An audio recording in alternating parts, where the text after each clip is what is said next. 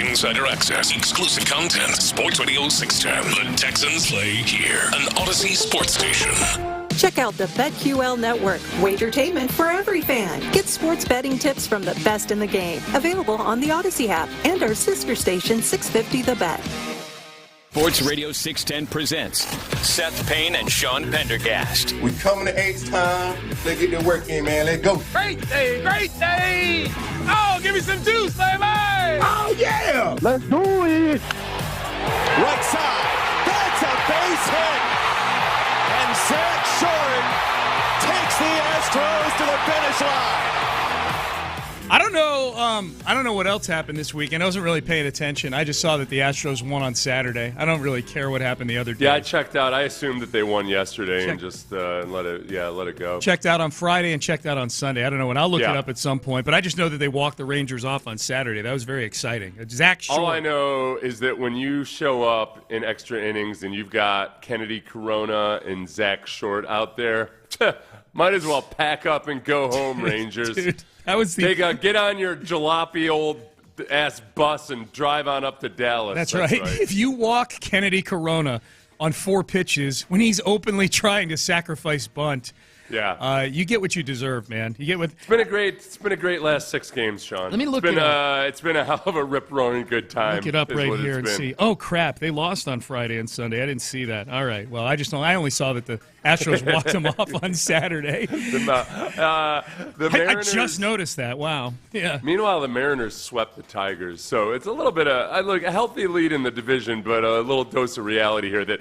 A, can we get some of these guys back healthy? Yeah. And B, can we trade for a couple of human beings that could consistently do something for us? Yeah. Well, that'll be the telling thing over the next few weeks after we get back from the All-Star break. And by the way, welcome in, everybody. Hope you had a nice weekend. Sean Pendergast, Seth Payne with you. That'll be the telling thing, Seth. If Jordan and Jake Myers, who's not expected to be back for weeks now, it sounds like things are more optimistic with Jordan and Jeremy Pena, but I don't believe anything I hear from this team anymore, so it doesn't really matter. Pena at least is taking batting or doing some fielding work. And his is a little more conventional. Like Jordan's hand has just been this weird thing, literally for years now. And you're right. Pena just wasn't throwing; he was just kind of fielding things and doing things out there. So I'm confident, as is Dana Brown, that Pena will be the first one back out of these IL guys. I guess maybe starting to hear the rumors after the All-Star break as to who they're in on, trade-wise, might shed some light on what they're looking for and how injured some of these guys are. So we'll see. Well, and Dana Brown in the broadcast I think it was on Friday when he was in the booth with those guys, said that they're looking for a left-handed bat and possibly a reliever, possibly a starting pitcher. Yeah. When Luhnow was on Tyler Stafford and a local base writers. Crush City. It's by Tyler Stafford and a local baseball writer. They had Luhnow on their podcast. Really good interview. I encourage you to seek it out on Tyler Stafford's Twitter account. But Luhnow talked. It was interesting. He talked about, hey, on July 1st, you might have the guys identified that you like, but you're waiting for all the dominoes to fall because all those other teams are also waiting to see which dominoes fall, and it becomes a combination house of cards and dominoes. Yes. So if you can master the combination of those two games, then it's genuine. I know we always think that teams are always holding back and everything, but for the most part, it's those last couple of weeks leading up to the trade deadline where the reality of who's available and who isn't it really plays out. It was a really good conversation. That part of it was interesting. Because Luhnow was talking about, a lot of it's about how you look at yourself, and he brought up 2016. They made the playoffs in 2015, the Astros did. 2016, they got off to a slow start. They kind of get back in the race, but they didn't view themselves as a contender, so they ended up being a seller, and that's how they wound up with Yordan Alvarez. They traded Josh Fields, who was in the bullpen. They were trading veteran guys away for young guys. It is wild that particular one, and we have audio galore out of that interview coming up on the show today. It was a really good conversation. It is crazy to think if the Astros happen to be a contender in 2016, Yordan Alvarez probably isn't on this baseball team. It's just baseball's weird that way.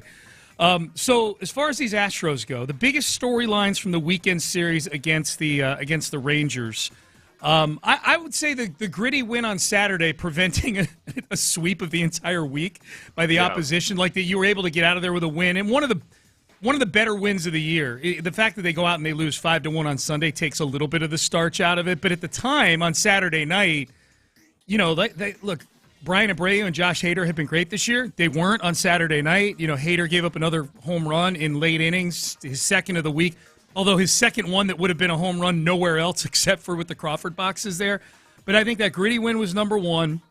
I do think on the negative side, Hunter Brown, and to a degree Josh Hader, but way more Hunter Brown, kind of limping into the All-Star break here.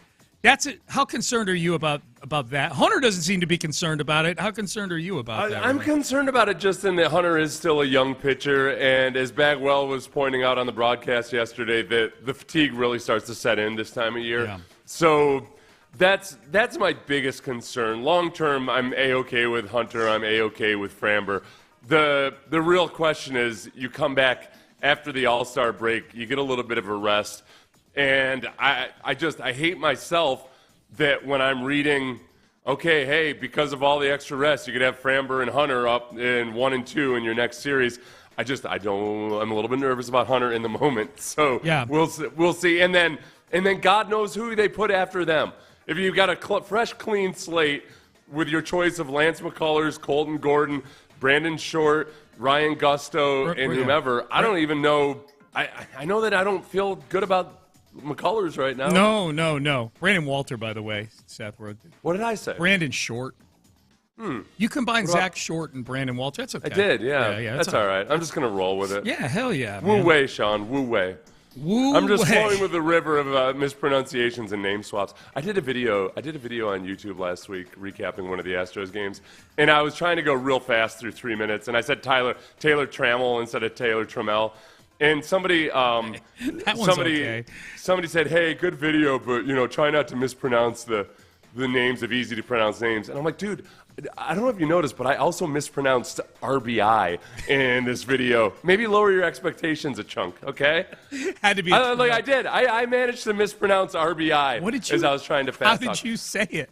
I have to ask Brandy. I think I said I don't know. I can't even do it. It's 3 letters. I know. Relatively common letters, too. Yeah. No Q's or X's or anything in there. Yeah, just a V. I wasn't trying to write a cursive Z. No. It was just say R. I mispronounced the R. Yeah, those are letters. Those are letters. I think it said RBI or something like that. Those are letters that people choose on Wheel of Fortune in the bonus round. Those are common I went letters. To the aviation alphabet. I said Romeo BI. Yeah, Delta. Romeo Bravo India. This all of a sudden, not to get too far ahead of ourselves, but this is a big series coming up after the All-Star break all of a sudden. It's Seattle, and they've closed the lead to 5 games, and they're playing very well right now. And the Astros, as we've pointed out, not playing well. I mean, it's that. And you just drafted a kid from north of Seattle. I feel like that was a salvo by the Astros right there. Yeah. Go ahead and pronounce Xavier's last name. Xavier Nans is how Rob Manfred pronounced it. I'll get it someday. Xavier Nans is his name. He's a 6'4" power hitting shortstop from Mount Vernon High School in Mount Vernon, Washington, which is a farm town an hour north of Seattle. And he said, I know asked about the Astros. He said, I know they whip the Mariners every year in the AL West, so that's what I know most about the Astros. Yeah, that's good. And he's been to quite a few Mariners-Astros games. Get used to it, Xavier. You're on the good side, all right? You're on the good side now. Yep. An hour north of Seattle. Yeah. I thought that was Canada. I know, it's got to be close, right? Yeah, it's got to be close. I overreacted last night to of all the drafts, the MLB draft is the one that's off the grid for me. Like, okay, this Nance kid sounds like he's got something to him. First high school player they've drafted in the first round since Forrest Whitley in 2016. First high school position player they've drafted in the first round since Kyle Tucker in 2015. This is another one that Dana Brown was pretty honest about when he was in the booth on Friday. He talked about how in recent years there have been a lot of bats and college bats. This year it's more high school bats, and he ends up drafting a high school bat. Drafts a high school bat. My overreaction was, well, there's Pena's replacement when he leaves. He'll be gone after 2027. Nans will get his 2.5 years in the minor leagues, and then there's his replacement. That's my overreaction without having watched one bit of film on Xavier Nans. Like, yep, there it is. That's me trying to sound smart. I haven't looked either, too. I'm sure many of our the LSU baseball people are they're crazy. Yeah, they're very crazy in a good way. Good way. Yeah, yeah. And they told us all about Bregman, and they'll tell us all about Ethan Fry, who goes in the third round. Who's very tall. It feels like they're trying to draft a basketball team. They draft a 6'4" shortstop and a 6'6" outfielder. I'm here for it. If we need to win a street fight, I'd rather have guys with reach. They should get Trent Brown. Trent Brown could pull a Michael Jordan and see if he can go play baseball. Just play first base. Just stick him over at first base. He's like 6'8". Yeah, can't hit any worse than Christian Walker is right now. Boy, I put it out there yesterday that I'm not all that keen on watching 2 more years of Christian Walker if this is what it is. A lot of people agreed with me, but it's always the people who disagree with stuff like that are the most fun to me. They just come out of the woodwork and they're like, well, his batting average is only 20 points lower than it was when he was in San Francisco. And I'm like, well, batting average is a tad antiquated, Junior. I know. Especially when, so OPS is when you're hoping 660. to, how he hits the ball really hard, but he tends to hit it right into a glove. Yeah. That's a little bit more of a concern for why you paid him all the money. When he hits it, he's striking out literally 30% of the time right now. And the problem isn't so much that he's striking out 30% of the time, it's that he bats cleanup a lot. He's in spots where you could really use some contact there, That's the most garbage thing in the world. To say, first of all, his batting average is only X amount lower. Yeah. But then when you look at the stuff that the baseball people care about these days, OPS plus, and everything, it's the lowest it's been in damn near a decade. By over 100 points. It's been atrocious. The worst year he had...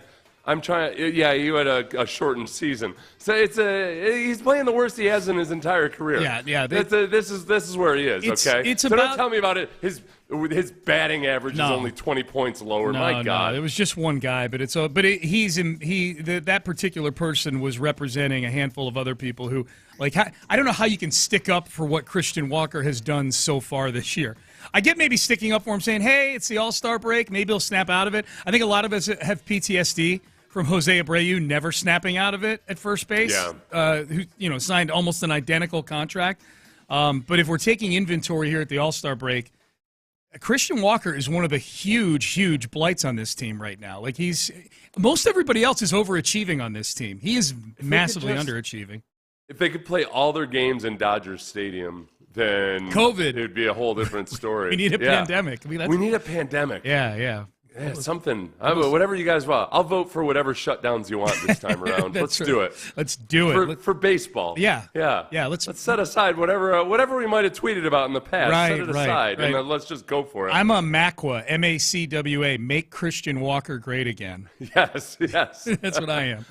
All right. Payne and Pendergast with you on a Monday. Hope you had a great weekend. All right, Seth mentioned the interview on the Crush City podcast that the guys did with Jeff Luhnow, former Astros GM. Really good conversation, really insightful.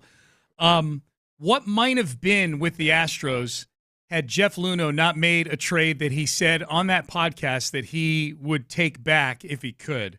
We will tell you what that was and why coming up next. Area 45.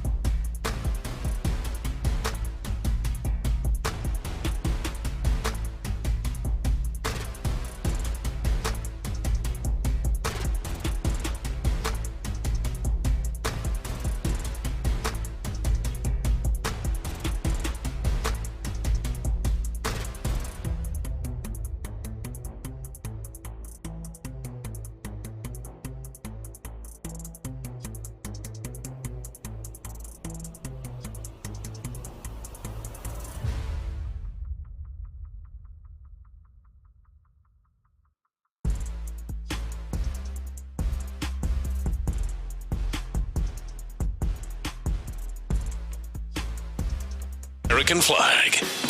Live from the Mokaram Injury Lawyers Studios, Sports Radio 610 presents Payne and Pendergast. I know the Pettycast is tomorrow. This may not be petty. It's just an observation. The Rockets Summer League game is on TV in our studio right now.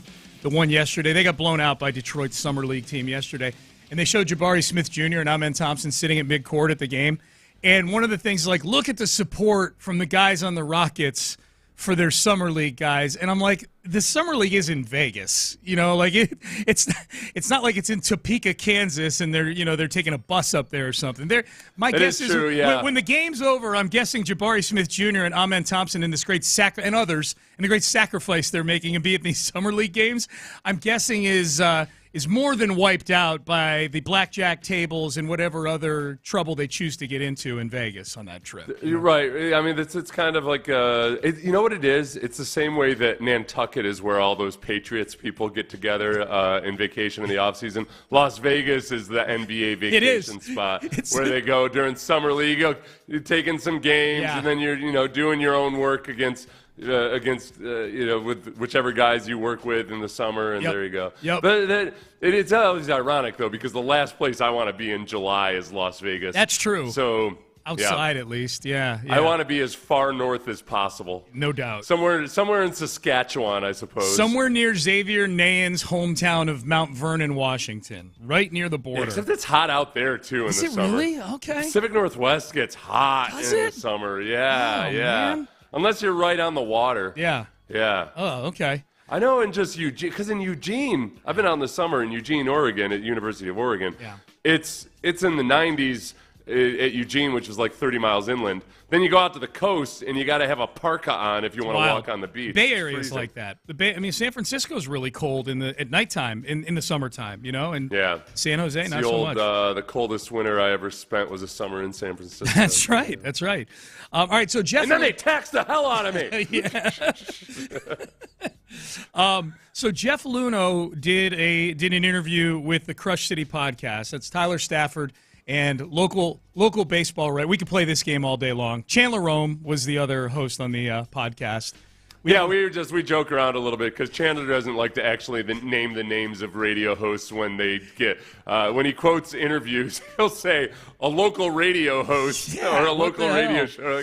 Well, listen, we'll be the better people. Yeah, we will, and say that it is Chandler. And Chandler asked some really good questions. Good questions, yeah, no doubt. Yeah. We're going to get to it's Tyler, of course. As well. Yes, they both did a nice job with this interview with Jeff Luhnow, this is the second interview I've seen him do since getting fired back in 2020. Vanessa Richardson had one with him a couple of years ago that was way more about him getting fired, and I don't know if he was suing the team at the time, all these things. It was much more in the heat of the moment, or the recent heat of the moment. Yeah. And this tended to be it was cool because they got to just talk to him about a lot of the previous trades and moves and building the team and all that. It was some kind of good inside baseball Some great stuff. anecdotes, no doubt. This was the what might have been is a big emotion I came away from this with. This was Jeff Luhnow. Chandler asked him, how much do you reflect on the Carlos Gomez Mike Fiers trade from back in 2015? How much do you reflect on that trade?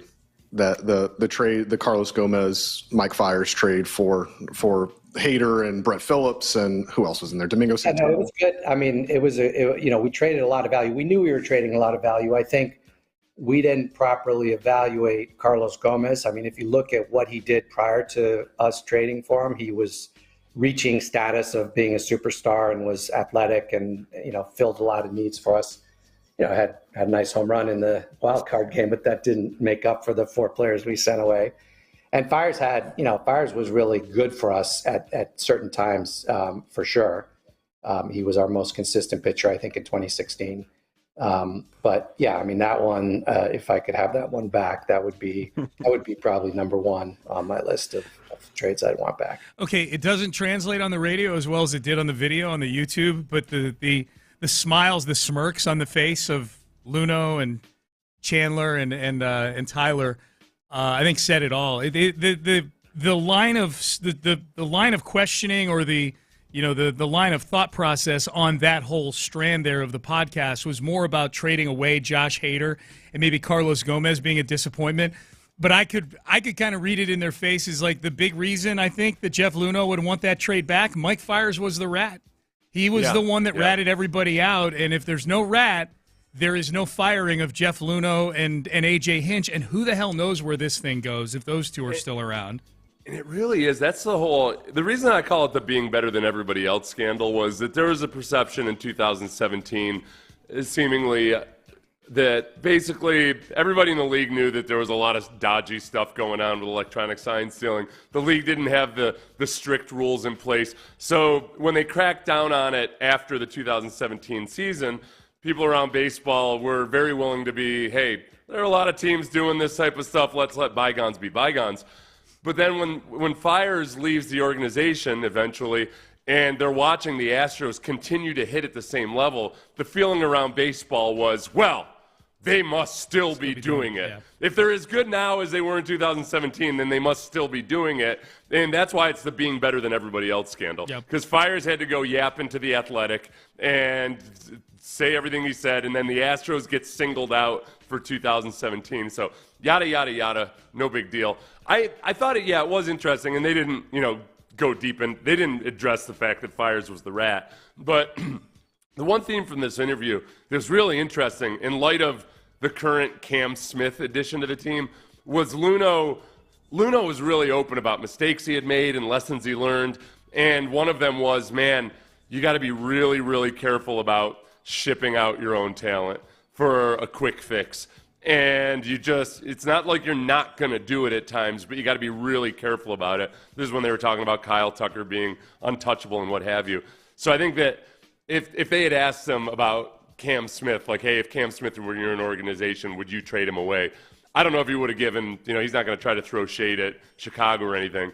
But I don't think Luhnow would. There's not a chance in hell that if right now Luhnow were in a situation like that he would ship out a Cam Smith. Yeah, I don't think so either. It's for a Kyle Tucker, ironically. Yeah. So obviously some regret over the Carlos Gomez Mike Fiers trade on many levels. This was the other one that got me thinking about, man, if they hadn't gotten caught, if Mike Fiers hadn't ratted them out, I think there's a good chance Jeff Luhnow and A.J. Hinch are still the GM and the manager of this baseball team, given how talented they are. Here's Jeff Luhnow when he was asked about working with A.J. Hinch. Really, he was asked about working with a manager in light of the Bryce Harper trade rumors. How do you manage expectations in the clubhouse when it looks like you're getting close to a big deal? Deal doesn't get done.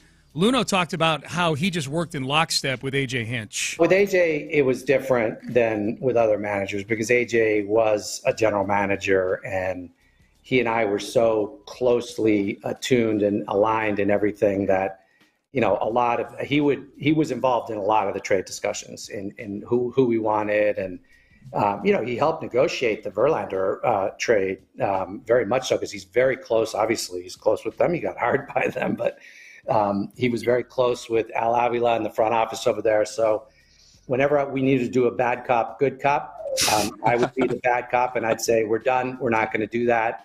And then, AJ would call up Avila a few hours later and say, hey, he's serious. He's not going to do it unless we change this, that, or the other. And so it kind of worked to our advantage. Okay, that was funny. That was one cut, Seth, that had me thinking, like, really there were several points in this interview. I'm like, I don't think Luhnow's coming back to baseball because he's given away all of his social tricks, oh yeah. The next time if he were a GM in MLB and there's a trade that they're getting close to at the deadline and he hangs up on me and says I'm not doing that, I'm like, all right, well I'm just going to wait around for the manager to call me.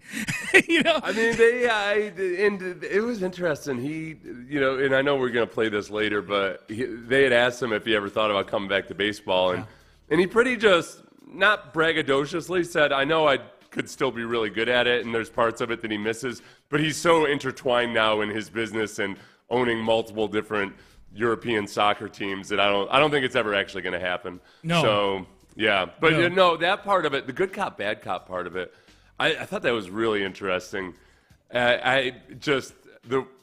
That they kind of had a conscious strategy of it. It also made me wonder how you and I could use that strategy. Maybe in interviews. Yeah, maybe. Well, we do that in interviews a little bit. We have Casario on. You're good cop and I'm bad cop. I think that's fair. I think there's some of that going on for sure. As far as Luhnow and AJ Hinch, boy, I got to thinking, Seth, when Luhnow was talking about working in lockstep with AJ Hinch, and AJ's background does lend itself to that, as Luhnow pointed out. AJ has been in the front office, or had been, before coming to Houston to be the manager.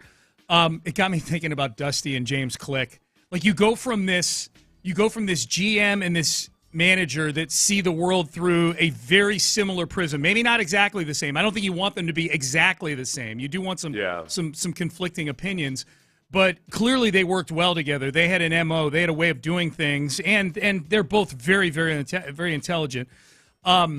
So are James Click and Dusty Baker, but they were oil and water, apparently. You know, when James Click had a deal all lined up for Wilson Contreras, here comes Dusty Baker to say, no, we need to keep Jose Urquidy in this trade.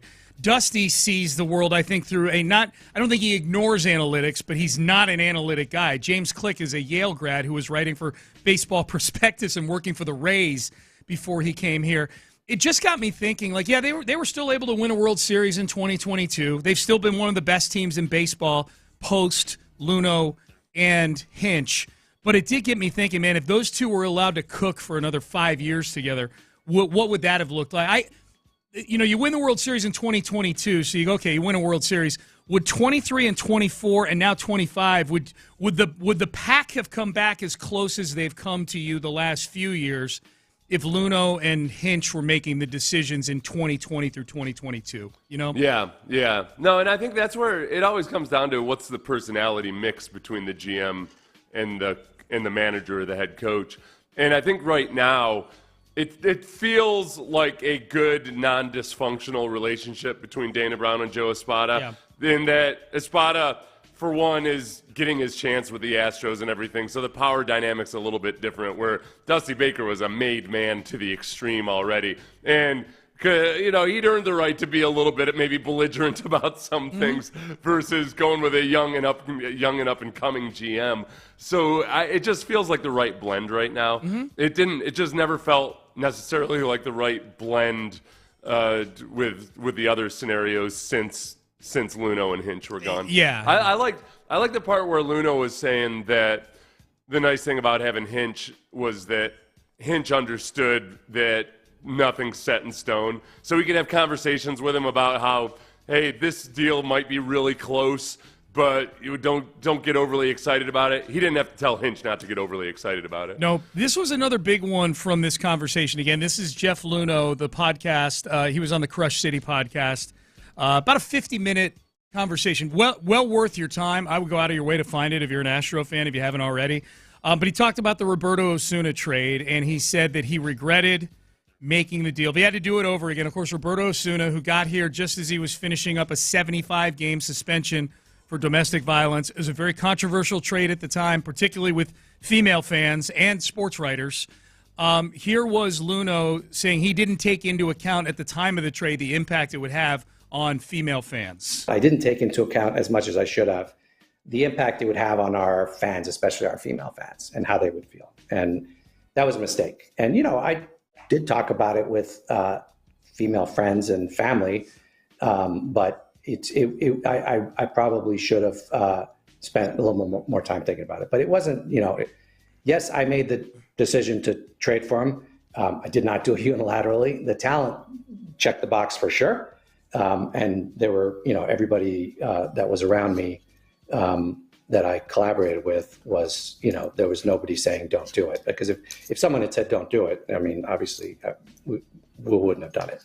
Okay, so that's Luhnow on the Osuna trade. I wish he would have thrown a Brandon Taubman in there, too. I was just thinking about Taubman told me it was the go-to move. Dude, I love Roberto Osuna. What if he was acting the same way in the GM's office the way he was after the playoff victory? I love Roberto Osuna. You know the crazy thing about that? Well, I mean, there's a lot of crazy things about the Taubman thing. When Taubman... And for those who don't remember, after the ALCS, the Altuve walk-off, in the clubhouse afterwards during the champagne celebration, Taubman walked over to a couple of the female sports writers who had been very anti-Osuna and got within their sphere there, within the radius, and was saying, sure glad we got Osuna, with clear intent. The crazy thing about that is Osuna blew the save in that very game. Like he gave up. The reason they went to extra innings is because Osuna gave up a home run to DJ LeMahieu in that game. I think if there's one lesson we've learned from signing guys like this, if we go to Deshaun Watson signing in Cleveland, it's that owners and GMs, by all means, do not ask when they say, I've talked to women about this. In both Osuna and then what Luhnow just said there, you've talked to women who are financially dependent on the Astros or the Browns or whomever else. Maybe try to broaden the sphere a little bit of people that you talk to. Twitter poll, something, just something. Yeah. Imagine if the GM. Hey guys. Hey, should we take a flyer on this guy? At Jay Luhnow, what do you think? Females only respond. Right. Oh yeah. That'll work. All right, let's get to headlines. A lot of Astro headlines from the weekend, including the MLB draft. Rockets Summer League is underway. Little NFL news as well. Speaking of the police blotter and domestic assault, we will get to that in headlines coming up next. First, I want to tell you about the Men's Tea Clinic. Been a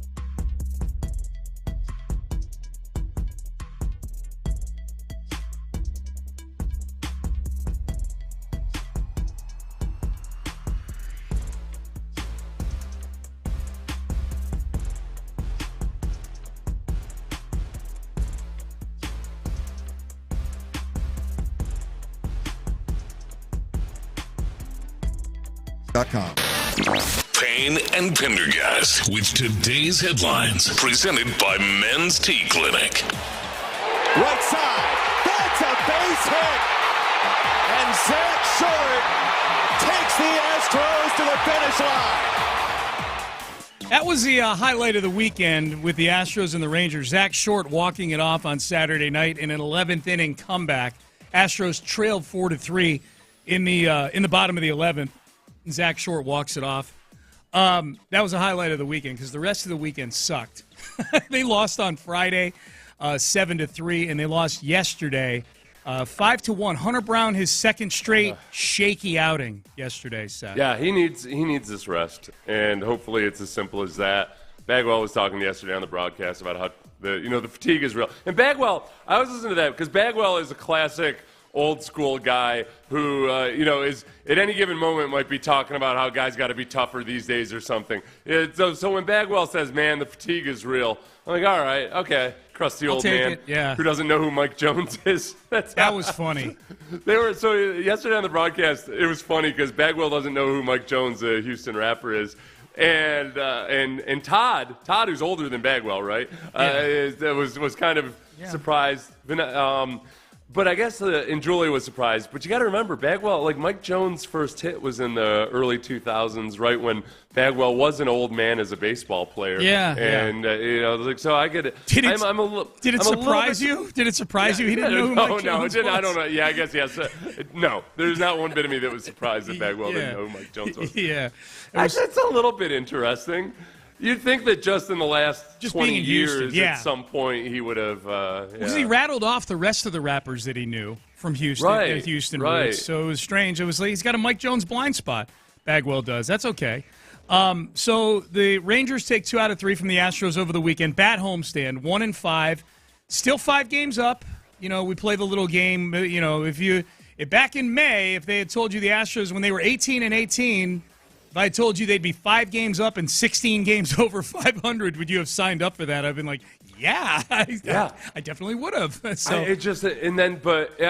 this last 6 games, these last 2 series, it felt like the balloon burst a little bit. In that, hey, okay, as magical as that run was, and doing it with all of these AAA type players, that there is a limit. Yes. And when you lose Jeremy Pena, when you lose Jake Myers, when Yordan stays out, all of that, you realize, okay, they can only keep this up for so long. Yeah, they desperately need at least a few of these guys to come back. They just got too many empty bats right now in this lineup that they have to play. I mean, you got no choice. Dana Brown, I want to give some of these injury updates, Seth, real quick. Jake Myers will be out. This is from the pregame show. Dana Brown was on the pregame show for the Astros flagship.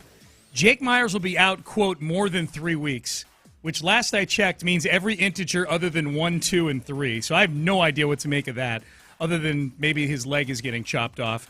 That amount of clarity, and like by Astros standards, typically they're saying guys are feeling good, and then they're gone for the entire season. So for them to flat out say he's going to be gone at least 3 weeks, I'm pretty gloomy about it. I'm gloomy about that one, and I think that's a position to keep an eye on at the trade deadline. I mean, they got Cooper Hummel and Taylor Trammell out there starting in the same outfield on certain days. They're taking it slow with Pena, but Brown added that he may be one of the first guys to come off the IL. So whatever that means. As you pointed out earlier, Seth, there's footage of Pena taking ground balls, not throwing, but taking ground balls and doing some baseball things from over the weekend. Christian Javier had a rehab start over the weekend, hit 95 on the gun. This was a quote from Dana Brown, quote, "He is going to help us this year." So, again, how much of this can we trust, given how off-kilter the Astros have been in forecasting guys coming back? I don't know. But Javier appears to be on the right track. Luis Garcia hit 94 on the gun in his last rehab start. Dana Brown thinks it's going to take a little longer for Garcia to come back for whatever reason. Spencer Arrighetti could begin a rehab assignment in a week or a week and a half. And Arrighetti did post on social media that he's headed back to Houston. He's been doing live BPs in Florida. Now, everybody's off for these next few days. Yeah. So a rehab start. But we could see Spencer Arrighetti Sugarland start coming up right after the All-Star break. Yeah, this feels right. And this is how you should have – this is the timeline we should have been expecting from Arrighetti and Javier and Luis Garcia at the beginning of the season. If it weren't for the Astros organization, you'd be saying, oh, yeah, sure. Sometime in July or August, right? But we're all kind of holding our breath right now. Oh, yeah. Javier hitting 95 was promising because he's a 93, 94, 95 mile per hour fastball type of guy. So it's not like a Lance McCullers situation where Lance is trying to figure out how to operate in a world where he doesn't have the same velocity he used to. Yep. The big one, Yordan Alvarez. Here goes. Dana said Yordan will be reevaluated on Thursday, his hand, his right hand. Quote, I think once that's over, the doctor could potentially clear him to start swinging the bat. As long as Yordan feels good, we're going to try to expedite his return. No, He did say Yordan has absolutely no pain in his hand right now, so that's good absolutely news. Zero pain. Yeah. It's the same way that Jake had zero pain in his calf when he was warming up before the game the other night. It's interesting you say that. Like, Jake, I don't know how either guy is wired, Yordan or Jake, when it comes to being, kind of being secretive about injuries. Yordan is a made guy. Yordan could be, Yordan could be out for a long time. He's Yordan. He's going to come back and back cleanup. Jake might feel like, man, I'm having my best season. I got to push through this thing. Because if I don't, Chas McCormick's sitting. What if Chas comes back and has a really hot August for the Astros? But yeah, Jake could still, lose his job. He's in prove-it mode still, despite the consistently good play he's given you this year. He's still in prove-it mode, and we know that he's pushed to come back from injury before. The whole reason where there was a time where Jake Myers was thought of more highly than Chas McCormick, and then Jake got injured, and then Jake tried to push through his shoulder injury or shoulder rehab, and Chas became the favorite flavor of the month. And as Dana Brown James Click had said that they probably tried to push Jake Myers back too quickly from his injury the first time around. So it's. With Yordan and with Jake, there's a certain element of, man, the player's got to be honest with himself about where he is. Yeah. I think because Yordan tried to fight through it, even though he said it felt different than it had in the past and all of that. I'd love to just blame everything on the medical staff, but it's a murky area, and the player's got to figure out what's best for him. Yep. I'm glad that Pena seems to be taking as conservative an approach as possible. Yeah, no doubt. No doubt. I remember Espada said it might be a pain management issue early on, and I was like, hold on, Cowboy. Yeah. No. You guys have not even diagnosed. You didn't even diagnose the break initially on this one. That's exactly right. You put something like that out there. Whenever I, as a player, heard somebody say that it was a pain management issue, I'm like, well, I'm playing through that. There's no way in hell I'm going to be a punk. Right. So you're not helping the player out. No. When you tell him, it's just a pain management issue, because it almost sounds like you're calling him a punk if he doesn't play. Quickly, other Astros items. Isaac Paredes is going to skip the All-Star game to spend time with his family, which means the only chance we get of seeing an Astro in the All-Star game is Josh Hader, because Hunter Brown's not going to pitch. Jeremy Pena's on the IL. Paredes is skipping the game. And if they want to skip over Hader at the back end of the bullpen, by all means do so. I don't need to see any of them playing in the All-Star game. Astros draft Xavier Nayans, shortstop out of Mount Vernon, Washington, a 6'4" high school kid with big-time power swing.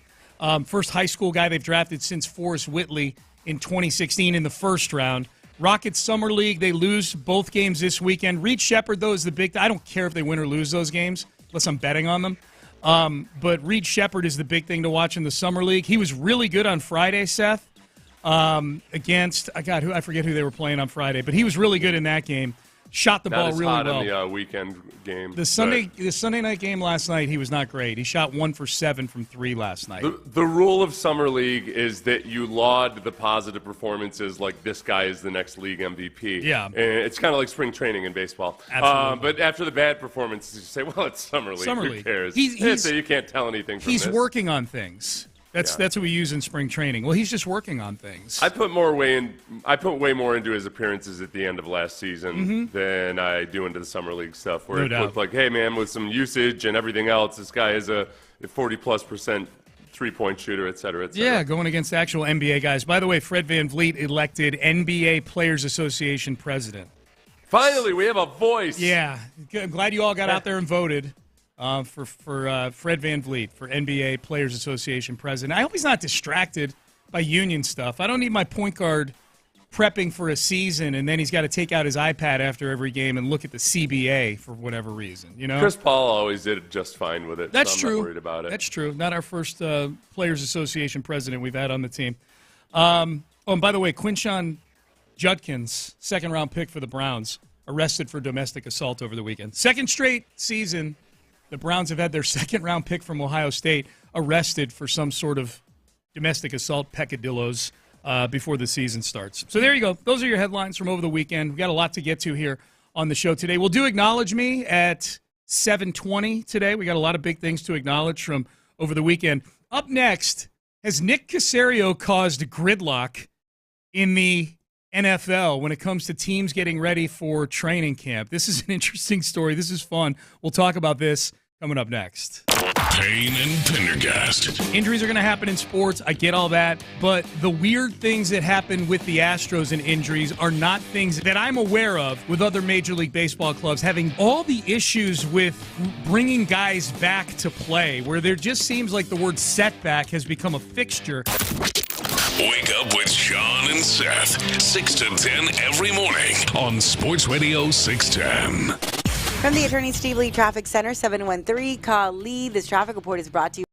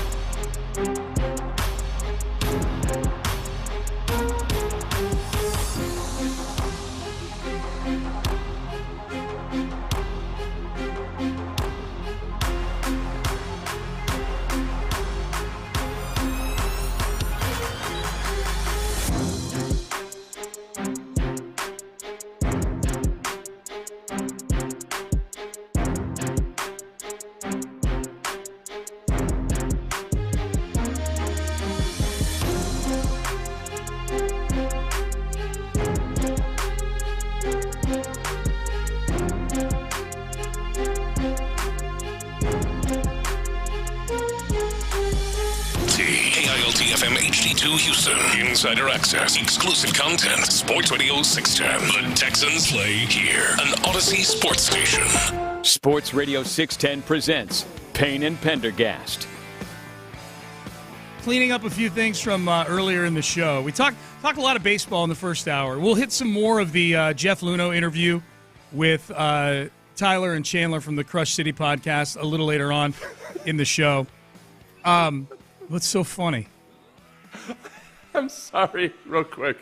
Will Kunkel, who he had announced that his wife was pregnant this weekend. But as I was scrolling on my timeline, I stopped on it at a point in his post where all I could read, I missed the whole part about, he says, so thrilled to announce we're expanding our family. I couldn't see that part. Yeah. The first line I said was, the sex will be a surprise to all of us together. Together. And there's a picture of him and his wife. I'm like, what's going on here? Yeah. Well, I read the same thing. Like, I was scrolling the same way you were, where he's like, we're expanding the family. The sex will be a surprise together. I'm like, well, no, I'm not surprised you had sex. I mean, that's how you get pregnant. Yeah, it's logical. It would seem that would be the case. Will's cagey. I bet he did that. I bet that was intentional. He did. He probably had gender. Yeah. He probably had written gender, and he's like, you know what's funnier? Sex. Yeah. Let me take these very tasteful pictures, black and white photos of my wife and me, and juice it up a little bit. Yeah, Will's smart. I'm guessing that might have been intentional. I'm glad I didn't send my DM. I just DM'd him. What about it? What's this about all this together sex you're talking about? Can I get in on this somehow? Champ Slice texts in, hey, pretty eyes. That's me. Jamaica joke. When it comes to the Astros, I'm starting to think it's not you, it's me. I went to a game in Kansas City we lost. I went to the McCullers death threat game. I was at the first game of the Guardians series. I went to the game on Saturday, and Hader blew his first save of the season, and it took heroics from Zach Short to get the win. I think I'm going to have to watch from home the rest of the season. I think I am a little bit off the hook. People stopped telling me to go back to Jamaica this week. I think whatever superstitions you might have, the old, hey, the most likely explanation is usually, the most obvious explanation is usually the actual explanation. I think having 3 valuable players in your lineup and 3 starting pitchers injured at this point is pretty much enough. It's catching up to him, yeah. The fact that we're talking about Kennedy Corona helping win the game, the one out of the last 6 games they've won, and Kennedy Corona and Zach Short played a vital and pivotal role in those. That's there's going to be some highs and lows in that. Yep, for sure. Talking about Xavier Nayans, the Astros first-round pick out of Mount Vernon High School up in Washington. He's 6'4". Some people is a tech. Some people are saying because he's 6'4", the Astros will move him to third base. The talk now is he is going to play shortstop, and third base is the fallback for him. So that's the talk. Hey, Carlos Correa. That's what they used to say about Carlos Correa. He'll be in the outfield eventually. Yeah. Nobody that tough. No 6'4" shortstop. They'll move him around. Did you see what happened to Correa this weekend? No, what happened? He got his ankle turned bad. Ooh, his like a surgically repaired ankle. No, I don't know what the eventual prognosis was, but he had to be carried off the field. And so there was a lot of like, okay, maybe it's time for third base or first base, somewhere where you're not, because it happened at a slide into second base. And I feel like with the third base thing, I felt like saying, well, they do slide into third also. You know, brought up some bad memory. The Astros pitchers have been taking it on the foot and ankle recently. Yeah. Framber got hit hard. McCullers got hit hard the other day by Shohei, of all people. Of all people, I want to take one off the ankle. It's not Shohei Ohtani. The difference between those two was, though, I thought Lance's leg would shatter into a million pieces. Yeah. I was zero surprised at all that Framber just stayed in the game and kept striking guys out. It was a surprise that Lance was A-OK after missing time with a freak foot injury in the weight room. Yeah, Lance was just fine after that. Well, I mean, just fine health-wise, I suppose. Yeah. So over the weekend, there are teams that are now starting to report to training camp in the NFL. We know this. We remember this from last year. The Texans were in the Hall of Fame game. They reported right about now. I think it was July 14th or 15th. The Chargers are one of the teams, Seth, participating in the Hall of Fame game, so they have reported to camp, most of their players. The deadline, well, the rookies are reporting right now. The deadline for Chargers rookies to report to camp is upon us, Ian Rappaport tweeted over the weekend. Second-round wide receiver Trey Harris is officially a holdout, with 30 of the 32 second-round picks unsigned because of disagreements over guaranteed money. Harris makes the first official stand of any of these rookies, and more teams within the next week or so, including the Texans, are going to report to camp. The rookies are going to be reporting even sooner than the 23rd or 22nd. And the big hang-up is being caused right now, ostensibly, by Nick Caserio guaranteeing Jayden Higgins his full second-round deal, which in the history of this particular collective bargaining agreement, in place since 2011, had never happened before. Had never happened. The Texans guaranteed Jayden Higgins, and then the Browns, who picked in the first pick in the second round, followed suit, and they guaranteed all of Corey Schwessinger's contract, and that's it so far. So the Texans set the precedent. The one player above the Texans, he got a fully guaranteed deal, and now everybody else, including the Houston Texans, is waiting to see exactly what happens. Because Ariante Ursary, the second-round pick, remains one of these unsigned players. This is my gut feel on this, and I believe you feel the same way. I think that Nick himself is just waiting to see what happens, and if he has to pay Ariante Ursary the guaranteed money, he just doesn't care. 100%. It's no big deal. He might go ahead. That's when I could see a lot of owners out there right now cursing Nick Caserio's name for setting this precedent, or many GMs perhaps. And then it's going to be triple that if Ariante Ursary gets the fully guaranteed contract. Yeah, because Higgins, you could, like, the 30, there's a difference between the 34th pick and the 48th pick. The 34th pick is someone you go, all right, I mean, we're still in that range where you could argue he's a first-round pick. Even with the Texans, a team that traded out of the first round, I could see this being Nick's rationale. He's our first pick. We didn't pick in the first round, so he's our first pick at a spot where it's close enough to where I'm fine. I just want to get the kid in camp. I'm fine guaranteeing. Because I don't think he did this with Kamari Lassiter, and Lassiter was the 42nd pick overall last year. So I can see where, the 34th pick, close enough for government work to where he's a first-round pick. That'd be, if I were forced to explain it to my peers, that's how I would explain it, which is, hey, man, it's 2 picks later. We didn't have a first-round pick. We've got the wherewithal to do it. If you guys don't have the stomach to do it, that's your problem, not mine. And, oh, by the way, I'm screwing myself over, air quotes, in a way, because I have a second-round pick, as you pointed out, Seth, in Ariante Ursary. If you think that Nick is screwing people over, one of the people he's screwing over by guaranteeing Jayden Higgins' contract at 34 overall is himself, who drafted Ariante Ursary at 48 overall. And I think Caserio has shown his trend over the past couple of years is that he's very willing to dole out guaranteed money. And in the draft, he's very willing to buck tradition, too. Remember, later in the draft, because Dameon Pierce got more money than he was slotted for at that point, too. So That's two right. things. One, I think Nick is single-handedly trying to prove that there's no collusion agreement against guaranteed money in the NFL. So the GMs should be happy for that. That's but right. no, instead, I bet they're cursing his name. Yeah.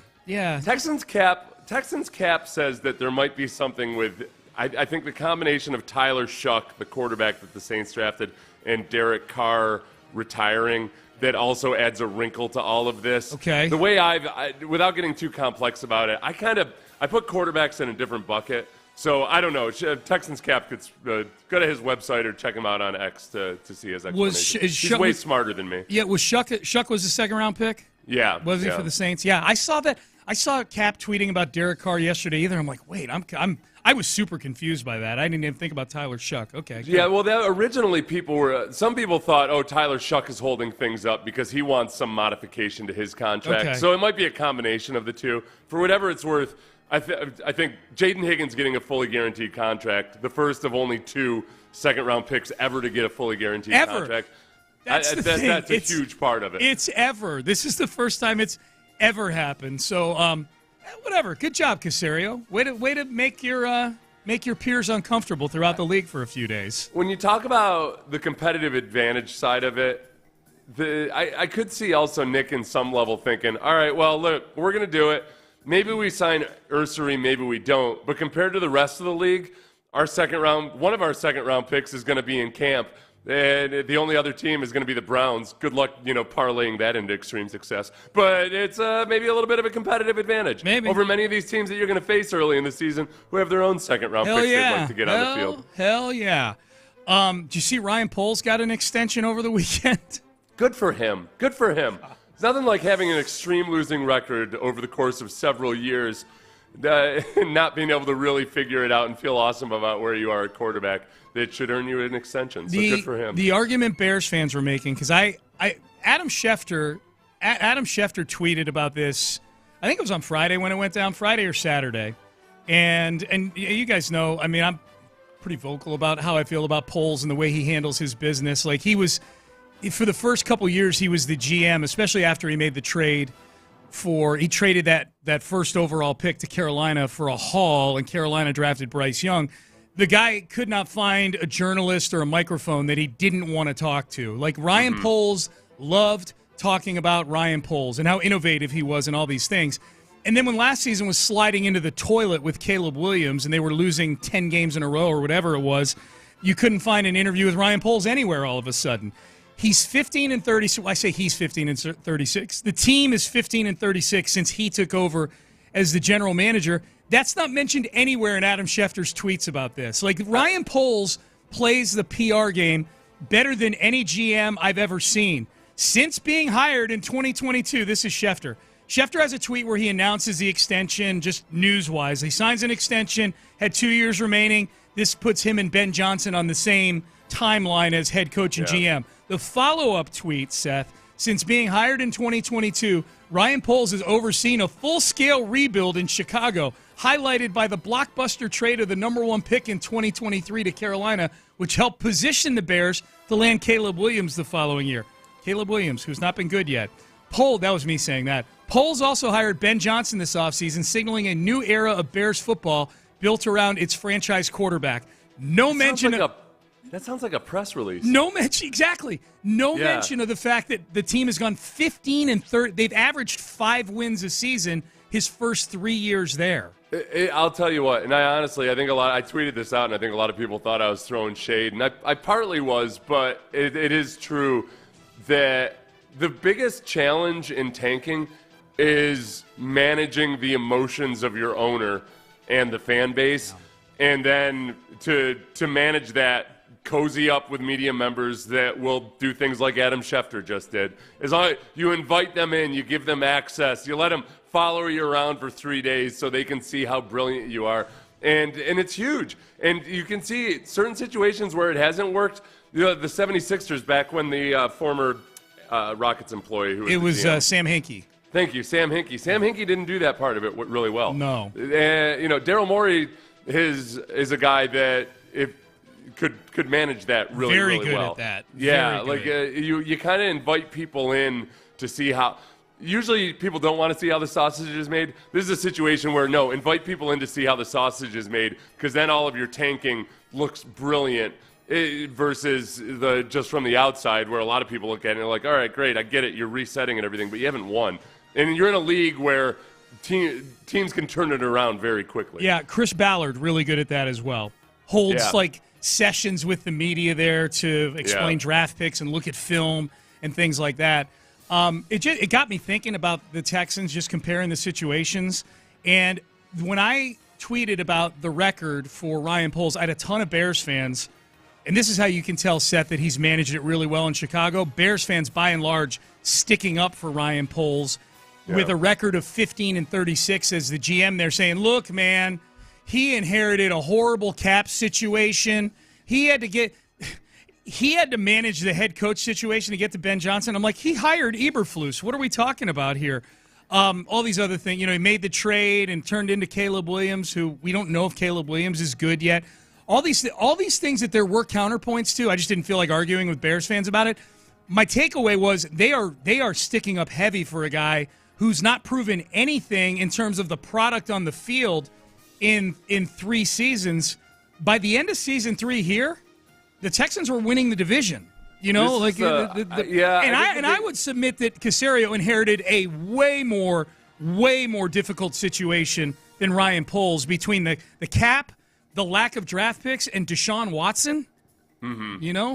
The big difference in Chicago is that Ryan Pace, not Ryan Poles, drafted Justin Fields. Yeah. So that's where I could see the Bears fans saying, "All right, well, you had to work through Justin Fields and making a decision on him." This is where Ryan Poles is better than Joe Schoen. Joe Schoen, the GM of the Giants, inherited a quarterback and gave that quarterback an extension, and meanwhile shipped out Saquon Barkley. That was a disaster, and it's a miracle that he kept his job. Yeah. So Ryan Poles, at least it makes a little bit more sense. The one thing they're equally good at, managing their owner, like you said. Different scenarios. Like Ryan Poles did it, amidst failure, but was doing some good things in terms of rebuilding the team. Joe Schoen just feels to me like he's somebody who would, like Brian Daboll is going to get fired, and a lot of it. And if I had to bet, Brian Daboll, the head coach in New York, is going to get fired, and Joe Schoen will keep his job. Well, look at the Giants. Look at this. Look at the similarity there, though, too. The fact that Joe Schoen kept his job, dopey old legacy owner. Yep. And in Chicago, you got whichever McCaskey is currently running I think it's George McCaskey is currently running the show, long known as just dopey generational wealth idiot owners. So as long as you can dupe them, that's what it was like with Matt Millen up in Detroit forever. Yeah. He was real good. He was really good at the cocktail parties. Yes. The owners loved him.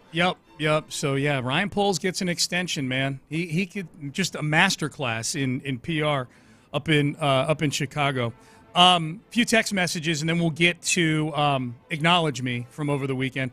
Great discussion on Luhnow in that segment, guys. I thought his admission that he offered Altuve for Hosmer in 2013 was very interesting. Texters talking about the podcast Luhnow did over the weekend with Tyler Stafford and Chandler Rome. We'll get to that audio. We're doing a segment at, I think, 8 o'clock today. Luhnow's storytelling on trades that happened and didn't happen with the Astros was really fun on that podcast, I thought. Yeah, and also just kind of the psychology of the trade deadline and trading away, how you have to be so hesitant to trade away guys like Kyle Tucker when they're young, etc. All of those things, it's really interesting. Yep. Also, a few of you fact-checked me on whether or not it's hot in the Pacific Northwest in the summer. And you said, Seth, you idiot, of course it's not. It's not hot up there. Listen. When I say it's hot up there, I mean, when I think about, my wife and I have been checking out property in the mountains of Peru, okay? That's the kind of cool weather I want in the summer. I want southern hemisphere. It's winter down there. I got to get the hell out of the heat. So compared to Houston heat, yes, it's not as hot, but it's still hot. It's in the upper 80s pretty regularly. For a big guy like you that sweats and doesn't like hot weather, it's hot out there. In Oregon. I'm going to be wearing, I swear to God, Sean, I'm going to have like 10 acres up in the mountains of Peru. I could probably get it for a couple $1,000s. It's just going to be the travel to and from. I'm going to have to buy a couple of burros. That'll probably be more expensive than the land. I know, than the land down there.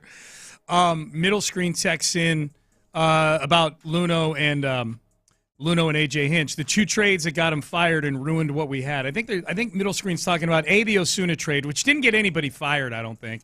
But the Fires trade, that brought in the person into the building who eventually would rat on everybody, and that would lead to Hinch and Luhnow getting fired. Ruined what we had is an interesting notion about that.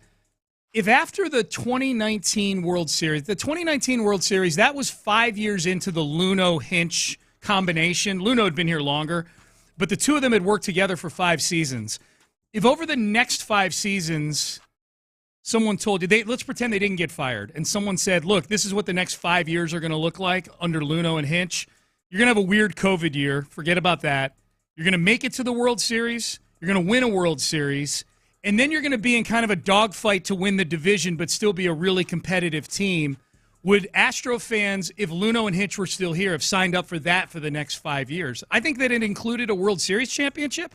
I think yes. I think they would have signed up. Oh, yeah. When I'm sacrificing those two bodies for my own personal excitement as a... No. I'm saying if they were still here, if the sign-stealing scandal had never happened. Because middle screen is saying firing those two ruined what we had. It ruined what we had. Well, what happened was, over the next 5 years, the ruination of the team included 2 appearances in the World Series and a World Series championship. I think even if Hinch and Luhnow were still here, we would have been okay with the next 5 years. Even if it had happened on their watch, I don't know that it ruined it. Now we'll see. it's a thin minor league system now. Maybe that part got ruined. Maybe they made some the period where you had no GM was not very good. I just don't like that it like when I hear someone say it ruined it, it means the team went into the toilet 2 years later. And the fact is they've been a really good team for 5 years. I don't think it ruined it is my point over the whole thing.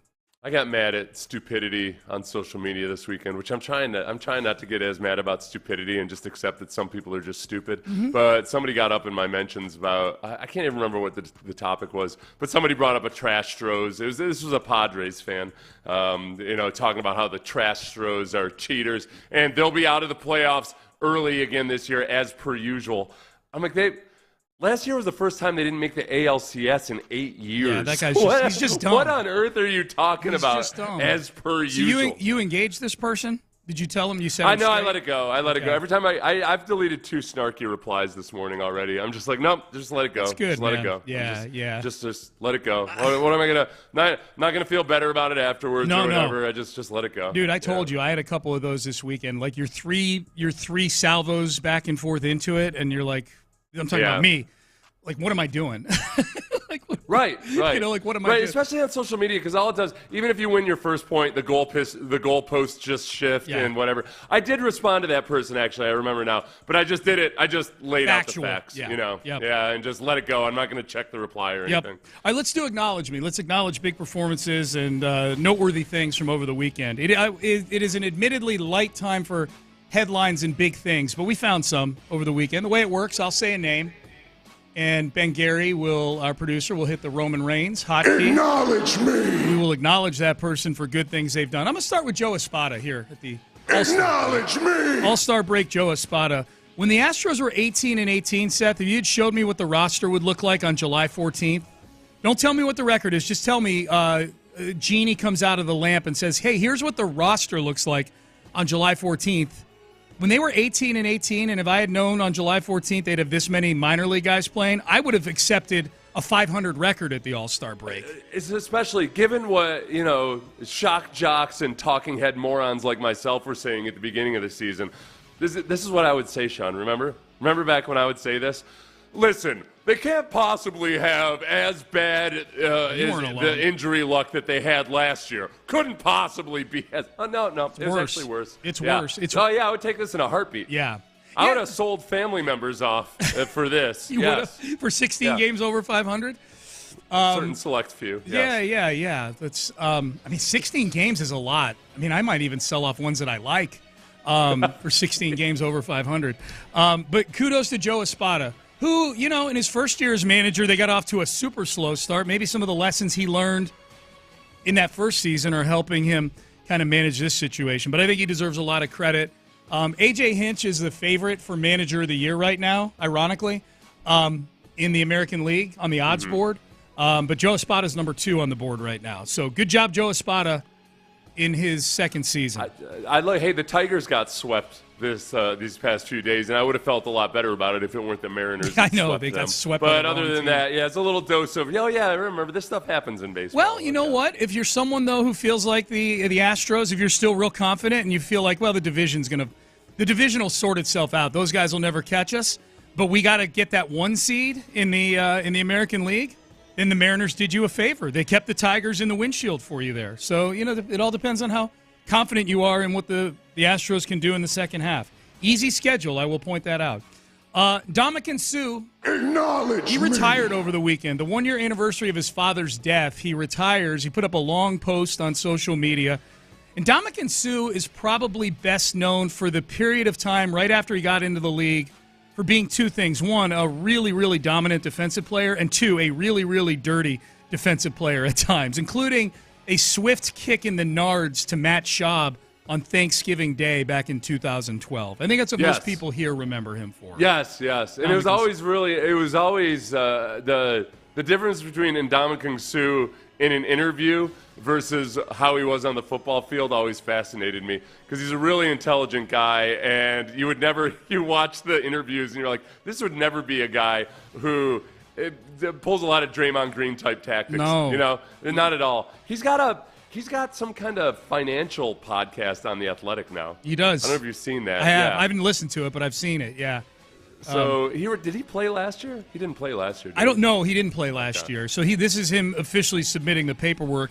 3-time All-Pro, first team, 2-time All-Pro, second team, largely in the first 5 years of his career. All the All-Pro teams he made, Seth, were before he signed the big deal with the Dolphins, and then he went from being an All-Pro to being just a really good football player. He was really good at the end of his career at picking when and where to play football. He played in Tampa Bay with Tom Brady, won a Super Bowl, played half a season in Philly because he's a veteran. Because that's a vet right there. That's brought in, just kind of bided his time, waited, and picked the right spot. Played in another Super Bowl with them in 2022, so he got really good at that. You know, a lot of veteran players will say, hey, you got to be careful if you start trying to ring chase because the chances of you picking the right team are, unless you're going to the Chiefs or something in any given year, it's pretty slim. Yeah. But he did it the right way. He did what I was hoping JJ was going to do, which is wait around until midway through the season. And then, hey, if the Texans or the Steelers or the Packers, somebody that you've got some kind of tie to is right there, then just go ahead and jump on in, bro. Did you see JJ on social media this weekend? Was he tearing into the NFLPA? No. Well, he did have a tweet about that's not what I'm talking. Yes, okay. But that's not what I'm talking about. It looked like he and his family went to Big Sky Country somewhere to go to a wedding and took a lot of pictures, did a lot of things with the kids and stuff like that. There's a picture of him. I can't remember if he's holding the baby or holding Koa, his 2-year-old, his toddler, but he's in some sort of swimming pool or body of water. It looks like AI made him. He is like lean and chiseled now, like just standing there with a six-pack. Yeah, like he is. Well, he had said before last year that 2024 was the last year he would even consider possibly playing. He wasn't lying. There's no way that body is getting out on the edge in an NFL game anytime soon. He looks great. Maybe he could play outside, Sam linebacker. Maybe or something. A tight end. Yeah, he's caught passes. No, he's totally done. Yeah. I think he's going to throw himself into being a color commentator. He'll be good at it too. All right, attorneys. Acknowledge. Why am I acknowledging attorneys? Well, these are very specific attorneys. The attorneys are the only ones on this whole college football, college sports agreement that came down. You know, the settlement, the House versus NCAA settlement that came down, where as part of it they created this college sports commission, a clearinghouse run by Deloitte that's going to look at all the NIL deals and approve them that come through. They're 2 weeks into this thing with this clearinghouse. It is a mess. It's a disaster. The clearinghouse has said that NIL collectives are no longer valid, which all the big schools have an NIL collect. It's a mess. The only person making seamless hand over fist money in all this are the lawyers. Yeah. The judge in the settlement, the judge in the case handling the litigation, awarded the attorneys for the players, past and present, a one-time payment of $20 million for the case, $480 million of the back pay that the players are getting. They're getting a couple billion in back pay going back to 2016.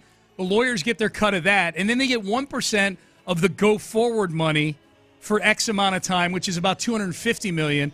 The lawyers representing the players are going to make roughly $750 to $800 million. How many lawyers are there? I don't know. I like to think there's like 3. Oh, you know, I have no idea. But it's you know how you can feel great about it. Everybody's happy when the lawyers get paid. Oh, they're thrilled. They're thrilled. Yeah. Jacob Misiorowski. Acknowledge me. Everybody got up in their feelings about this, especially the Phillies over the weekend. If you don't know who the Miz is, he is the Milwaukee phenom, starting pitcher, 6'7". He's thrown. Well, as of when he got selected for the All-Star game over the weekend, at that point he'd played in 5 games and pitched 25 2/3 innings. Now, they were a really good, impressive, fun 25 2/3 innings. He's striking out a bunch of guys. He had a pitcher's duel with Paul Skeens during one of his first 5 starts. He's been a big story. He got named to the All-Star game, and the Phillies, who have a couple of pitchers in Ranger Suarez and who am I thinking of? I want to say Gonzalez might be the other one. Well, and it's important to point out that Sanchez. Sanchez is the other one. Yeah. it's important to point out that the commissioner named him, that this was a commissioner's selection. This was not that he slid in because of voting or anything else like that. So very clearly, strike while the iron is hot PR type of move. Yes, Ranger Suarez and Christopher Sanchez of the Phillies both have better numbers, and by the way, have been pitching all season is the big thing, than Misiorowski. But they picked Misiorowski. Now, Suarez reportedly was offered a spot in the All-Star game if he would commit to actually pitching in it. And he said, no, I don't want to do that. So, I have a hard time getting angry at the commissioner about that if I'm the Phillies. And then Sanchez didn't make it. They picked Misiorowski. But the Phillies did end up giving Sanchez his $50,000 All-Star bonus anyways, just, kind of being nice. Kind of like when the Texans gave Dalton Schultz his bonus for catching 60 balls when he only caught 59 balls that year. All right, you were close. Probably should have made the All-Star team, Sanchi. Here you go. I don't care. I don't care nearly as much as some people do about this. The All-Star game's now more than ever. The All-Star game is just a show. Well, I do though. If you're going to try to do all these different things to make the All-Star game more engaging and everything and more important, I get that you maybe bring more eyeballs or excitement and highlight your young players, but it feels like you're going completely away from the actual intended purpose of the All-Star game, which is honoring guys who have played really well over the course of an entire season. And I will admit, if Milwaukee were in the American League and they did that and Framber Valdez still hadn't made the All-Star game, I'd probably be pretty pissed this morning. So I will admit that. Why is Uvalde? He's got a 1.58 ERA right now. Yeah. And I didn't really see him on a lot of snub lists or anything. I heard the Rangers broadcasters say about how it was a snub, but it wasn't. Is it just innings pitched? It's yeah. He hasn't pitched enough innings to qualify for the ERA title yet. He's been out. And I'm not saying. I know, but that's for the ERA title. No. But he's pitched 91 innings. Yeah. It's not like he has. I mean, there's guys that have won the Cy Young with 170 innings pitched. Yeah. No, I'm using that just to illustrate. He hasn't pitched as many innings as, and the AL is stacked. Yeah. The AL is stacked. So that's why. All right, last one. Trevor Ogilvie. Who is he? He was the viral punching bag that Seth and I sort of gave the play-by-play for of the video. If you haven't seen it yet, it's easy to go find. Bunch of guys up in Canada on a golf course in Alberta, and one group is in front of the other. The group in front is playing slow. They're hammered. It turns out they were playing 36 holes that day. And they got into a bit of... And they're drunk enough that you could see why pace of play might have been a real issue there at you some go. point. Yeah. Yep. So the two groups stop at a hole, and the group behind starts arguing with the group in front. The group in front included the person whose voice you're about to hear. But his name is Trevor Ogilvie. Looks like just a regular dude. Starts getting into it. Turns into a major trash talker. Like he is trash talking big. And then he decides to charge one of the guys in the group behind him and take a run at him. It turns out that person was ex-NHL goon Nick Tarnasky, who is one of these guys that had triple the number of penalty minutes as games played in the NHL. Yeah, he is an enforcer. He's an enforcer, yeah. So last played professionally in 2017. So he's big, strong dude, but definitely the beer belly. When he played, he was 6'2", 24. It looks like right now he's probably about 6'2", 265 or so. Yeah. But looks like a former athlete. Could still swing, as we learned. And the dude that attacks him over and over again is much, much smaller than him. Much smaller than him. Got thrown into a lake to start out with, Ogilvie did. And then he crawls out of the lake like some sort of zombie that rose from the dead. Tarnasky literally starts punching him in the face and yelling "bam" with every punch. Punches him 5 times in the face. Bang. And then he stops punching him. And then Ogilvie takes another run at him, and Tarnasky just uses Ogilvie's momentum to hip toss him about 15 feet towards the lake. It was not a good day for Ogilvie. It didn't. The video went viral. It's a hilarious video because everybody survives. Ogilvie apologized on social media for his conduct. It's around the goal. I got it on. Yep, that's me. You're probably wondering how I ended up in this situation. Yep, that's me, guys. The guy that got dropped like a bucket of balls in a pond. Not my finest moment, I know. Looks real bad. Played 36 holes of golf. We drank way too much, and my mouth ran faster than my brain. All jokes aside, guys, I'd like to apologize to all the folks on the course, anyone caught up in it, and anyone who had to deal with me that day. I lost my cool, and I've learned from it. Just one of those days where you should have kept the cart on the path, you know. Stay hydrated, keep your stick on the ice, maybe stick to 18. Okay.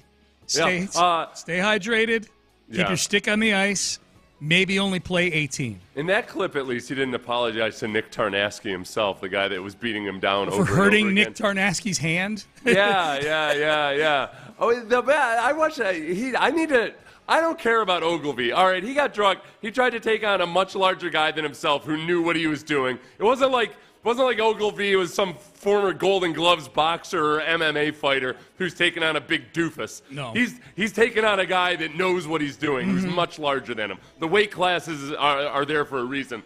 It's Ogilvy's friend that kept imploring Tarnasky to stop. Yeah. When Tarnasky barely moved, he was just standing there repeatedly as Ogilvy kept coming after him, and Ogilvy's friend is going up to Tarnasky saying, just stop, just leave him alone. Like, leave him alone. He's coming back for more. What do you want me to do? Yeah, that guy was terrible. You know? Ogilvy's friend should apologize for being a wuss and being that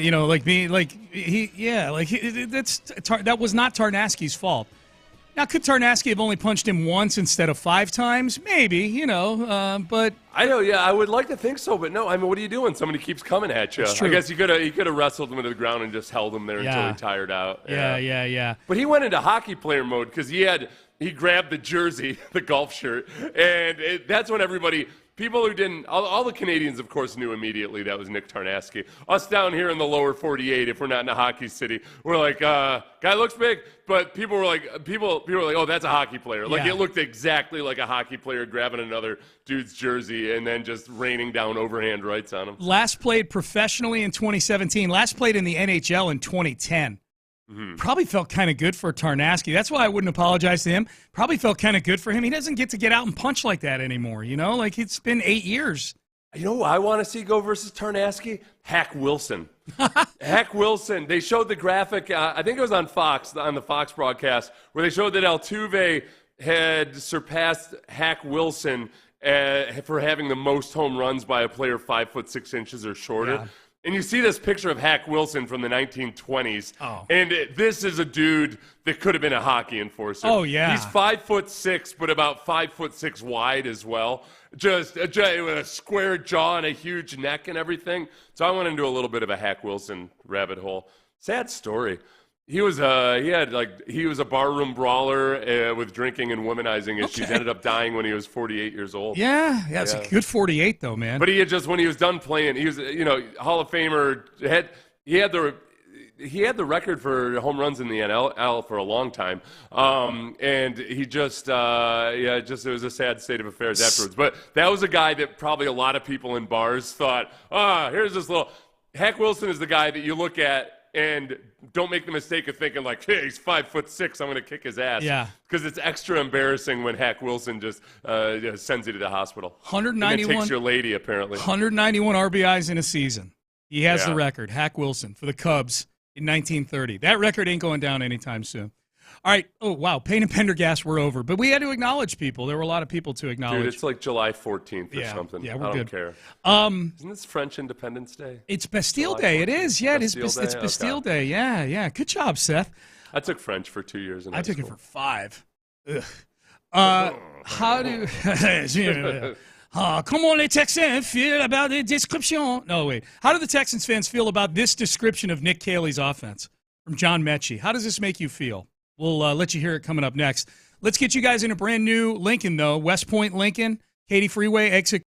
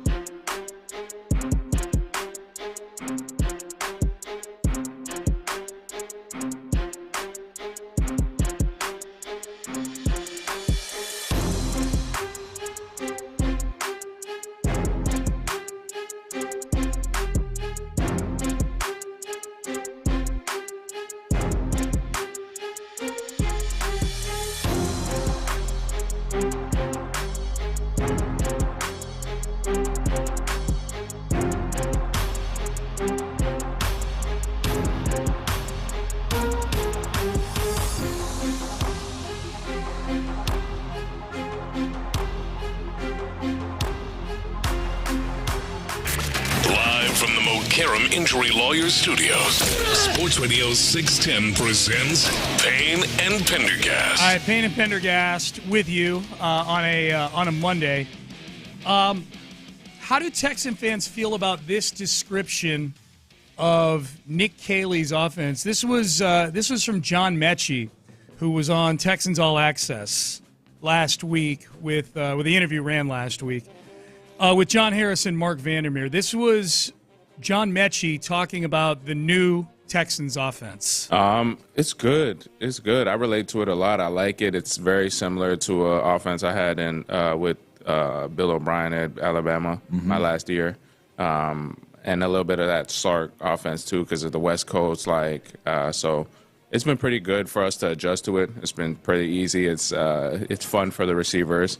It's our type of offense for sure. It gives a lot of power to the offensive players, a lot of trust with the offensive players. So we've been enjoying it. Okay, we should point out Steve Sarkisian. He was the OC at Alabama during Mechie's time there. Yeah, and I think that's where I think when sometimes people try to forecast or predict exactly what Nick Caley's offense is going to look like, it's hazardous because he's been in two different places. He spent most of his time in New England. He's most recently been with the Rams. So two different worldviews, two different coaching personalities. And just like most NFL offenses these days, they're mutt offenses. It's hard to say, oh, yeah, that's exactly a Kubiak-Shanahan style system, or that's exactly this, that, or the other. I think the big thing when he talks about giving a lot of power to the players, especially on the receivers, does the quarterback have command at the line of scrimmage? Is the quarterback going to help direct pass protection? It sounds very much like that will be the case, or at least that's what they're working towards, which is a stark difference from last year. And then when it comes to the receivers, what are they doing to adjust to coverages? How much are you tweaking things based on pre-snap look and what happens? I think there's going to be more of a level of complexity to this offense. And that's a challenge. That's a challenge for the receivers. That's a challenge for the quarterback. It's something that I've always liked if you can do it right. It's just it's harder to do it right. It's harder to execute. The one thing about a Gary Kubiak type system or a Shanahan type system is the quarterback doesn't necessarily have a whole lot of command, but it does because when run properly, if you're trying to execute everything right, it can take an average quarterback and turn him into a Matt Schaub. It can take whatever Brock Purdy is and turn him into Brock Purdy. I don't want to say he's an average quarterback, but you know what I mean? Guys play above and beyond what your expectations are. My concern with it was always that it feels like it puts a glass ceiling on just how far they can go. Because when it comes to the stuff that Tom Brady and Peyton Manning and those guys do pre-snap in the control they have over the offense, that's not quite in the classic Shanahan system. So if you look at Deshaun Watson and the way that Bill O'Brien brought Deshaun Watson along, it was the first couple years, it was a grind. It was trying to, figure out a bunch of this stuff, the more complex part of the game. By 2020, Deshaun really had it. Deshaun just understood the system and was doing some really, really good things with it, but obviously there were a few things that went awry. Yeah. I think, look, CJ is 100% capable mentally of doing all this. Now it's just a matter of getting the reps.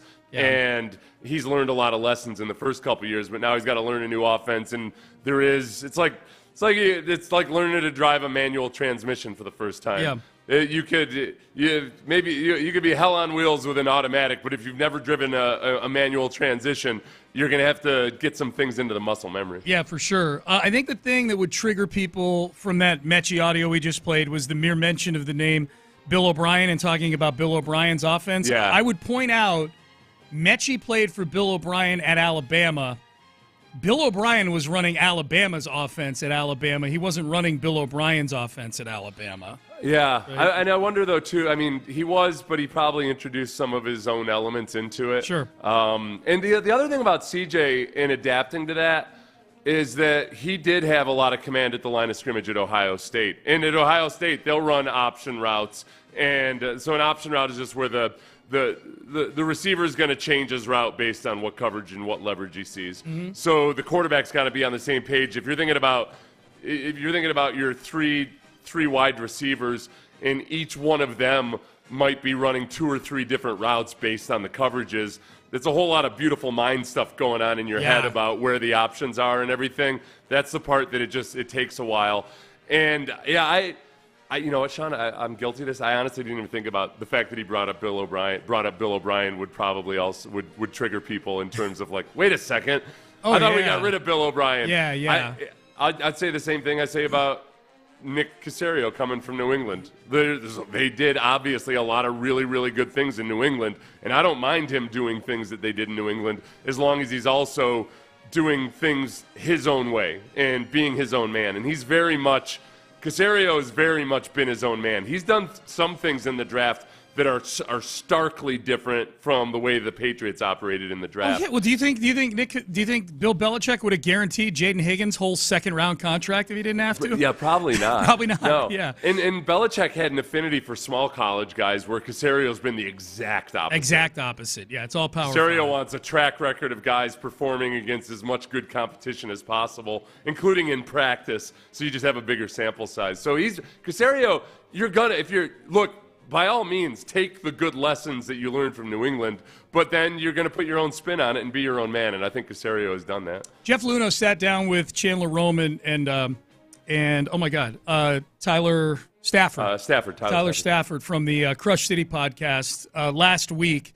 Some really good audio. We've played some of it already in the show. But the part that I love, I just love these. This is why I like when Caserio gets into anecdote mode on our show. GMs have great stories if you let them tell stories. He had a couple of stories, Luhnow did, about trades that didn't happen, including one massive one that might have changed the number of World Series championships this team had if it had gone through. Trade anecdotes from Jeff Luhnow coming up next. Hey, making the right decision for a GM or somebody.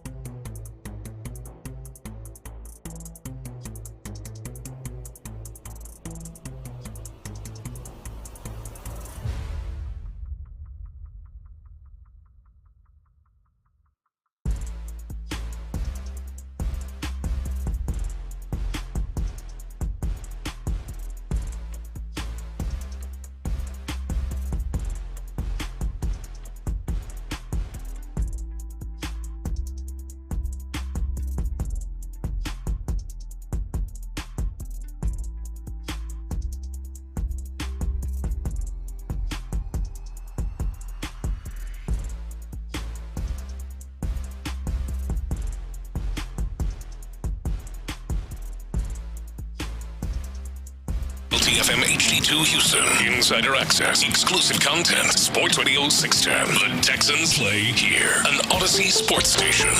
Sports Radio 610 presents Payne and Pendergast. All right, Payne and Pendergast with you. This was, we have the trade deadline coming up here in a couple of weeks.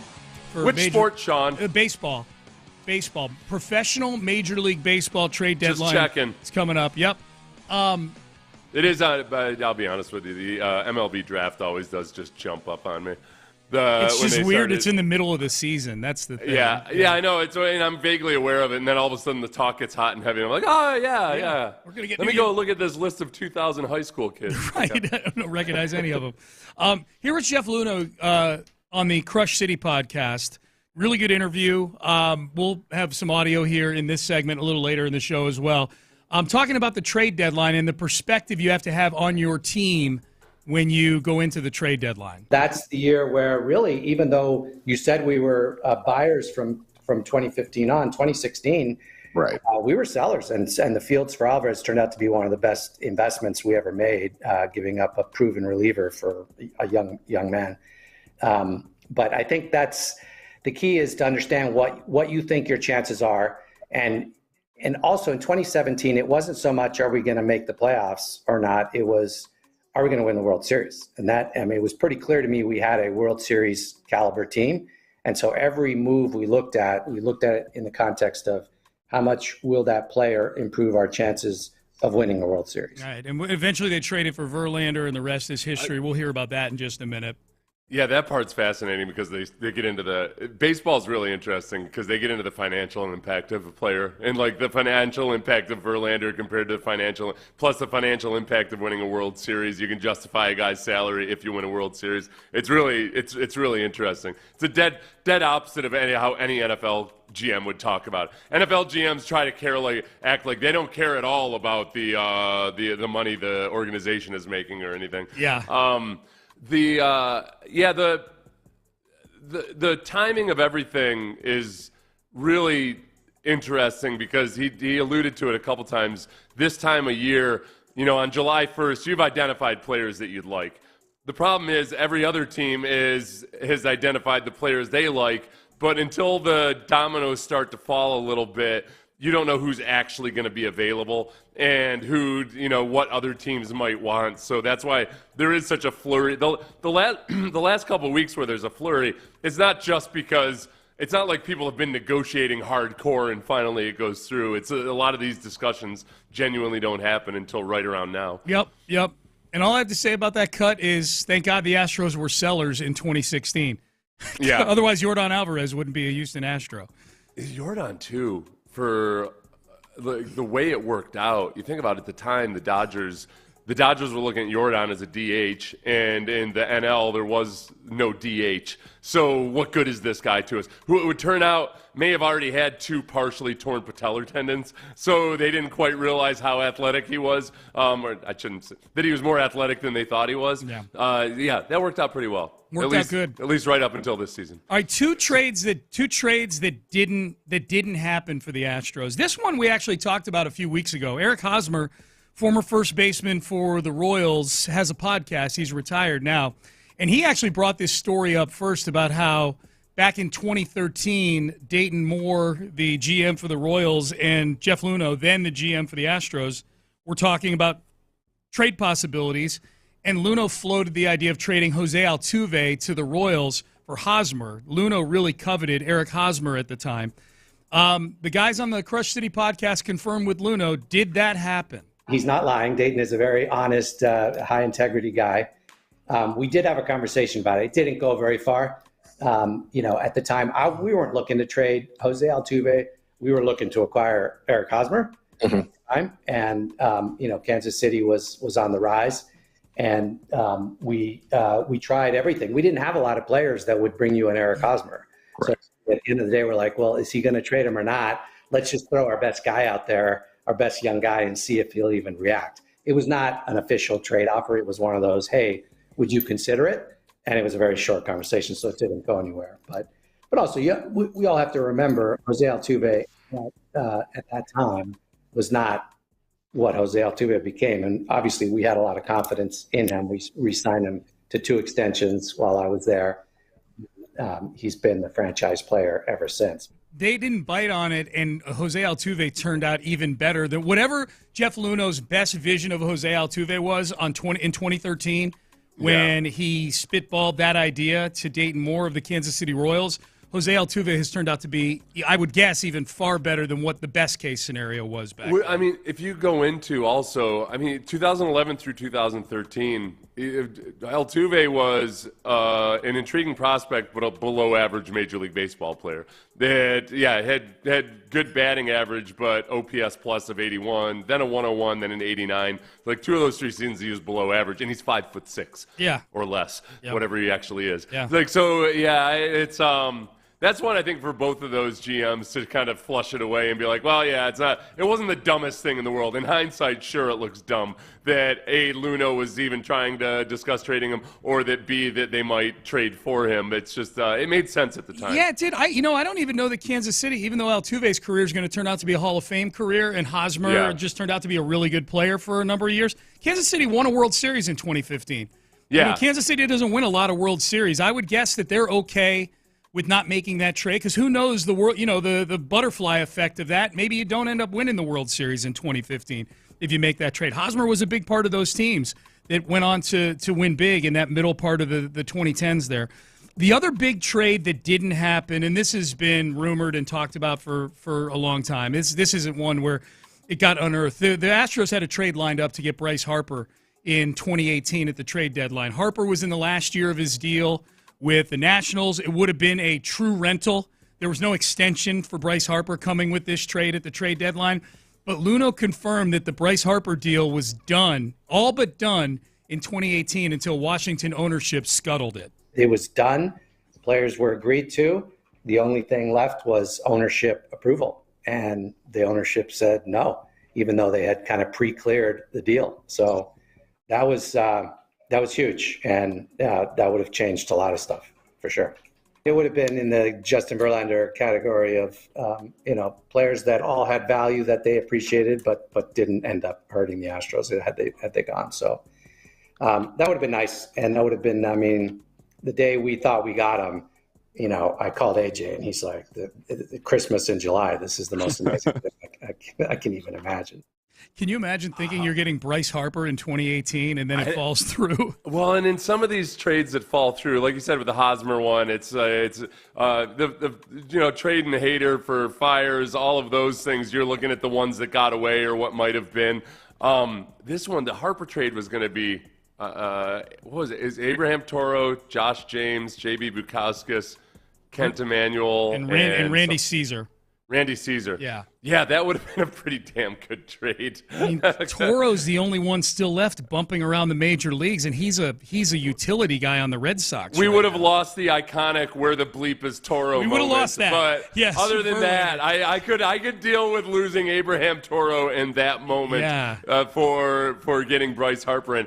They brought up with the fact that Harper had 2 years left on his contract at that point. No. He had 2 months left on his contract. It was 2 months. Yeah. It was 2 months. Yeah, it would have been a true rental. For some reason, good. Thank you. I thought it was 2 years left. Yeah, so it was a rental. And would the Astros have gone full bore into that and doing an extension that definitely would have been outside of their comfort zone before or since? They asked him about that on the podcast. Do you think you guys would have been in on the Harper sweepstakes? And Luhnow didn't say no, because I don't think he'll ever say definitely no on anything. Like he views everything as a possibility. He intimated that if they had won a World Series with Harper, that might have been something that would have pushed Crane to think about going against his norm when it came to long-term deals. Honestly, given what they were giving up to, that's a great trade. And who cares whether they extend him or get him a new contract or not? Yeah. Like who cares? Yeah. That's a great trade. That's a great rental. That is God. That is a great rental. That would have been amazing. That's the exact opposite of trading away Cam Smith for Kyle Tucker. Yes. You know, that's just a no. You haven't given up anybody that's a potential future all-star. Nothing. Especially in hindsight now to look at that. Right, with hindsight. It would have been interesting, like where that team, I went back and looked at that 2018 Astros. I think they won 103 games. They're obviously stacked. My guess is, your outfield was Springer was in center field. You had Josh Reddick in right field. You had Marwin. So I guess Marwin just settles heavily into his utility role, and you throw hard. You rejigger the outfield to accommodate Bryce Harper at that point. You got the DH available. Your DH was Evan Gattis that year, who was barely above a 0, wins above replacement. So maybe you just you just shuffle guys into the DH spot. You'd have found a spot for Bryce Harper, is I guess my point there. I don't know that wins them the World Series that year. That was a banged-up Astros team going into the playoffs in 2018. That was the year Altuve got knee surgery right after the season was over. Yeah. Bregman was kind of banged up, and the Red Sox were just like a team of destiny that year. The Red Sox were so good that year. All right, so those are the trades that didn't happen. Let's skip down to Verlander here, Ben. Let's skip down to number 8. Why the Justin Verlander trade, which got done with like 10 seconds left on the clock on August 31st, back when there were 2 trade deadlines? Why the Verlander trade made sense? With the Verlander situation, it really came down to what's the additional probability that we're going to win the World Series. And no one player in all of baseball increased our chances more than bringing in Justin Verlander at that point in time because of what he did, knowing he was going to pitch probably 3 times in a 7-game series, knowing he was going to probably help us get home field advantage. Those 2 factors were huge. And it meaningfully changed. I mean, a 1% chance increase of winning the World Series is worth millions. And especially for a franchise that had never won a World Series, because then it propagates in branding and all kinds of other things that it's hard to value in a spreadsheet. But that's really the way we presented it. If you view the Verlander trade as the thing that put them over the top to win that 2017 World Series, which I do. I think that was the difference. He was 5-0 down the stretch for them. His ERA was under 2, I think. He was a lot like Randy Johnson when they got Randy Johnson back in 98. Just lights out. MVP of the ALCS. They win the World Series in 7. I got to imagine that the financial component of that decision, Seth, was a complete home run. Well, I remember Luhnow talking about it at the time. It was really interesting because you just don't hear this. You don't hear football GMs talk this way. But they talked about just the ticket. What the hell? Sorry, my phone wasn't on silent. Just the boost in ticket sales on a night that Verlander pitches, all of that, they factor into it, that they can nail down a lot more specifically in baseball than you can otherwise. It's really fascinating, and I think probably, I don't know if that's the standard around baseball as much as it would have been when Luhnow's checking, looking at all dynamics of a trade. But a pitcher like Verlander, you get extra, however many thousands of dollars in ticket sales, which leads to concessions, and then he talks about the branding and people buying jerseys from the team store. He didn't mention the team store, but all of that, it's fascinating. Yeah, it's fascinating. I'm guessing a lot of baseball teams look at it through that prism. I'm guessing very few GMs openly talk about it, like Luhnow did. I think part of the reason why football GMs don't talk about it is none of those teams have an attendance problem or a ratings problem. The revenue sharing and everything in football changes a lot of all of that. That's why it makes it more. That's why you don't have to be a super rich franchise to win a Super Bowl. That's exactly right. The way you do it in baseball, or it makes it a lot easier in baseball. Yep. The guys asked him again. This is Jeff Luhnow on the Crush City podcast. Really good conversation. As we're going through trades, that some were made, some were not made. One that was made was the Zach Greinke trade. This actually came up when Jeff Luhnow was asked how hands-on was Jim Crane as an owner. The trade that he probably got most involved in sort of emotionally was the Greinke trade, because we were on the fence about the Greinke trade, and there were other options that we were considering. But Jim did seem to want that player on our team and wanted the sort of sex appeal of Greinke and all of that. And so, would we have made the trade without Jim's pushing us? I don't know the answer to that, to be honest. I mean, I think he was definitely excited about it. And, every time the trade would die, which trades die a lot, and that one died like 4 times in the 24 hours before we did it.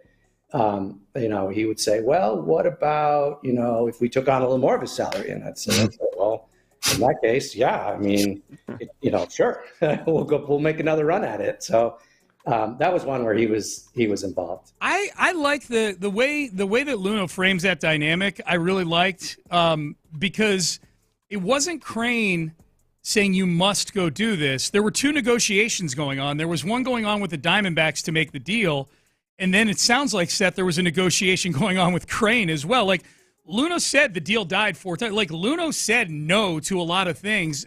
If we're taking him at face value on what he just said there, but he would go back to Crane, and eventually Crane would say, okay, well, I'm willing to do this, this, and this. And I think the perception at the time in the reporting was that that Greinke was very much that it was Crane pushing for that. Yes. That people were wondering whether or not.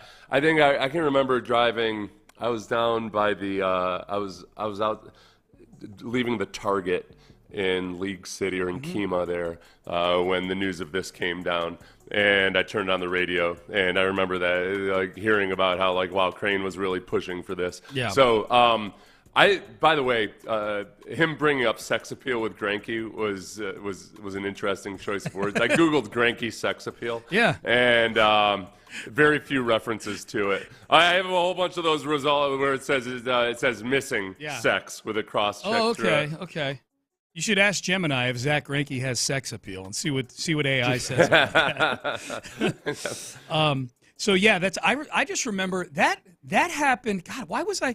Okay, so that trade came down 2 weeks after you and I started doing the show together. You and I started up in middle of July in 2019. Because I remember where I was laying on my couch watching MLB TV at the trade deadline, and I'm thinking, why was I not in the studio for that? And I'm like, oh, yeah, that's right. Seth and I had just started doing radio together 10 days before that. The report of that Greinke trade came down after 3 o'clock. The deadline came and went. And I remember being like, all right, well, I guess this is it. I guess, whatever low-level deals they'd made to tweak the bottom end of the roster, I guess that's it. And then I forget which reporter it was. It was one of the Ken Rosenthals of the world. Just tweets out real quick because he's probably getting all the details. Greinke to Astros. And I'm like, whoa. Yeah. Well, it happened. I mean, the Verlander trade and the Greinke trade both happened at the very, very last second at both of those deadlines. I have a lot of emotional ties to that Target in Kemah because that was where I was driving to the Target when I heard about Deshaun Watson knee injury. Injuring his ACL in 2017. Then I was leaving the Target when I got the positive news of Zach Greinke. Complicated so shout Target. out to the Kemah Target. Yeah, that's a complicated Target for you. Mm-hmm. A lot of good, a lot of bad. So that was right. I used to run into Jackie Goss, our beloved listener. When I lived down in League City. Oh, that's a good day. Target a lot. You run into Jackie Goss. I ran into Jackie Goss at the Target. I ran into Jackie Goss at the Dairy Queen down there. Yeah. That's where he and I would catch up. That sounds about right. Any number of establishments where they serve cold beer, I would say you would be able to Sounds like find. we were conducting drug transactions or something. I'll meet you in the Target. Meet you in the parking lot of the Dairy Queen. Right. Yeah. Why'd you put air quotes around Dairy Queen when you said that, Seth? Why'd you do that? All right. It was after when I ran into the Dairy Queen. There's a business next to it. I can't remember which it is. But I was leaving the Dairy Queen parking lot or drive-through line. Very upset because I didn't realize that it was under renovation. Oh, Those really? of you guys that live down there remember the Dairy Queen was shut down for a few months while they were renovating it. I don't know if it's even still there or not. Okay. But I just pulled up and waited at the drive-through and wondered why nobody was talking to me. How long did you wait? Oh, probably, I don't know, probably 5 minutes. I was probably on my phone or something. Yeah, that's true. Hey, what is going on? Oh, there's no cars in the parking lot. I probably should have noticed that. We have distractions now. That's true. All right, Jaylen Green was at Summer League. Rockets Summer League. Didn't go great this weekend, but Summer League. They went 0-2. Jaylen Green was there, though, and he talked about the trade to Phoenix. Is he excited to be his son? How did it feel to get the phone call that he was going to be leaving Houston? We'll hear from Jaylen Green coming up next. The Drive with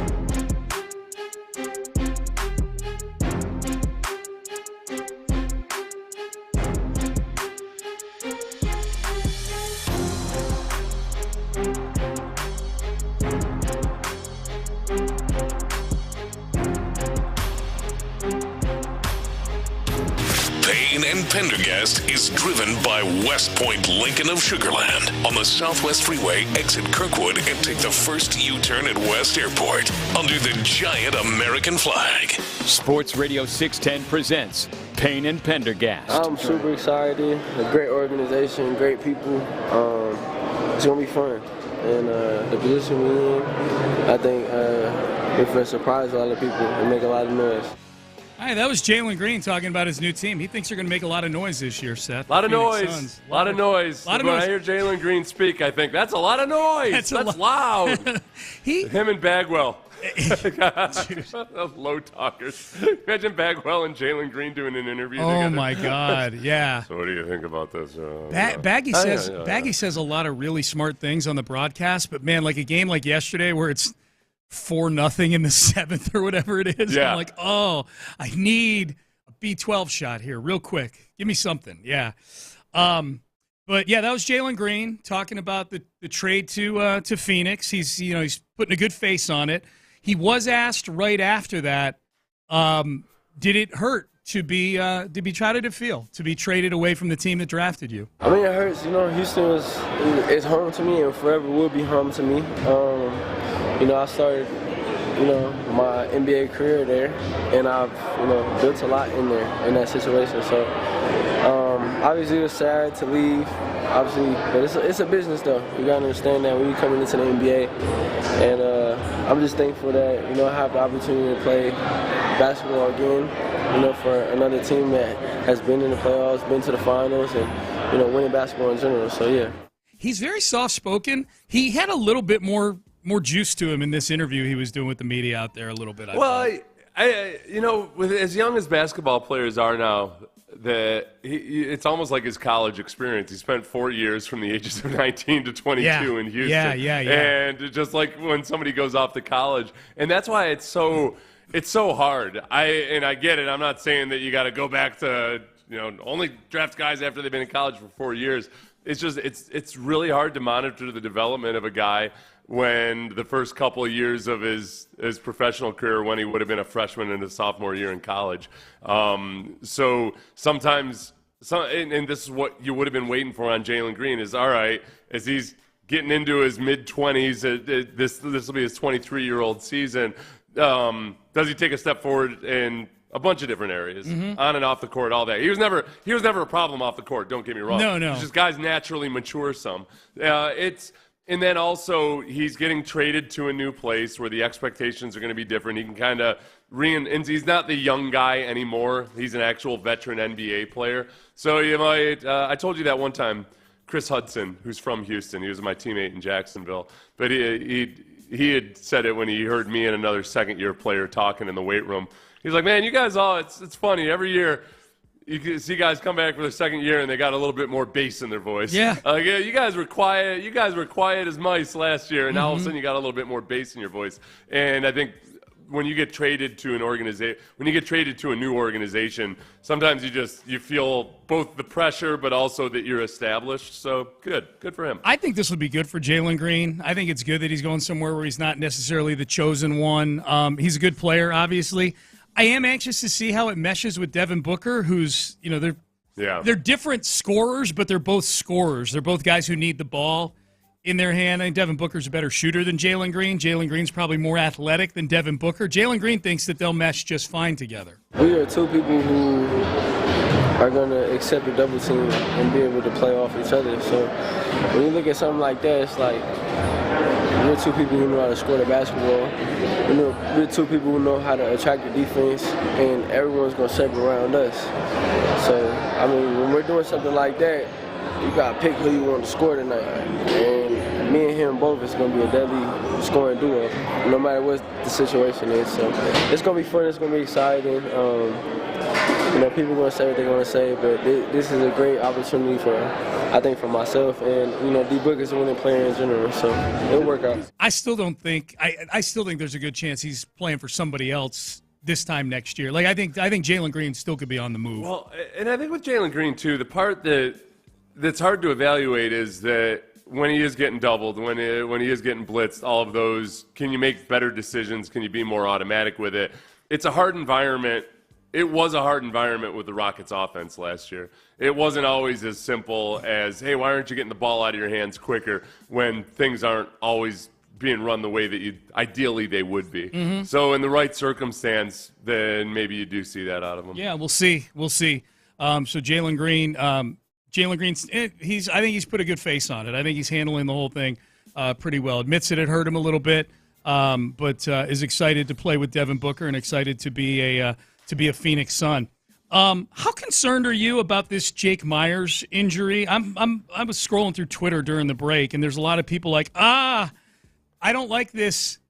I could handle if the news were 3 weeks. I don't like this 3-week minimum, given that Astro injuries tend to drag on more than other teams' injuries. I think I'm really concerned about it. Yeah. It would not be a surprise to me if he didn't play at all the rest of the year. Yeah. Only because the last time it felt good as he was coming back from it, he minutes before the game begins, he's on the ground looking like he had a torn Achilles tendon. Yeah. So there's a couple things that go into it. One, in the NBA, we've just seen multiple Achilles tendon tears this year where guys were trying to play through calf injuries, and it's a little bit of a reminder that, man, you got to be really careful about this. The Astros have already been scared into, okay, wow, we hurried him back this first time too much. But then we also have the Christian Harris dynamic from last year where he had a mysterious calf injury that kept him out the entire year. And pretty much kept him out the entire year with the Texans and kept him out of OTAs for all we know, unless it was a separate injury in the spring.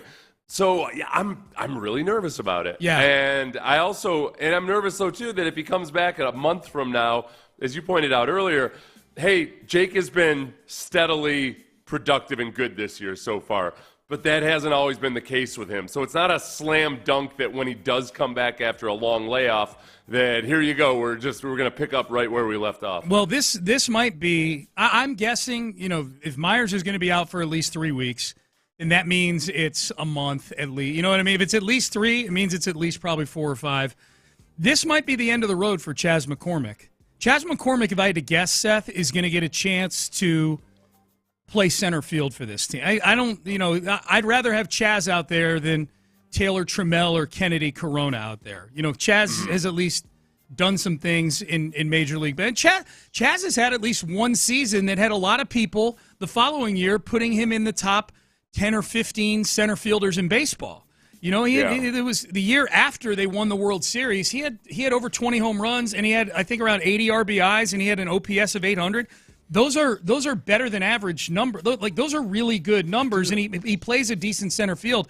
He's actually had a season like that. Now, he's almost 2 years removed from that, but at least he's done that before. I mean, there's a lot of not done it before on this roster right now. Defensively, yes, there's that. I have enjoyed Taylor Trammell's aggressiveness in the outfield. He's been solid, made some gutsy plays. Yes. That one, was it on Saturday when it was Dubon, Trammell, and whoever was playing left field, they weren't quite sure who was going to go for it. And Dubon peeled off, and Trammell just slid in, dive bombed it. Yeah. But I mean, I'm just focused on bats here. It's been like 178. Of those 3 guys we were just discussing, Jake's the only one who potentially has a bat that you can feel good about. Yeah. If I had to guess, Chas, who his rehab assignment, I know he's done some okay things. He really struggled out of the chute, I think, in his rehab assignment down there. Like the first 10 at-bats, he struck out like 8 times, something like that. But I think he's going to get called back up. He's going to get a shot at center field, and he's got to seize it. If you're Chas McCormick, this might be – it's an incredible opportunity. I hate that it's at the expense of Jake Myers, who's had a tremendous year. But it would really help the Astros if 2023 Chas walked through the door, to get in this rotation. Who are your top 3 power rankings in terms of optimism right now? Optimism on injuries. I'm glad you asked that. Yeah. Javier is number 1 right now with the 95 mile and hitting 95 on the gun. And I'm just asking that you think they're going to be back and productive. That at some point you're going to see them back soon. Yeah. I don't know what to make of any of it because of the Astros, but the ones I'm most optimistic about. Javier. I would say Arrighetti just because it's not a Tommy John or a soft tissue. It's a broken bone. And now that he's throwing again, You don't have broken hand bone, and who else have we seen? Yeah. But unless you're Jordan, Jordan's feels like it's something genetic going on. Like with that Arrighetti, multiple years. Okay. Yeah, Arrighetti got hit by a line drive in warm-ups in a game in Seattle. So I would actually put Arrighetti ahead of Javier because Javier is a Tommy John, and we've seen setbacks galore with the Astros. I'll put Arrighetti 1. I'll put Arrighetti 1, Pena 2. Because they seem like just conventional broken bone injuries, and then Javier 3. Those would be my top 3. How about you? Who do you feel better about over the course of the second half of the season, Javier or Lance McCullers? Oh, wow, that's an interesting one. Look, Lance is healthy. As far as being available, Lance. I'm talking about like the actual play you're going to get. The actual play. Okay, so availability, Lance. So taking everything, injuries, everything else. Yeah. Yeah. What would I? Okay, if I had to pick one. If Javier were you had to pick one, right now. If I had to pick, Sean, you're only getting one of these two guys in the second half of the season. You know what? I'll roll the dice. Christian Javier. I'll roll the dice. Okay. I'll roll the dice. When you said roll the dice, I thought it was a slam dunk Javier. So when you said roll the dice, I didn't know. No. Yeah, no. I'm rolling the dice only because he hasn't pitched in a major league game yet. Like Lance, I think. It sounds weird to say start to start. We don't know what Lance is, but on the aggregate, I think we know what he is, which is you don't know what you're going to get on every. He could come out and throw 6 shutout innings, and by the way, the splits for on the Lance, road he's been great. Yeah, he's been Cy Young level on the road, and he's been like Hunter Brown early last season at home. He's got like an 11 ERA at home. Because I was thinking about that this weekend, Seth, in the game that Lance pitched. I'm like, God, would he even be on the playoff roster right now? If you were playing a short series, like either a wild card or a divisional, 3 out of 5. Yeah. And I looked at the splits. I'm like, well, I guess he would if you just make sure he's pitching on the road right now. Like that's 3 out of 5. He would definitely be starting game 3 for me, not games 1 or 2. And he wouldn't start 1 or 2 on this team with Framber and Hunter. But that's a good one, man. Injuries. I'm curious. Text page 713-572-4610. Of all these guys that are hurt, which are you most optimistic about in coming back? All right, the list is out for the ESPN, the poll, the vote of executives, scouts, and coaches. We got offensive line over the weekend. That will not take long to go with the Texans angles on that one. But quarterback is out. How are we feeling about what the league thinks about C.J. Stroud? We've got that coming up for you next. How are you feeling about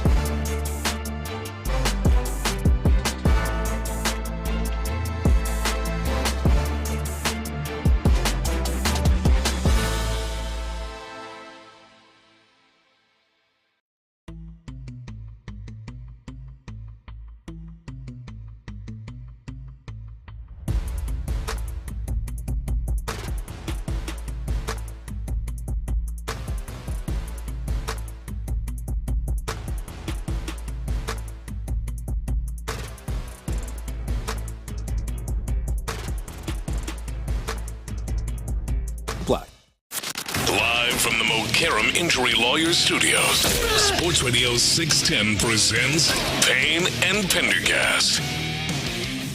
Payne and Pendergast with you. At 9 o'clock today, I did the Lord's work for all of you this weekend. I watched all 7 episodes of the critically acclaimed Netflix series. Give it to me, Seth. Quarterback. Yeah. Is it critically acclaimed? I don't know. Some people like it. You enjoy it. Yeah, You're a critic. I liked it okay. I'm a bit of a critic. Yeah. So I did the Lord's work. I got 4 winners, 4 losers from the quarterback series, and I'll leave it up to you guys as to whether or not you want to move forth and watch it. Overall, I enjoyed it. I will say that. Speaking of quarterbacks, ESPN doing their top 10 list of each position. They're getting down to it now. They're down to the last few positions here. They did offensive line over the weekend. Spoiler alert, there was not a single Texan that got a single vote on the offensive line, either interior or a tackle. Zero votes. Zero votes for any of the Houston Texans. Has nobody even paid attention to a smattering of sometimes positive reports out of OTAs? I know. My God. I know. Maybe the vote was... Even in no pads, people were a little sketchy on the O-line during OTAs. Yeah. All right. I said this multiple times. Hey, it's no pads. I'm going to try not to freak out about it. But it's not... The offensive line gave you very little to get super excited about during OTAs. Laramie Tunsil, 7th among offensive tackles. Yeah, I was really hoping he'd be honorable mention, but he's 7th, made the top 10. He is. A lot of it with we know the whole deal with Tunsil. It's we could do a whole segment on exactly the complexities of who he is as a player. But yes, very, very good pass protector. Quarterbacks are today. We got off-ball linebackers tomorrow. I don't think we'll see any Texans in the top 10 there. We got wide receivers on Wednesday. I would expect Nico Collins to crack the top 10, and I think Derek Stingley Jr.'s got a shot at number 1 at cornerback. Definitely top 3 or 4. But today is quarterback, Seth. This is the big one. Where is C.J. Stroud in the vote of 70 executives, scouts, and coaches in this poll? I put the over-under on this at 10.5. Okay. Because I feel Good like number. in most power rankings by writers and what have you, C.J. is usually somewhere between 10 and 13. Does that sound about right to you? This year, And largely, it's hard for me to get really upset over a lot of the guys that go above him because most of them have longer track records. So CJ, everything else aside, CJ's had one very good year and then one year that okay, let's put this on hold for a little bit and see what happens with the new offense. He was 7th last year. If that, coming off of his rookie year, he was 7th. So he did make the top 10 last year. This year, 10.5 is a great number, Seth. He finished first in honorable mention, which I guess means he was 11th. I'm assuming they're going in order in the honorable mention. So he is first among honorable mention, and they say this. The voting for spots 8 through 11 was close. Actually, maybe I'll give 8 through 11 here so we know who he's kind of in the same neighborhood as. 8th, Jared Goff. Actually, I'll go up to 7th. 7th, Justin Herbert. 8th, Jared Goff. 9th, Jalen Hurts. Boy, they're feeling some kind of way about that in Philly today, I bet. Oh, yeah, I bet. 10, Baker Mayfield. 11, C.J. Stroud. And the only other honorable mention was Jordan Love, who's right behind C.J. Here's what they say about C.J. The voting for spots 8 through 11 was close. Stroud appeared on nearly half the ballots, but struggled to capture the same momentum that landed him 7th after his rookie year. While his production was down from the previous year in most categories, Stroud had to overcome issues with Houston's offense in 2024. Most doubters expect him back in the top 10 next year. An NFL quarterbacks coach said this, quote, that can affect your confidence when the protection and play calling around you isn't great. It can all tie together, but the framework of what made him great, his rookie year is still there. Such a natural thrower of the football with elite ball placement. You know what's interesting about this is that there's 2 guys that CJ seems to be tied to in a lot of the rankings. One is Justin Herbert, and 2 is Jordan Love. So the other honorable mention guy here is Jordan Love, who had that ugly injury early in the season, and seems like it took a while for him to come back from that during the year. So, people in Green Bay, or I guess Packers fans who are all over the country, always got a little agitated going into last season that C.J. Stroud was so far ahead of Jordan Love. But most people had Jordan Love a little bit behind C.J. Stroud. I think likewise it makes sense that both those guys are where they are. So it's a race between those two to kind of separate. The Justin Herbert Justin Herbert being as high as he was at 7, that annoys me. I don't get it. annoys me. And I feel like it's still a vote on upside. People treat Justin Herbert like he's perpetually 24 years old. He's 5 years in. He's on his second contract. You want to hear what they said about Justin Herbert? The anonymous quotes? Here's what they said. An AFC executive said, quote, he's always been a top 5 to 8 QB, accurate to all levels, athletic, sound decision maker, 4 picks in a playoff game.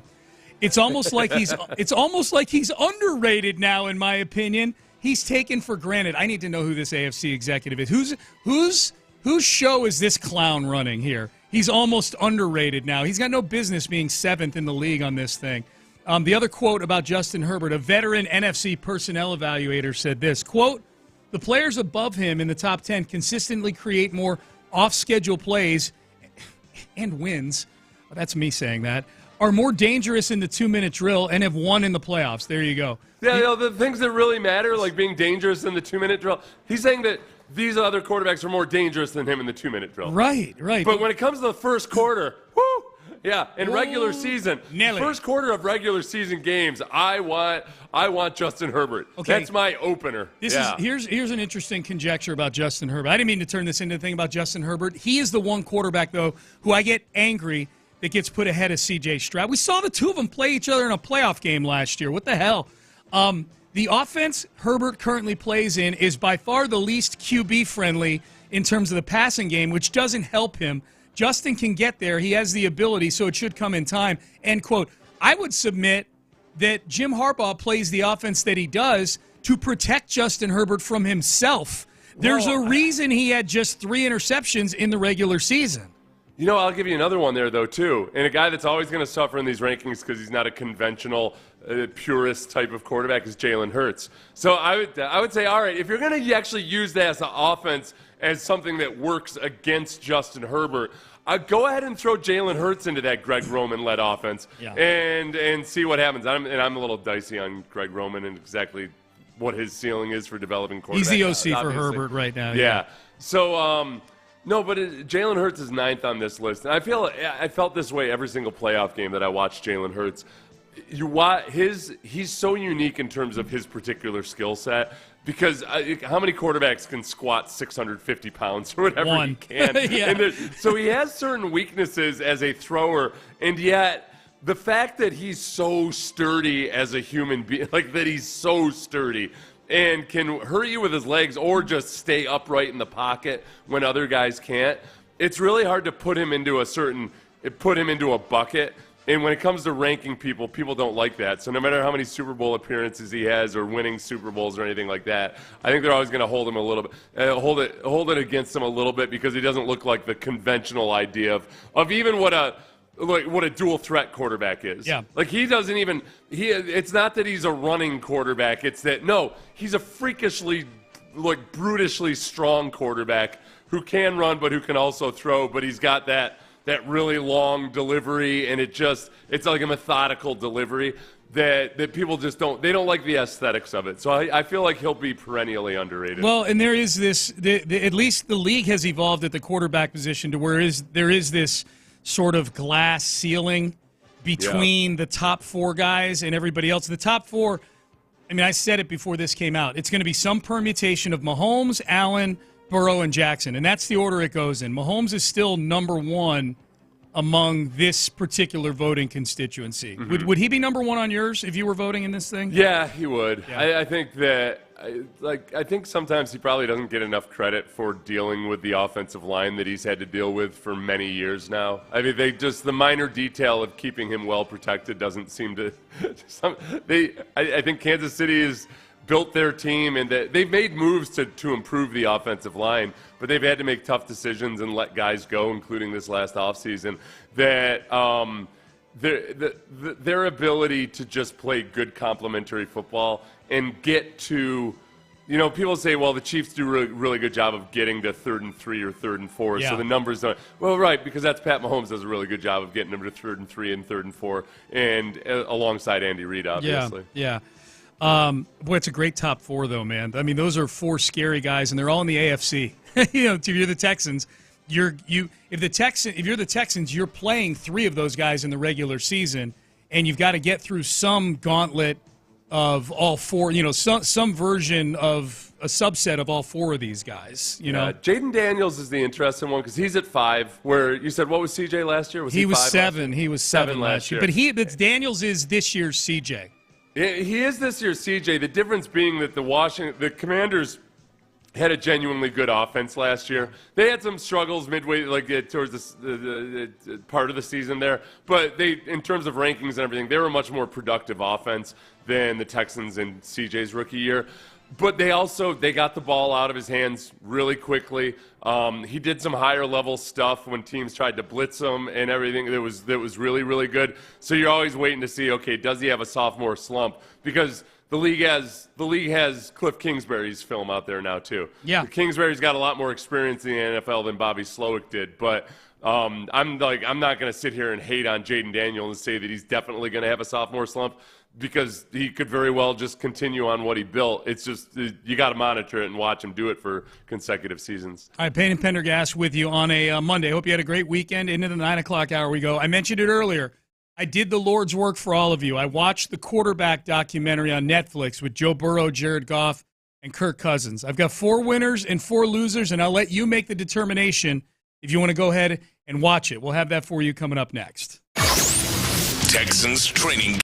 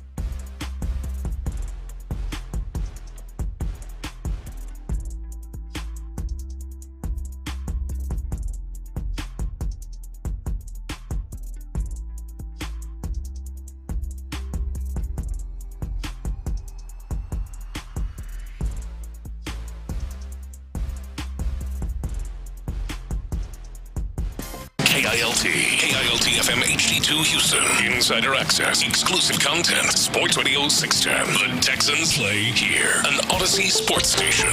Sports Radio 610 presents Payne and Pendergast. We just got done talking about quarterbacks. If you missed it, ESPN, in their annual vote of a random sampling of 70 not random, but 70 executives, coaches, and scouts, C.J. Stroud fell out of the top 10 this offseason. He's looks to be 11th. It's an honorable mention, but he's the first one listed. So they've got the top 10. And Jayden Daniels is 5. He is the C.J. Stroud of this year. Like the path of both Jayden Daniels and the team mirror the Texans from last year, where, wow, best rookie year ever. This guy's amazing. He's the next big thing. We've got all this cap space to go get wide receivers like Deebo Samuel and, to go get weapons and things like that. And we know how it worked out for the Texans. They were ultimately done in by offensive line play and poor coaching on the offensive side. Right, and CJ has to make some improvements as a quarterback too, as any second-year quarterback does. Jayden Daniels has things he needs to work on. Yeah. I think that last year, going into the season, my biggest concern was, all right, if you're gonna operate this offense, it's really hard to do it if you don't have at least an effective or a credible rushing attack. Yeah. It's really, really hard operating the way they do if you can't run the ball. And Bobby Slowick hadn't established that they could run the ball. So lo and behold, they can't run the ball. All of their play action is for naught. Linebackers are just waiting for whichever. It was bad. It was bad. The execution was poor, all of that. So likewise with Jayden Daniels, I think moving forward, even without saying a guy's going to go through a QB sophomore slump or anything, I have a real hard time. If you look at the long list of various rookies of the years who are quarterbacks, like Kyler Murray or anybody else like that, depending on what flavor of quarterback they are, I don't care.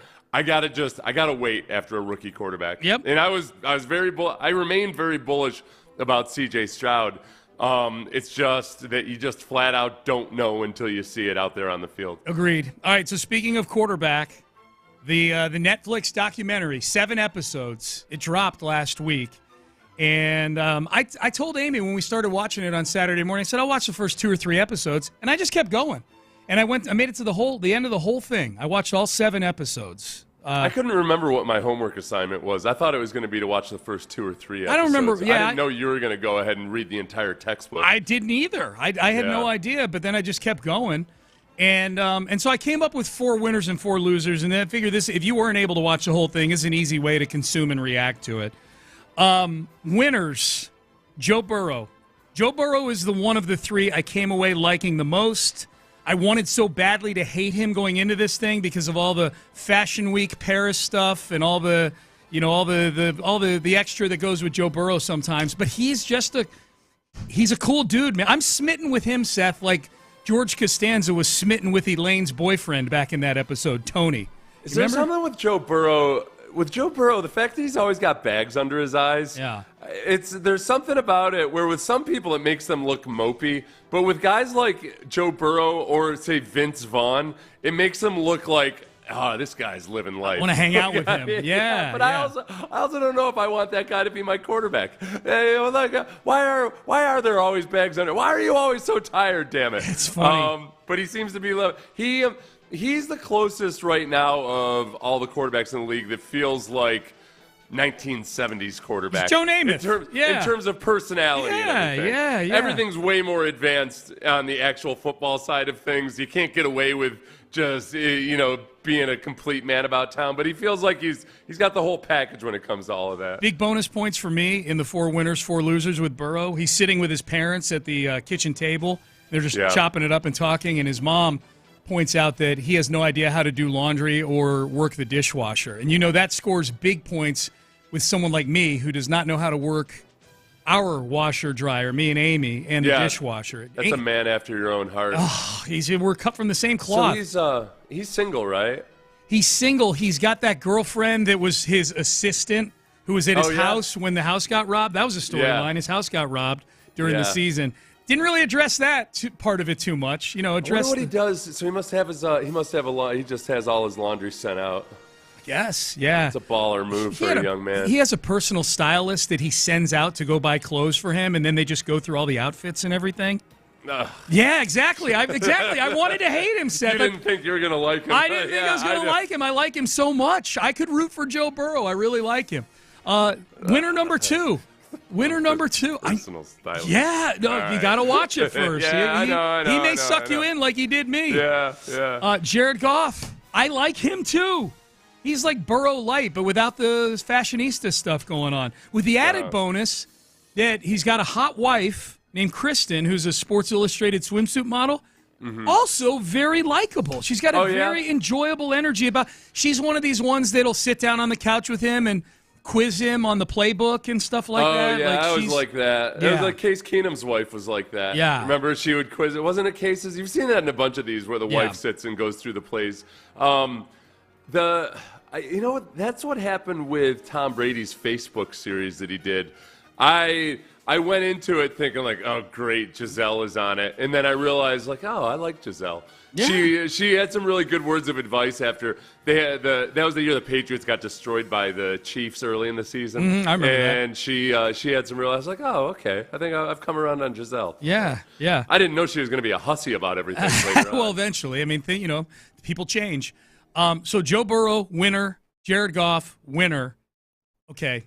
Cousins was the one I really didn't want to come into this thing liking. I didn't like him much in the first version of quarterback that he was part of. Yeah.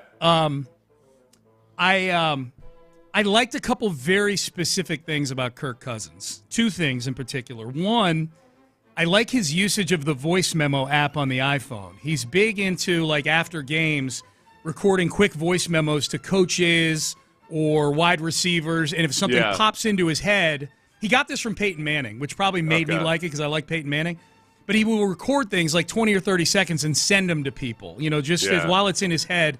And I like that level of interplay and communication with people that you're trying to achieve success with. I think that's a good thing. So I like that. I like his voice memo usage. I also liked his dorky coaching style of his 5-year-old's flag football team. They were leading in a game by less than one score down the stretch, and he set up a play for their best player to get the ball and hopefully run it. He said, if you break into the open field, Jimmy, or whatever his name was, go out of bounds at the 2-yard line so we don't give the ball back to the other team, because the clock is running. Management there. Good game management for 5-year-old flag football. Well, it wasn't a primetime game, so he was in his element there. That's true. It's on a Saturday afternoon. There were probably fewer than 80,000 people in the stands. Kid would have put the ball on the ground. I thought those were two I actually like Cousins in this thing. He was all right. Look, Cousins is likable in a lot of ways because he feels like an everyman. He's just got kind of that suburban dad vibe to him. Yeah. The problem is that he's that suburban dad where it feels like there's just he hasn't broken out of the mold enough. Great, be an everyman. He shops for his clothes at Target. That's great. But I want you, when the bright lights are shining, to have a certain amount of cachet to you, to have a little bit of diva in you somewhere. But he's like, nope, as long as I'm contributing to my 401k, I'm like, everything looks all right. The Target moment in this was he gets really excited to go to Great Clips and get his hair cut. Lo and behold, he has an endorsement for Great Clips. Oh, does he really? Okay, yeah. I didn't know that. No, yeah, it's I saw a post this weekend on Instagram. Okay. That he's in the Hall of Fade. Oh, okay. Well, then that's a smart marketing thing on his part. Last winner of all the other non-quarterback people, Dan Campbell. Like Bill O'Brien in Hard Knocks, except he's got wins to back up all of his cuss words. Like he had a speech after late in the season, and we'll get to the Texans game against the Lions in this thing and the 4 losers in just a second.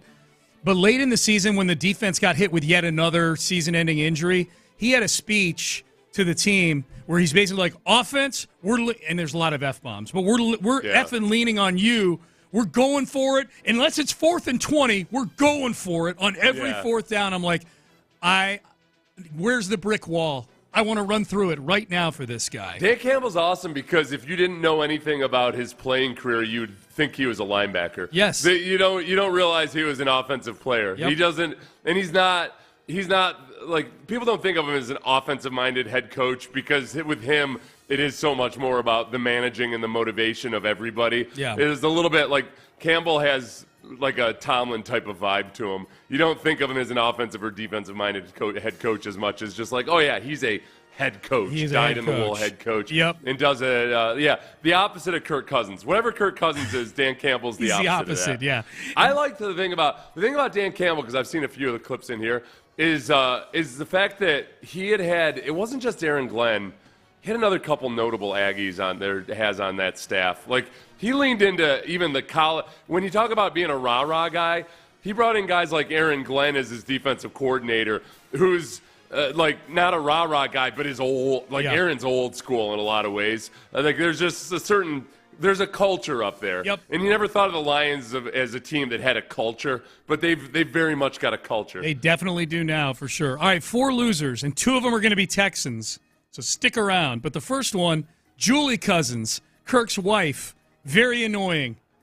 Blamed Cousins center. They had a play in the season opener against the Steelers where Cousins going into the game had been complaining about how there's just so much motion in this new offense that he's in Atlanta. You know, there's just really a lot of motion. And sure enough, in that Pittsburgh game, he puts the foot down at the wrong time. The tight end goes in motion. The center snaps it right into the motioning tight end.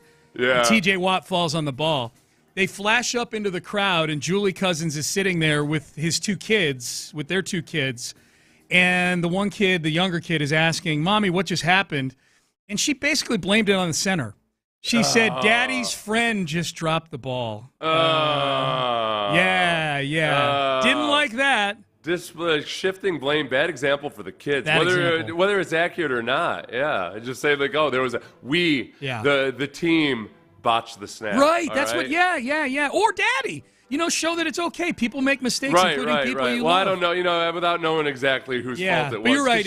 She definitely doesn't know in the moment. Correct. You don't know in the moment whose fault it is. You're exactly right. She's also kind of a drama queen. Like when Kirk got benched late in the season. The fact that he called Michael Penix after the news came out to say, hey, it's your job now. She's like sitting at the kitchen counter with the cameras getting like emotional about how awesome Kirk Cousins is that he called Michael Penix on the phone. I wish there were a scene in there, though, where Kirk Cousins, classic boring dad type, if he had said, like, this new offense, it's so complicated. There's so much motion and everything. If she had said, like, big surprise, you don't like all that motion. Joe Missionary. Yeah. That's It's Netflix. They could have gotten a little dirty, right? Yeah. All right, the last 3. So Julie Cousins, loser number 1. Steve Spagnuolo, defensive coordinator for the Chiefs, loser number 2. You remember there was that game early in the season that the Chiefs beat the Bengals? It was on a very controversial pass interference call that kept the drive alive for the Chiefs. Bengals should have won the game. And the Bengals started out 0-2. The Bengals started out 1-4 on the season, but that made them 0-2 on the season. And Burrow could just see they flashed to Burrow on the sidelines. He'd just thrown a touchdown to put them ahead. And now they're lining up for a field goal. The Chiefs are to win it. He's got his teammate Jake Browning coming up like, hey man, even if they make this field goal, just know that like you're back. And Burrow's like, we're about to lose. Like he didn't say that, but you could tell by the look on his face, like, I don't give a crap that I'm back. We're about to lose. Yeah. Spagnuolo walks up to Burrow in the handshake scrum after the game. Bad at compliments, because he said hey man, other than our guy, you're the best in the league. And I put myself in Burrow's shoes, my newfound best friend Joe Burrow, and I'm like, I don't give a rip about your guy. And by the way, I've beaten your guy in the playoffs before. I think I might be better than your guy.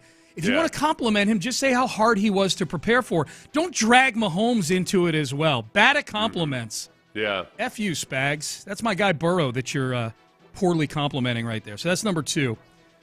Number 3 and 4 are both Texans. We had someone text in last week saying, hey, on the quarterback documentary, the Lions were talking about how there's a safety on the Texans that bit on play action a lot. So we're going to attack him. And I think that texter thought it was Kalen Bullock they were talking about. It was actually Eric Murray. Eric Murray was the safety they identified, the Lions did, as biting on play action and letting receivers get loose on the backside. In this case, it was tight end Sam Laporta. But if you recall in that game, the Lions waited to set up that play, and they did, and they hit Laporta for a huge game, and they end up scoring a touchdown on that drive that helped them complete the comeback in the second half. Eric Murray, not our problem anymore. He's the Magnificent Gladstone's overpaid problem now. Yeah. Eric Murray, loser in quarterback. 3-year, $20 million contract. Yep. The Jaguars can't believe the coup they pulled. The Jaguars and the Texans have a weird dynamic in trading, either name brand or nondescript defensive backs, and then that guy not doing as well with the new team. I don't know why we keep doing this. It's been through multiple different GMs, but you remember Colvin. Yeah. Colvin. The opposite was A.J. Boye. Boye was good for them, yeah. Boye was for the first year at least. Yeah, he was good the first year. Yeah, but it wasn't it was one of those slot cornerback type deals. Well, and they didn't get their money's worth on Boye overall. It fizzled out. Yeah. But Eric Murray got I'm very happy with the safety situation right now. Yeah, I am too. I was really surprised that the Jaguars paid as well. I always felt like Eric Murray got a little too much criticism in Houston just because Bill O'Brien and Jack Easterby gave him way too much money. Yeah. But his versatility was very valuable. He was a solid enough role player. I just wouldn't give him $7 million a year like they did. Last one, Bobby Slowick, loser. And why would that be? Did they even show Bobby Slowick in the documentary? Well, they did show the Lions game in which the Texans couldn't score in the second half of that game. But the part that made me really angry, Seth, was they honed in on a Lions game in Minnesota. Texans played in Minnesota last season. They lost 34-7 in Week 3 and could not handle any of Brian Flores' blitzes. Blitz-happy, red button punching Brian Flores. The Lions were piecing the Vikings. They scored 31 points in a win on the road in that game. That made me mad. That made me mad that they had Ben Johnson and we had Bobby Slowick fumbling around scoring 7 points in that game in Minnesota. So Bobby Slowick, loser in the quarterback documentary. Man, so there you go. How do you screw up an entire documentary without even showing your face? Without even showing up on it. What the hell, man? Yep. So there it is. This is my overall rating for it. I would give. It's really good the first 3 episodes. It drags a little bit in the middle, but then knowing that all 3 of these quarterbacks sort of end in a cathartic way. You know, Burrow was an MVP candidate who didn't make the playoffs. Goff lost in the divisional round, and Cousins got benched. I was very anxious to watch those parts. Those parts were very compelling. The next big Netflix NFL documentary that I know is coming up is it's a Cowboys documentary, but it looks like a Jerry Jones documentary about the 1990s Cowboys coming up in August, I think. Do you think I'm going to hate watch that? Do you think they'll be forthright about all the off the field stuff with the Cowboys back then? Yeah, based on the trailer 100%. Okay. I think like a lot of these historical ones that you watch, there's not a lot of new information. If you paid attention, there's not a lot new. I mean, Michael Irvin has spoken pretty liberally about how bad the relationship was between Jimmy Johnson and Jerry Jones. And Irvin basically blames Jerry Jones for it. So I think for people that haven't seen those interviews before, this might seem shocking that I'm guessing Michael Irvin will speak in the same manner. But it's just more, I say like 2/3 of the time when there's a sports documentary about an already famous team, you already knew most of the stuff. Yeah. All right, Payne and Pendergast with you. Jeff Luhnow spoke on the Crush City podcast. Does he think he's been blackballed from baseball? Could he come back at some point? Why? Yeah. Well, we'll see. What could possibly have caused that? I don't know. It's weird. People get so touchy about things. We'll find out coming up next. Area 45 with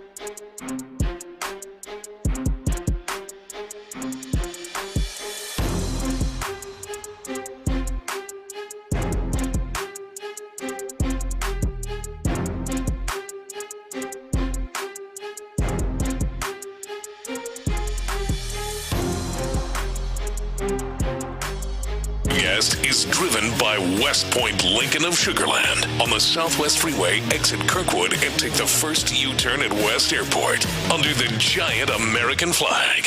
Sports Radio 610 presents Payne and Pendergast. All right, here's Jeff Luhnow from the Crush City podcast. He was on with Tyler Stafford and Chandler Rome last week, and it's a good interview. Do you get the itch? Oh, by the way, we should preface, Jeff Luhnow doing fantastic in his next chapter in life. He works for a company, it's called Blue Crow Sports. I'll look it up during the break. They own they own a bunch of soccer franchises. Yeah, international soccer teams in Mexico and overseas. And when you say he works for, I mean, it's his company that he CEO, raised money for. Yeah. Yep. So that's what he's doing these days. He seems very, very happy doing it. The day they did this interview, his company had just closed a deal to buy a team over in France. So they're continuing to add to their portfolio.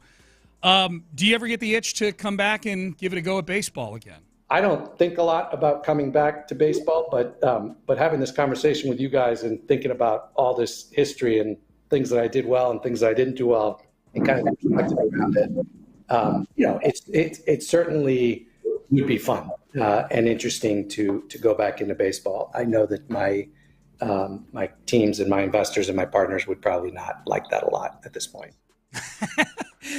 Hey, I know I raised all this money to buy all these soccer teams, but the Mets just called. If you think about it, honestly, it's pretty impressive that it's impressive what he did. Just before we get into the actual Astros side of things, he was coming off the heels of all this controversy and everything, and then it was in like 2021 that he founded the company, raised money from, I think most of the investors are from Houston, and just had this vision to go out and, hey, I'm getting in the soccer biz, or football as he now calls it. Mm-hmm. I was offended. But obviously he's in that world. He calls it football. So, and he goes out and buys several soccer teams. And he's not the GM. He's the owner / president of all those. But he's managing multiple franchises with different dynamics and the way they handle trades and salary and everything. And you can hear in this interview God, the guy's just so smart. He is really smart. And it is. The entire time that he's talking about whether or not he would ever come back to baseball, it's tough because I'm really happy with where they are with Dana Brown, and obviously he's never going to come back to Houston. Out of the league, without officially not allowing, I don't think would allow it. But I almost feel like there's so many guys that are building on or trying to emulate what Luhnow did that it's just kind of sad that he's out of the game completely. Yeah. And originally, we should point out, it wasn't the league that banned Luhnow and A.J. Hinch. It was Jim Crane's decision. It was originally a one-year suspension. Yeah. And what would have been interesting about that, you look skeptical that that's the case, but neither here nor there. Let's pretend at face value that they were suspended, because Alex Cora got suspended for a year and came back afterwards to the Boston Red Sox. That would have been the ideal year to get suspended. That was the COVID year. Like, you could have just looked at that. Well, that's a throwaway. Nobody's counting this season anyways. Right. You would have gotten good value out of that one-year ban. The timing would have been good. Yeah, I'm not a conspiracy theorist about it or anything, but it just everything was a little bit too convenient that the Astros got the punishment they did, but meanwhile also the owner decided to fire both the manager and the GM. And, maybe. I wouldn't be surprised if there was some kind of pressure from the league to be sure Crane handled it. No, I wouldn't. My point was that it was 2020. Yeah. If they actually did that, it would have been the COVID year. That would have been a good year to be suspended for a season. Luhnow points out, now if you think he's blackballed, he says he's not. He's heard from a few Major League Baseball teams. I've had, I'm not going to tell you who, but I've had 2 or 3 owners contact me and ask me if I was interested in either a role as GM or another role, maybe as a different role where I'd oversee the sporting operation. And in all cases, I said no, because at the time I was raising money and starting my company.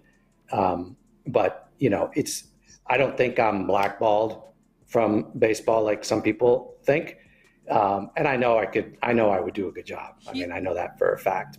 He's the GM equivalent of an elite baseball player.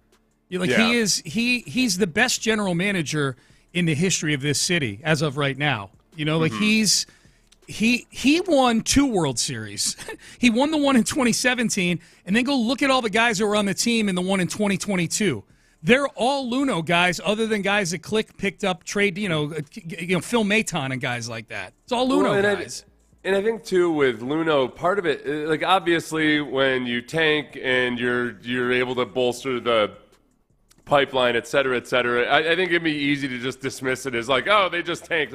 It wasn't just the talent that they got, because the tanking didn't really help that much in identifying all the Latin American prospects that, for one, most of baseball thought guys like Framber were just too old, over the hill at the age of 19. And all of they did so many, going aggressively after Cuban players when a lot of teams were hesitant to go after Cuban players. The contract they gave Hughley was pretty aggressive, at a time where people weren't as comfortable in scouting Cuban players. He did so many things to improve the talent level above and beyond just tanking, but then also creating a system developmentally where there was just way more cohesiveness and a common theme at each level of the game. It was building the entire organization. The things that they built, that he and Brent Strom worked to build on the pitching side of things and the analytics. Yeah, it really, it was impressive. And you credit Crane for having the gonads to do it with Jeff Luhnow. It was a very atypical hire in a lot of ways. Yeah, no doubt. Texter says, if you ran a poll, I think a lot of Astro fans would want Luhnow back. That's interesting. I don't have an issue with it. I mean, I think Dana Brown's doing a fine job right now as GM, but if they were to bring him back, I'm over 2020 or 2019 or whatever. If I based it just on social media treatment of him, in the last couple of years, I've definitely noticed a very, very positive, like a more unanimously positive appraisal of it. Everybody's kind of gotten over whatever hard feelings they had or what have you. I thought Luhnow, when he was asked these questions by Tyler Stafford and Chandler Rome, they were very fair questions. I thought Luhnow was doing a really good job of being respectful of Dana Brown and the Astros. 100%. Yes. He said he didn't really want to, if the Astros invited him to a game, he might go to an Astros game someday, but he's not going to go there. He said he's been to Texans games and he's been to Rockets games, but he's had opportunities to go to Astros games, but he hasn't gone. And I think he's just trying to be as respectful as possible about that. Said he hasn't. When he says that he's had conversations with owners, I 100% believe him. Compared to, remember when Greg Williams claimed that 7 teams had offered him the head coaching jobs without interviews? Didn't he say he got letters from a bunch of teams? Yeah, he said he's had requests from 11 teams, and even claimed that 4 of them would have given him the job without interviews. Yeah, he's a clown. That's Greg. Greg Williams is a whack job clown. Yeah, Luhnow's the opposite of that. No, yeah, I believe Luhnow, and Luhnow had said that not just GM positions, but some had talked about overseeing, I forget how he phrased it, like sports operations, which led me to believe that maybe there's some owners that reached out to him that own multiple teams across different sports. Yeah. To oversee, operation, like a COO, kind of what he's doing now, but with multiple sports possibly, I really, what he's doing now, it's fascinating because he owns multiple clubs, soccer clubs, but it sounds like, wow, that's a lot. And then you realize, oh yeah, that's a Major League Baseball organization when you've got all of your affiliates, whether you own them or not, and all managing everything. Baseball's fascinating. Of all the sports which would be a bad GM at, baseball is by far the worst one because just of the immensity of the organization and trying to manage all those moving parts. So for him, it makes sense that, okay, yeah, we can manage multiple teams and keep all these moving parts because this is a lot like a baseball system. Well, I wonder what it was like him.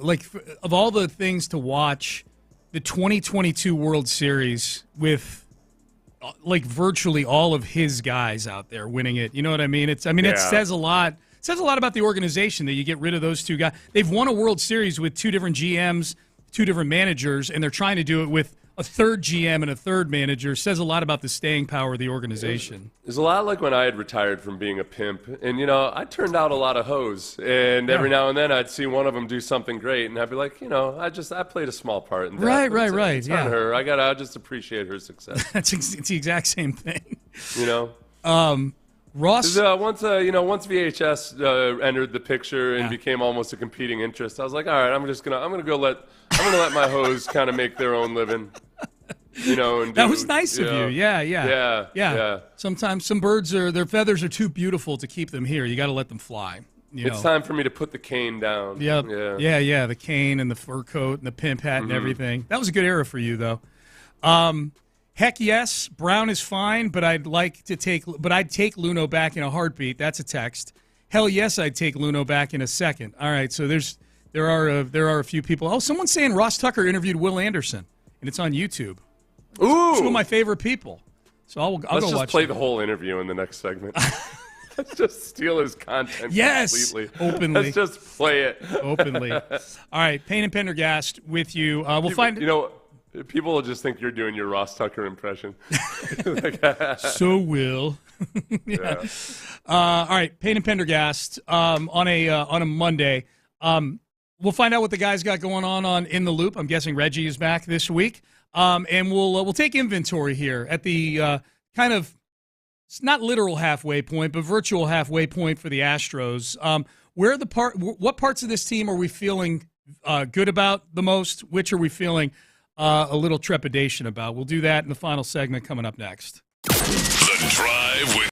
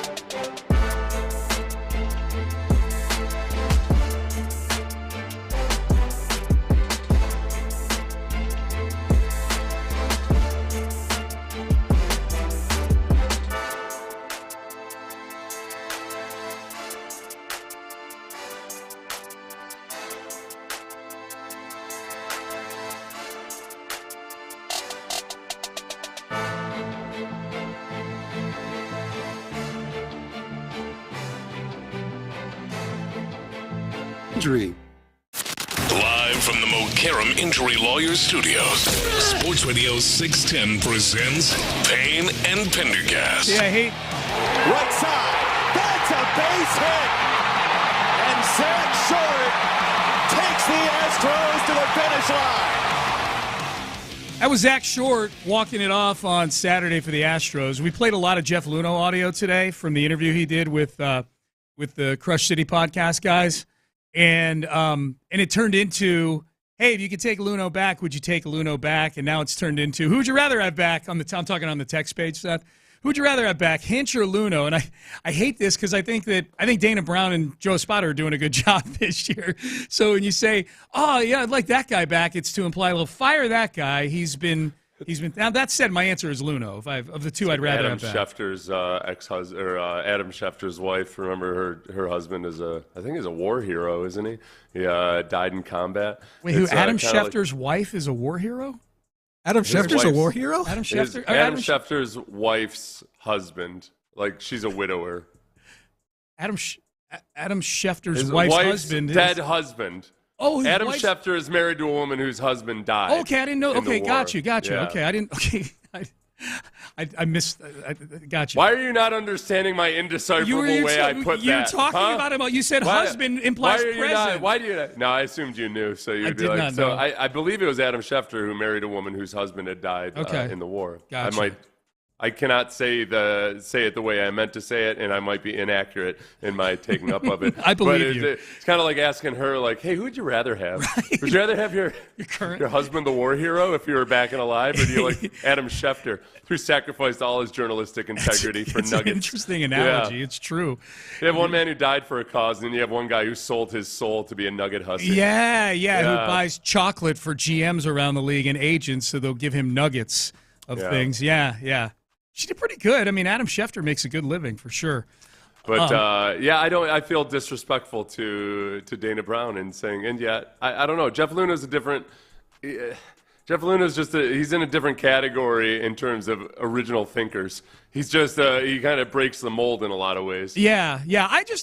Look, I'm fine with where the Astros are, and they've done great things since both those guys got fired, Hinch and Luhnow. But that interview did make me nostalgic for what might have been if the sign stealing had A, never happened, or B, had never been discovered. What might have been. But they've done fine. They won a World Series. Yeah. Schefter's wife's husband, he was a first responder who he died in 9/11. Oh, wow. Okay. I never should have started joking about this in the first place. Mostly I wanted to take a shot at Adam Schefter, and now everything's taking a very dark turn. It's when you said husband, because husband implies present, and that you didn't say former or ex-husband. No, I understand all that. I just don't want to talk about it anymore because it's a tasteless joke. Yes. Oh, gotcha. Okay, gotcha. Well, let's talk about the Astros. Thing you are most excited about from the first half of the season that you think carries over into the second half of the season? That's a really good question. Because some of I guess Jake Myers is a big one. I think Jeremy Pena's ascendancy to, at the time of his injury, being one of the best three players in the AL by wins above replacement. Yeah. I think Jeremy, that excites me the most. Yeah, Pena. And yet I'm also keenly aware that he only has 2 years of team control left, which means I have to start mourning him and looking for the next so I can marry some Adam Schefter somewhere. That's the thing for me. Like if it were a week ago, and I were to name the things that excited me the most, well, let's say like 3 weeks ago when Pena was still healthy, it would have been Pena, it would have been Jake Myers. It would have been the top two in the rotation of Hunter Brown and Framber Valdez. It would have been Josh Hader at the back end of the bullpen. Like, other than Pena, like a week ago or a week and a half ago, you name those things. And now all of them are going into the break with some level of, either, sketchiness or injured or lack of momentum. Like Hader's not had a good couple outings, although he got kind of victimized by the ballpark he plays in. Hunter Brown's not been good the last two times he's gone out. I mean, of all those guys we just named, Framber's the only guy that's playing either healthy or playing at a high level going into the break here. Yeah, it's funny that as good a position as the Astros are in right now, The fact that it blindsided me a little bit when you asked, what are you feeling most positive about? Because I just came off of watching them lose 5 out of 6 games. Yeah, that's fair. But in the grand scheme of things, oh yeah, I remember a couple weeks ago when I was riding the high and everything, the universe was aligned in our favor and all that. I remember those days. And Jeremy Pena was one of the things I was most excited about. Almost a week ago to the minute, we did a segment like, when are they going to lose a series again?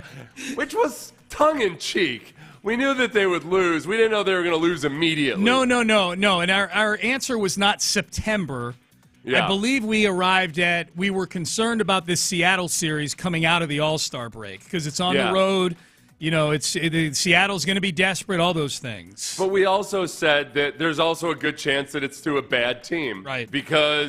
And not because, hey, the Astros played down to bad teams or anything, but just because that's baseball. These things happen. Yep. The Guardians had to slug. The Mariners had to slug it out with the Guardians right before the Guardians came in to face the Astros. Yep. So the biggest part of it was a good reminder that, man, there's a bit of luck and flukishness when it comes to winning that many games with these AAA players scattered about all over the place and with half your starting pitchers on the IL, all of that. You can play above expectations, but, man, to be as good as they were, there's probably a little bit of good luck involved with that, and just say, hey, we'll take the good luck. Where they are right now, before guys come back from injuries, you see just how precarious the situation is in that you can't afford bad performances by Hunter. You can't afford bad. They got away with a bad performance by Framber two performances ago. Yeah. But the All-Star break was needed so badly right now because if you look at Hunter, look at Framber, and then I don't put Lance. Lance isn't a bona fide number 3 guy right now, obviously. But all 3 of those guys, they racked up so many pitches in the early innings in these last few games to the point where, and you're realizing the reality of the situation is, man, the bullpen's been great, but they can't afford to have the starting pitcher have a performance like this. No. Not with these bats. No, with the things that are going on around him. I didn't like Lance's answer after the game on, what was it, Friday that he pitched? Yeah. That he said, keep in mind, he pitched 3 innings, gave up 5 runs, threw 83. He threw 83 pitches in 3 innings. I mean, so let's start there. His quote about the game was, game boils down to 2 pitches, 2 out, 2 strike pitches to 2 lefties that I should be able to handle. So it's just kind of the story of the game right there, end quote. And I'm going, I mean, yeah, those 2 at-bats were really important. They drove in runs at crucial times where you could have gotten out of it. That's an answer you use if you pitch 6 or 7 innings, scattered some hits. The 1 inning you put a couple guys on, you make a bad pitch to Cal Raleigh or somebody like that, some home run hitter. And that's that's that answer. You can't have that answer in a game where you only go 3 innings because you threw 83 pitches. It reminds me of that old saying about how people go broke most of the time, and it's that it's very slowly and then all at once. It's usually a combination of a bunch of bad decisions or bad luck, and then all of a sudden the death blow. Yeah. Like that's what that was. Okay, you can afford to have a couple of 2-out, 2-strike bad pitches in a game if you don't have a boatload of runners on base and if you haven't run your pitch count up. Yes. It's good. He's got to reframe it in his mind to stay positive and all that. But, yeah, it doesn't – it rubs you the wrong way a little bit. When 83 pitches in 3 innings. Yeah, come on. Acknowledge that at least you're not being – and that's, that's who – Lance is never going to be an economical pitcher. He's never going to be efficient. He's always going to have a high pitch count. He's never going to be a 7 or 8 inning guy. And that's just who he is. But he does have good outings within that framework. Friday just wasn't one of them, Well, even within that performance, you could still see when he has his command on various pitches, he's really, really hard to hit. But, man, his command – I was at the point where I was giving the umpire a break because the umpire was all over the place in that game. But, I mean, on any given pitch, Lance was 2 feet outside the strike zone and then back into a pinpoint around the corner. He was just so erratic. Biggest disappointment for me in the first half is Christian Walker. And it's hard to come up with others that are – I mean, other than the injuries. The injuries are a major disappointment, but I can't blame anybody for those.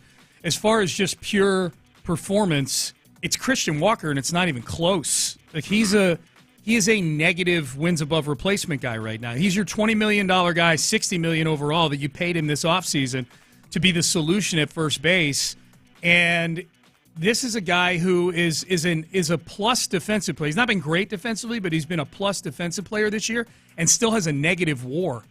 So I don't want to hear anything from people when I tweet that I'm going to have a hard time watching 2 more years of Christian Walker that, well, he's only batting, his batting average is only 20 points less than what he normally. His OPS is 660. That's terrible for a guy that's getting $20 million and you're batting cleanup half the games. Yeah. That's awful. That's the worst part. That was a huge component to them going 18-18 to start the season instead of being what they've become over the last couple of months. Is that Christian Walker nobody came up with more guys on base than Christian Walker, and then would strike out half the time. I think defensively has been the biggest letdown where with Bregman would go through his funks offensively, but he was always really, really good as a fielder. You look at outs above average, and in the last 3 years, Christian Walker had 14 outs above average, 12, 13. Yeah. This year so far, he's on pace for 0. I can do this math in my head. They're a little bit over halfway through the season. He's at 0. He's on pace for 0 outs above average. So defensively, he's not been the same guy. That was a good job. Did I get that right, Ben? Fact check me on that. Fact check. If it's 0 now. What's 0 times 2? Yeah. Ben? 0. 0. Okay, you're on track. What's 2 times 0? Yeah. Come on, Ben. You can 0. He almost tricked you, Ben. I could see the nervousness. That's the old commutative property. Did I get that right? Where you move them back and forth like that? It's back and forth is the same. Something Communicable like that. disease property. That's right. Yeah, that's it. There you go. That's John Lopez. Luke Morrow in. Reggie Attatul out 1 more day. He's pulling a Lopez. Yeah. I've created a trend. Taking that extra day to recover from vacation. Yeah. Y'all can blame me. Lopez. Yeah, did I mention that when Sean did, you know what Sean was doing on his day back from vacation? What's that? Drinking at Lizards. Yeah, that's how he had to That's not how it works. I had to get back in shape. That's not how it works. It's tapering. Yeah. I had to get back. I had to get my groove back. Yeah. Oh man. So what's happening? Good weekend, boys? Terrific weekend. I feel like I made Luke sick though. Why? By the way, Reggie's going to be back tomorrow. Did I make you sick? Did you mean what happened? Yeah, you picked up on that? I did. I was chatting with him before the show, and I was sick all last week. I tried to fake it as best I could, but I was miserable. Thanks for coming in. I was facing me directly 4 feet away. But I was very careful. I would stay away from people. Obviously with Luke, I didn't hug him or kiss him or anything. Suppose all the hugging and kissing that you do around the office. And I came in this morning, and I say, "What's up? How's it going?" All right. I'm like, oh, crap. Oh, you infected him, huh? Oh, crap. Okay, well, for what it's worth, I feel good. Good. I feel good. So what's the question of the day? The question of the day, now, let me be very, very clear here. I believe him. And him being Isaac Paredes. Okay. But what's an excuse you hear that immediately makes you skeptical? Because when I heard, well, he'll be back fine, after the All-Star break, but he's going to miss the All-Star game because of a family matter. I went, I've used that. Family matter? I would imagine teachers probably get the family issues all the time. Because there's nothing you can do. Yeah, all right, I'm not going to press you. Yeah. But you know what sucks about that is when you genuinely have that excuse and you're offering it as when you give an excuse that is 100% valid, but you feel like they're going to assume that I'm just making this up. What if the dog really ate your homework?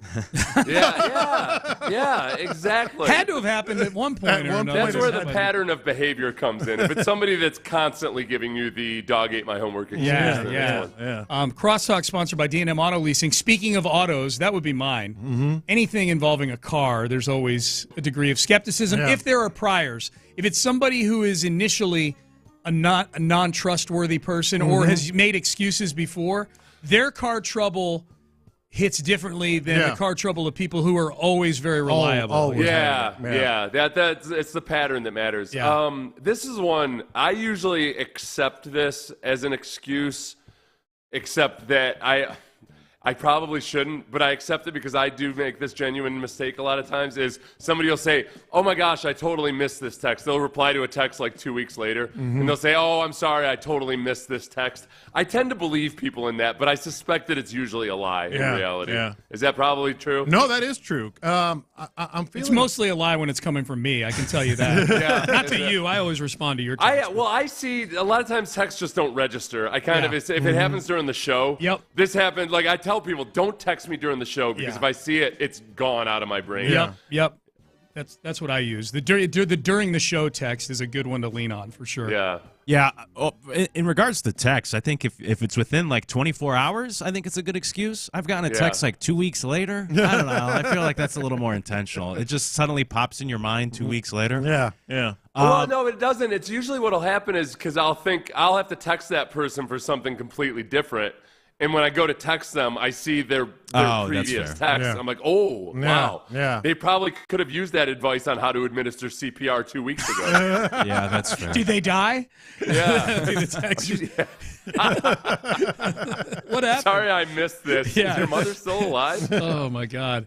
All right, this is a good one. I like this. Yeah. I'll be taking notes at 10:40 so I can use some I'm of these. going to out Mark Vandermeer. Well, I cut Luke off, though, I think, didn't I? Did Luke get to his? Oh, I was going to I hate to be the bad guy, but I think we've gotten to a point where I'm very empathetic with mental health for sure, but I think we've gotten to a point where now people realize they can use that as their excuse and you can't ask any questions anymore. Mental Health Day. Yeah, so we have like so many athletes, especially in the NBA, use that all the time. Like Ben Simmons used that as an excuse for not playing. He skipped whole seasons over mental health. Kyrie Irving just ran away from the Nets, mental health, and then he's seen in the club like partying with his sister, but he can't play basketball. Yeah. So I think that's the new one where you just throw that out there and no one can say anything. Yeah, they can't you can't. judge. Yeah, that's a big deal. I think people, unfortunately, are taking advantage of it. Yeah. Royce White. Yeah, there's a part of me that coldly and callously wants to be like, hey, being mentally unhealthy comes with a gig, all right? If I took a mental health day every time. I'm going to need you to fight through this a little bit here. All right, Crosstalk, sponsored by D&M Auto Leasing. Seth, antibodies, especially the ones that'll protect you from Lopez. God, dog, I feel bad. To you. You know why I'm not feeling so great today, but my issue was the bug I caught was I haven't been I've been off refined carbs for a long time now, but I was at the grocery store yesterday and you wouldn't believe the deal they had on half dozen day-old cinnamon raisin bagels. Oh, those are good too. I don't even mind the day-old. The bakery made ones too. These weren't Thomas's. Yeah. It was like I had about the equivalent of a dozen bagels yesterday. Man, I'm feeling it. A bakery bagel is a good solid 30 or 40% bigger than a brand name bagel. Well, and I had to eat them all yesterday because they were day old already. That's right. The last thing you want to eat is a toaster and everything. Yep. I slaved in front of a toaster all yesterday afternoon. What'd you slather on them? I'm sure you didn't eat them dry. What'd you put on them? About 3 sticks of butter. There you go. That's baby. what I'm looking for. That's my man. That's the old Seth Payne right there. All right. We are done. We are out of time. You're listening to KILT AM, KILT FM HD2, Houston, an Odyssey sports station. Luke Morrow in for Reggie Atatula, John Lopez, Figgy Fig. They're in the loop, and they start now. That's right. Happy Monday. Happy All-Star break. Probably good timing for the Astros. I am in for Reggie one final time. He'll be back tomorrow alongside John Lopez and Figgy, as mentioned, and you can join the conversation throughout the next 4 hours on the text line 713-572-4610. Also in the YouTube and Twitch chats as well. Hope you had a great weekend. Hope you had a better weekend than maybe the Astros against those Rangers the last couple of days. We've reached the All-Star break. Seems like a good time to take a few days off for these Astros, but this is what I find interesting, and this is where we can start the conversation. I'll ask you guys. Dennis Green always used to say how you feel about your record depends on when the wins came and when the losses came. Mm-hmm. And so it's interesting that we're at this All-Star break, and if you were to just zoom out and take the big picture, the fact that the Astros have led the league in guys on the IL and yet are still in first place, are still 16 games over 500, are just 3 games out from having the best record in all of baseball. And Looks yet, good, huh? That seems pretty good, but then you finish the quote-unquote first half 1-5, and Hunter Brown got knocked around twice, and things didn't look so good the past week, and it seems like a lot of doom and gloom right now with the Astros fan base. So I guess just to start, I'd ask you, how do you feel right now about this Astros team? All right, before I get to that, is it any consolation that I feel really bad right now? I feel really, really bad right now. Yeah, why is that? If it's any consolation as well, for the second time, it only takes about 7 days to get over whatever it is I gave you. If I in fact gave you something. I feel fine. I'll be honest with you. I woke up Saturday. Saturday was a little rough. And then yesterday was a lot better. And today I actually do. I sound worse, I imagine, than I feel. But I feel fine. Okay. And I hope, Ron coming in here next isn't the next one that it spreads to, but I feel good. All right. Don't worry. That's rough. Well, and I was going to try to disguise it too, like you last week, and then you just outed us right off the bat. So Lopez's new nickname, Patient Zero. Yeah, that's right. Tuesday and Wednesday were rough, as you well know, off air. I was blowing my nose and coughing and gagging and everything else. So you'll be okay. It just takes about 7 days. It just takes about 7 days. Yesterday's when it really was gone. But on to the Astros. That's a great question. How do you feel about them? Because I actually went to a different place. Like, they're talking about, okay, after the All-Star break is when, obviously, we all know the push really begins. What's the best way to get there? After having seen what they did against the Phillies, Cubs, and Dodgers, where we're like, wow, how do they do it? Amazing. They just keep, the culture and the way they do things is just trickling down to all these young players and the young pitchers coming up and getting it all done. To this past, 6 games where we're like, whoa, there's really only 2 pitchers on this team right now that you can count on. Lance McCullers Friday night was not good.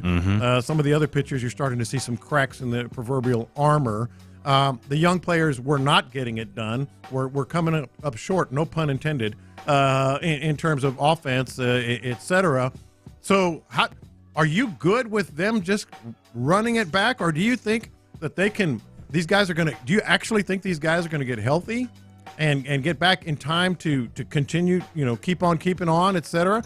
Or, and I know you're going to want to get to this, if not here later, I mean, is a trade deadline all of a sudden a possibility? There's like 3 paths there, and frankly, how do I feel? I don't know which one would be best. Yeah. I really don't. I'm with you in terms of pitching. I think they desperately need help at pitching, and I don't think it's going to come internally because – well, it's the Astros, unfortunately. Like, we can keep talking about when these guys come back, but I think it's more of an if as opposed to a when, and then what can we expect? Because that was kind of the conversation last year, too. It was like, hey, they're going to get some arms back, most notably Justin Verlander, and he was terrible the second half of the season when he returned. And instead they went out, and fortunately they got Kikuchi, who was a huge addition at the trade deadline, and really bolstered that pitching staff in the second half. And so same idea here where I can't rely on Javier and maybe J.P. France, even Arrighetti whenever he comes back. I can't expect anything from those guys because, I mean, I know McCullers was out longer than all of them, but we've seen how that has gone so far. He's not reliable. Again, Verlander last year wasn't reliable, and if you look to a different team, the Dodgers thought the same thing with Walker Buehler, who was only out for about 12 months, and they thought, hey, we'll get Buehler back second half of the season, we'll be fine. And then he came back, and he put up a 6 ERA. He hasn't been the same pitcher since. So it's hard to rely on simply just the fact of, we're going to get some reinforcements. We're going to get these guys back. But when those guys haven't pitched, most of them we're talking about haven't pitched in at least 12 months. At least Arrighetti pitched earlier this year, but still it's going to be about 4 months.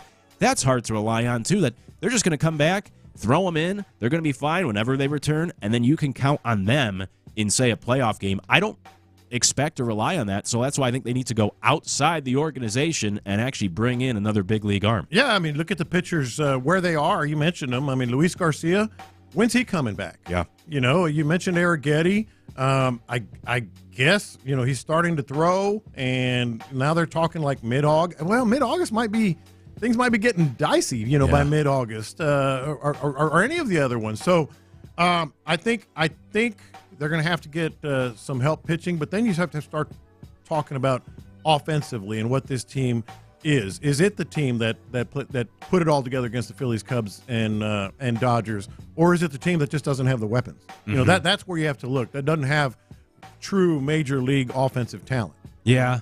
I think I know there's a lot of talk about the lineup, and this week they had a couple of. Saturday was good. Friday and Sunday they didn't do much, especially yesterday against the Volley. They couldn't do anything. And you talk about getting Pena back and Alvarez.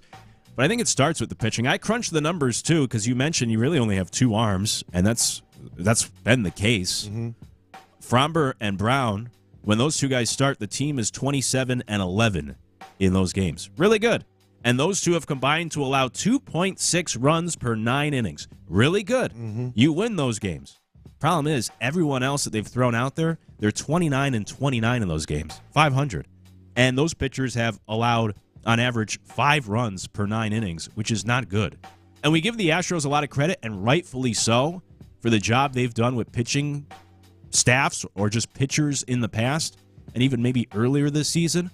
But I think part of it right now on how things are going is that we're just kind of ignoring the output and the numbers because of that reputation. Yeah. And it's almost like one of my favorite shows. I think you're a fan as well. It's Always Sunny in Philadelphia, where, like, sure, it used to be great seasons ago, but we can acknowledge this season's not very good. Just started, right? It's not the same show. Yeah. And it's similar with the Astros where, yes, it's always been great in the past. It's not going as well right now with some of these guys that they're throwing out there where the team is 500 in those starts, averaging to allow 5 runs per 9 innings. That's not great results from everyone not named Framber and Hunter Brown. It's pretty amazing how important Framber has been, first of all. Because he's been great. He had been up and down, a little unpredictable, et cetera, but he's been more consistent. I guess we're at the point now where we have to count he will be good the rest of the way.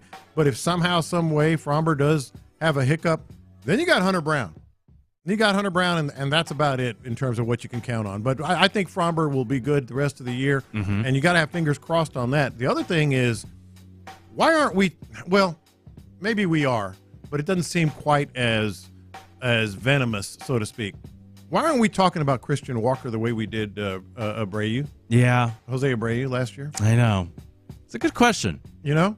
I know. I don't know if Walker has a lot of fans in his corner right now, but it's not as – yeah, the vitriol's not as strong as it was with Abreu. It's fair. I don't really know. I don't have a good answer to that question. I haven't really thought about it. It's a good thought. I think we're just holding out hope that like, this is finally going to be it. He's going to turn it around, and he had that great series against the Dodgers, and he had a good couple weeks, then he disappeared. He came back. He did some okay things this past weekend, but not good enough. I know they were talking about it this morning, where you're paying him $20 million, and he has, like, whatever it is, a 660 OPS. He's having the worst statistical season of his career. Yeah, that's a big one in this lineup, and especially when you lose somebody like Pena and you lose your biggest bat in Yordan, that's exactly who you need to step up as a Christian Walker, especially when he's batting cleanup most of these games. And the OPS is well below league average. He's having, like I said, the worst season of his career. He just can't be counted on. It's a huge disappointment, and that's a good question. I wonder at what point do the pitchforks fully come out. I know Astros Nation is very upset or very angry, disappointed in Christian Walker, but I wonder when we get to that breaking point, like Abreu, where you know everyone's totally out on him. Yeah, he was 11 for 19 against the Rockies in the first game against the Dodgers. Since then, he is a total of 3 for 23. 3 for 23? If I'm looking at it correctly, since then. So, yeah, that's the guy that you have to have. Certainly, Jeremy Pena. We'll see. By the way, Jake Myers on the flagship. They're saying at least, and then this is the Astros saying it now. They're saying at least 3 weeks. Yeah, probably have to double it. Which, the Astros are saying. It's like when your girl tells you, that's right. Maybe 2 or 3. Okay, it's 9 or 10 is what it is. So, yeah, I mean, this is sort of not a tipping point per se, but this is a moment where they got to make some big decisions. And, oh, by the way, we talk about the trade deadline. That's the end of this month. Yeah, it's coming up quick. Yeah. Got about 2 weeks, just over 2 weeks. And that's where I think they need to do something. I think they need to address the pitching staff. I know someone on the text line said pitching has been our best asset. Our hitting is boo-boo.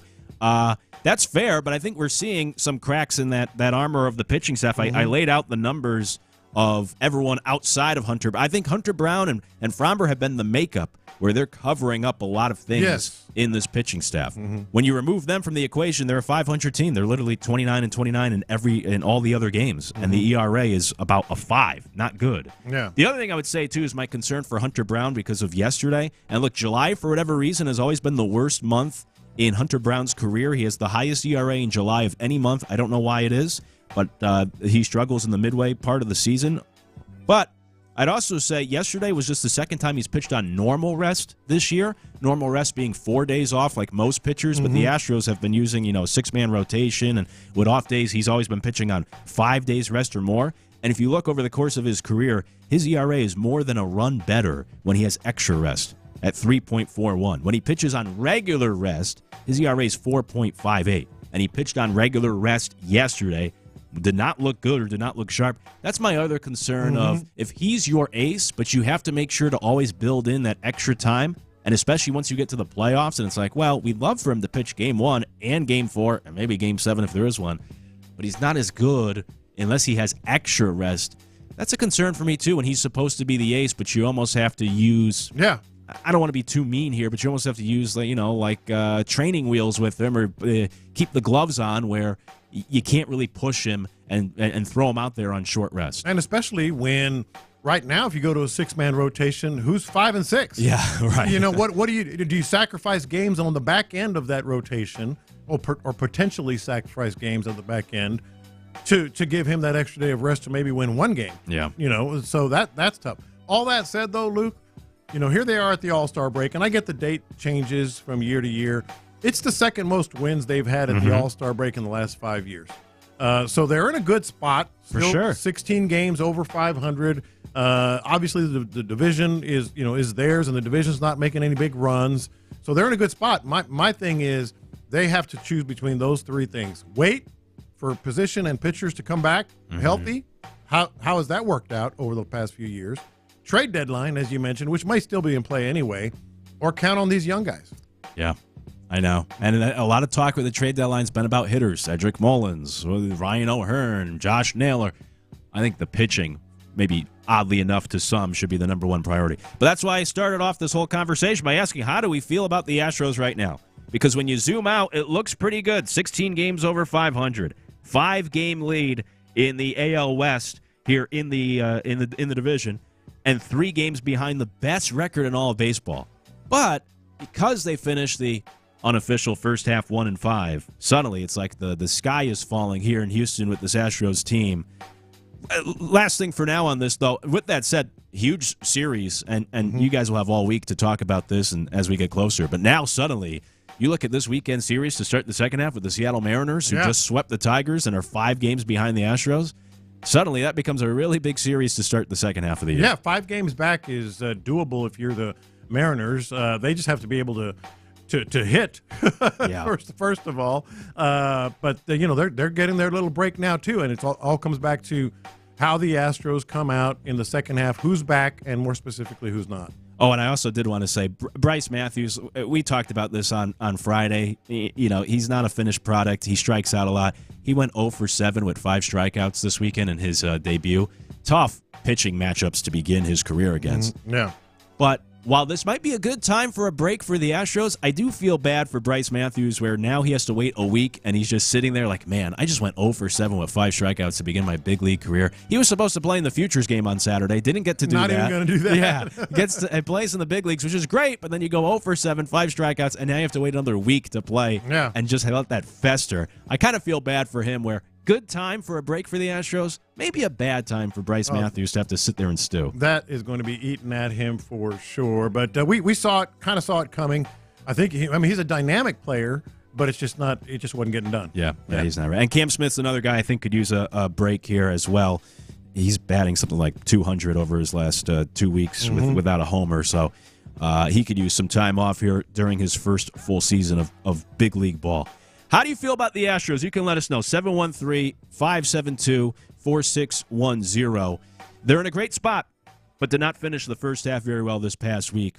Text the show, let us know. When we come back, hey, it's All-Star break, so baseball kind of pauses here for the week. And with that, we can look ahead to Texans training camp, which begins a week from tomorrow. What are some signs we'd like to see early on in Texans training camp? We'll talk about it next. It's In the Loop. Payne and Pendergast.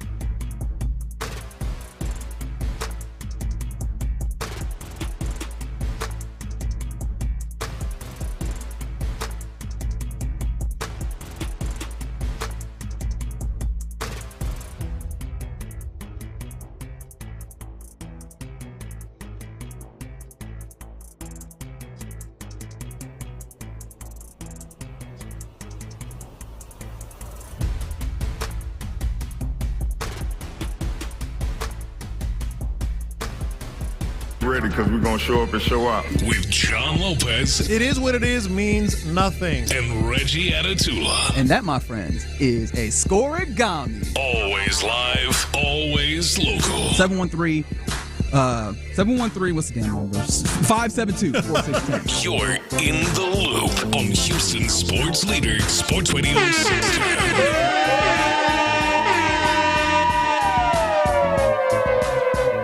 What are some things you'd like to see early on in Texans training camp, which begins just over a week from now? Let us know here on In the Loop. We'll get to ours as well. You can text the show at any time, 713-572-4610. I'm Luke Morrow in for Reggie, who will be back tomorrow, and alongside John Lopez, Figgy Fig as well. We were talking about the Astros to start the show today because it is they're in a great position. However, I know some fans might be a little worried or stressed about the 1-5 homestand this past week. Some of the texts that came in during the commercial break.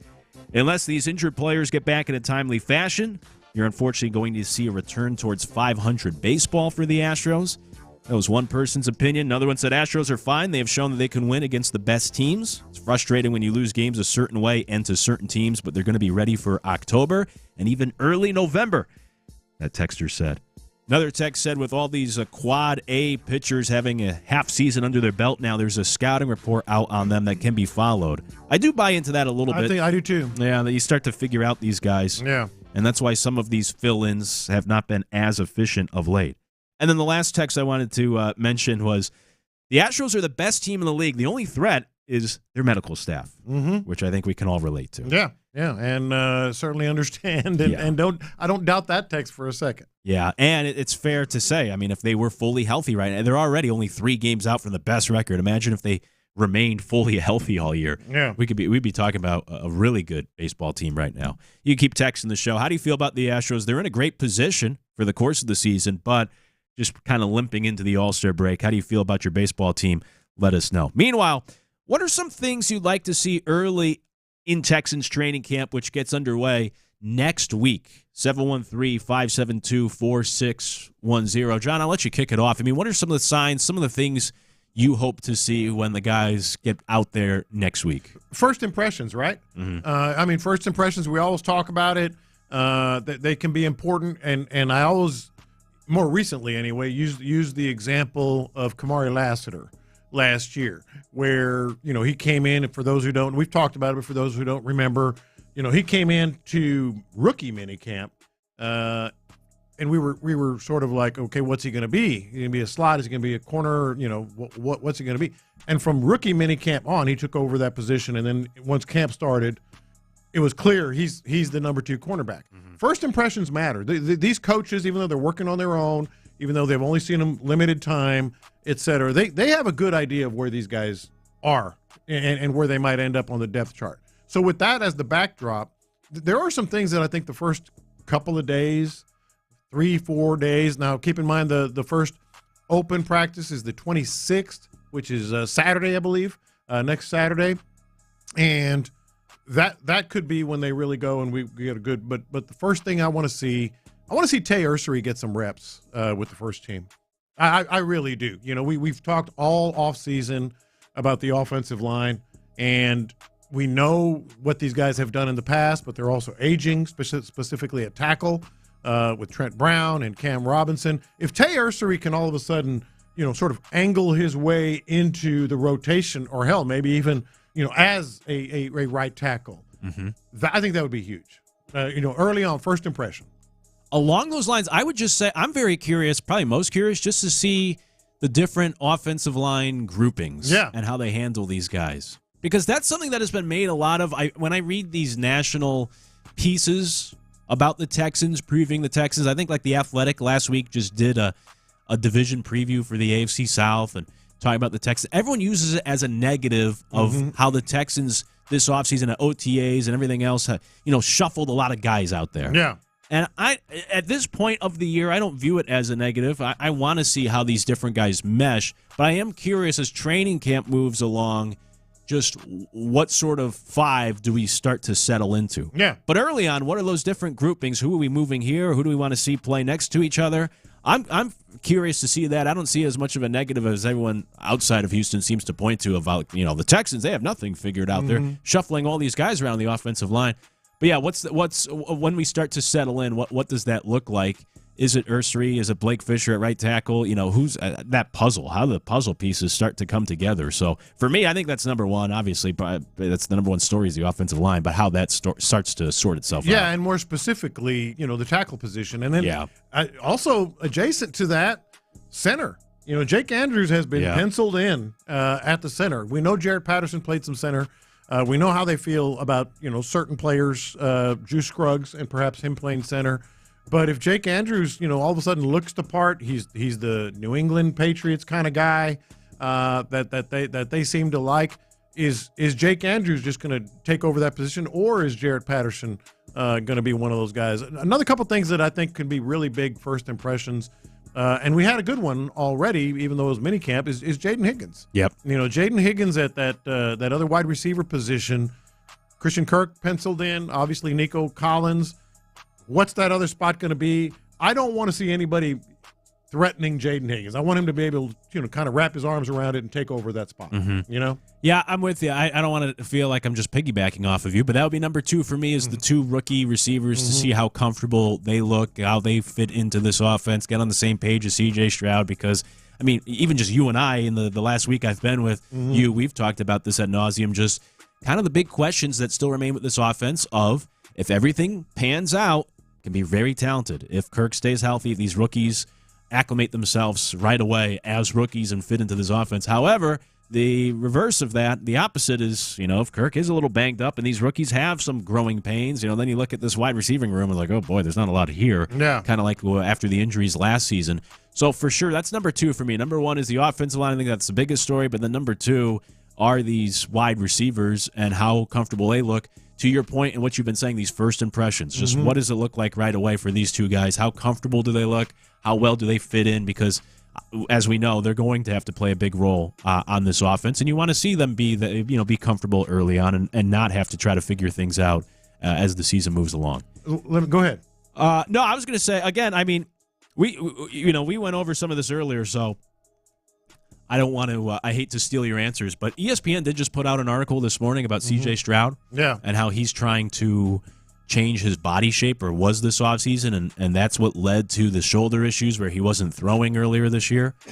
So in the thought that the I guess coming from following the Astros team, having this mindset of things when it comes to the health and the injuries, things are not what they seem, and always having the worst case scenario thought in your head.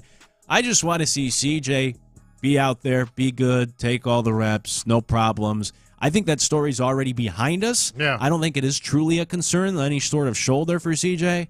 But again, just being once bitten, twice shy with the Astros. Yeah. Let's just make sure our quarterback is 100%. Supposedly changed his body this offseason. Hopefully that doesn't have any other inverse effect, and we're good to go week one. No, I'm with you. I 100%. I think all that is past him, whatever it was that was keeping him from throwing it or whatever. But I still want to see that first impression. I want to see him take every rep that's available to him. I don't want him to sit out any. Look strong, look healthy. Maybe, as you mentioned, look a little bit more, a little different, a little bit more the part or whatever. And then the other part with C.J. Stroud that I'm looking forward to as a first impression is manipulating the offense. I mean, this is the most important thing that has changed in his life. He wanted it, he got it. He's in control of the offense at the line of scrimmage. I would expect he's going to have some moments of having to discuss things with whether it's Gerard Johnson or Nick Caley or whoever. But I want him to get to the line when they go 11 on 11, even if the first couple of practices are just in shorts and helmets, and just have total control of what this offense is going to look like. Yeah, that's a good one too. Yeah. That would be up there as well on my list. Very important. And then I know talking off air, the tight ends for you as well, which you can touch on. But what I also find interesting in this conversation is I think the focus has really been on the offense. Is there anything on the defense that we really need a first impression of or need to see, or we just feel that good about the defense with the big pieces all returning from a year ago? Well, we do feel that good about this defense. We do feel that good about this defense. But there are things that you want to kind of hone in on, and they have the depth. When you can talk about depth on defense, you're in a good spot. But I do want to see – I just kind of want to see C.J. Gardner-Johnson and his impact on this secondary, you know. And I want to see Jalen Petrie back. And who's the other nickel, so to speak. Yeah, that's fair. You always want to see the new guys, right? Anyone that you bring in to the team, see how they fit in and how they look in the Texans uniform early on. Figgy, what's one or two things you're looking to see most next week? Y'all pretty much said them all, but the one thing, I don't think y'all mentioned this, but I want to see Nick Chubb, man. True. I want to see how he looks out there. If he's out there the whole time, or are they going to kind of manage him a little bit? And I think that's going to say a lot. If he's out there all the time, taking majority of the reps, because he might be RB2 or maybe RB3 or somewhere around there. If he's out there all the time and we maybe see Dameon Pierce out there a little bit, maybe nursing the injury or something like that, I think that could say a lot. You know, that's a really good point. Like, it's almost like a separate topic. What could you see that could make you feel really, really good all of a sudden? You know, tight ends I mentioned. If you see Cade Stover, you know, all of a sudden getting and nothing against Dalton Schultz and fitting in this offense versus last year, he might be a new man just period. He's a proven tight end. But if you see Cade Stover, you know, making some big time plays, and then the other one you just mentioned, Nick Chubb, if he looks, you know, explosive and it's all back and they go 11 on 11 and I don't know that they don't take him to the ground, but if he looks like that, like he's finding those spots, you know. Yeah, even if he's just out there, because remember last season, you know, we saw some Dameon Pierce, but then you saw a couple times where he wasn't out there. Yeah. But if Nick Chubb is out there all the time and taking most of those reps, then I think that could say a lot, man. Now, if he wasn't out there all the time and, you know, out there a couple days and then a couple days he's resting and all that stuff, then I might be a little concerned. Yeah, I don't want to be talking about, all due respect, because obviously these guys are at a very high level. I don't want to be talking about, you know, Jahar Jordan looks pretty good. Nah, I want to make it very clear these are our top two guys. Yeah. You know? Yeah. Nah, if Nick Chubb is out there looking sharp and clean and crisp, that might get me excited a little bit. Yeah, I could get behind that. For me, it just always comes back to the offensive line, though. That's what will get me really excited. But over the course of this conversation, as we're seeing, a lot of these questions or a lot of these things, not even necessarily questions, a lot of the things we want to see are on the offensive side of the football, which leads to still some questions on that side. It begins next week, though, for the Texans training camp. You could text the show. What are some of the things you want to see early on? 713-572-4610. What are those first impressions that will be important for you? Takes us to our question of the day. What's an excuse you hear that immediately makes you skeptical, whether it's true or not? What is an excuse you hear that immediately you might not be buying? Let us know, 713-572-4610, and we'll get to those answers next in The Loop. Texans training camp starts now.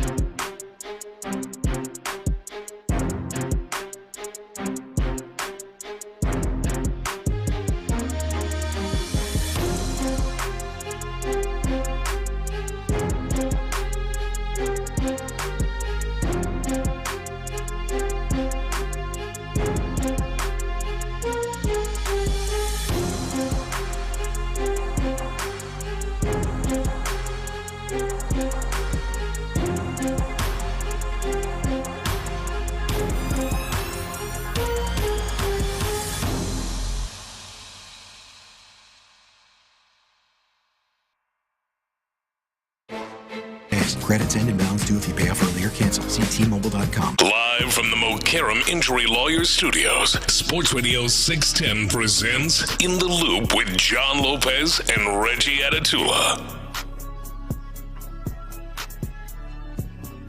What's an excuse you hear that immediately, true or not, makes you skeptical? Let us know on the text line. 713-572-4610. It's our question of the day, and it's because Isaac Paredes won't be going to the All-Star game this week. Said because of family matters. Yeah, man. I believe him. Yeah? Pretty much. Make you a little skeptical, though? What, like, in the believability, and first of all, I wouldn't blame him, and I don't blame him, and I couldn't blame him, nor would I want to blame him if he just like, hey, I want to go back to Mexico, hang out with some family. You know, he's been carrying a lot of weight on his shoulders. Just chill, unplug. Hell, we all do that. Yeah. You know, I did it week before last. You know, Reggie did it last week. Yeah. By the way, Reggie will be back tomorrow. We all like to just unplug sometimes. So I don't blame him.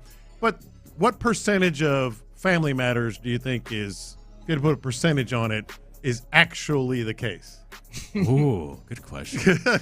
I would say... Because there was a little part of me that was like, hey, I don't blame you, buddy. Just go have fun. Yeah. I was kind of thinking, too, because I felt like he got snubbed at one point. Twice. Yeah. So now y'all want me to be in because these other guys Oh, I didn't go there. So I'm like, nah, I ain't about to do that. Yeah, I didn't go. Like, y'all ain't about to give me no third-place trophy because the other people didn't want it. Yeah, there was a pitcher on the Phillies who did the same thing, who, you know, was like third option. He was like, nah, I'm good. Maybe if I was actually voted in. And so he turned them down.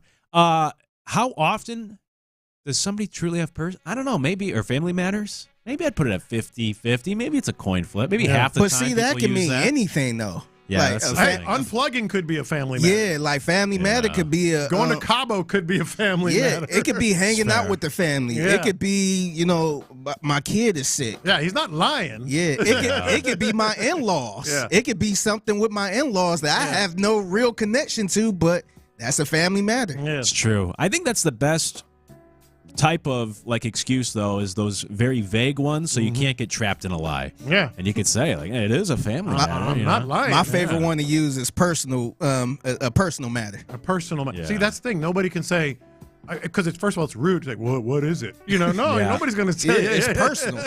It's a personal matter. Yeah. Here's the other thing that could be at play here, and then I'll give you some of mine where I kind of go, maybe not. He might have, after he was snubbed the first time and then snubbed the second time, he might have booked a trip to Cabo. Yeah. I was like, I don't want to cancel that now, you know?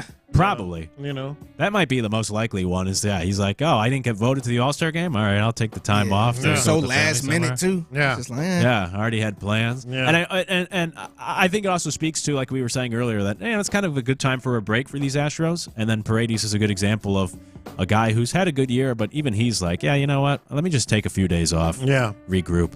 All right, so what are some other ones, though, that you're skeptical about? The ones, and Figgy's going to laugh because I've used them on Figgy before. Oh, man, you're tipping your hand now. But I will say, sometimes it's absolutely 100% true. Sometimes it's not. Sometimes it's not. Oh, I got a thing. I got a, I got a thing I got to do. And that's kind of in the same vein. Although people do ask, what is it sometimes? It's not like a personal matter, but it's kind of hard to say, well, if you're booked, you're booked. Yeah. You know, you're booked, you're booked. Yeah. or especially us being in this business, I got to go to an event. Yeah, that's or it. Yeah, I got a work thing or something outside the actual work. Yeah. I got to do something for a client, man. Yeah, that's good. I'm always intentionally vague along the same lines. Like if I always say like, something came up. And people usually don't ask questions like, "Oh, what came up?" You know, so that's usually that's something came up is pretty weak though. Yeah, yeah. They probably know I'm lying, but that's usually my go-to. Sorry, something came up. Can't make it. Something came up. Yeah. Oh, really? Yeah. One of my go-tos, and I feel bad for doing this, but if somebody called me or text me, I ain't talked to in a long. Oh, I was just thinking about you. I was just about to call you, man. Damn, I was just about to call you, man. I got a little tired of just right now. I wasn't about to call this brother. The one I use, and again, the majority of time was true, but not always, is when Gibson was alive. Oh man, Gibson's been in the house for 6 hours. I gotta let Gibson out. It's a good one. That's the perfect one. I gotta let Gibson out. That's a good one. You don't want crap all over your house. Yeah, like the dog at the house. I gotta let him out. It's a good one. Perfect. Similarly, I always hear from new parents that they say, like, the best part is I can use my kid to get out of anything. Anything. Yeah. Anything. Kids is the go-to. Oh, they've just been, they got a little sniffle or anything, Make up anything. They're just really, they haven't slept all day, something like that. That's a good one. I kind of feel like I can out Mark Vandermeer now. I don't know if he appreciates it or not, because I think there is plausible deniability here. I don't know if he's ever actually used this excuse. But a long time ago, he was telling me, he goes, I got it. You know how Mark is. I got it. I'll help you out. I'll get you taken care of. Don't just say car trouble or flat tire. What his recommendation was, now, again, I don't know if he's ever used it. I don't know if he has used it. Say you got a flat tire, and then once you get there, rub your hands on the tire a little bit to get all that tire smudge on your hand. Like, yes! See? I was actually changing a tire. See? Look at my hands. Yeah. I got to go wash my hands. That's pretty good. I like it. Mm-hmm. Somebody did say that on the text line, too, was the flat tire. Mm-hmm. That's one that you're not really buying these days. Yeah. If you rub your hands on the tire and they're dirty. Yeah, there you go. Yeah. I think You're welcome, Texas. I think you're better off saying I had car trouble. Yeah. Because car trouble could be anything. Mm-hmm. It could be a dead battery. Yes. And you have no clue what it is. You could just say I'm having car trouble. Don't you wish that you could be, and I'm not that person, and I think most people are not that person, but don't you wish you could just be that person that says, no. Oh, man, I wish. I Right? wish. Yeah, Oh, Larry David in Curb Your Enthusiasm. Yeah. He just doesn't care. He says however he feels. Or, Absolutely. I know. Yeah. Instead, you have to come up with these lame excuses. Yeah, I get so upset when I help people and don't want to do it, but I do it anyway. Yeah. And then when I ask for help from that same person, they just say no. Yeah. I'm like, wait a minute. I wish I had that in me. Hey, man, we're going to go to blah, blah, blah after the show, and we really hope you can come or whatever. I wish I could just say, no. Nah, I don't feel like it, man. Not feeling it today. Yeah, that's the dream. I mean, again, going back to Curb at Larry, he's a millionaire. So, the dream is to get to that position solely for that purpose. Yes. That you don't have to worry about, how your image or, brown-nosing anymore. You could just be you because you have enough money you don't care anymore. Yeah. What about a popular one in Houston that everybody use? Traffic. Traffic. Oh, yeah. Traffic, That's a man. pretty safe one. It was backed up on I-10. Man. I can tell you guys this. Probably 95 or better % of the time, if I text you guys, and I've done this, hey, such and such happened, I'm going to be running a little late. I tell the truth on traffic, because traffic is a sorry excuse in this city. Unless it's legitimately, this is beyond even normal traffic, I don't use traffic, because everybody will roll their eyes. Of course there's traffic. You've lived in Houston for 35 freaking years. Plan for it. Yeah. Yeah. Oh, similarly, I love this one from the 832 because I actually dealt with this not too long ago. Somebody was supposed to come out to the to my home to do some work. I think it was just pest control or something, and they blamed the rain for why they couldn't come, which is such a terrible excuse. But that's what 832 says. As a hospital worker who works 12-hour shifts and can't leave until we are relieved, the worst excuse is when a coworker says it's raining too hard to come to work. What are you talking about? And see, I didn't understand. When I first moved here, I remember people saying, man, I ain't going out. It's raining. Yeah. I used to be like, man, what? We used to kick it in the snow. Yeah. It used to be a full-blown blizzard outside. We still going to the club. Yes. But then I kind of understood because it's a different type of rain here. Mm-hmm. Like, you could get some streets that flood. You get stuck. So I kind of understand now when people don't want to go out when it's raining. Again, but I thought that was a sorry excuse, though, I still think it is. You live in freaking Houston. There's going to be traffic. There's going to be rain. There's going to be high water. That blew my mind. Plan for it. That blew my mind when somebody said, nah, I ain't going to go because it's rain. I'm like, what? Mm-hmm. Yeah. No rain going to stop nobody from going somewhere. I know. We had some professional service cancel on us because, no, it's raining. We can't come out. What are you talking about? Get in your car and get over here. I have an appointment. Yeah. Somebody said having to cut out of work at least half of the day because my air conditioning is not working right now, and my home is 96 degrees. I hope my boss believes me. So I guess that's a true excuse for him. Mm-hmm. But do you buy somebody who says, hey, my air conditioning isn't working, I got to go home? Yeah, see, that's... what you trying to go home in the heat for, man? That's a dicey one. Unless you got a dog or something there. But And then there's the foolproof, fail-proof. There is literally nothing you can do, and you should feel guilty if you feel skeptical about it. I got to take a mental health day. 100%. Man. I got to take a mental health day. Because then you're just a mean person. Yeah, exactly. I hate to be that guy, but this is the new one that everyone uses as the fail-safe. And it's almost a shame because obviously there's really mental health issues out there, and I'm very empathetic and I take it seriously. So I think people take advantage of it. Yes. By just using this. No one can question you. Yeah. And it kind of defeats the whole or it waters down when people truly have these issues. But yeah, I said it. A lot of athletes have turned to this now of like just my mental health, and you can't question them. Yeah. And I think it's a lame excuse. So yeah, that's one that I don't buy, depending on the context. But you feel bad not buying it.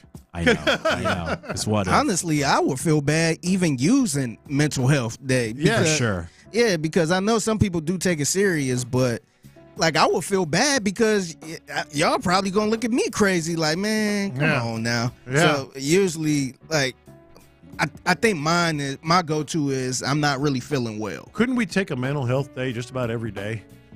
Yeah, I know, right? No, you can. Yeah, I know. It depends on what your like limit. Everyone has a different how much you can handle or when you actually need a break. So that's one I've never used. Just like I've never used like death in the family or I got a funeral because of the karma. I will never use those excuses. Yeah. Like my aunt died. Sorry, no, because I don't want to put that out there. And so. just know if I say traffic, it's real traffic because I won't use traffic as a lame excuse. Bet you got something to do after the show too, huh? Oh no, that's you can't true you sometimes. can't hang out with us because you got something planned. I got a thing. I got a thing right after the show. On the text line, anytime somebody is sick around a holiday, so like if you're sick on July 3rd. 100%. Yeah. Yeah, 100%. Yeah. I employ about 300 lifeguards. Their favorite excuse is, quote, a family emergency. Yep, similar to what we were talking about. Yeah. Car trouble in general is one I don't believe for a second. Mm-hmm. Yeah, if you just say car trouble.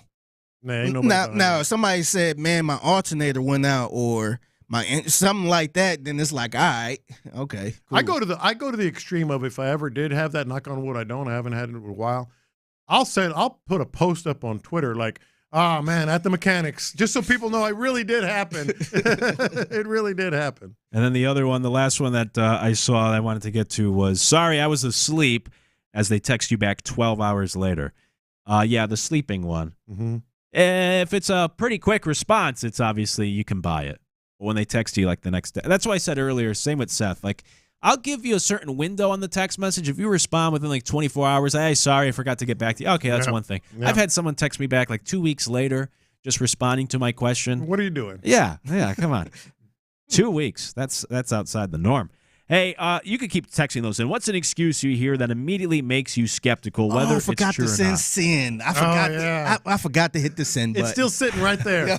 How can you believe it? Screenshot it then. Yeah, I don't buy it. 713-572-4610. When we come back, it's time to go around the NFL, including have the Texans changed the league moving forward? We'll get to that next in the loop. All right, Ability Trees right now. Ability Tree.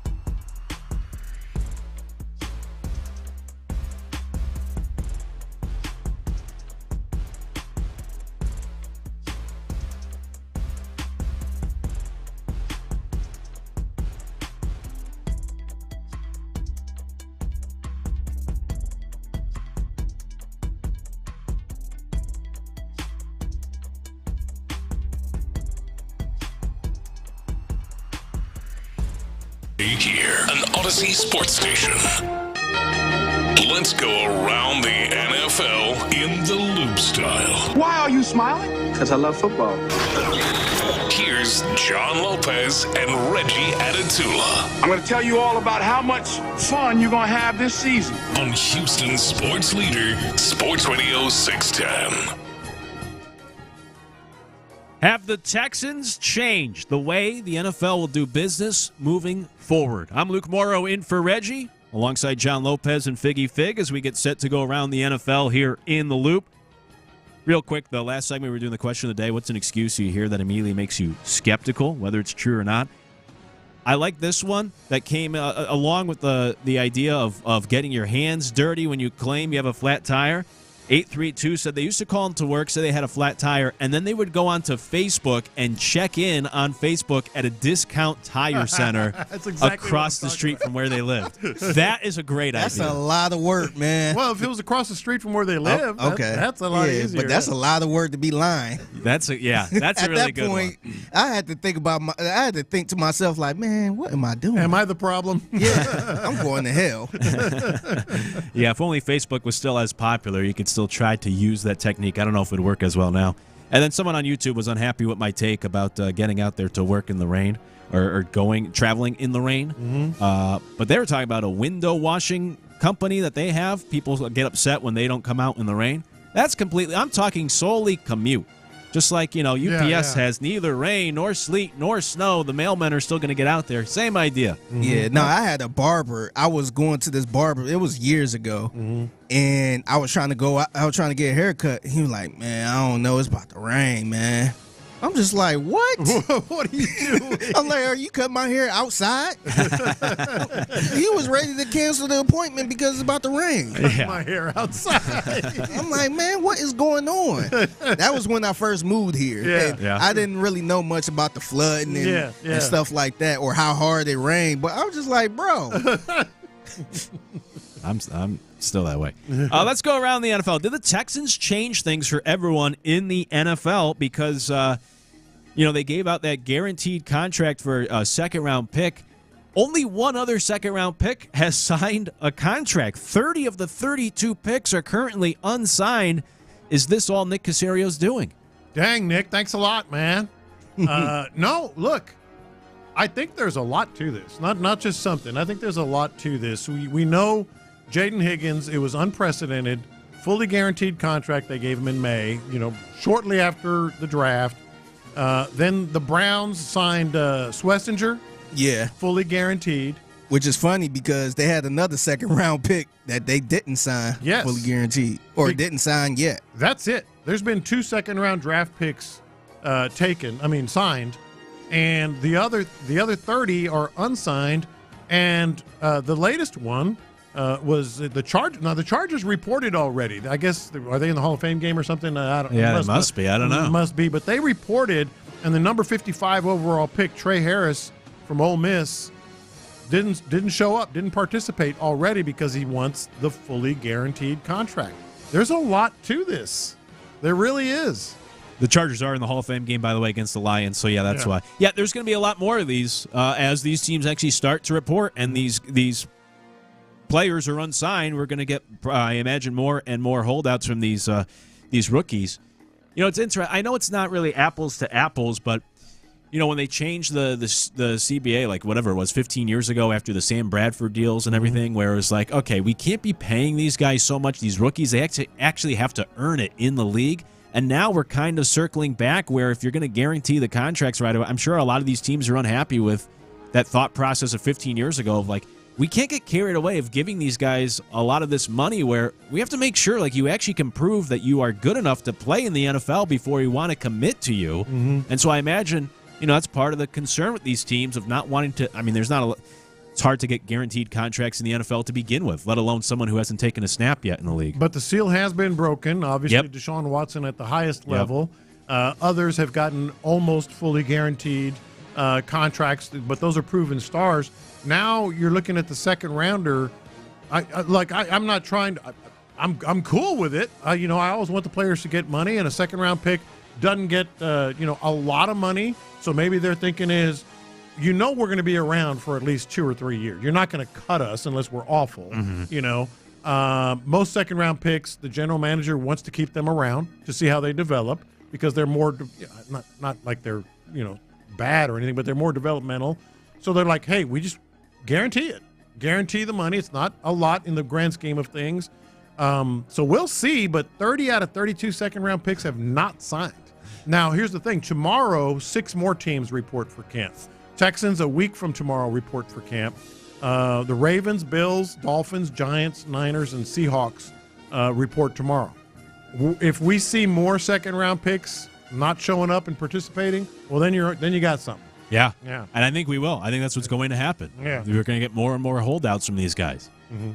And then I guess it also depends what happens from there. If a lot of these teams start to cave, then, you know, it becomes the new norm or the expectation for draft picks moving forward. Mm-hmm. Whereas if teams hold their ground and it's the players who have to cave, then this is just kind of a blip. Mm-hmm. You saw what the Texans did with Higgins. Other guys tried to wield that same power. It didn't work, and now we just kind of move forward. Mm-hmm. So I guess it kind of depends how things play out in the coming weeks leading up to the season on if this becomes like the new norm and expectation in the future, or if this is just simply some other players seeing an opportunity, trying to use their power to get that guaranteed contract. Didn't work, potentially, in this hypothetical, and we go back to the way things were. Yeah. And the biggest headline was Shamar Stewart, you know, and he was vocal about it. But his was more about, I think it was the language in the contract somehow. But I'm sure the guarantee was at play, you know, at some level.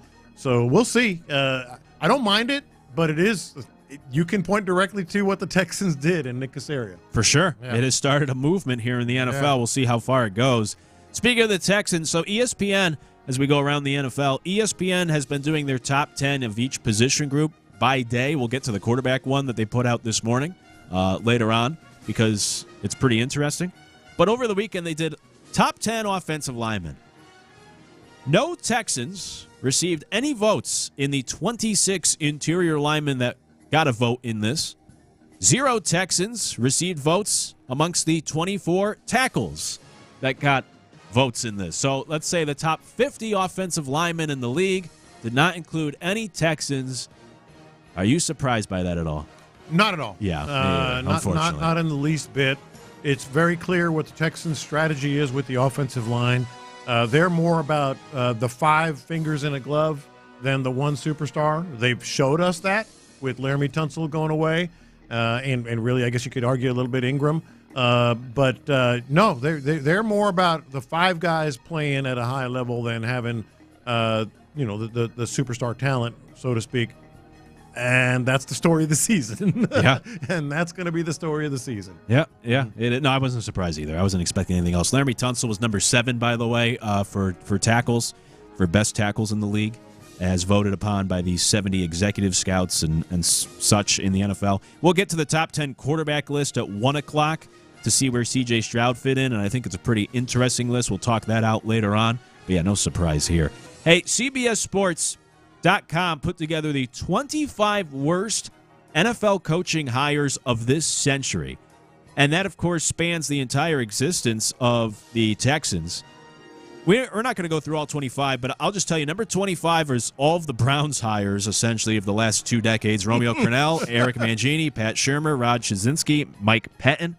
24 is Nick Saban, which, just as a quick sidebar, I think Saban is very underrated. He's like a punchline as an NFL coach. I don't really know why. He had a pretty good year with the Dolphins, and of course we all know about, they chose Dante Culpepper with his bad knees over Drew Brees. Things could have been completely different. But he beat Bill Belichick a couple times in the Patriots, and he had a pretty good season. I think it was the first year with the Dolphins where they almost made the playoffs. Yeah. So that's just a sidebar. I think we really underrate Nick Saban in the NFL. He was only there for 2 years. Anyways, then we get to some Texans hires. Who would you guys deem would be the worst hire in Texans history for a head coach? David We'll Culley. have a chance to win football games. How many? I don't know. Well, so David Culley is on the list. He's number 23 on this list, but then Lovie Smith is number 22. They have Lovie ahead of him? Yeah. And ahead means worse. Yeah. So Lovie Smith is the worst hire, and then David Culley right behind him. David Culley's behind Lovie's. The most important thing about football is the football. That's a good one. That Lovie Smith is the worst hire I've ever seen. You can Lovie? Yeah. Lovie? I mean David Culley. David Culley. Okay. David Culley's the worst hire I've ever seen. You can talk about anybody. Who are the top three? Let me see. Let me skim down here.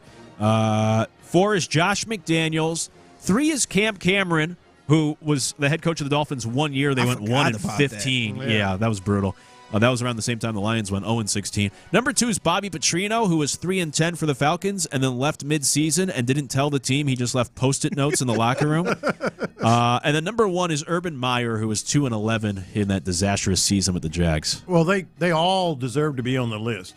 But you said worst hire. That's how they framed it. Yeah. Josh McDaniels, you could justify the hire, and, obviously it didn't work out. Cam Cameron, I don't know if you could justify that one.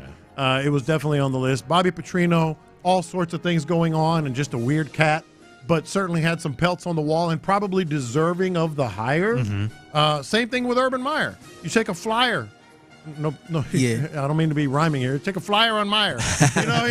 But in terms of like just the worst hire, when they hired David Culley, we were all like, what the hell are they doing?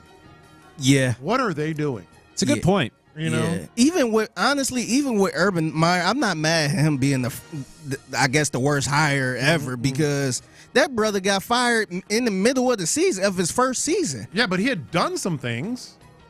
He had done some but things. It was a disaster. It was. Absolutely. I think all of it, He couldn't even last the whole season. At least Culley lasted the whole season. Well, they didn't have anywhere to go. He wasn't doing anything. And it's all the other stuff, too. Like, Urban did not travel with the team. Yeah. And then was found like hanging out with a 20-year-old in a bar. Like it was just everything that went into it. It was so weird. And they were expected to be good. Yeah. They were expected to be good. But see, all those things of these top 4 and 5, as he mentioned, they did things to deserve to get fired. That didn't mean they didn't deserve to get hired. Yeah, no, we didn't look at it as a bad hire when it happened. David Culley. I think David Culley was like, "What? We never even heard of him." We were working together, Figgy. I came back from the introductory press conference when he was the Texan staffers standing in the back of the room had a 1,000-yard stare after that. Yeah. They were like looking, like staring off into the distance like, oh, my God. I take it a step further before he actually got hired. Yeah. We were sitting there.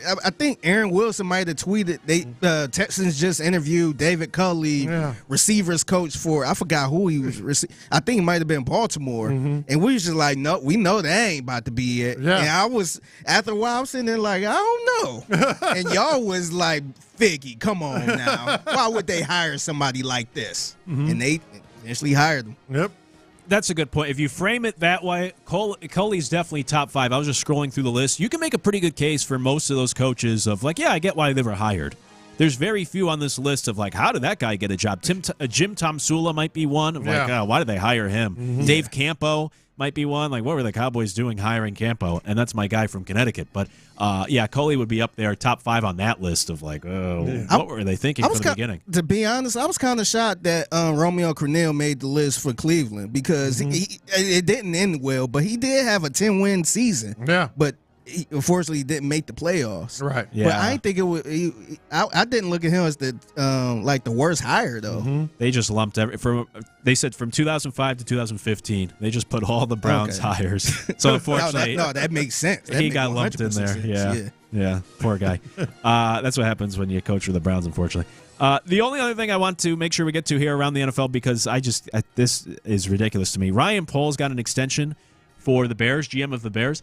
I don't like arrogance. I much prefer people that are humble. When Ryan Poles was hired, he said, like, we're going to run the NFC North. They have won 3 division games in 3 years. He has won a total of 15 games his team has in his 3 years. He's very arrogant. I don't know why. And then somehow he gets a contract extension out of it. Mm-hmm. I don't get it, but the Chicago Bears extended their GM, I think, for another 3 years, even though they've averaged 5 wins per season under Ryan Poles. And you are 100% right. But, hey, he's smart enough to have, picked a guy that was trending in Ben Johnson. True. And doing that. Ben Johnson may be awful. We don't know. Yeah, right. Yeah. I know they're hopeful in Chicago, but why don't we wait to see how things play out before you give the GM an extension? That's around the NFL. We're going to stay with the NFL because when we come back, we feel really good, of course, about the Texans this year, their chances, their ability to win the division. What if this one thing happens? Will you feel differently about the Texans in 2025? We'll get to that next. It's In the Loop. All right.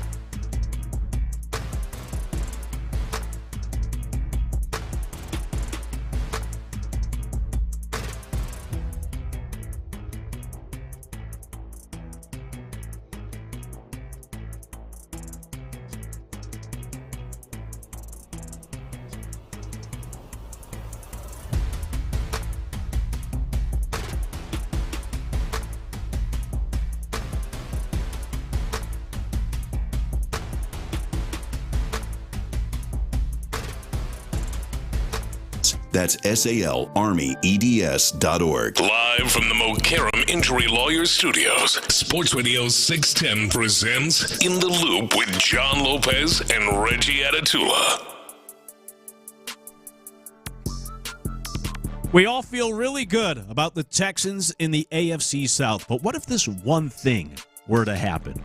We'll get to that. I'm Luke Morrow in for Reggie, who will be back in this seat tomorrow and moving forward alongside John Lopez and Figgy Fig.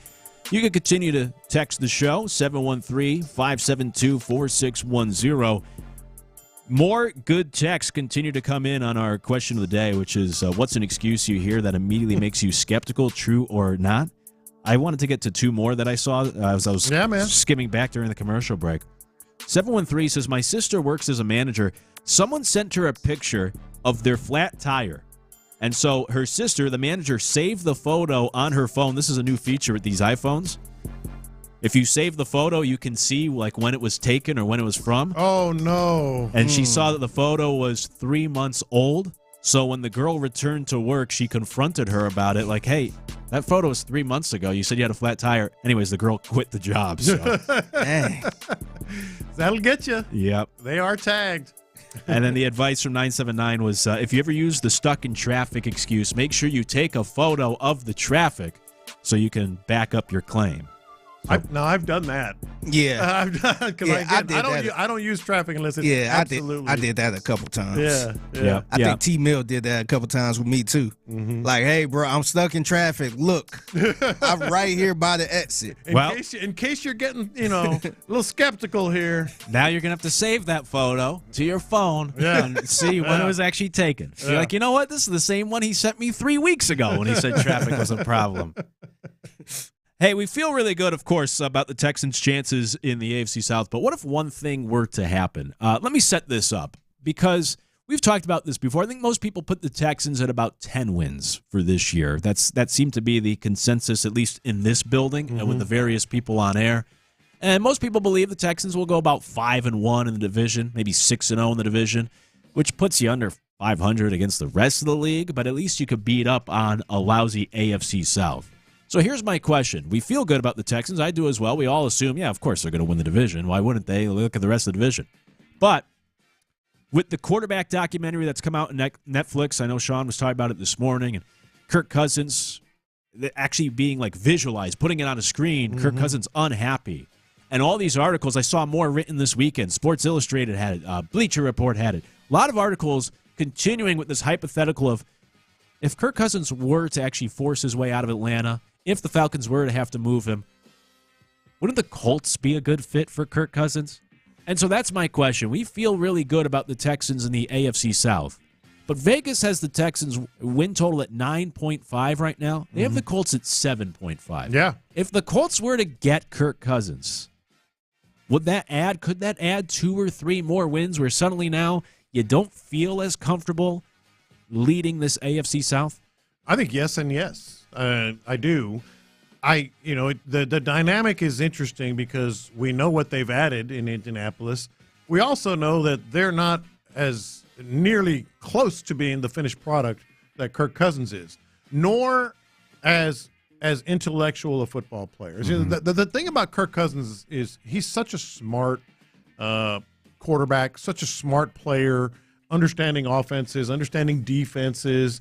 That alone would make the Colts a bigger threat. And I know it doesn't sound like anything a Texans fan like myself would want, but I think it'd be interesting as hell in this division. I think it'd be a fun division to watch, and a division race with the Colts, who are the consensus number 2 pick, right? In the division. Yeah, and I know we probably shouldn't compliment or say good things about the Colts, but of course, 2 years ago they won 9 games with Gardner Minshew. Yeah. And Kirk Cousins, he's not going to win you a Super Bowl, Kirk Cousins, but he could certainly win you a division. He's done that before, and if you can win 9 games with Gardner Minshew, you throw Kirk Cousins in the mix, you should be able to win at least 9 games with him, and it's certainly an upgrade over Anthony Richardson and probably Daniel Jones right now. I agree.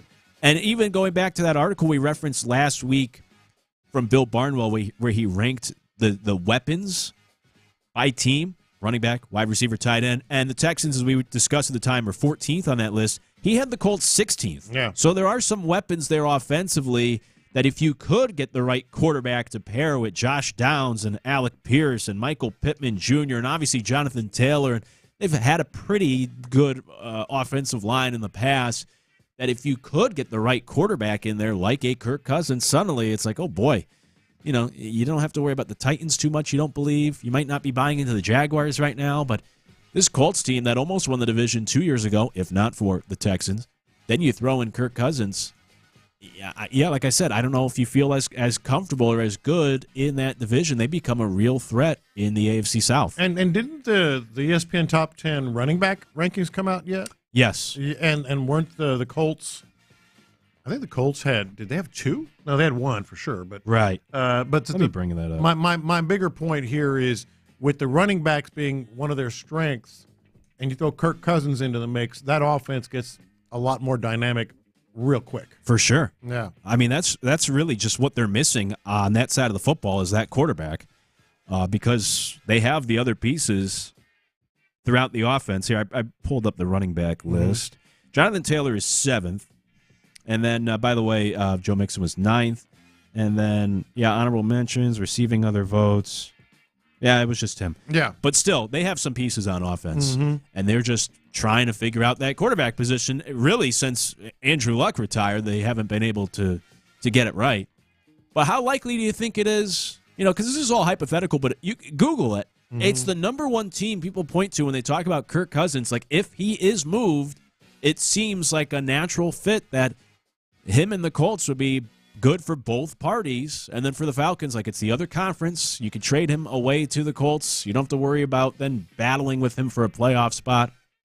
But do you think we get to a point here where, I mean, look, the regular season is about 6 weeks away. At this point, do you think Kirk gets moved at some point out of Atlanta? I think Kirk wants to get moved. Yeah, I agree. And I think the odds when you want to like that go exponentially higher.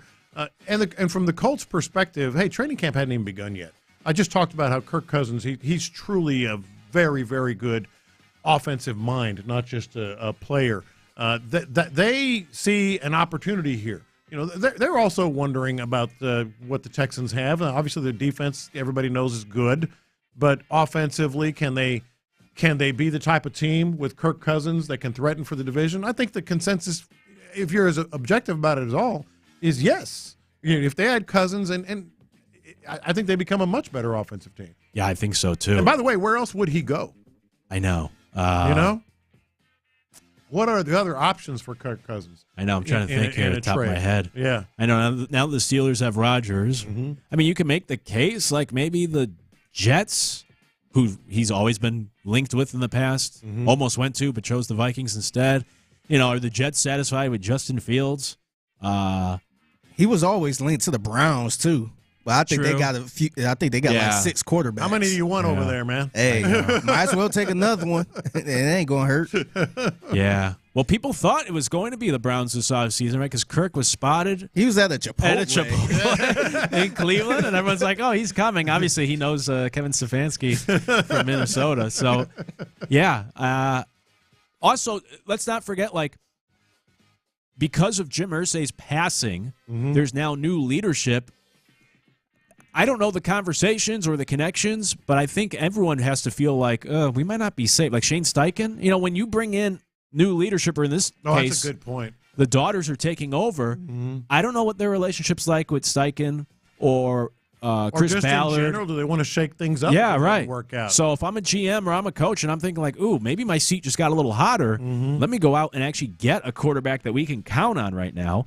I know on the text line, someone said Cousins is ass. Relax, man. Y'all tripping. He's not. He's not ass, no. He's not. He's very good.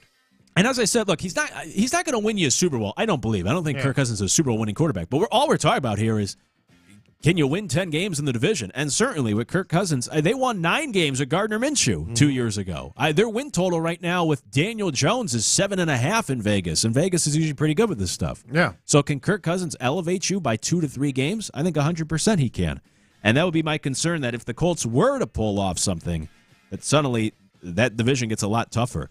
Kick Rocks asks, can the Colts afford the contract? I don't know. They have $20 million in cap space, But I assume if these publications are writing about the trade happening, that it is a possible outcome, and that these teams can make a way, can find a way to make the money work if push were to come to shove. Hell, Kirk Cousins probably will want the money to work somehow too. Maybe if that means him going somewhere else. He wants playing. out. And and here's the thing about Kirk Cousins.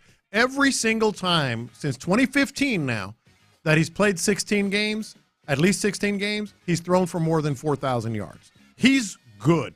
He's a very good quarterback. You think he can still do that now with his age and, the injuries and all that stuff he had?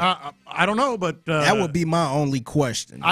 Mine too, but if you're the Colts and you're sitting there, with Richardson and Daniel Jones and you have a chance to get Kirk Cousins, yeah, that's a risk you're willing to take. But also, I wonder if they don't want to do that because of Anthony Richardson. Yeah, I think because that could put a lot of pressure on them too, and they don't want. I mean, it's already a little pressure with Daniel Jones, so I wonder if they just trying to make that his job. Yeah. We'll see what happens if Kirk gets moved, but I just keep seeing these articles come out pairing him with the Colts, and it just got me thinking, like, if this were to happen, things get a lot more interesting in this division. Yeah. And that's the thing. That's the comparison, is to Anthony Richardson and Daniel Jones. You might think whatever you think about Kirk Cousins, and that's fine. But what we're talking about is the difference of having to start Anthony Richardson or Daniel Jones and then having to start Kirk Cousins. Yeah. That's a big improvement. He might not be a top 5 quarterback. He might not be, like I said, a Super Bowl winning quarterback, but he'd be a vast improvement for the Colts compared to what they currently offer right now. Yeah, that's a bigger threat right now. Oh, 100%. Yeah. You much rather have Anthony Richardson and his 50% completion percentage out there or Daniel Jones than Kirk Cousins, even, 2 years removed from the Achilles. Yeah. When we come back, let's get to what's popping, including the Astros' first-round draft pick last night. The Astros drafted a guy in the first round last night that might already be my favorite player in the organization. I'll tell you why when we come back. We'll get to what's popping next. It's in the Loop. Payne and Pendergast.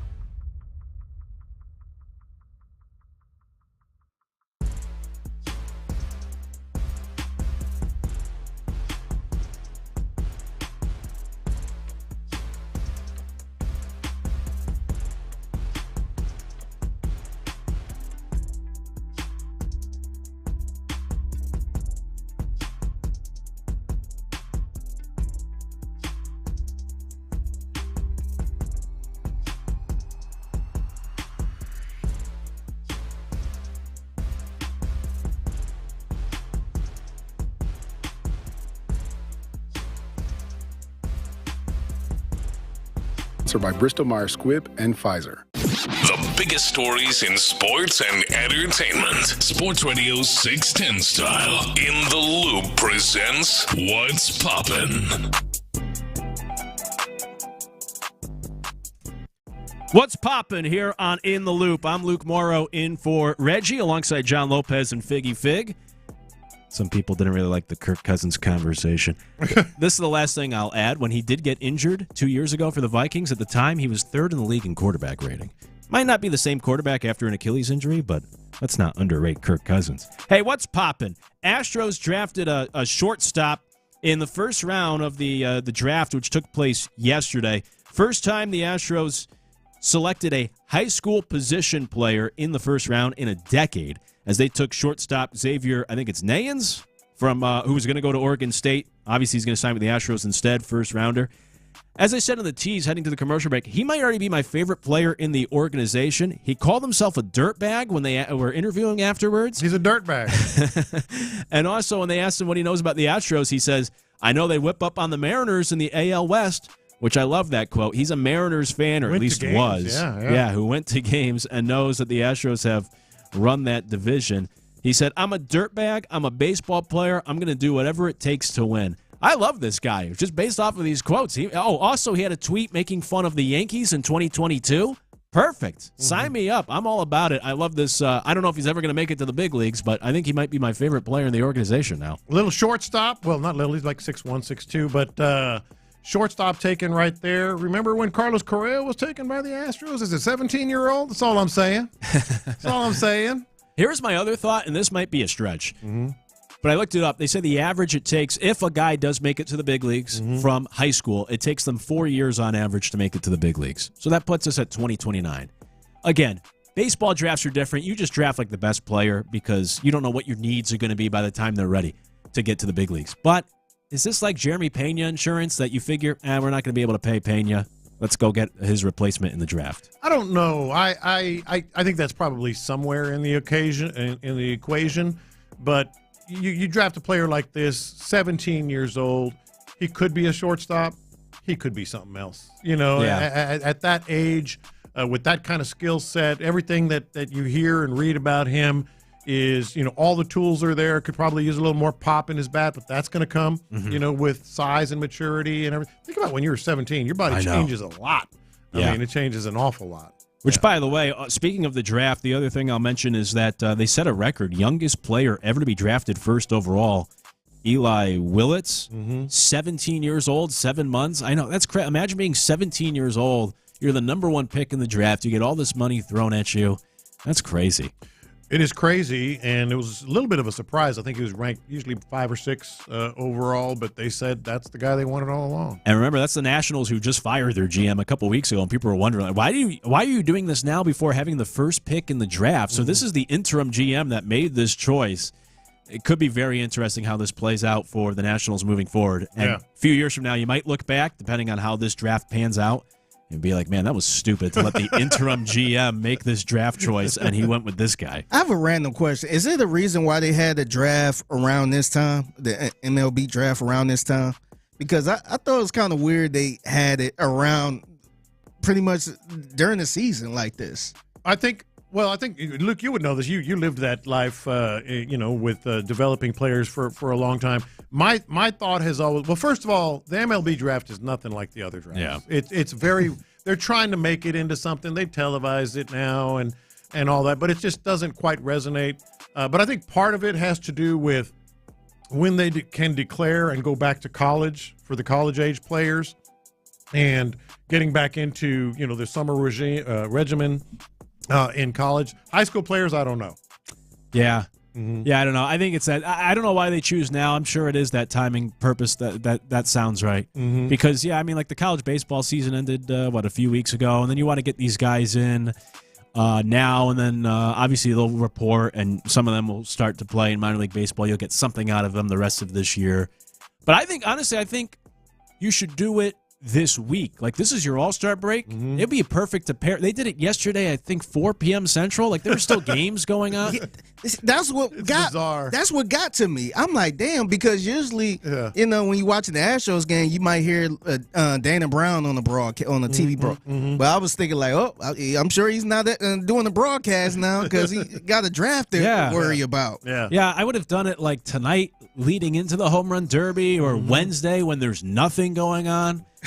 Instead of just throwing it in there on a Sunday with all the other games. Did somebody tell Joe Spot, was he trying to keep up with the draft a little bit during the game? I mean, I guess he had to know. Did somebody let him, they drafted this guy. Yeah. That's why I thought it was kind of weird to me. Well, I think it started right after the game ended, so you probably like get right into the clubhouse, like, all right, like, who are we taking? Yeah. I know, it was a little odd. And a lot of these guys, once they're drafted, you know, their rookie seasons begin pretty soon. Yeah, which is tough for some of those guys because they just had their season. You know, they played college baseball or whatever, and now you throw them in. It's for the first time they're playing more baseball than ever before. I know kids play baseball year-round now, but not to this level. So, yeah, it's a little different. Then now they join the professional ranks, and they'll be probably in Florida here in the coming weeks, and you try to get something out of them and not just completely waste the year. It is just bizarre timing, though. It always has been. It is odd. Yeah. Hey, let's talk about the All-Star game and All-Star weekend. We mentioned this earlier, led to the question of the day, but Isak, I should say. I used to call his games in minor league baseball, and I think back then he was Isak, but now he's Isak, so I always mix it up. Anyways, Isak Paredes not playing in the All-Star game for family matters. So the only Astro we could get is Josh Hader, and I would have no problem with him not pitching either. Give everyone a week off at this point. But if you're an Astros fan, not a ton to tune into tomorrow night. Hunter Brown won't be there. Obviously, Jeremy Pena's injured. Or Hunter Brown might be there, but he's not going to pitch.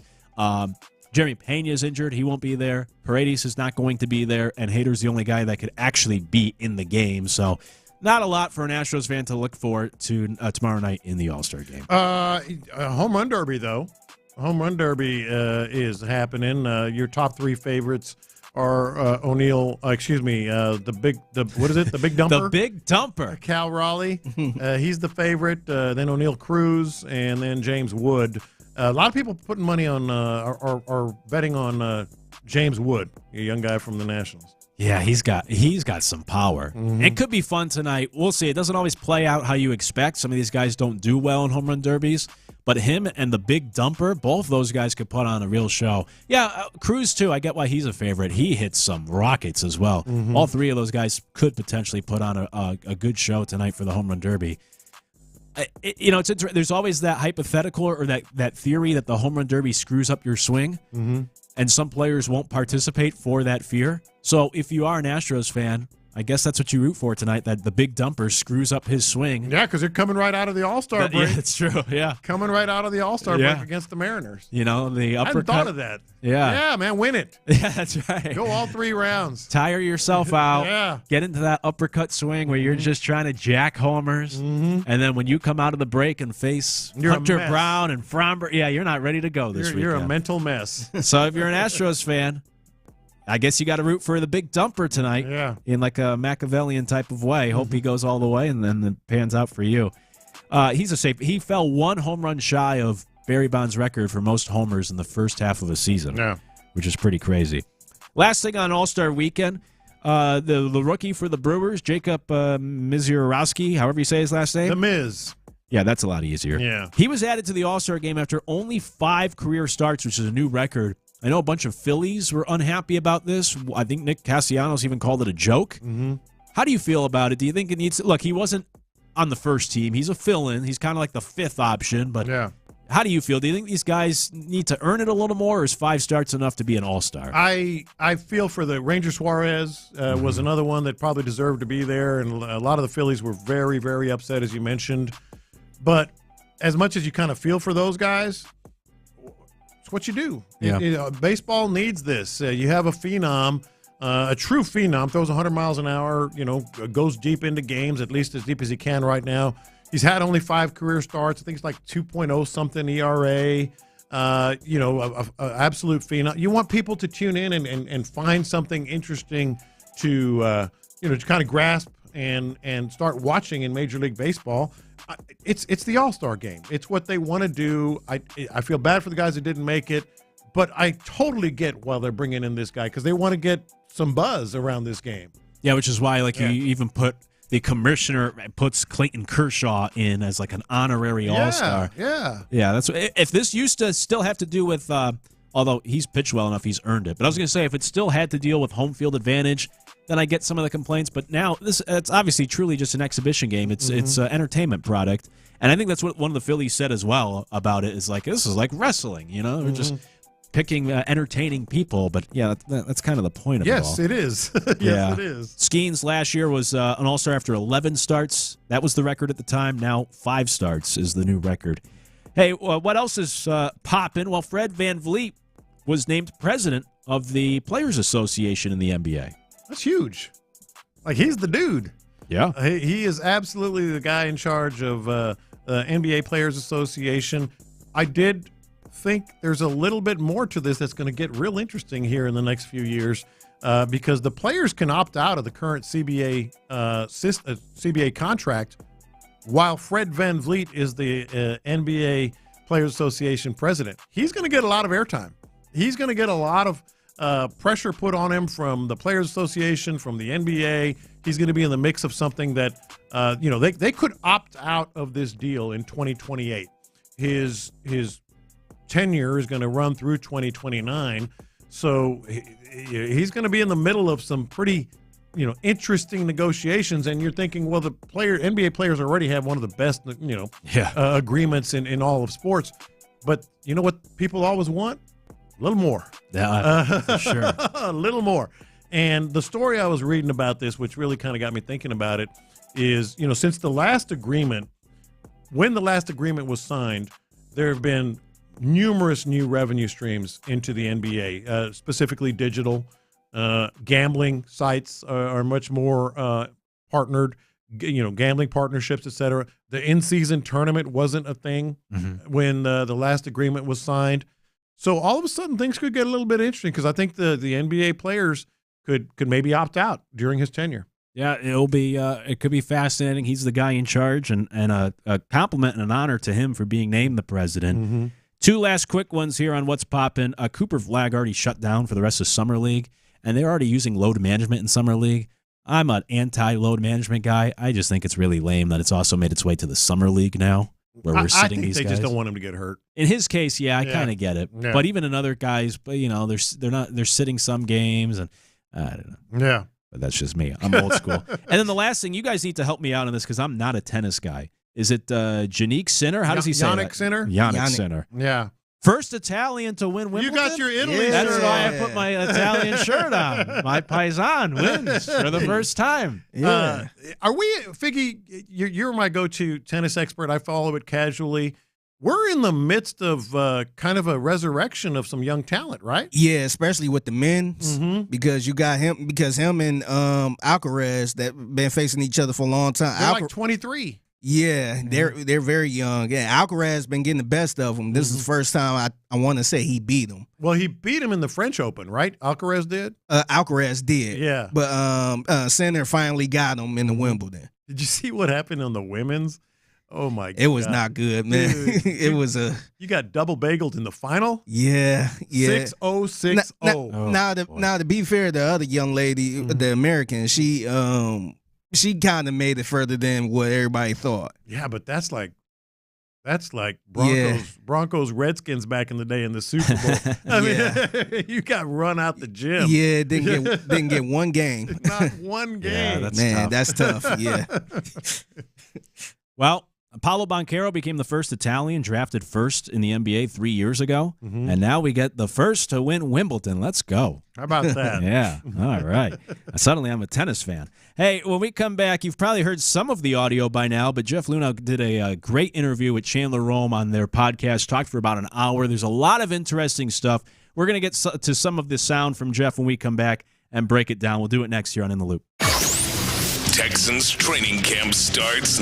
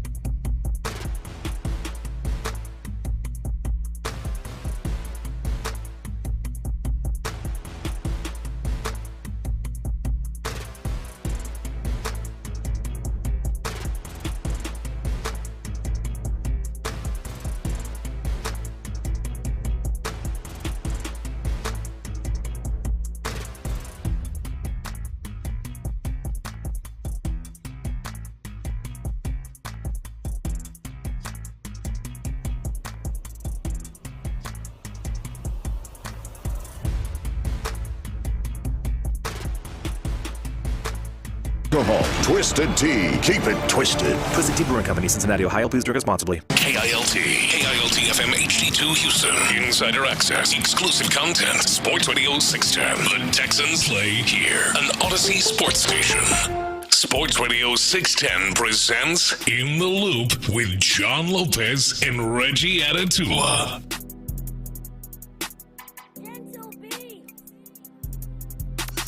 I'm Luke Morrow in for Reggie, who will return tomorrow. And alongside John Lopez and Figgy Fig here on In the Loop. You can always join the conversation, 713-572-4610 on the text line. Jeff Luhnow did a great interview with Chandler Rome on his Astros podcast. And I know we've been using the clips here on the station, and we'll get to some. There's a lot of interesting sound bites to get to, so we'll just play some and react. You could go find the podcast, the full interview, if you haven't already. It's about an hour long, and all of it is interesting. Yeah. This is the first real interview for him that doesn't have to deal with his firing and the scandal and all that, where he could just like sit down and talk, look back on his time in Houston, talk about his career, talk about baseball, which provided some interesting stuff.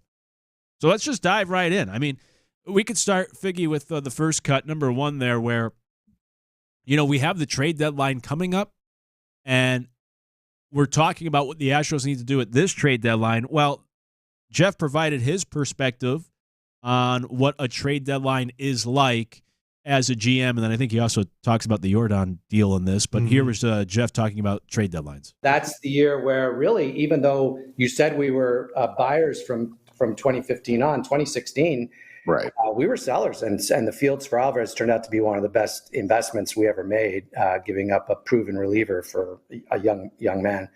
But I think that's the key, is to understand what you think your chances are, and also in 2017, it wasn't so much are we going to make the playoffs or not. It was, are we going to win the World Series? And that, it was pretty clear to me we had a World Series caliber team, and so every move we looked at it in the context of how much will that player improve our chances of winning a World Series? Okay, so where are they now? Is the first thing that I thought about. But as we go through these, you're gonna realize just how much Jeff Luhnow did, not just in early on in 2013, 14, whatever, to building this squad, but as it was happening, the real time, and they're talking clearly about Verlander.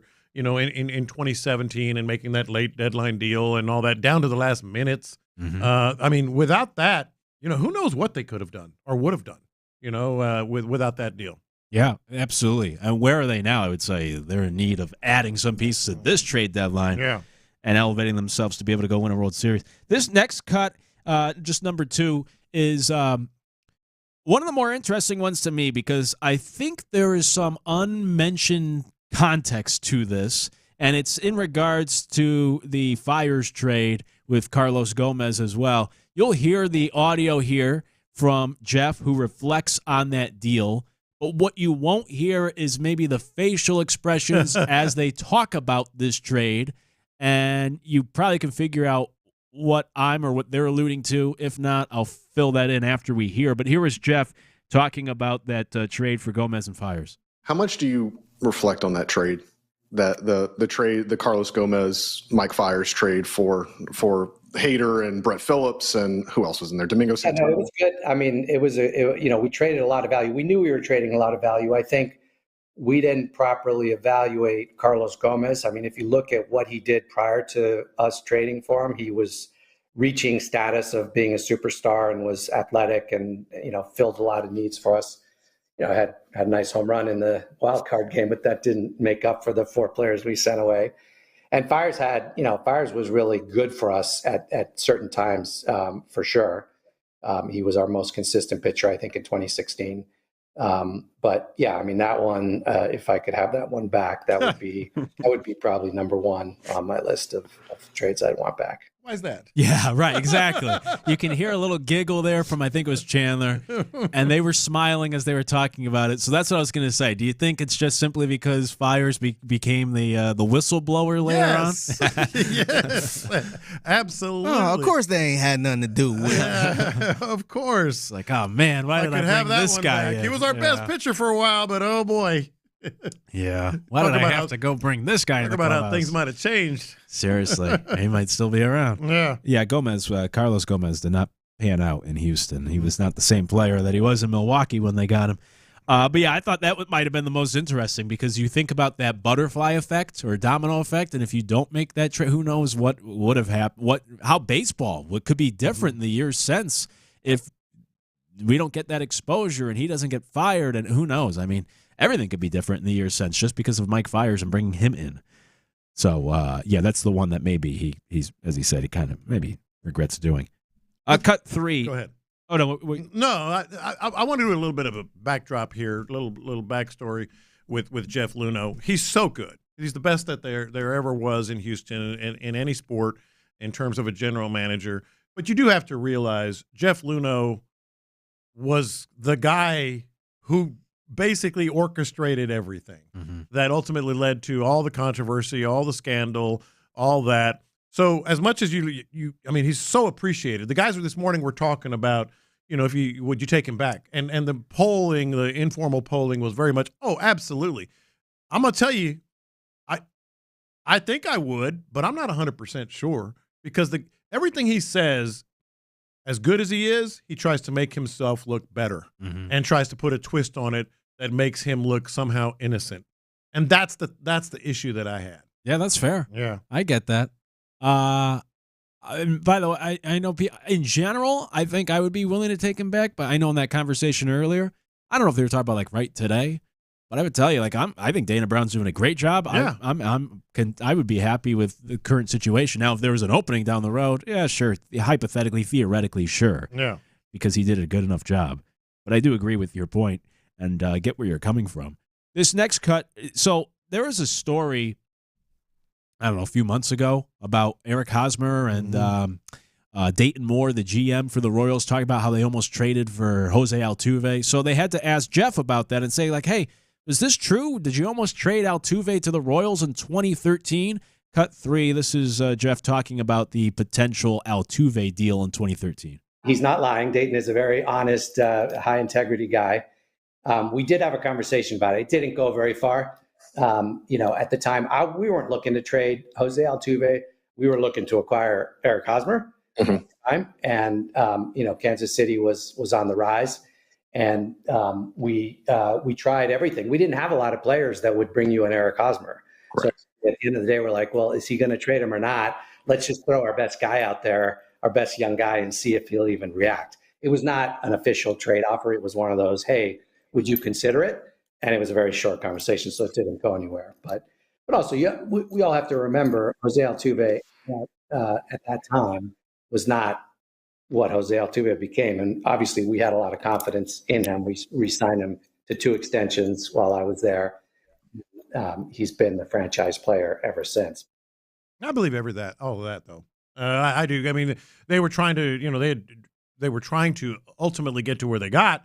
And Altuve wasn't, he wasn't that guy quite yet. Yeah, I buy that. No, yeah, that was, I think, his second full season. And as he said, it was kind of more of just like a throw-in to see what if they could have if the Royals would be willing to move Hosmer at all, and not necessarily like truly negotiating a deal. Just you don't want this wouldn't work. Okay, what about Altuve? And see if that could get anywhere. But again, go back to that whole butterfly effect or domino effect. Imagine if they did pull off that trade, how different things would most likely be in the past decade for the Astros. And for Kansas City. It's true. That was a good squad. Yeah, it's true. Yeah. I mean, they got their one World Series, but and Hosmer is a good player, but he's been retired for a couple years at this point, and Altuve's still swinging a pretty good bat. So he was solid, but he's no Altuve. Really could have changed the future or the past decade of both those franchises. That would have been something. Good thing they held on to him, and Altuve's still here. Let's skip ahead. Cut number 7, Figgy, because I think this is interesting as well. We always wonder about ownership for all teams, but even for the Astros, and especially when we talk about like the medical stuff going on right now, and like how does this not drive you nuts as how do you not want to try to change something? Yeah. Well, here was Jeff talking about at least his time here in Houston, how hands-on the ownership was with his day-to-day role as a GM. The trade that he probably got most involved in sort of emotionally was the Greinke trade. Because we were on the fence about the Greinke trade, and there were other options that we were considering.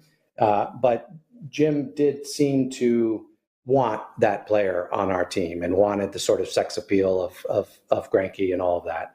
And so, would we have made the trade without Jim's pushing us? I don't know the answer to that, to be honest. I mean, I think he was definitely excited about it. And, every time the trade would die, which trades die a lot, and that one died like 4 times in the 24 hours before we did it.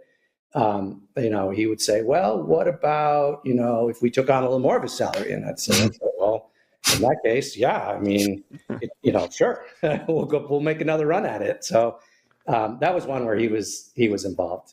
That's very enlightening, isn't it? Especially now, how much more involved he is. Because keep in mind, his trust for Jeff Luhnow was very deep.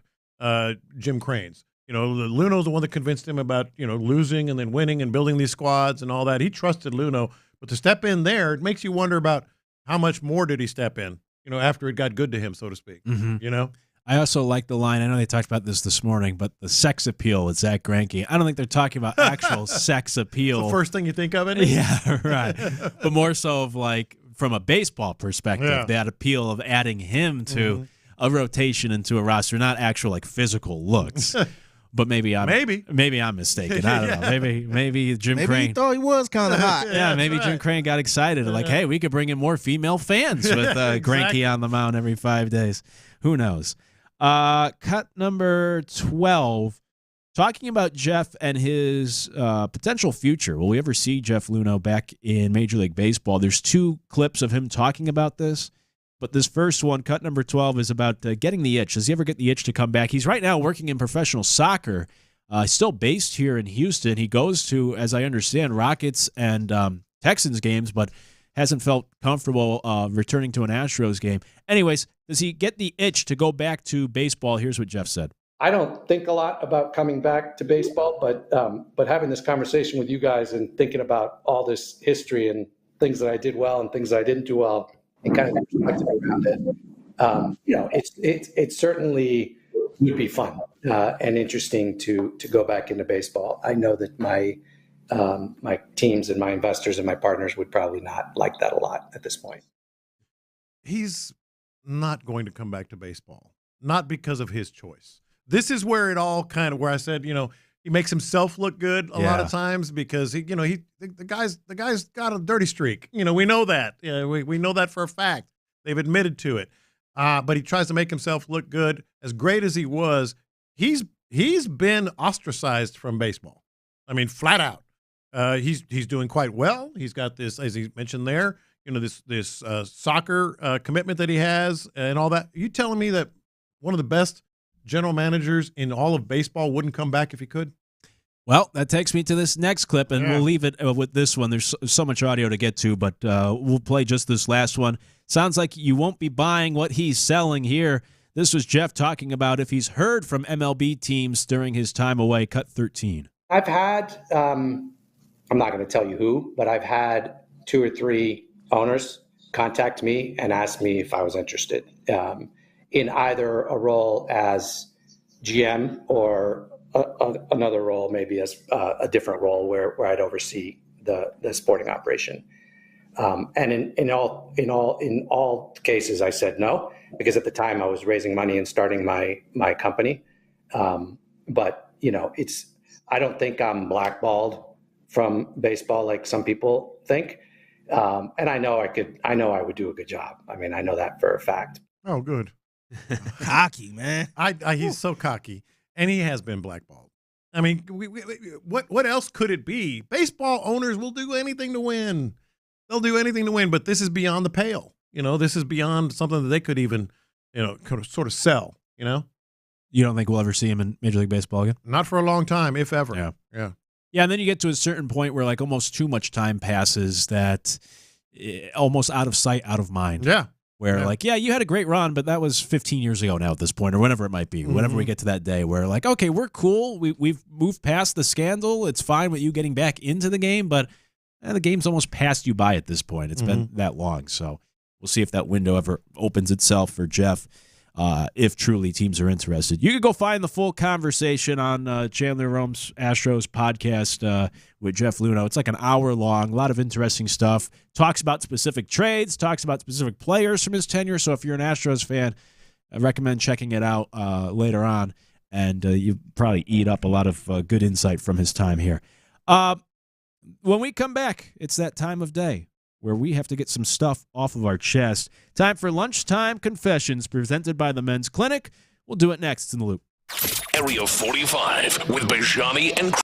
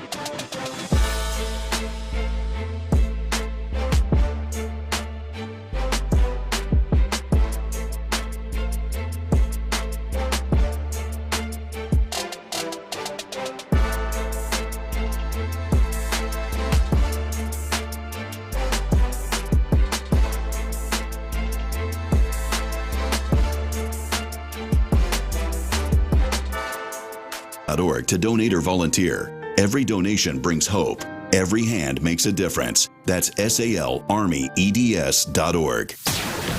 Sometimes it's sports, sometimes it's not. Whatever it is, Reggie and John are keeping it real. It's In the Loop's Lunchtime Confessions, presented by the Men's Clinic on Sports Radio 610. Watch this. These are my confessions. All right, so remember when I was just talking about Jeff Luhnow and the best there's been in this city in terms of general manager, right? Mm-hmm. But Jeff Luhnow loves him some Jeff Luhnow. Jeff Luhnow tends to bend the reality a little bit. Jeff Luhnow also orchestrated the whole 2020, whatever it was, 17 cheating scandal. So I want you to, one of the most controversial, they were cocky, man. They were all cocky. Remember the whole thing about when they were criticizing women reporters and all that stuff and just arrogance, and they had earned it, of course, on the field, but didn't have to act that way. One of the most controversial things they did was when they acquired Roberto Osuna, who was, well, let's hear his comment on his reaction to trading for Roberto Osuna. I didn't take into account as much as I should have the impact it would have on our fans, especially our female fans, and how they would feel. And that was a mistake. And, I did talk about it with female friends and family, but I probably should have spent a little more time thinking about it. But it wasn't, yes, I made the decision to trade for him. I did not do it unilaterally. The talent checked the box for sure. And there were, everybody that was around me that I collaborated with was, there was nobody saying don't do it. Because if someone had said don't do it, I mean, obviously we wouldn't have done it. Liar. What a liar. So it would have took one person. What a liar. To say, nah, I don't think that's a good idea. He would be like, okay.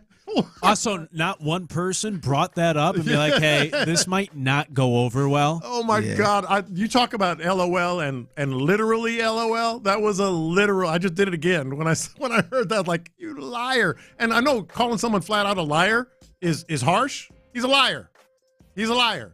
Roberto Osuna was suspended for 75 games. Yeah. 70. And that didn't pop up. Hey, what you think our female fans might mind this a little bit, or some of them might?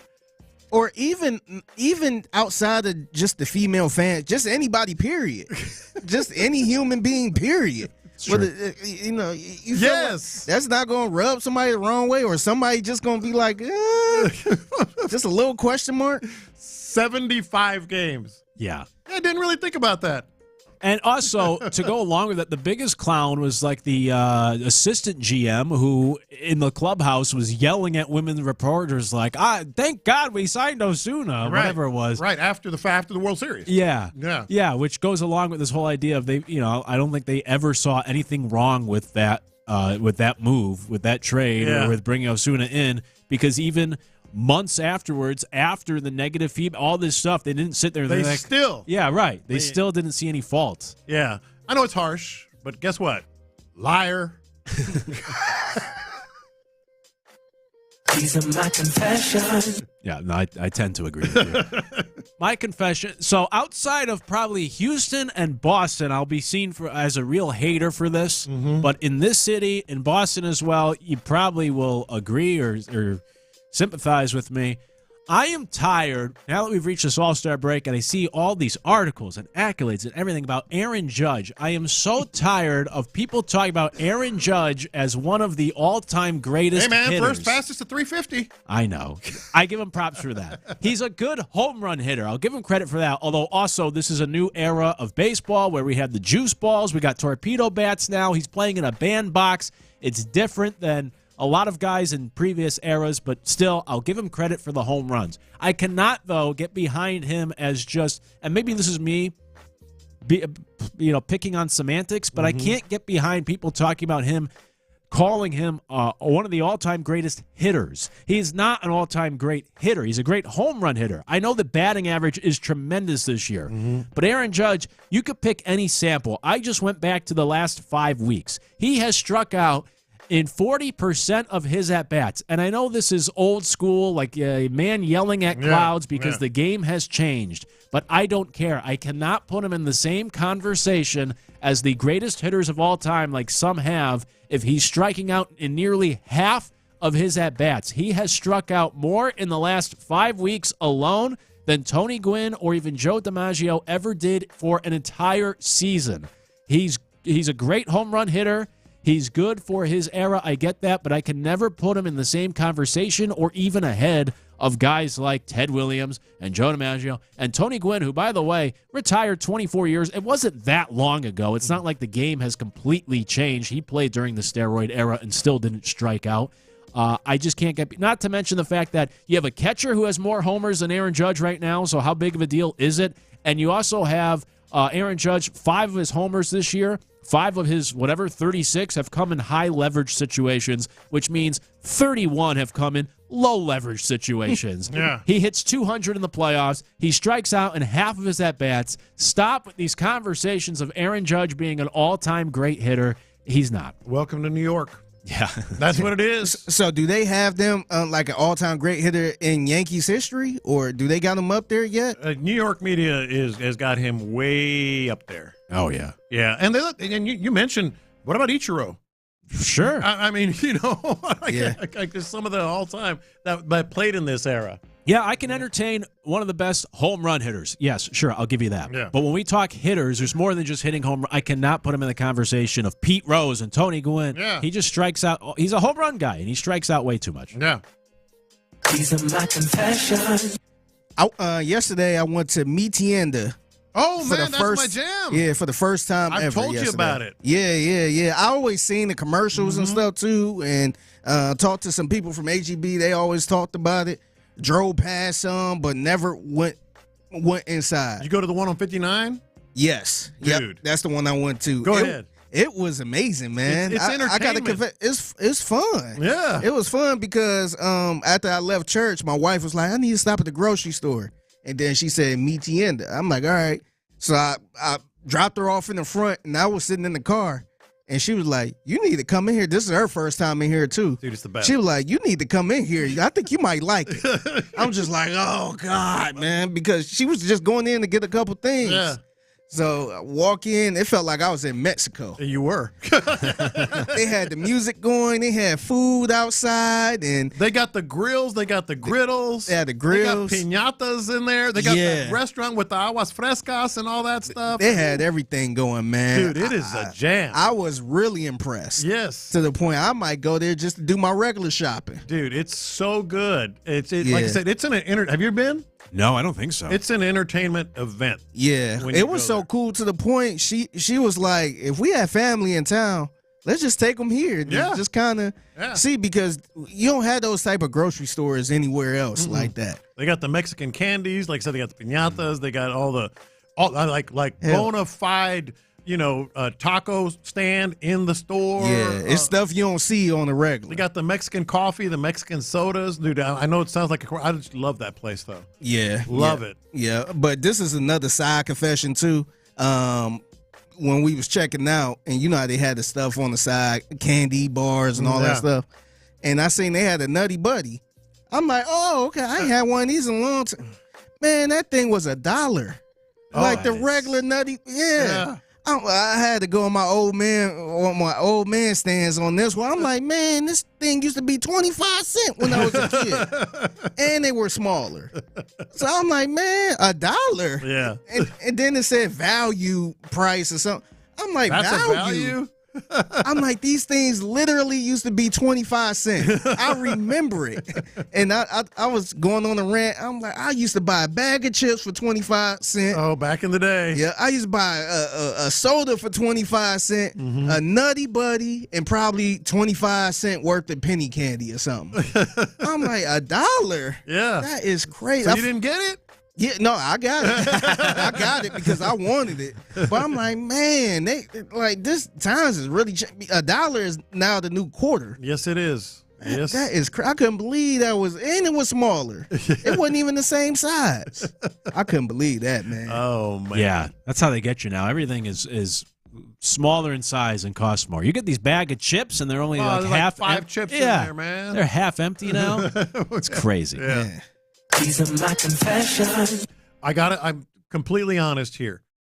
I honestly, hand to God, did not think I was contagious last week. So Luke kind of came down with. So basically, all last week I was really fighting it. A little head stuffiness and cough and throat and all that stuff. But I swear I never had a fever. I felt like crap, but we got through the week. I did not think I was contagious, and then what happened Saturday morning, Luke?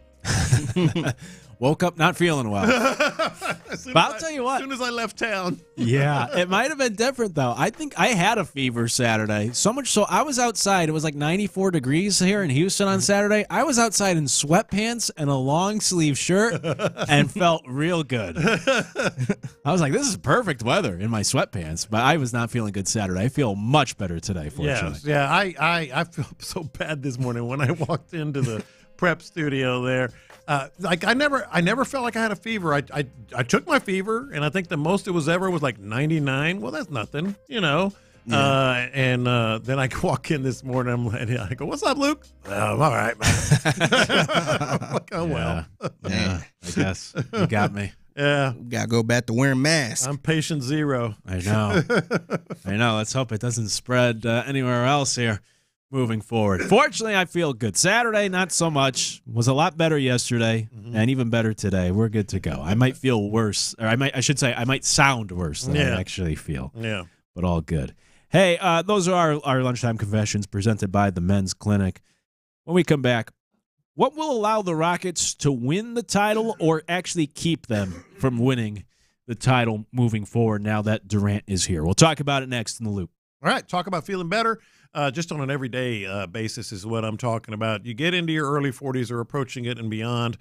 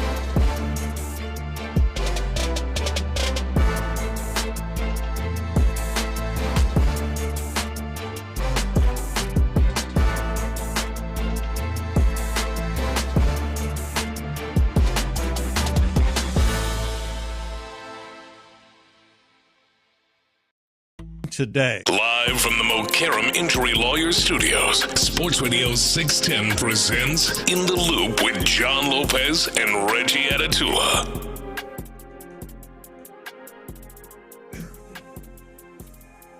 What will allow the Rockets to actually win the title?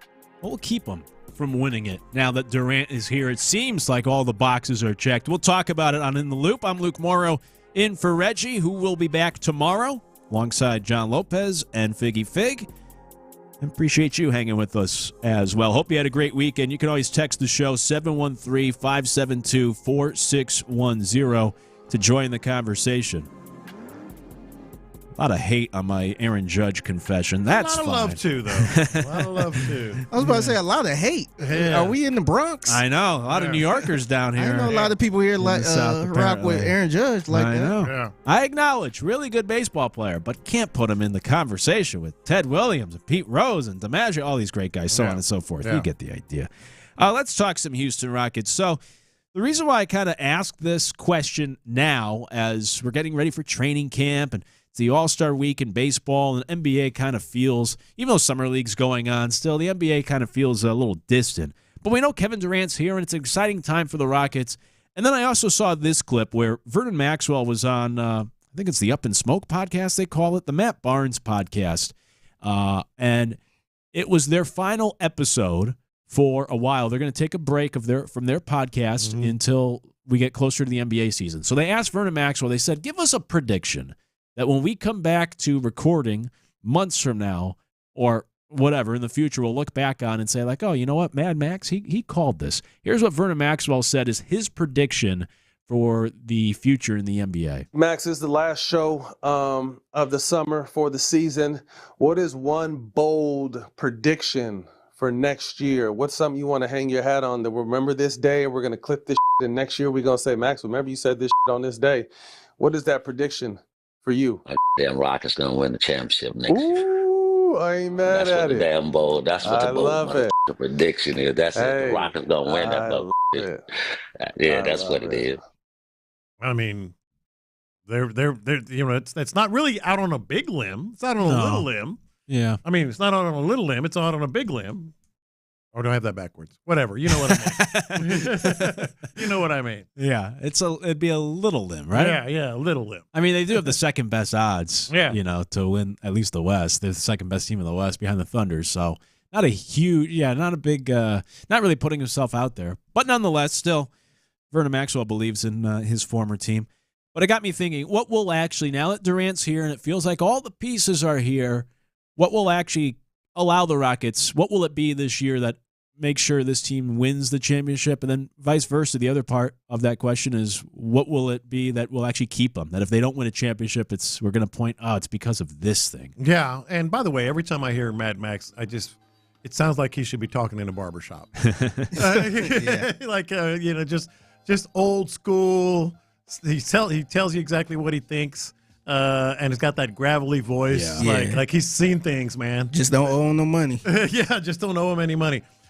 Reed Shepherd would be my number one answer. By the way, you mentioned Summer League, real good game in terms of points, and then a game that you kind of go, okay, well, we can see where there needs to be some more development, whatever. But that would be my number one. Would be Reed Shepherd, because I think they have all the pieces, man. I think they have everything they need. They have the coach for sure. They've added some, obviously Kevin Durant, but they've also kept pieces that I think are going to be crucial. And then Capella comes in, and I think there's a lot of proven spots for this squad that are there. What's the point guard situation going to be? Yeah, that would be it. That's been my biggest concern with this. That's my only concern, really, with the roster. I think they have everything else other than that second point guard. Maybe it is Reed Shepherd. He scored, what was it, like 31? 31? Yeah. Over the weekend in the Summer League. Which, by the way, Figgy, let me throw another curve at you. Here is, you got the Reed Shepherd clip. This was going back to the end of last week, where Reed Shepherd was talking about, he was on NBA Today, and talking about being, quote-unquote, untouchable this offseason. We had reports that the Suns tried to get Reed Shepherd. They were told, no, he's untouchable. Here is Reed Shepherd talking about it on NBA Today. Yeah, I think it's really cool. For me, this is my first year dealing with all the offseason, the trades, so it's kind of crazy seeing all of it go down. But like you said, hearing some of that stuff is pretty cool. It gives me a lot of confidence just going into the gym, continue to work on everything I've been working on this summer, just getting better and just really looking forward to the season and trying to help as much way as I can. Look, that Beyonce song was blasting in the background. That whole scene Put a was ring wild. on it. That whole scene was wild right there, man. But no, I mean, it's really weird that one guy is going to have like so much land at his feet if it doesn't go well, because it's going to be him. How he goes is going to help, because not just, you still, even though you got Kevin Durant, you want more shooting on this team. Yes. You need more shooting on this team. Yeah, I think that's my concern.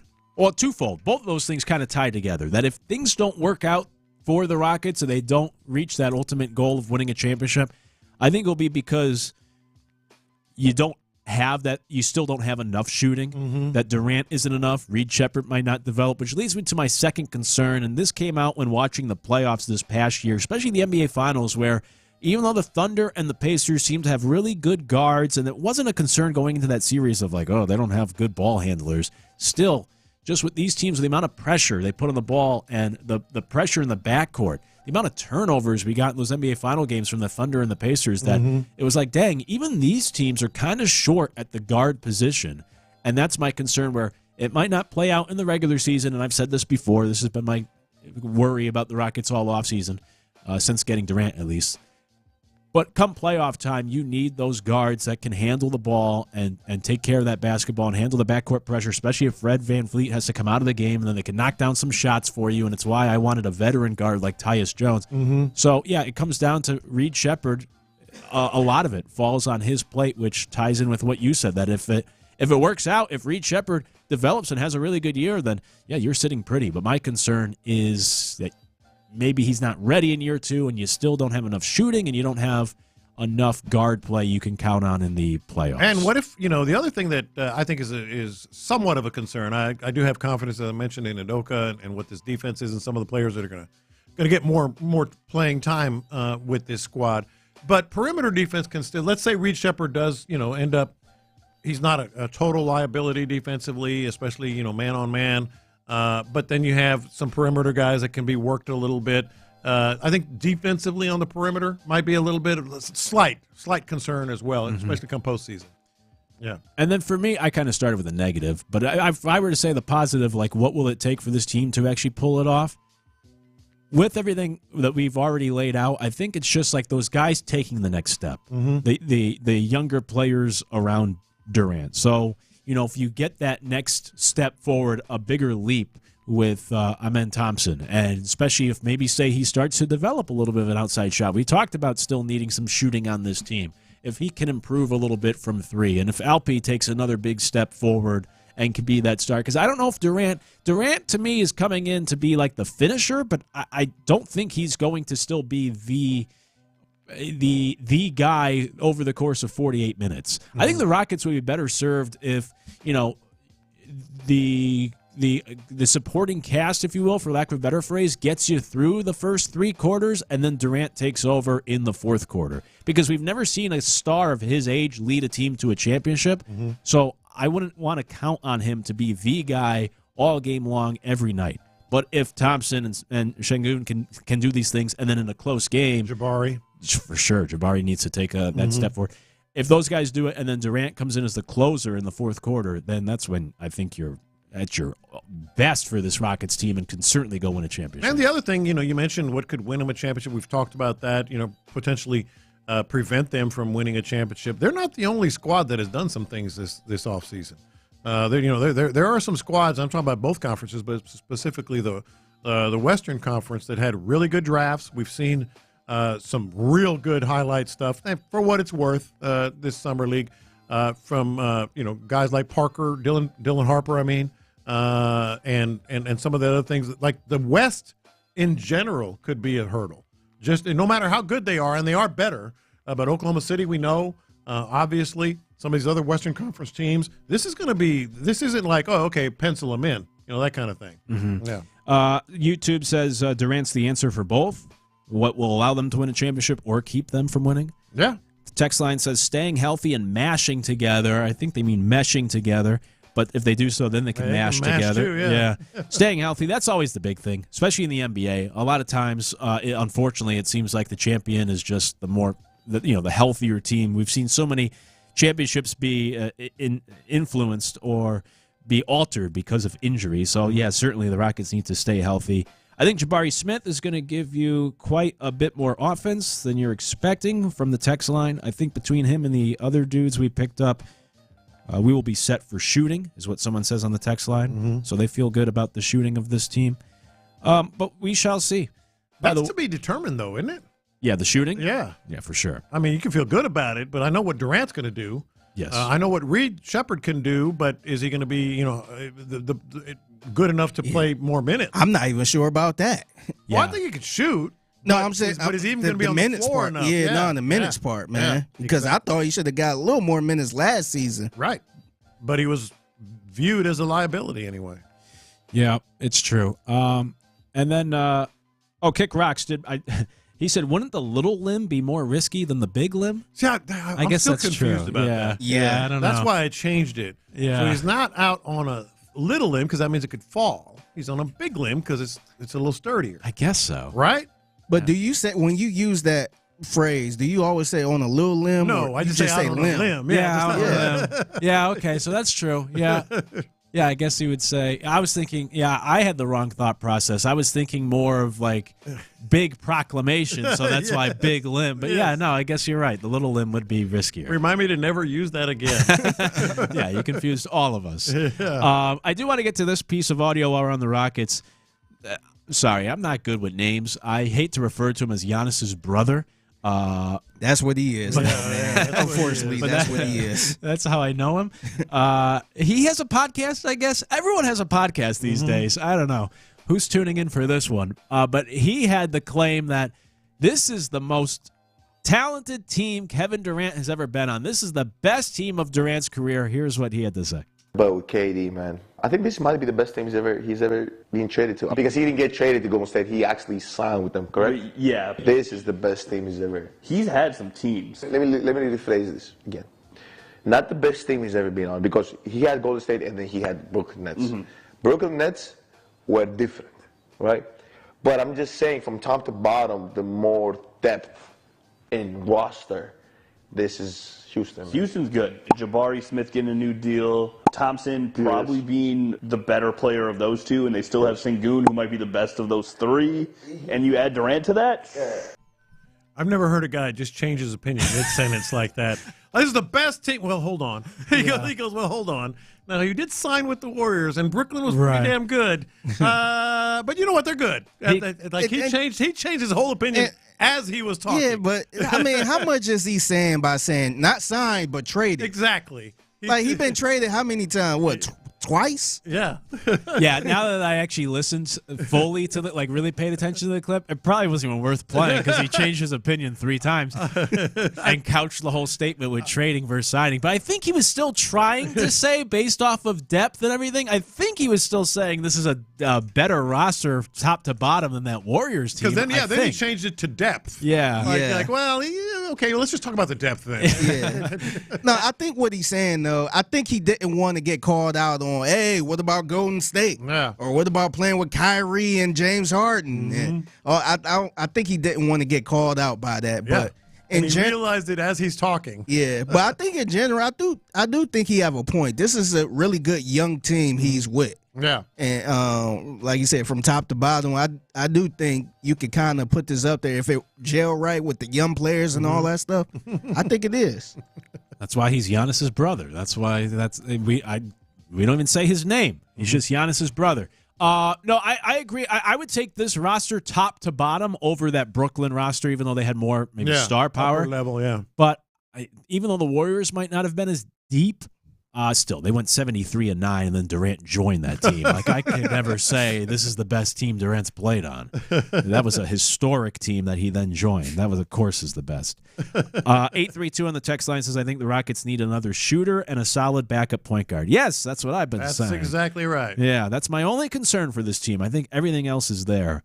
That's just my worry once they get to the playoffs. You could text the show 713-572-4610. What will allow the Rockets to win the title or keep them from winning the title now that they have Durant? When we come back, ESPN's been doing a top 10 list by polling different executives and people in the NFL.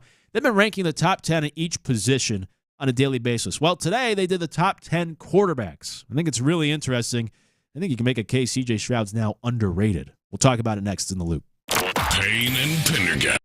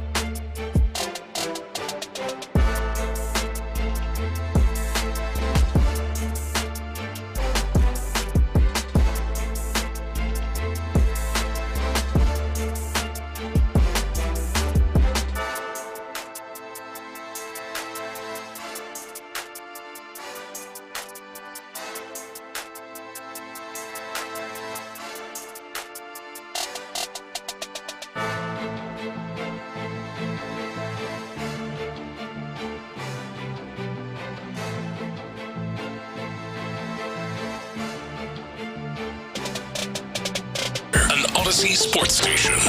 Sports Radio 610 presents In the Loop with John Lopez and Reggie Atatula. Have we gotten to the point where C.J. Stroud is now underrated? I'm Luke Morrow in for Reggie alongside John Lopez and Figgy Fig. Reggie will be back tomorrow here on In the Loop. You can always text the show, join the conversation, 713-572-4610. We've been talking about these lists over the past week plus, but ESPN's been putting out top 10 rankings for each position in the NFL, one position per day. They've been polling executives, coaches, scouts, and through that voting system, they rank the top 10 at each position group. Well, today, they did the top 10 quarterbacks, which is certainly one of the more interesting lists. If I were to ask you guys just top of the head, if you were to think about it, where would you slot C.J. Stroud right now? Even, it doesn't have to be a specific number, but maybe a range. Like, where do you feel Stroud would fit in for top quarterbacks in the league right now? I will probably say, my personal opinion, not thinking what everybody else is thinking, I will probably have him between 8 and 12. Okay. Somewhere around there, like barely in the top 10, maybe outside the top. I will have him around there between 8 and 12. I don't think I would have him out of the top 10. Maybe 8, 9, or 10. But you guys know how I feel about his season last year. I think people are looking at it all wrong. You know, I thought he did really, really well given the circumstances and the environment that he was thrown into with the coordinator and the line. We know the story. I would say, yeah, I'll leave it at that, 8, 9, or 10. Okay, so you guys are and that's being fair to, you know, the guys that have had really good years lately. Not trying to be biased either. Yeah, I'm not trying to be biased, but I think it's fair to say him 8, 9, 10. I would even go far as to say 11. Yeah. Oh, well, it's funny you say that because you're pretty much right in line with the way this ranking went or how these executives view him. Stroud did not make the top 10, but he's number 1 for honorable mentions, which therefore I assume would put him at number 11. So they have him at number 11. Now, the explanation, they say the voting for spots 8 through 11 was really close. Stroud appeared on nearly half of the ballots, but struggled to capture the same momentum that landed him in the number 7 spot last year. While his production was down in most categories, he had to overcome issues with the offense. Most doubters expect him to be back in the top 10 next year.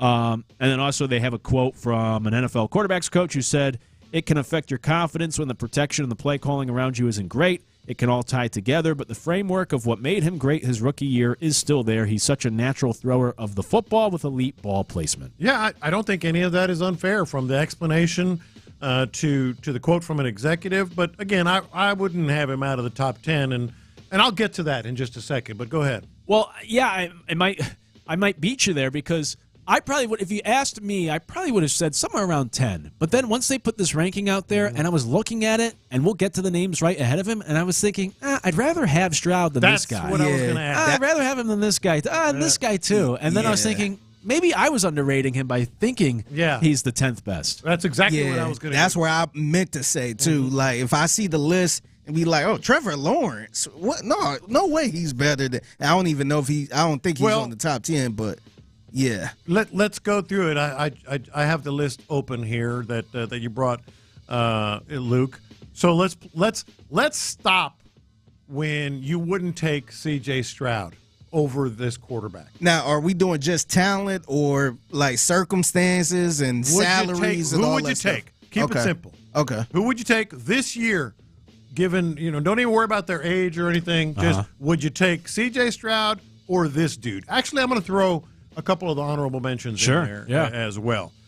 Jordan Love, who was also on honorable mention. Okay. I think Love is overrated. I'm taking Stroud over Jordan Love 8 days a week. Kyler Murray. Nah. I would still go with Stroud. Yeah, I'm going with Stroud. Yeah. Brock Purdy. Stroud, yes. All right, let's get into the top 10 list now. Number 10, Baker Mayfield.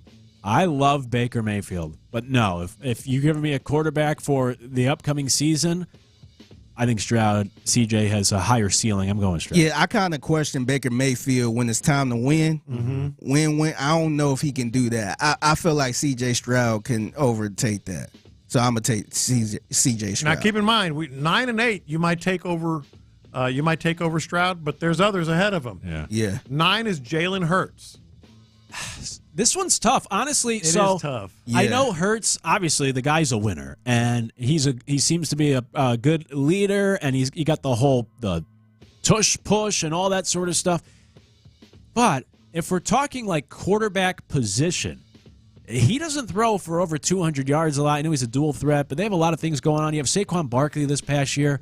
It's tough because of the success he's had with the Eagles and how much they've won. But if I'm trying to pick a quarterback with the overall skill set of a quarterback, like throwing ability, pocket awareness, all this sort of stuff, and you take Hurts off the Eagles and you have to put them on just a general team, my point being, I think Stroud overall, when you factor in all the parts of a quarterback, is more talented. So even though he doesn't have the wins-loss success as much of Hurts, I think I'm still taking Stroud over Jalen Hurts.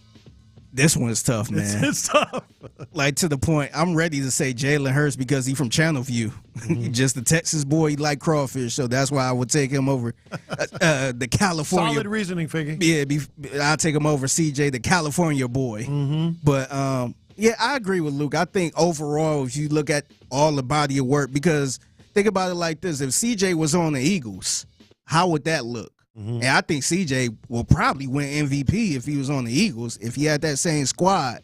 So I will go with CJ. It's very, very, very tough, very, very, very close.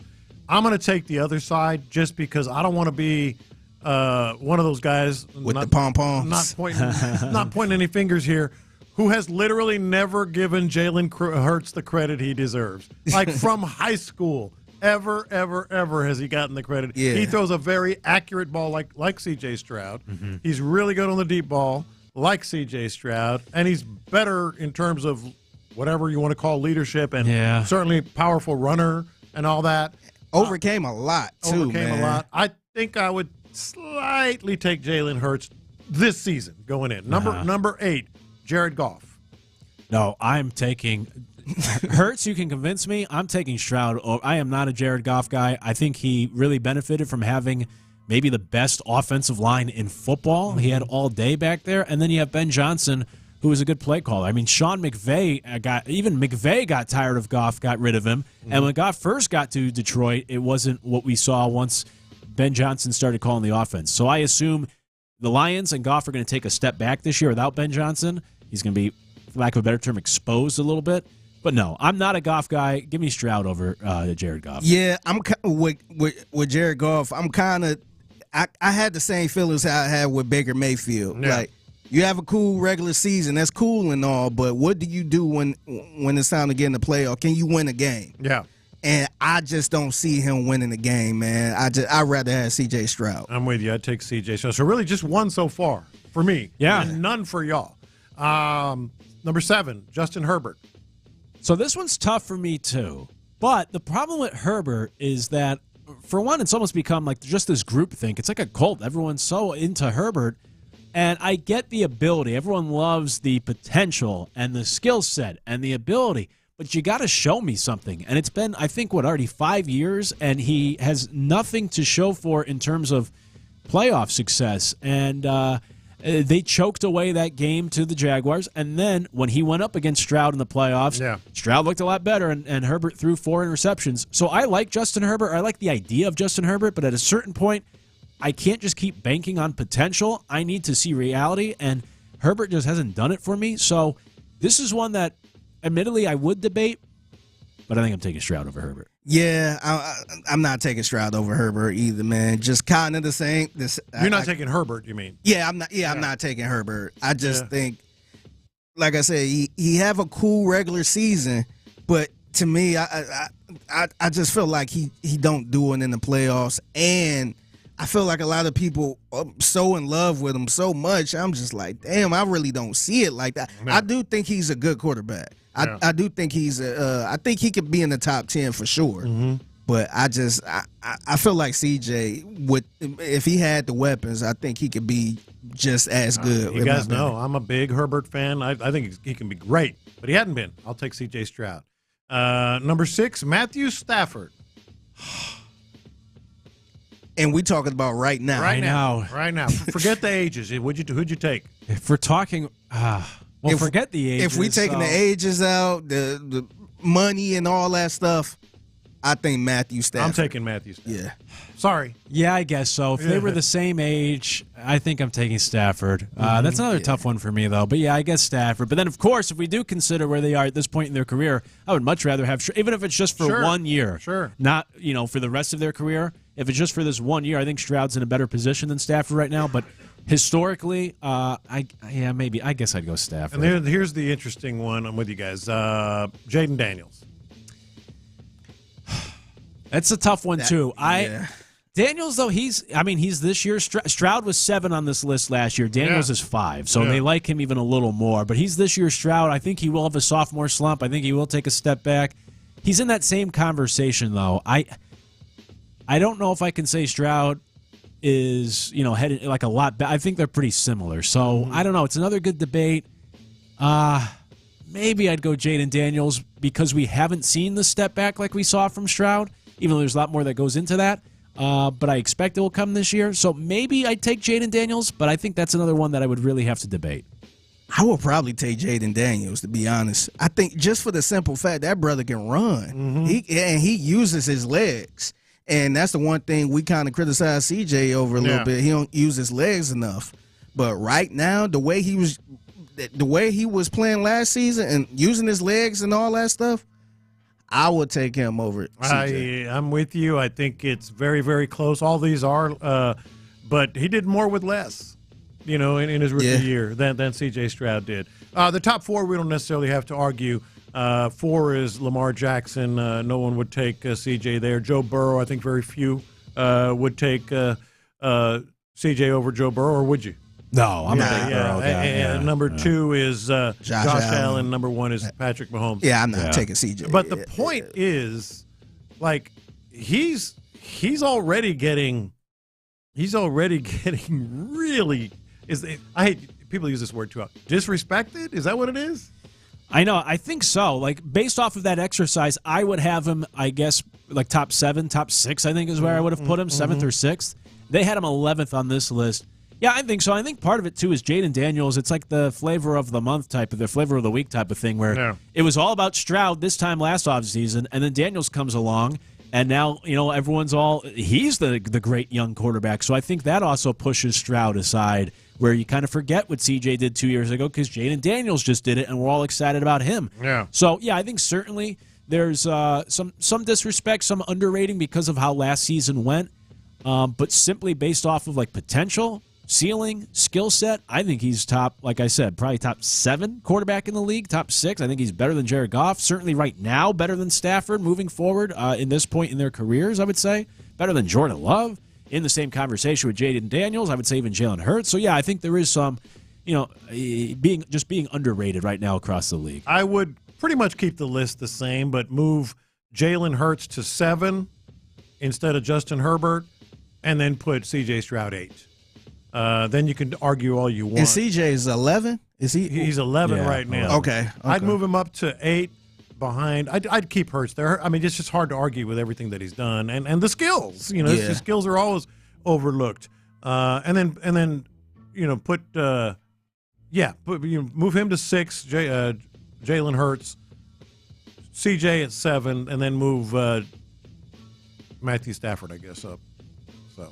Yeah. But he's there. He belongs to be there. Oh, he should. Yeah, certainly. I was just trying to find this. ESPN.com put out an article this morning about C.J. Stroud, and as I referenced earlier, him working on his body this offseason.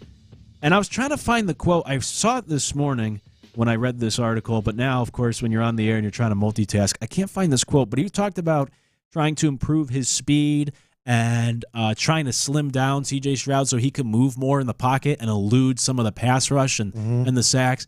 And when I read it, I thought, like, that's kind of sad. It's almost like when you hear a kid say, like, I got to get home and make dinner before mom gets home from work. And I feel kind of bad because it's like, man, you're not supposed to have to worry about that. You're just a kid. You're supposed to be just a kid. And it's similar with Stroud where it's like, man, you shouldn't have to worry about picking up the slack from the offensive line where Stroud was saying, like, I want to be in better shape so I can avoid more sacks. And it's like, you just need to worry about being a quarterback and, like, throwing the football and not have to worry about doing the offensive line's job for him. I read that quote. I wish I could find the exact quote. I'll look for it again in the commercial break. But I read that quote this morning. I was like, man, it just speaks to the situation that he was in last year. I feel bad for him. Just imagine if Big Ben played here. Oh. So he will have to slim down a little bit to kind of avoid the sacks more. Yeah.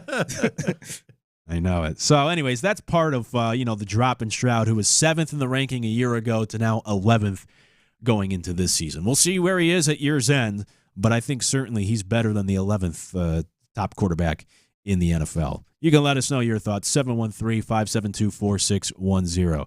Man, it's already that time of the show. We got to get to Figgy's mixtape. Figgy, what do we got going on today? Yeah, so George Strait announced he's doing a Straight to the Heart benefit concert for Texas flood relief. I'll give you more information on that. Plus, what's a card game or board game you would like to see in a Las Vegas casino? 713-572-4610. All right. That's a good question. Awesome. We'll do it next. It's in the Loop. Texans.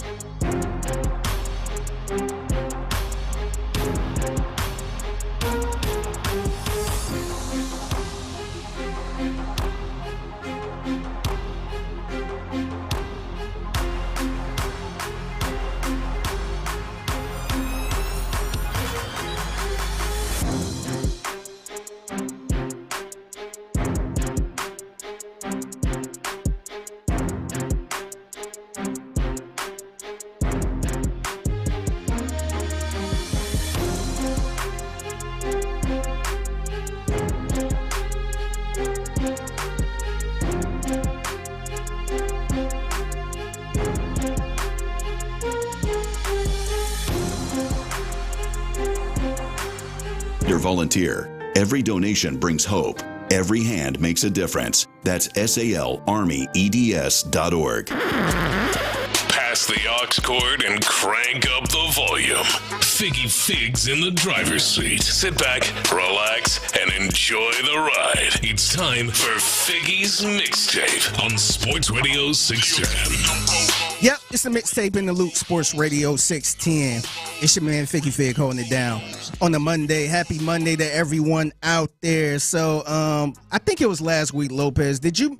That fake story? Yeah, did you talk about the fake story with George Strait? Yeah, it drove me nuts. Yeah. So this one, I don't think it's fake. No, it's real. Yeah. This one is real. So George Strait announced that he is coming through for his home state of Texas, as he announced the Straight to the Heart benefit concert that would directly help all the families and people and everything that happened in the Hill Country, the flood that happened on July 4th. And he mentioned this is what they released in a press release. It said the goal with this event is to raise meaningful, immediate support that could be put directly into the hands of the flood victims without delay, while also honoring the first responders that worked tirelessly to save lives. And a little more information about this concert. George will be joined by Riley Green, Jamie Johnson, Hudson Westbrook, and many more. And the donor dinner and concert will take place July 27. Is this what's the name of this city? Bernie? Is it Bernie? Yeah, Bernie, Texas. It's pronounced Bernie? Yeah. Okay. Bernie, Texas. And just west of San Antonio. Really? Okay. Yeah. Okay. I never heard of that city. So all of the $1,000 tickets have been sold already, but they still had some 2,500 tickets, the $2,500 tickets, and they had $5,000 tickets, which is reserved seatings. Yeah, and I'm sure they're going to have other ways to donate. Hopefully, it'll be televised or at least shared a lot where people can donate. This thing, just sort of a mini confession within your segment here. I can't even look at these videos anymore, man. Of the stories of some of these people. We all know people that have been affected. I was telling you guys off air, good friend of mine had 5 members of his family, I found out Thursday, I believe, lost in the floods. And you mentioned also the first responders and volunteers.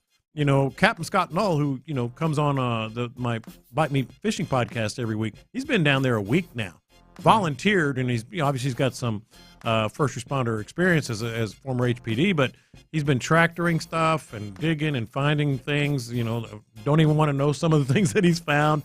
And good for George Strait. It was pretty sorry for someone to fabricate that fake story. Yeah, last week, and now I got to believe they're going to be able to raise every bit of what they need right there. Yeah. This is a cool thing. I would like, and not trying to be selfish or greedy or anything, but I would like to see more artists, more people kind of do some little cool stuff like this. Yeah. Because it's one thing to just get money and then call it a day, but to actually do something like this and kind of have the little entertainment value in it too. Yeah. To kind of give a little relief, because it's nothing you can really do about this. It's tough, and a lot of lives was lost, but I think it's kind of cool that he's doing like a dinner and a concert, a special concert, stuff like this.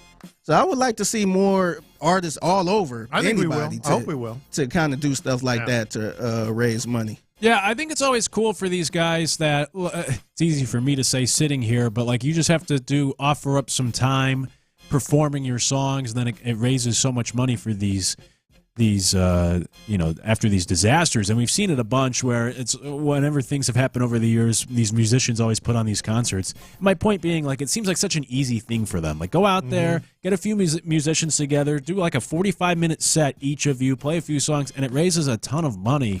It's a great thing. And it's obviously it's a tragedy what happened. It's terrible. It is hard to see the images and all the news to come out of it, but it's at the same. It's hard to phrase this, but it can be inspiring. Yeah, the good thing is when you see people come together afterwards to try to help out in this tragedy. You never want the tragedy to occur, of course, no doubt. But to see the response from people can always be like inspiring, or it's just good to see when people step up to try to help others. Yeah. So salute to George Strait, man. The real story, not the other fake ass story that happened last week, man. That was making the rounds. All right, it's the mixtape in the loop, Sports Radio 610. So speaking of kind of fake type of stories, Yahoo Sports. I don't know how I feel about Yahoo Sports. I feel like they be tweeting a lot of stuff. Yeah. And it's a lot of fake news in it, or stuff that's not accurate in it. But they tweeted this, and they kind of got me excited. So they tweeted this: Uno is being added as a table game to casinos in Las Vegas with the little eye emojis. And now the little community notes quickly replied to this and said Uno is not being introduced as a traditional casino game. The old community notes. Yeah, for this betting in Las Vegas. It's a part of a special promotional event aimed at enhancing game night experiences. So something like this is kind of happening, but it's not like a real deal type thing. Like, you ain't going to be able to walk into a casino and just play Uno for money. Yeah. But it kind of got me thinking, man, what are some games that you think should be added as casino games? It could be board games, it could be other type of card games, or shoot, anything that comes to your mind. 713-572-4616. I like this. I've seen this in some off strip, sort of throwdown casinos that you wander into. I don't know if it's mainstream in a lot of casinos yet. I'd like to see war. Good old-fashioned war. That was one of my thoughts. Yeah, just, 52. Now, they probably do multiple decks, which is, I guess, I get that. But you flip one, I flip one. That's it. Yeah. That's it. That was one of my thoughts, because that seems like that could be wild and potentially a lot of fun in a casino when you got money on the line, just simply flipping cards, see who has the higher card. You could go for hours. Yeah, I like that one. I was going to say, because my family, we were a big Crazy Eights family, which is essentially just like Uno, I guess. It's very similar. So that was my first thought, but then I also thought of war. Yeah, those would be good. What about dominoes? Yes, that would be good. The first thing I thought about was dominoes, spades. Spades would be a good one too. But I would really love to see Uno in the casino, man. That would be pretty wild. That would get a lot of people involved playing. But it would be wild just thinking about playing with maybe 4 or 5 players, and you going around in a circle, and you slap a draw 4 on somebody. You be ready to kill somebody after that, man. You know how much tension it causes when somebody hits you with a draw 4. You can't do anything. Go back around to you, draw 2. Go back around, another draw 4. You just like, what? What's that one that's on The Price is Right where they drop the thing and it hits all the little... is it Plinko? Plinko. Plinko board. Yeah. That could be cool. That would be really cool. Yeah. Some other ones I was kind of thinking about is Monopoly. That would take forever. Yeah. That would take longer than poker. Yeah. But, I mean, if you got poker, you should have some type of quicker version of Monopoly. Well, that's true. Where you could buy properties with chips, charge rent to other players as payouts. Chance and community chess equal surprise multiplayer, or penalties and stuff like that. I think that could kind of be fun. Battleship was great. Yeah, that was a good game. Yeah, that actually came in on the text line. It did? Yeah. You'd be sitting there like E6. That was a good call. Yeah, and if they could have the sound effects too. Yeah. Text line also said Risk and Stratego. Yeah. I didn't know. Yahtzee also came in. Yeah, I actually had Risk on this list I got, where area controls with chip investments, players invade with bets and dice rolls and all that stuff. Yeah.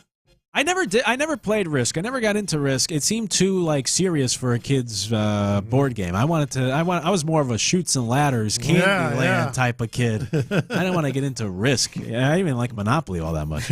What about the board game Clue? Oh, Clue would be fun. Clue. Yeah, it plays bets on the weapons, room, suspects. Yeah, elimination style table. That'd be fun. And we also had a variation, I think it was called Guess Who, which was similar, but a much more watered-down kids version. And that was a fun game, too. I love Scrabble? Did you say Scrabble? No, I didn't say Scrabble. Yeah, that would be fun. That'd be fun. Connect 4. That's a simple one, but I suck so bad at Connect 4. I'm so bad at it. I just don't see it. Oh, that's the worst. Yeah, but I wish they made this a real thing, man. Uno would be a blast. That would be fun. Yeah, that would be a lot of fun, man. Very competitive. Maybe they should do like some type of little TV show or something, just like a small little Uno, like Uno game?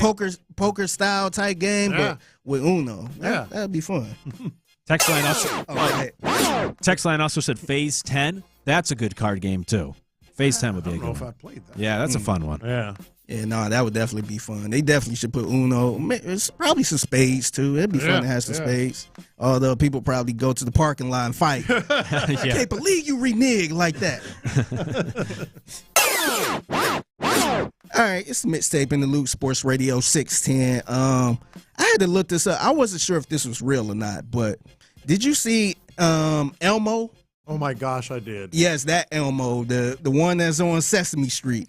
Apparently, account got hacked on Twitter. Boy, he ended up being pretty opinionated this morning. Yeah, he picked the side of the fence. I won't display what he had to say. Yeah, but I had a couple thoughts about these, man. So my first thought was, why the hell Elmo have a Twitter account? Don't hack Elmo, man. You can hack a lot of people, but don't hack Elmo. That was my second question. But my first question, what I mean, outside the obvious promotional thing, why is Elmo or anybody from Sesame Street on Twitter out of all places? Oh, they have to be. I think they have to be, just because their brand and people, you know.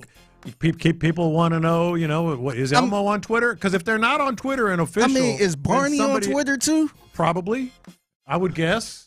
Like, I just don't understand because there's no kids on Twitter. No, but if they didn't do it and make it an official account, somebody else would, and probably have a lot of, do a lot of bad stuff with it. Like this, by the way, this Elmo thing. If you read the Elmo tweets that were hacked in his voice, it's freaking hilarious. That was actually my third question. Oh, okay. Did anybody else read these tweets in Elmo voice?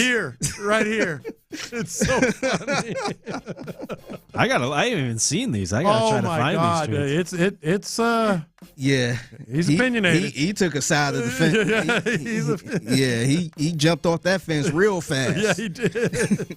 But it was just something kind of crazy, man. I read all those tweets in Elmo voice. I think somebody should use AI somehow and just that's coming. Yeah, just have it read these tweets in Elmo voice. I think that would be super entertaining. There is that meme or GIF, whatever, of Elmo standing like in front of flames. Oh yeah, and so it's it's very fitting for this scenario. Nah, that's perfect.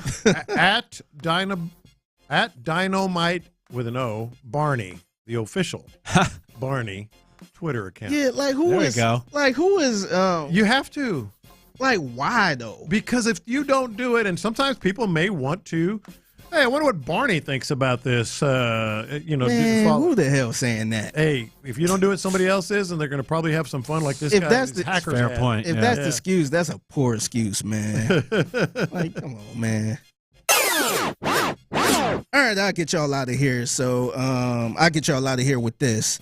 Y'all remember Layla Ali? Yeah, man. Layla Ali, former boxer, daughter of the late, great Muhammad Ali. She addressed some rumors as a recent. I guess it was going around that she was thinking about coming out of retirement to fight Clarissa Shields, who's the top women's boxer right now. She making a lot of noise right now.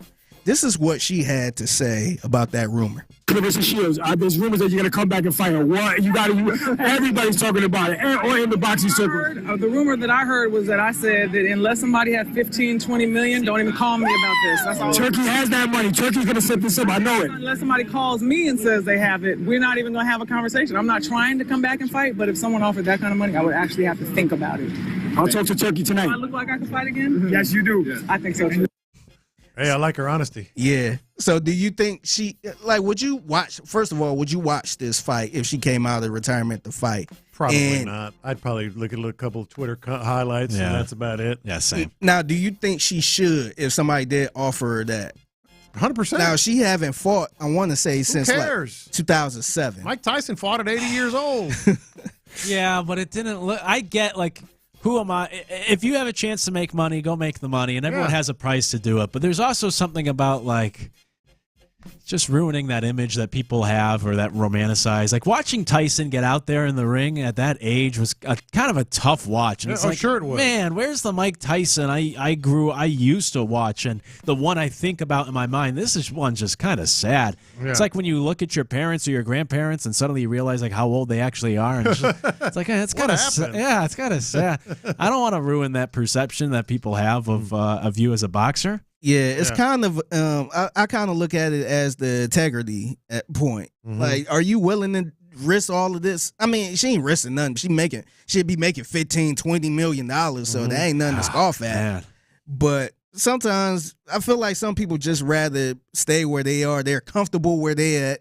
She probably don't need any money. Yeah. So I'm not about to go out there and embarrass myself like that. Hey, $15 million?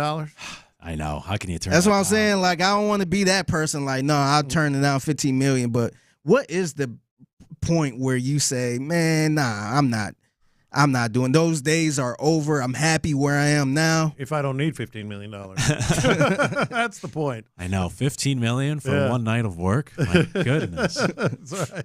All right, I wouldn't blame her. I would do that too. Forget what I just said about Mike Tyson and everyone else. That's Figgy's mixtape, which you can hear at this time each and every day on In the Loop. When we come back, we'll catch up with the fellas of The Drive. But also, was there more salt in the wound over the weekend for the Astros and their whole medical fiasco? We'll talk about that next in The Loop. Area 45 with Bijani.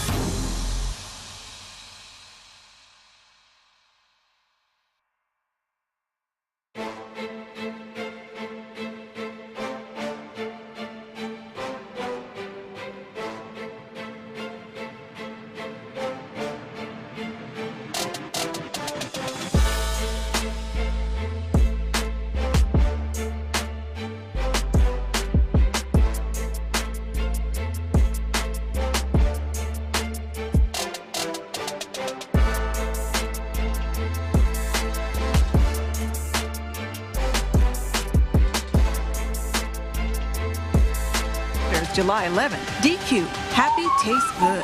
Only at participating locations. That's not what they're doing, John. Thank you, Figgy. Live from the Mokaram Injury Lawyers Studios, Sports Radio 610 presents In the Loop with John Lopez and Reggie Atatula. Luke Morrow in for Reggie, who will return tomorrow. It's been a pleasure filling in the meantime, hanging out with John Lopez and Figgy Fig here on In the Loop. You've done a bang-up job. Oh, I appreciate it. Man, you did an amazing job, man. Well, thank you very much. You guys make it easy. It's always fun being in on this show. Always fun and a good time. And look forward to Reggie returning tomorrow.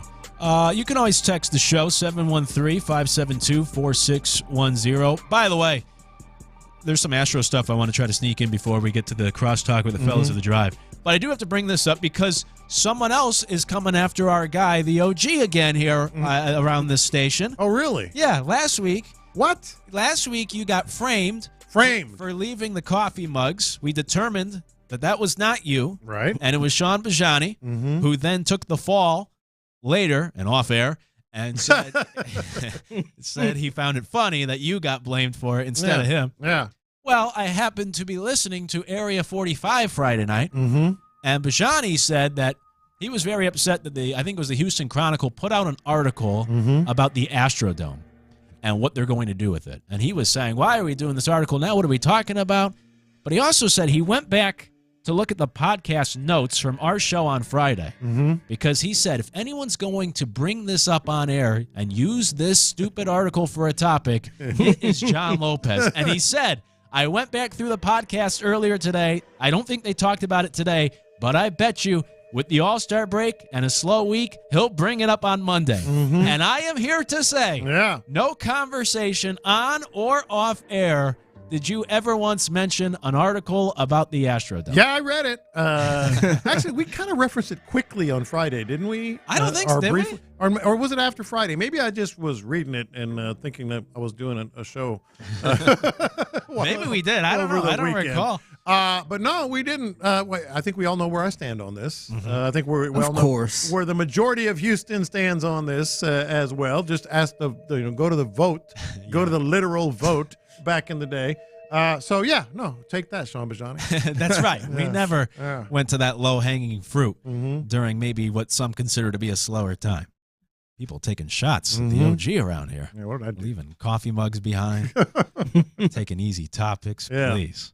I did want to get to this before we hand things off.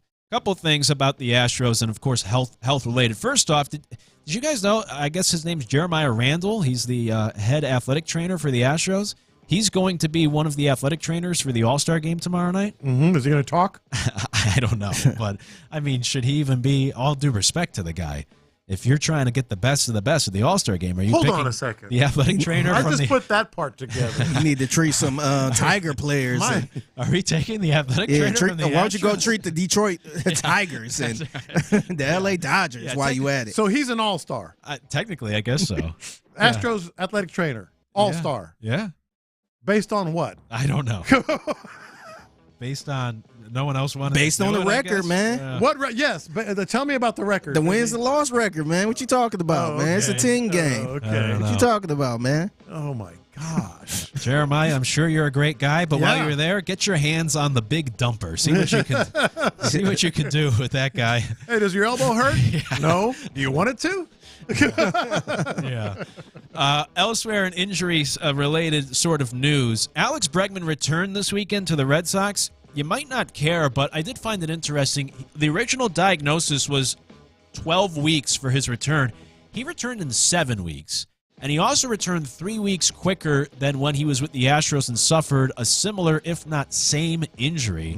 I don't want to make a mountain out of a molehill or anything, but I just found it interesting, maybe kind of funny, too, that A, Bregman returned earlier than expected on another team, and also B, it was a quicker return than, like I said, kind of the same injury when he was here in Houston a couple years ago. Yeah, look, I think this is, I don't know if it is a thing, but I think it could become a thing. With obviously where we are with the Astros, we know that what their issues are, and I mentioned this kind of briefly last week as well. I think it was actually on the air, not in my mind on the weekend, but it's going to take former players like Bregman, I'm not saying he's going to do it, but former players like Bregman saying, hey, you know what? There was some things going on that I was a little skeptical about in Houston. It's going to take maybe a former coach or manager or something to say something similar before the league or the MLBPA gets involved. But none of that has happened just yet. But you're right. A little bit interesting that he got better a lot quicker in Boston. Yeah. Came back 7 weeks after they originally said 12. I do find it interesting that, Kyle Tucker's having a really good year. And I do think at least, Bregman was having a really good year. And then he got injured, so that's a little different. But I remember when Tucker started the season, because the Cubs started the season against the Dodgers on TV, playing in, in Japan? They played somewhere, in another country. And just the idea of like, oh man, I almost had the feeling of like always going to track Kyle Tucker. And we were always going to be talking about what are these other guys doing elsewhere. Yeah. And now it's almost at the point where you're in that new relationship and you're really happy with your new significant other that you stop looking at the ex's Instagram. Mm-hmm. And, we've been so pleased with Cam Smith and Isak Paredes that there really is no talk around here of like, oh man, Kyle Tucker has a 900 OPS. Like, you don't really, even Bregman, you don't really miss those guys anymore because of the success of the new pieces you brought in. And I just found that interesting because I heard Seth and Sean talking about that idea of like, man, we used to have like a daily tracker of what is Kyle Tucker doing. Now we've gotten to the point where like, it doesn't matter because we're happy with the guys we have here. I agree with you, and clearly, Astros fans should be happy with the guys that are here, but it is also July. Let's see what happens down the stretch. It's fair. Anything potentially in the postseason, et cetera, because that's when things don't go your way and they go their way, some fans might be going, hey, could have used him. Yeah, it's true. Something along those lines. Dana Brown talked on the flagship yesterday with a bunch of injury updates. They might get to more of these quotes on the drive coming up, but a few stood out, and I did I shouldn't say liked, but the one about Jordan where he said he's going to be reevaluated on Thursday, and Dana Brown says, I think once that's over, the doctor could potentially clear him to start swinging the bat. Mm-hmm. As long as Jordan feels good, we're going to try to expedite his return. No kidding. Which kind of concerns me because I feel like they've already tried that a couple times and it's led to setbacks. But then he also says Jordan has, quote, absolutely no pain in his hand. So I guess that part's kind of promising. Is it? It's promising as it can be when it comes to Astros injuries and the PR. So how much of that do you believe? Not much at all.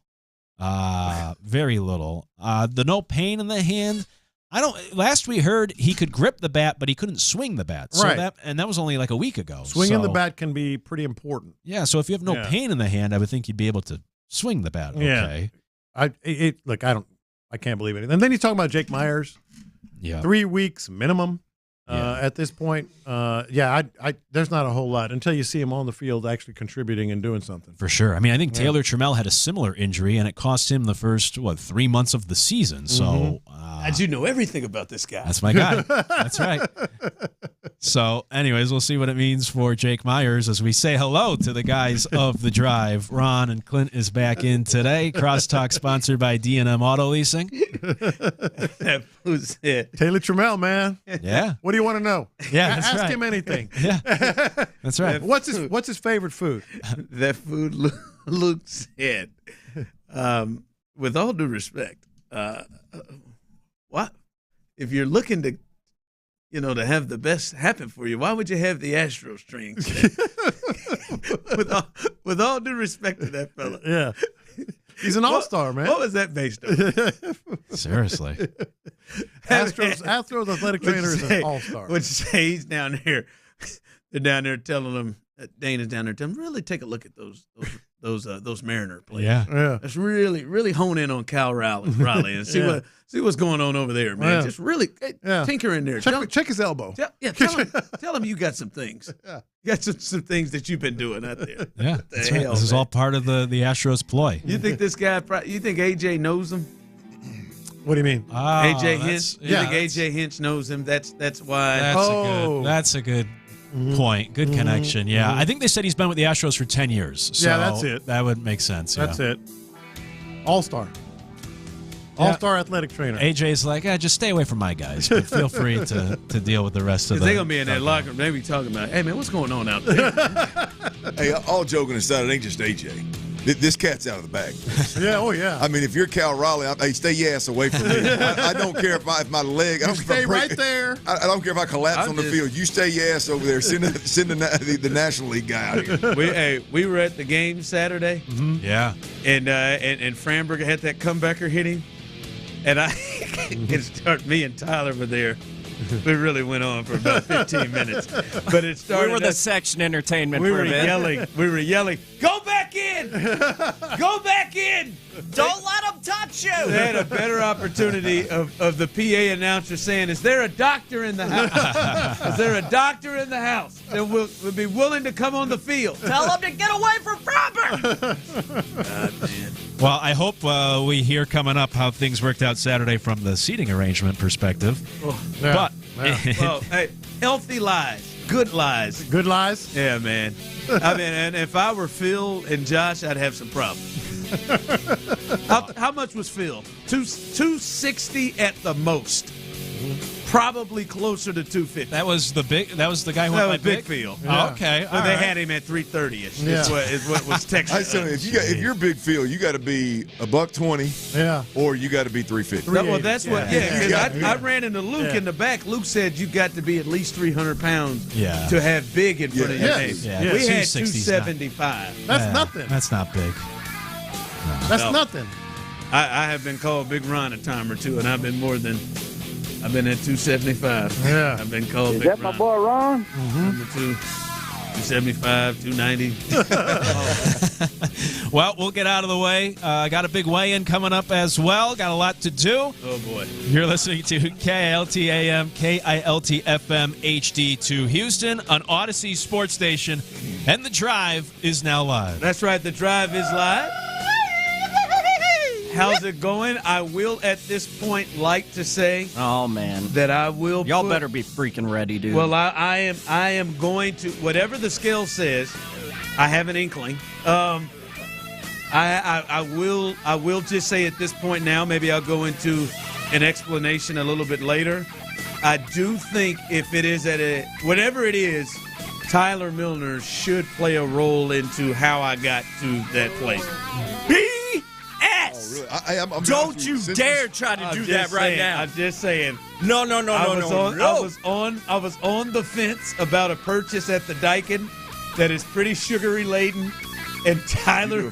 And I told you, if you do this, you better be ready Monday. Did you do a No, Tyler, that's not what you said. Yes, it is. At the end, Tyler goes, "Come on, man. Nope. Come on, man. Go enjoy yourself. Go enjoy yourself. Think liquid. So a frozen pink drink. Was it? Oh, yeah. Pink. Yes. A frozen strawberry frozen pink drink. frozen margarita to be specific. Yeah. But One of Tyler them tall ones. said, "Man, go have a good time, man. Enjoy yourself." Tyler said to me on the way out. I said, "You know what? You're right. That was it." Well, you should be able to overcome a pink drink at a Astros game. Yeah, man. Just saying, You should man. be able to. I'm just saying, whatever it is, Tyler's got to pay a little bit of it. Hold on, so I don't remember what my lightest was. It's been 243 something. I don't remember what it was. 243 something. Yeah. I think I got a chance to get sub 243. You're feeling it. And you were in Nashville. You're on Bounced vacation. around a little bit. Well, I was on there. It was last week, but I was on there a couple of days. But that's okay. I mean, I got back in time. You got back in time to really myself get after it? Okay. Yeah. All right. I'm just saying. Listen, we'll see. Weigh in at 3 o'clock. I'll just say Tyler just had it. Played a role in it. Hard disagree. I told you all day that day. I told you when I first saw you Saturday at the pregame spot. But then when I it said, came down, Ron, when it came down to it, you said, "Man, go enjoy yourself, man." But you better be ready Monday. Did he also offer me the rest of his? I didn't want it to go to waste. Brisket nachos. His brisket nachos. Ooh. Did he also try to hand me that over? But yes, you he didn't did. have that. I'm going to tell you. I turned it down. Let me tell you where I'm at, Ron. I did eat them peanuts though.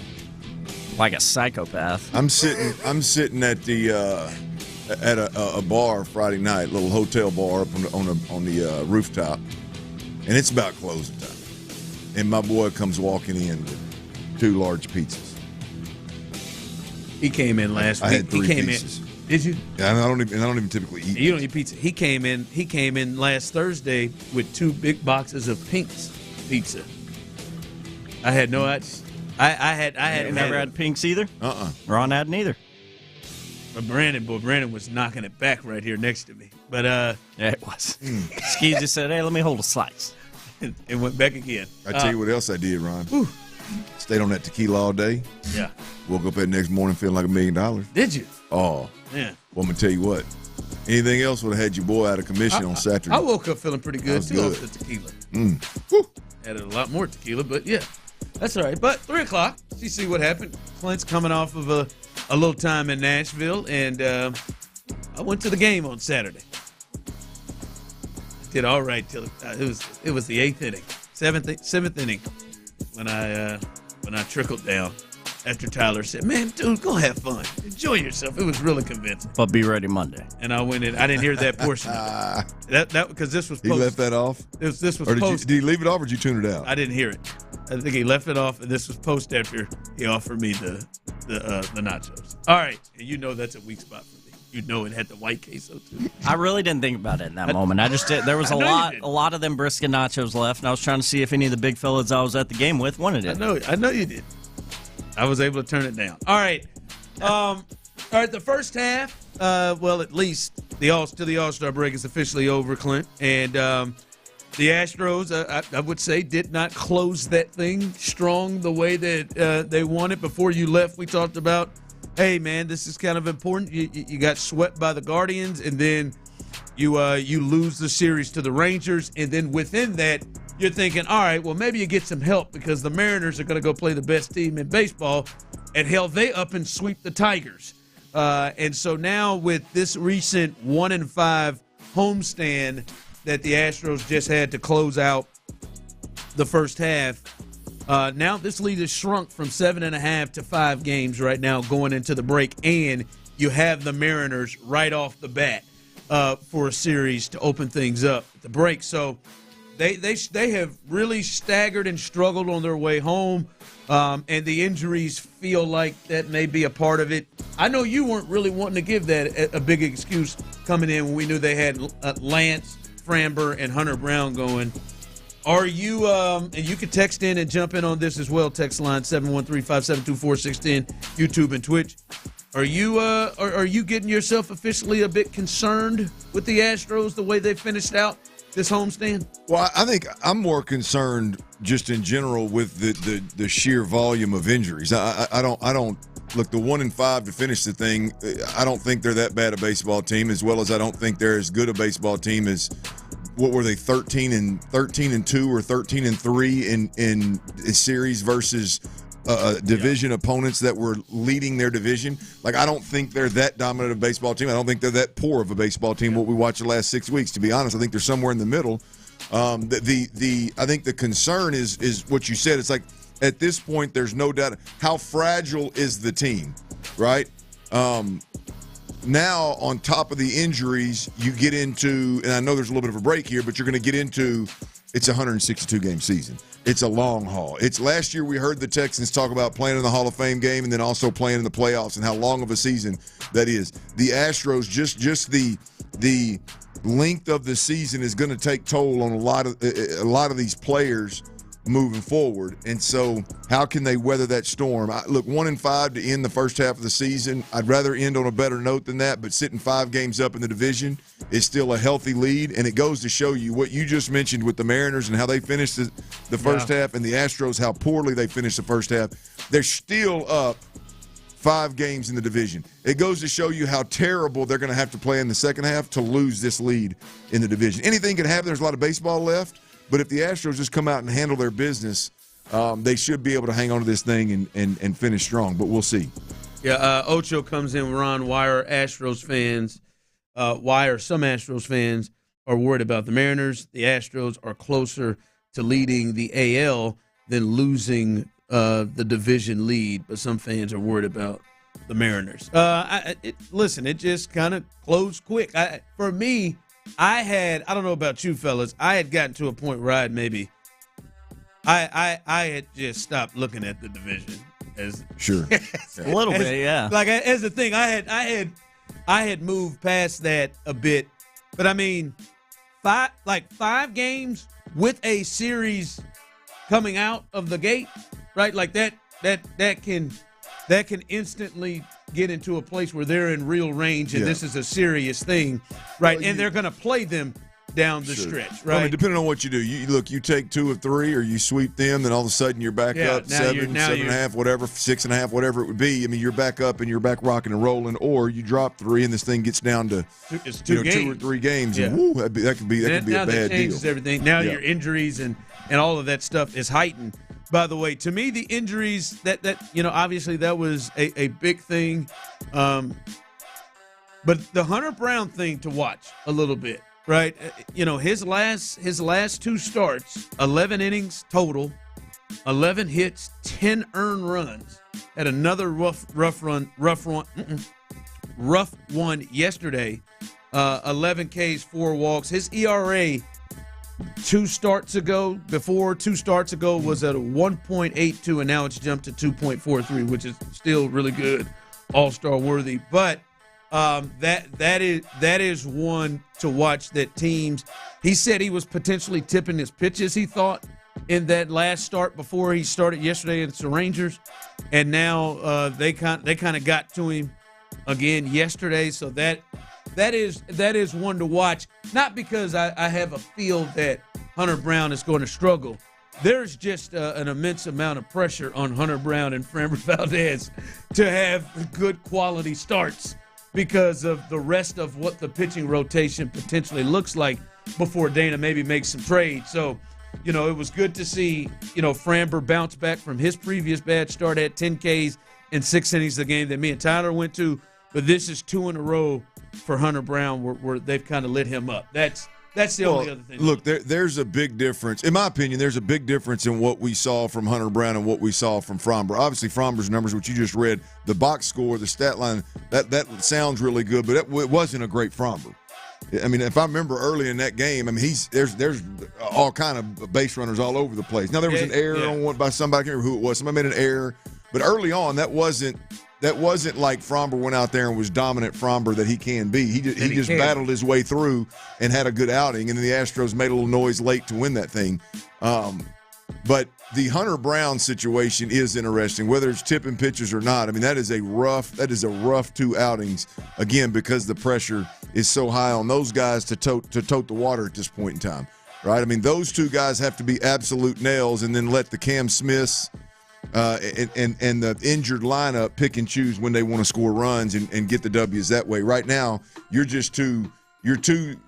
razor thin. Oh, you're Zach Short away from getting an Oppo walk-off that Tyler, well, we'll get to Tyler later, but a Zach Short Oppo shot that you could have been swept in that series and swept for the homestand, obviously, but it did not happen. But yeah, that's the thing, is it does feel like the injuries are starting to roll through. Someone said what worries me a little bit more is Hunter's last two starts.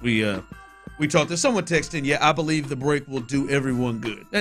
I can get a sense of that too. But the reality of it is, to your overall point, Ron, is that Framber Valdez right now, until you get Lance McCullers rolling, until you get Spencer Arrighetti back, until you get some help in that starting rotation, like some legitimate help, it is so heavily dependent on those 2 guys being nails when their turn comes up in the rotation, that you just can't afford. Those guys can't let up at all, and Hunter obviously let up a couple of games here. Yep, they still got 6 left against the Mariners in the second half, and it starts with that first big one, that 3-game set coming out of the backside. Huge and that's what, oddly enough, I didn't see coming, especially the way they were playing it, and especially the way the teams, the Guardians and the Rangers were playing coming in.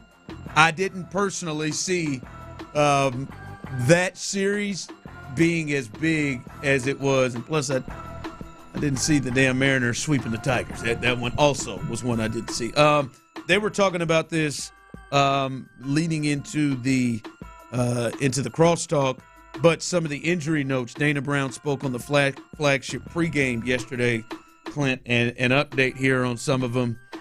Jeremy Pena, he was asked if Jeremy Pena could return for the Seattle series after the All-Star break, and General Manager Dana Brown told their flagship that it's a little early, but Pena isn't far off. He talked about Jordan. He will be reevaluated on Thursday, and once that's over, the doctor could potentially clear him to start swinging a bat. And then Jake Myers at a very minimum. Oh, we hadn't heard from you since the Jake injury happened. That was the day that you were out. Well, by the time I got home, I look up and Zach Short's playing, and I'm like, I thought Tyler or Ron specifically said Zach was getting a break. What the hell happened? And then Tyler said that he told me what happened. So I didn't actually see it, but it's just one more. Yeah, but Jake, he will miss at the very minimum 3+ weeks with the right calf strain. And he was not able to run to center field before the game started.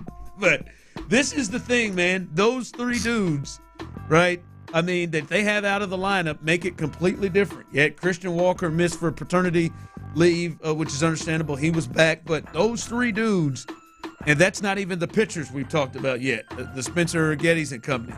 But those three dudes, desperately, they need to get back in there. And I'll be honest, like Jeremy Pena, I feel the most confident about.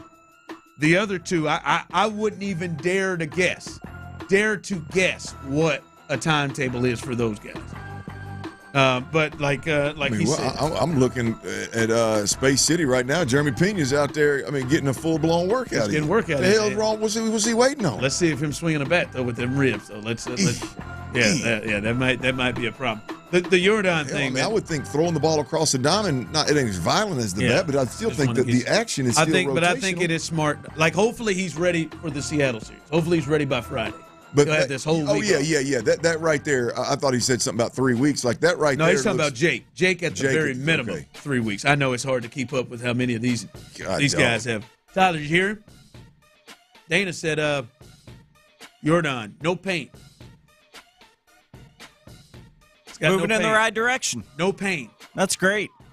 Does that matter? No, means nothing to me. Does that matter if he hasn't done baseball activities yet? Nope. No, it doesn't. Don't care. Because clearly, right, 2 other times before now, I would imagine when he went down, he had no pain before swinging it again, right? I would imagine they didn't have him to ramp back up in his rehab the previous first 2 times with him in pain. So, I mean, does that matter to understanding of if he's close? If he is showing no pain right now in his hand, but has not swung a bat, has not done anything baseball activities-wise? We were talking about it, man. Tyler, I don't know if it was the anger in his heart, but I think Tyler was convinced that the Texans will play week 1 before Jordan returns. September 7th is week 1. Tyler, I was convinced. I am convinced. That ain't changed over the weekend. And this little update ain't making him move in any direction at all. He's got no pain. I thought maybe around Courtney's birthday, August 14th. Well, so a month from now, huh? I thought maybe around that time. Tyler does not. He thinks C.J. Stroud will take a drop back prior to Jordan making his way back. I think the Jordan thing's interesting. The Jordan thing is really interesting. Someone texted in, he's been doing baseball activities his whole life. He's good. No, clearly he's not. And he has not been good once he has started to swing the bat. We keep having setbacks when he has to start swinging. But they did go take a second opinion. How did the second opinion come in? Good, though? Oh, they praised it. Okay. They said, yeah. And they remember Did we hear from Jordan's interpreter? No, we didn't. But they did run in there and say, hey, a lot of the things we saw, the second opinion saw, too. Oh, okay. Yeah, they were safe. Safety. Bad. Well, hopefully it is back. But yeah, everybody can get a rest. Hopefully they have some of those reinforcements back. We got anything on Spencer? No. Well, he was throwing in Florida. Yeah. Last we heard. Yeah. He's been doing that a while. All right. C.J. Stroud, they according to NFL executives, coaches, and scouts, he was number 7 last year when it came to the top 10 quarterbacks. Where do you think he lands this year? Hint, he's not in the top 10. There's a hint. But you got issue with that. How does that hit your ears? How does that make you feel, fair, foul, whatever, when you hear C.J. Stroud was 7th last year and he is not in the top 10 this year? We'll discuss that coming up next. What's good, y'all? Hey, look here. I've dealt with several different flip houses.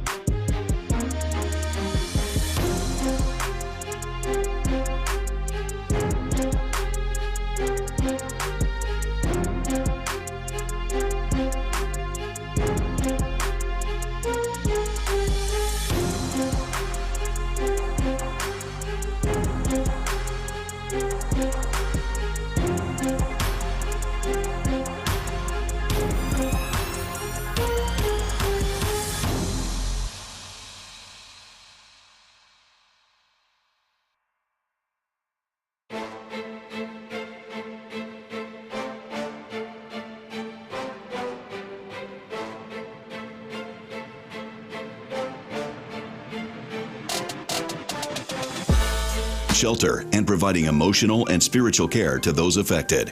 But they can't do it alone. You can help. Visit salarmyeds.org to donate or volunteer. Every donation brings hope. Every hand makes a difference. That's salarmyeds.org. Live from the Mokaram Injury Lawyers Studios, Sports Radio 610 presents The Drive with Stoerner and Hughley.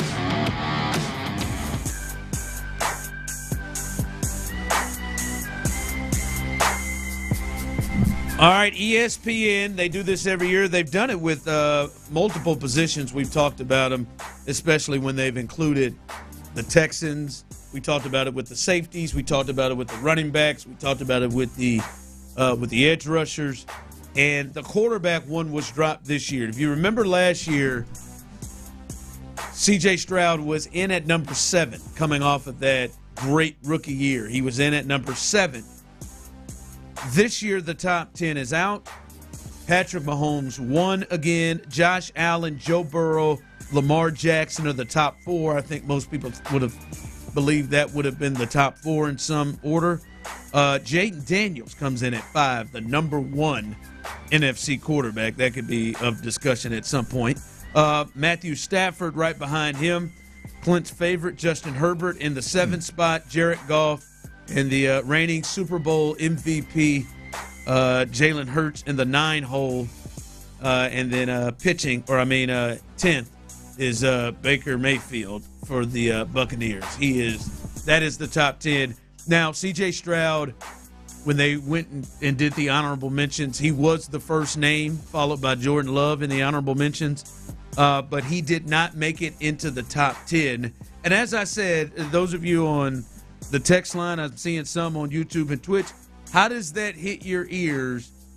Thinking about everything that you've seen and you've heard and you've watched over the 2 years and what happened last year, how does that hit your ears when you hear that C.J. Stroud didn't make it and dropped from last year? Somebody here on YouTube and Twitch, old Derby Dude Rose, says, joke's all on us. Or joke's all on them. Someone else said, even in Stroud's bad season, he has proved to be better than Herbert. So there's some thoughts there. What's your opinion there on C.J. Stroud not making it into the top 10 this year? Well, look, I think it's fair. I think it's more than fair. I think it doesn't hit your ears weird. No, it does. It doesn't hit my ears weird at all. I think that's very fair. Now, there's an argument to be made here, and they did mention it in the article or within the rankings that the voting for 8 through 11, so Jared Goff, Jalen Hurts, Baker Mayfield, C.J. Stroud, was extremely, extremely close. So he's really close to being in the top 10. But, when you look at C.J. Stroud's year last year, you look at like the shortcomings of the Texans over the last couple of years is in the playoffs and for the most part offensively. And when you look at the fact that the offensive coordinator was fired, the O-line coach was fired, you look at C.J. Stroud was one of the most pressured quarterbacks in all of football, held damn near the most pressured quarterback if it wasn't for Caleb Williams. So, yeah, I think given all those circumstances around a quarterback, I think it's more than fair for him to be ranked number 11. In fact, I'd argue that's borderline generous for C.J. Stroud. Would you? Yeah, you got some really good quarterbacks that finished behind C.J. Stroud. Notably, 2 of them, Aaron Rodgers and Dak Prescott. You've got some guys that Jordan. It's honorable mention: C.J., Jordan Love, and then Kyler Murray, Brock Purdy, Dak Prescott, Aaron Rodgers, Tua, and Bo Nix. Yeah, those are some pretty damn good quarterbacks that we've seen with bigger sample sizes, if you will, than C.J. Stroud. And so, I think finishing 11 right here is a good spot. I think it's a fair spot for C.J. Stroud. Yes. Fair. Yeah. It didn't hit my ears weird when I heard it and read it. Huh? Until what? It didn't. I just said it just didn't. It didn't hit, and I know for some people it was weird. Dan Orlowski said he thought it was the biggest joke of the list. That CJ wasn't on it. He said he would have had him on there over Herbert, which I think there are probably a lot of people who may have those feelings. maybe over Baker, as well as what he said, but he thought CJ should have been on the list. It didn't hit my ears weird when I heard that, because I think there are a lot of guys who had really good years and had really good seasons that are coming on, and there were some struggles that I just don't. And I know there's some people who are annoyed by this, and I heard some people talking about this when they were talking about this on TV today. I'm just not one that sits there and says last year wasn't on CJ. Some of it was on CJ. I watched every one of the games, and many of you did too. Like, now, I'm not going to sit here and say that all of it was. I'm not going to sit here and say that most of it, wasn't. But some of that was also steps or a step back that CJ took within his decision making. Some of those things to me wasn't just all on Bobby Slowick, wasn't just all on the offensive line. I thought CJ made some trouble for himself. Yeah. At times, and look, top 12 feels right to me. I agree. I think there are arguments. I mean, if somebody wanted to get into a debate about 7 and beyond, which is Justin Herbert, but if you look at Justin Herbert, there's a 5-year sample size, and I'm not a big Justin Herbert fan, as people know. I'm not. I don't think he's hung the moon. I think he's super talented, but there's no arguing with 21,000 plus passing yards in his first 5 years. And he's the first guy in NFL history. Right? I mean, there's no arguing that he threw, 3 interceptions and over 500 plus attempts last year, lowest since 2016 with Tom Brady. Right? You look at Jared Goff. I mean, Jared Goff, you can argue like that, all this supporting cast and yada, yada, yada. He has been absolutely tremendous of late. Jalen Hurts won a damn Super Bowl. Baker Mayfield. Jalen Hurts to me that's odd to me. That he's that low? Yes. Yeah, I think. I just think he gets hosed because of – I'm not going to say this doesn't have anything to do with his success, but he gets hosed because of his roster and what he has there. And it seems like more of the credit is shifted towards the guys he has and not as much towards him. But, I mean – Well, there's just no way to quantify or rank the number one Jalen Hurts skill set, which is the absolute alpha leader of the locker room. There's just no way to rank that, and it's never going to get the credit that it deserves. You look at what he does great. It's they mentioned in the article the most potent short yardage quarterback rusher in NFL history. Right? He's not going to get much love for that right there. Yeah, it wasn't just short yardage though. In the Super Bowl. Oh, no, I agree. Head-to-head against Patrick Mahomes. It wasn't just short yardage. No, you don't have to NFC convince. Championship game against Jaden Daniels. His skill set in terms of establishing the run, which everybody does and everybody's tried to do from Jump Street every single year, his ability to assist, if not lead the way in establishing the run, is second to none. If you look at the third down conversion, red zone conversion, everybody tells you how hard it is on third down and how important it is you win. If you look at the red zone offense and how hard it is to win, everybody tell you, but then they give you a guy that does it as good, if not better than anybody else, and he gets dinged for it. So he'll never get the love that he deserves. Yeah, he's at to me, there's no way Justin Herbert should be ahead of him. To me, I'm not. I would agree with that. I would agree. And I'm not one Jalen's low. I'm not one that believes Herbert shouldn't be in it. I think his talent and everything he has done, it would hit my ears weird if he wasn't. Yeah. If Baker's in there, but Jalen Hurts is. I mean, he's run through a lot of these guys on the list and had to play to a certain level as well. I think it's weird that the reigning MVP of the Super Bowl, who also in his history has a second place overall league MVP finish. Yeah. And, in 2 Super Bowls he's played and going up against the one who's number 1 on the list, and he is arguably outplayed him both times. So that one's weird that he is so low. But C.J. Stroud falls out of the top 10 this year on this list, and we'll dive into it a little bit more because there's some other things to kind of look at through that. I had a real embarrassing moment. Tyler was with me. Tyler sat there and heard this embarrassing moment. Clint doesn't know what it is. We went to the game. There were 4 young ladies sitting in front of us. Yeah, girl. Having some fun, having some conversation. And I just had a real embarrassing response that I was kicking myself for hours afterwards. The question was, the 4 ladies got up and said, "Hey, we're heading to the bathroom. You coming?" You won't be able to guess my response. You will not be able to guess my response, and how I just I wasn't able to pull the trigger the way that Steve Kerr was when Jordan made that pass to him. I just wasn't able to pull the trigger. It was embarrassing. It was embarrassing. We'll discuss coming up next right here live on The Drive. While you're pondering what restroom Ron answered here,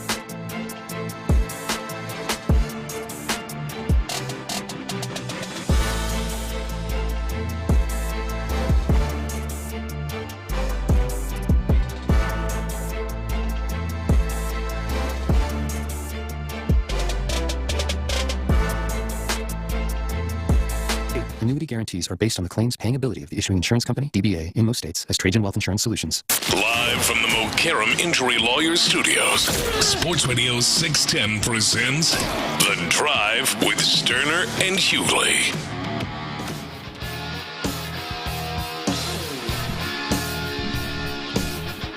Welcome back. Weigh in coming up here at the top of the hour at 3 o'clock.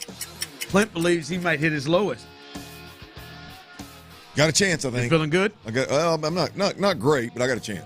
Feeling good. I got a chance. Yeah, last good couple of days. As I said earlier, I think Tyler is on the hook for a little piece of whatever happens to me on the scale. And as I retorted earlier, I hard disagree with that. That's okay. He encouraged me to go get a frozen margarita, and not just a regular one, but the really big, huge one. How was it? Did you enjoy it? Oh, God. So refreshing. Oh, my God. They had a little lime and strawberry mix. Because before I left, he also told me, you got to get the mix with the green and the red. They didn't have green this time, but they had the lime. But is this true, Tyler? Yes. So with the caveat of following up by saying, as long as your ass is ready on Monday. I will say he said that earlier in the day, as we got past the offering of the brisket nachos. A lot of the "be ready on Monday" went out of the building. Yeah, I don't think ending every bad suggestion with "you better be ready on Monday." I actually told him to follow his heart too. Oh, okay. And you know where, follow your heart, not my advice. Yeah, my heart almost. If that ain't the damn truth out to Frenchie's then afterwards. Just put my heart off. I did not eat late night though, and that's good. We kept it going. I did not eat late night. I did believe there were going to be some chicken wings left in the fridge when I got back. My wife had done some chicken wings with her and the kids and some folks. There were no chicken wings left, and so I just had to go to bed. But yeah, so I think Tyler is. They did you a favor. Is a part. Yeah. See, that's looking out for you. That's looking out. Let's go ahead and punish these things. Smashing brisket nachos and like throwing strawberry margaritas in your face. And by the way, someone texted in, Tyler, be a man, finish your food. That's weird. I think they thought that the Pink's pizza I brought in was leftovers. Yeah. Yeah. To be fair, Tyler does not finish his food. But again, you know when Tyler doesn't finish his food, so you know the offering of those brisket nachos, it wasn't just like a couple. Oh, no, it's half the order. It was half. About half, yeah. Yeah, a little over half. About half. I mean, they load that thing up. Yeah. Get your money's worth, don't they, bub? Mm-hmm. I was full. So, speaking of that, we're at the game. And by the way, people wondering the sizes, right? Big Phil was not 5'10", 330-ish. I thought he was give us the size of the women. I didn't know he still talking about Big Phil. No, Big Phil was about 5'10", 255-ish. Josh was 5'6". That was probably accurate, but about 174 pounds, maybe something like that. So we said a lot better than what we thought we might be running into. But there was a group of 4 young ladies in front of us. Young girl in the end looked like Arthur's sister from the cartoon show, DW. She really did. She looked like a real life grown mouse. A grown mouse. Yeah, it's a kid's show. Arthur. Yeah. You ever seen Arthur? She's a cartoon mouse. DW, his little sister. She had the DW haircut and everything. She just really looked like her. That's all I could sense. But the other 4 girls, they were fun group. One of the girls came in and she had a she looked like there's somewhere you can get some real barbecue in the spot. Yeah. Didn't know that was there. Me either. She came in with some sliced brisket. She had some smoked chicken, a thigh and a leg, had some coleslaw, had a little other side.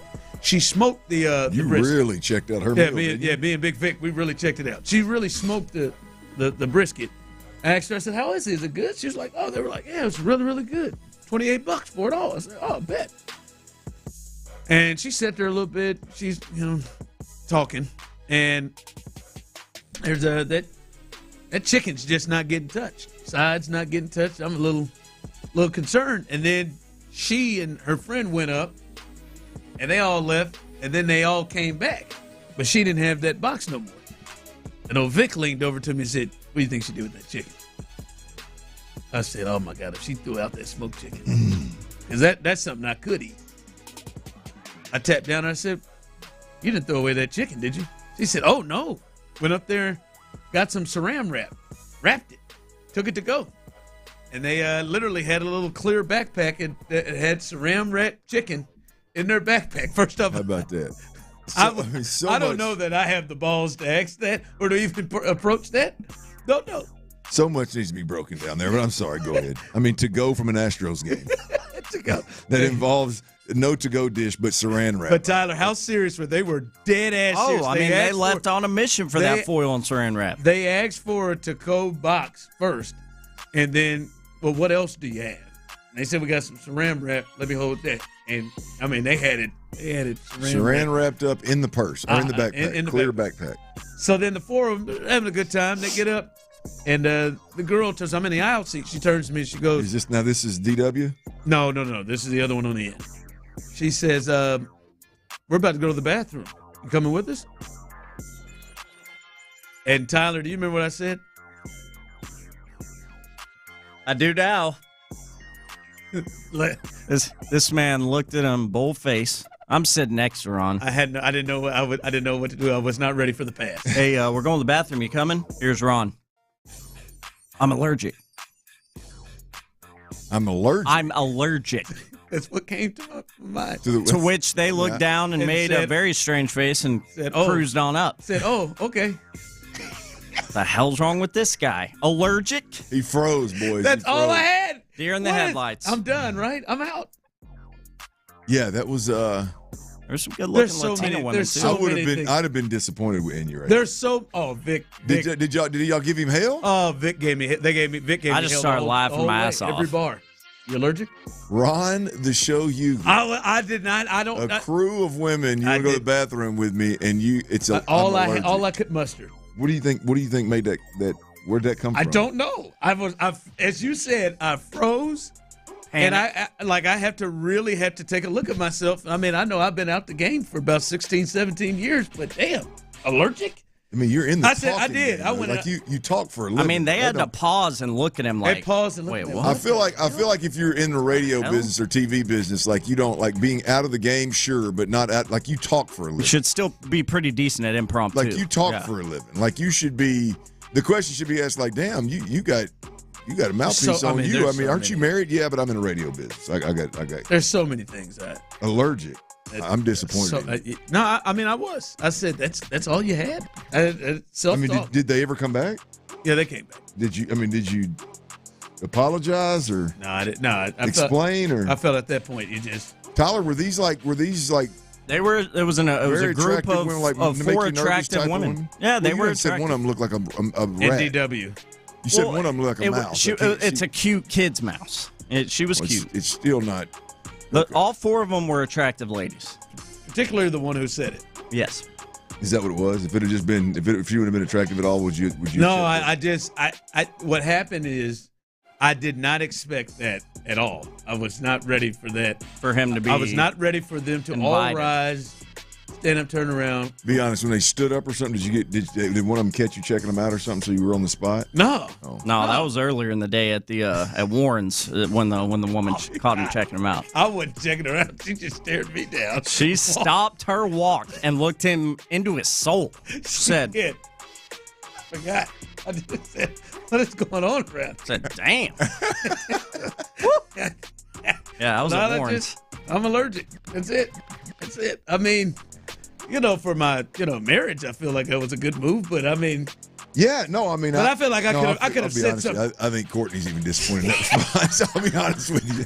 I think Courtney's even disappointed in that response. I just feel like I could have come up with a lot of different things. I mean, Vic said, you could have done so many things. I mean, there's between you could have just waved the old band at her and moved on. Between not getting up and going to the restroom and I'm allergic, there's so many things. There's so many options in between, but I'm allergic. I mean, it was the look of, huh? I mean, you confused them. She said, okay. Yeah. Did y'all get any names? Nah, I end up. Some people started to leave. I end up moving 2 rows up. You're embarrassed. Of course. I'm better than this. I thought. No, you are. Absolutely. I am. I was, like I said. Man, oh, damn. So I know it. And Larry can give me all hell. Yeah, I mean, there ain't no doubt. Wherever he is right now, if he heard that, he's definitely giving you hell. I'm allergic. I even said it to myself. Allergic? The hell did you say that for? I'm allergic. Stupid. All right, coming up, weigh-in time. And since we are a week away, next week, training camp starts and all the real happens for the Texans. What's on our minds? We're going to do this each day. What's on our minds on a Monday about the Texans training camp? All of that, of which I'm not allergic to, coming up next, right here live on The Drive. All right, we are dead in the middle.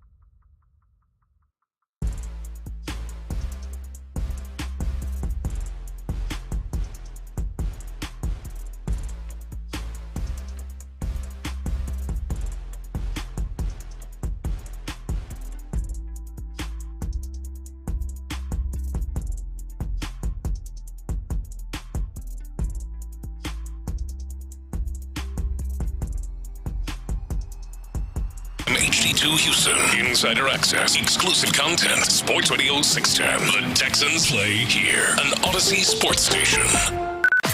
Sports Radio 610 presents The Drive with Stoerner and Hughley.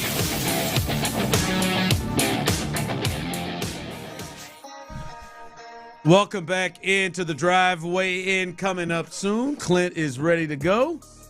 It's 3 o'clock already, baby. The drive weigh in. I said welcome back to The Drive. The weigh in is coming. The weigh in. I'm going to say drive weigh in. It's coming up soon. Is that a hotel? Is that a drive in? Something you probably tell that you're allergic to. If you missed it, we were at the game.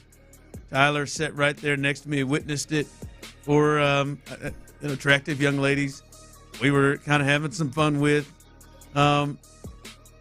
Got up, go to the restroom.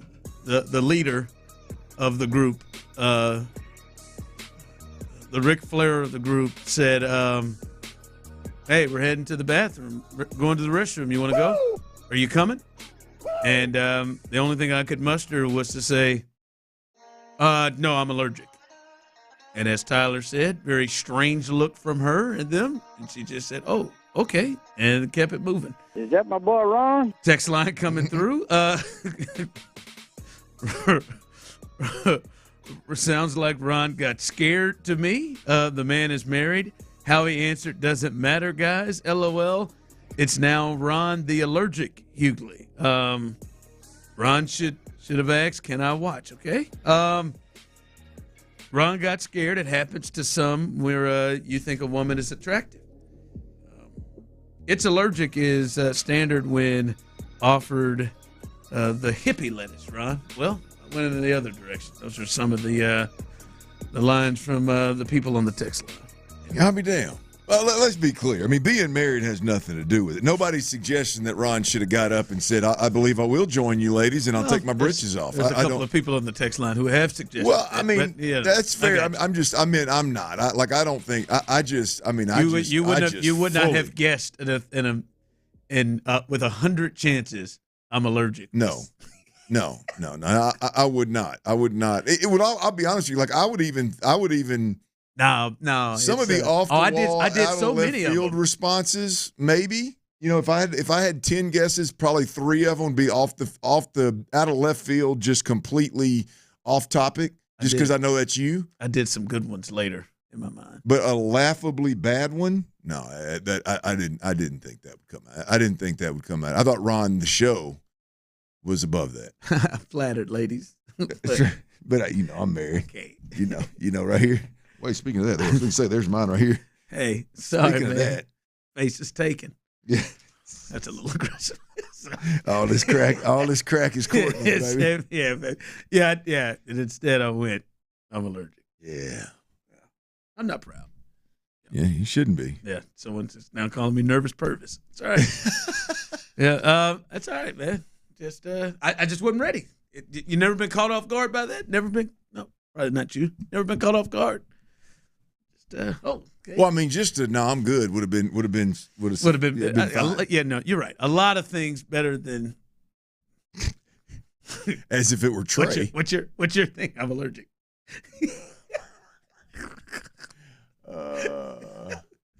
People said, what was she going to get some of that white powder? I mean, was it Beyonce? I don't know what it was, man. I don't know. It wasn't that bad. It wasn't. All right. Let's weigh in. Clint says he feels like he is getting close to the lowest. 243, I think 6 maybe it was. Here we go.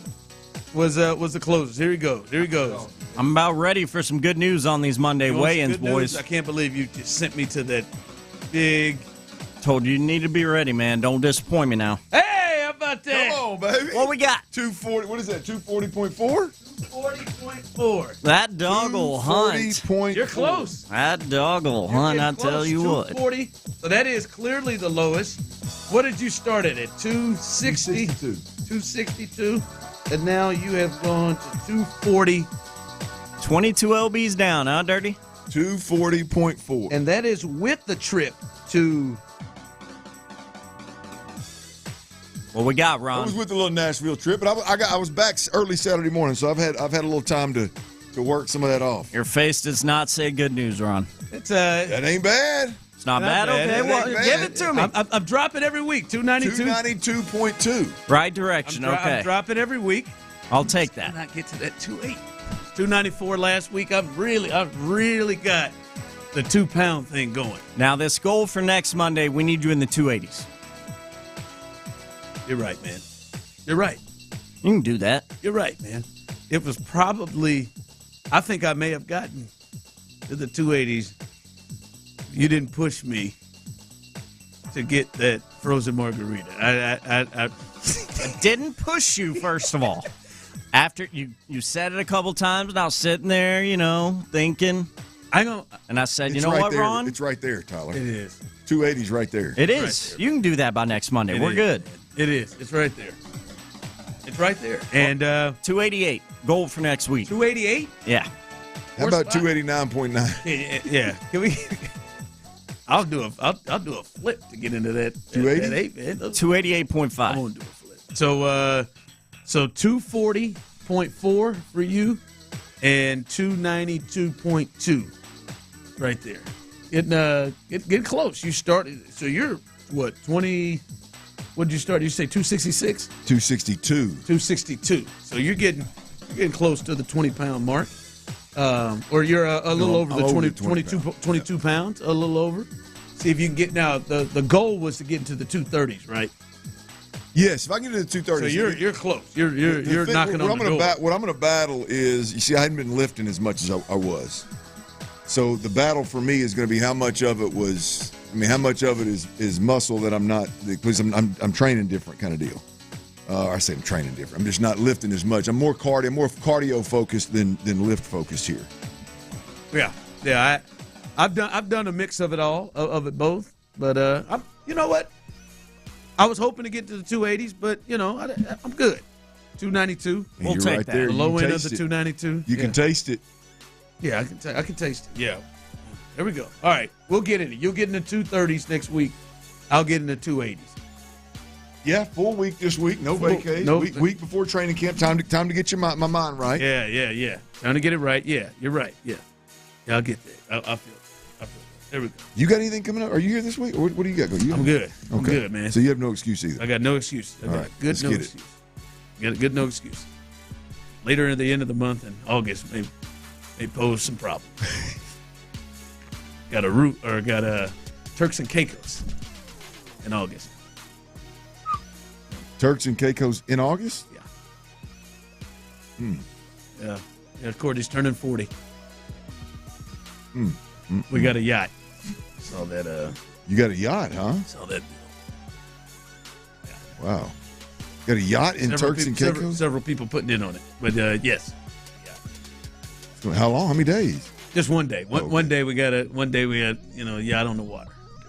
Wow. That's big time. Right. Well, you're really 40, setting the bar high, man. Again, a lot of people putting in on it. How many folks are going? A lot of couples. I think about 10. 10 couples or 10 people? 10 people. 10 or 11. The brother's going to maybe about double digit. Putting in on it. Oh, wow.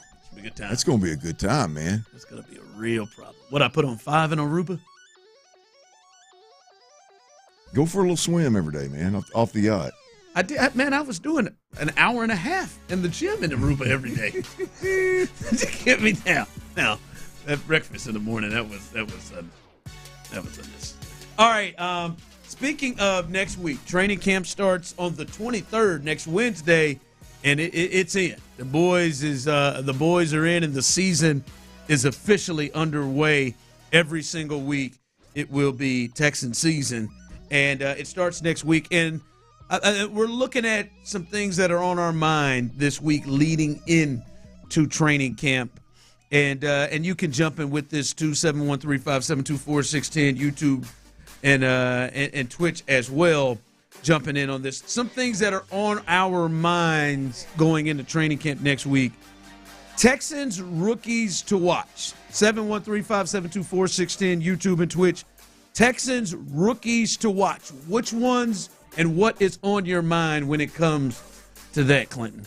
240. I'm proud of it. Well, I mean, there's a lot here because I think there's not as many rookies, but there are a few that are probably going to be relied upon heavily, and I think Higgins is going to be the big choice here, but for me, it's going to come down between these two guys. It's going to come down between Jaylen Noel and Jalen Smith. Which one of those two guys do I want to roll with, right? And I'm going to roll with Jalen Smith. And here's why. The Texans have had their third corner, Darby, retire. Yep, and they went out and brought in Arnett. Kid who was a first-round pick years ago, had some issues, but has been playing in the XFL or UFL. He got kicked out of the NFL. He got kicked off the team in the Raiders. Been playing for the Roughnecks. He sat out a year, jumped into the developmental league, and played for the Houston Roughnecks for a year, so he's in football shape. But they go out and they sign him. I think there's a real opportunity at the cornerback position as well as at the cover nickel position. And I think Jalen Smith, rookie out of USC, I think there's a real chance that he fills one, if not both of those voids fairly quickly. And so I'm gonna go with Jalen Smith. A little bit of outside because I know there's some more popular decisions, some earlier draft picks that'll probably be a little more popular picks here. But I'm going to go with Jalen Smith. I think he's a rookie to watch in the sense of, is he just a special teams guy, or is he a legit impact player on the defensive side of the football? Is he your third outside corner? Is he your hybrid nickel defender that is a cover specialist to complement Jalen Petrie, who plays with instincts, plays the run, shows pressure, is really instinctual in the quarterback pressures. That is, whoever that guy is going to be an integral part of this defense. Whoever that guy is going to allow D'Amico Ryans to really open the playbook up. So I'm going to go with Jalen Smith, rookie out of USC. That is really interesting that you went with, not just with that, but the two players you chose. Jaylen Noel and then Smith, who you ultimately went with. 713-572-4610. Those of you on YouTube and Twitch, what's on your mind? What as we get ready to get closer to training camp start next week? What rookies are on your mind? It is. I was going right to Jaylen Noel. That's exactly where I was going, which was interesting when I heard you first say it. And that is simply this reason. With everything that they have added to this offense, right? They have really gone after the ability to try to, in what they believe best possible, to fix their offensive line. They appear to have got more physical up front. They've done what they felt like they needed to do to fix their offensive line. They then went in the draft, and the first pick they made was Higgins, who is a big-body receiver, and they bring in Jaylen Noel as well in the third round. They've done some things. Still, Clint, I've been talking about this for a year or this offseason since Tank went down. They still, to me, don't have a player that you say, bam, this dude he can break it, 60 by himself, 50. Yeah. Like he can go make big plays if we don't have the coverage. Right. Nico can make big plays. He makes big plays. But Nico, to me, is more of the, hey, man, I'm going to bust you for about 20 to 25. I'm going to break some tackles. He does. I mean, obviously he has caught some deep balls, but it's not like that. Jaylen Noel, to me, feels like the guy who has the best chance to be a big play guy in some form or fashion. He seems like he could be somebody that could take a reverse or take a jet sweep, 40 yards. He could then take a screen and make big plays with his speed and his quickness.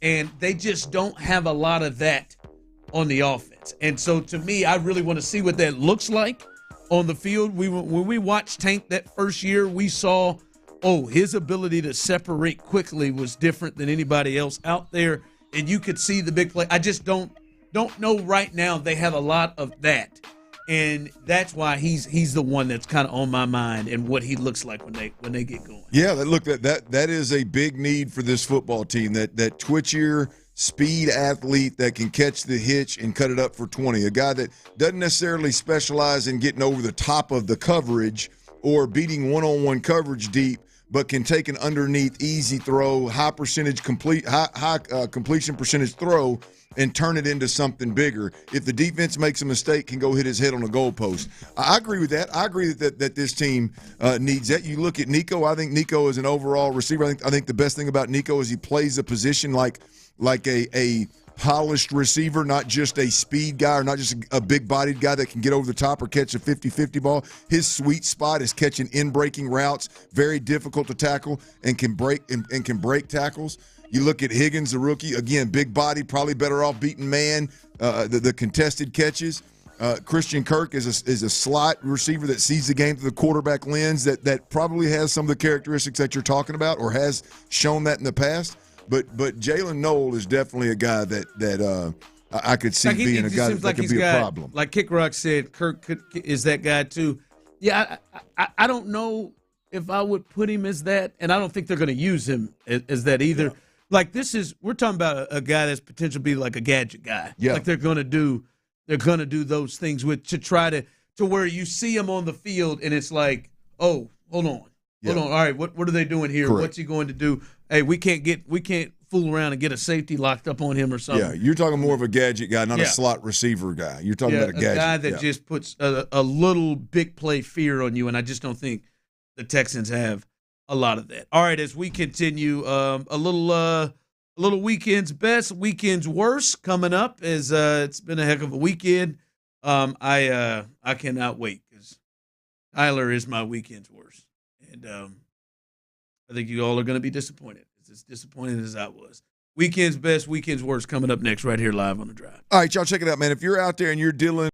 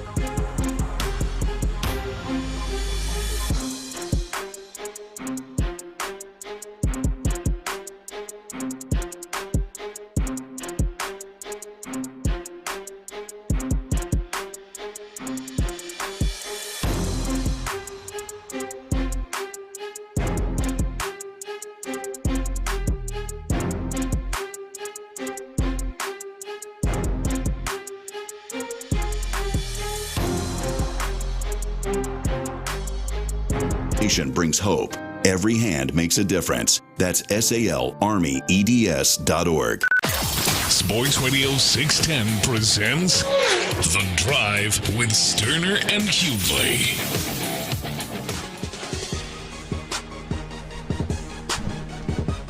Weigh in, down 2 pounds here, down. What are you down? 3 pounds? Yep. You about 3? No, 3 4. 4? I was 244, I think. Clint's right at 240.4. I'm at 292.2. Clint started at 262. I started at 310. So we're making some headway.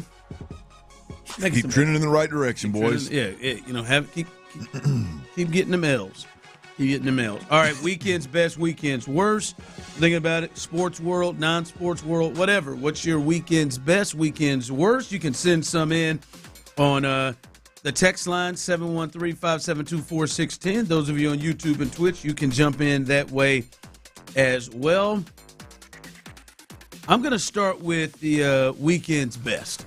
I like to go with the good. And for me, I'm not going to lie to you and tell you I was real familiar with this fella, but Derek Lewis, if you're into UFC, MMA, he had a stunning knockout. It was right where you were was happening where you were in Nashville in 35 seconds and beat the brakes off of this Teixeira fella. And I think he holds the most knockouts in the heavyweight division. But he knocked him out and got him a win at UFC. But for me, the reason why he is my weekend's best has more to do with his post game. His post game, Daniel Cormier. So you didn't know much about Derek Lewis? No, I didn't know a lot about him. Because the only thing I knew about this UFC fighter was that he was from Houston and he says hilarious things when a mic's put in front of him. Yes, he does. I knew he's from Houston. He also, is that who this is? Yes, he's the one back in the day who said my balls was hot. Yes, and he hits the South Side often when he's in the ring. Oh, this is great. My balls was hot. And so they got him after the mic again. Daniel said, "Hey man, you won tonight, knockout again. What's next?" And here is Houston's own Derek Lewis. What do you want next, my friend? I've been gone for 2 weeks, so I want my wife next. It's gonna be a lot of ground and pounding. Ground and pounding. She know what it is. Fine ass. Ladies and gentlemen, give it up for the beast, Derek Lewis. Oh my God, I missed clearly Derek would have handled things a lot better in Section 156 if he was posed the question of, hey, going to the bathroom, you coming? I want my wife next. Obviously, there's so much in that little small exchange. And she's standing right there. And at first, I'm thinking, oh, my goodness. Boy, is she ground and pound? Is she ready for it? Well, I will say, as I see her stature, beautiful lady, but she looks like she can handle it. She looks like she can handle what he is going to bring to the table. Oh, did you see a picture? She's not a picture. She's standing right there. Oh, she's standing right there. She's standing right there in front of him, and she's in all white, and she ain't stepping back. Hey, Clint, she ain't stepping back an inch. Hell yeah, it is. Hell yeah, you better come ready is what is the look in her eye. That fine ass part. That is the best part. Derek is the best. Because I don't know how you could tell if he was staring at her with your fine ass. Your fine ass. The way he was staring at her, boy. He said, I'm telling you, a lot of ground and pound going home, baby. Go ahead, Derek. So nasty. That's Daniel Cormier he can't handle himself. No, okay. You see her standing right there. She can handle it. She can handle it. She better have. She married that old boy. If he's into beating the hell out of people, not her, obviously, but fighting. It's a fight game, and then leaning into something, boy, she better be able to handle it. He made it very clear. A lot of ground and pound, if you know what I mean. Your fine ass.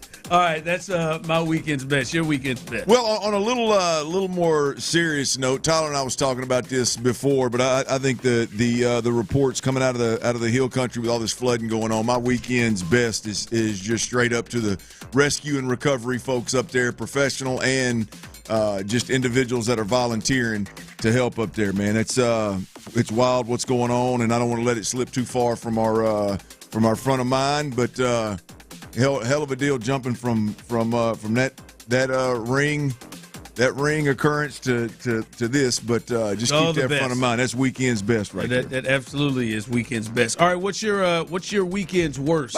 My weekend's worst is Teddy Bridgewater, Ron. And I don't know if anybody's been paying attention, but Teddy Bridgewater jumped into the high school coaching ranks last year and won a 3A state title. I believe it was in Miami. I believe it was in Florida. Where he's from, I think so. And it was a great deal for him to do it. And I'll be honest with you, what's happened to Teddy Bridgewater, it wouldn't be that big of a deal for me if it wasn't just egregious. Teddy Bridgewater has been suspended from his position as high school football head coach in Miami for allegedly providing impermissible benefits to his players. Now, look, at that point, I don't have a problem reaching out and helping guys and making ends meet and getting guys to practice and that kind of thing. But you start reading through this thing. By the way, Bridgewater said, "Hey, look, I'm confirming the suspension." He remains committed to his alma mater. Said he'll just he'll assist from the stands if he has to. But what Teddy Bridgewater has reportedly done. I mean, he was. Yeah, give it to us. Let us know what he's done. It's thousands and thousands, and it's just egregious, Ron. Let me find the list here. It slipped my eye here, but it's the egregious level of I just don't give a rip that I think really pushes it to another level. It's paying for players to Uber to practice, paying for meals, paying travel costs, and it's just way over the top of what a high. Basically it's an advantage, boys. It would be a big time advantage, which lucky for Teddy Bridgewater, he's not working at the high school anymore, so it's not like he got suspended. It's not the Florida High School Coaches Association or whatever the governing body is down there. This is what they're going to hunt down, huh? Yeah, this is what they got to get fixed, huh? This is what they got to hunt down to get fixed. What's that? Like a guy who's doing, that for kids. Like, I think this is a bad deal for Teddy Bridgewater. Oh, you think so? Well, to me, yeah. I mean, you can't be egregious with it. Like, I think because this becomes an advantage in today's world of where now players are just going to players and parents are going to flood your school just so that because your coach has a bunch of money and he can afford to do all these things. It's above and beyond just. Where did it get egregious for you? I mean, he's paying Ubers for kids to get to school. I mean, that'll or get to practice. That alone is an advantage that other coaches can't afford or can't do.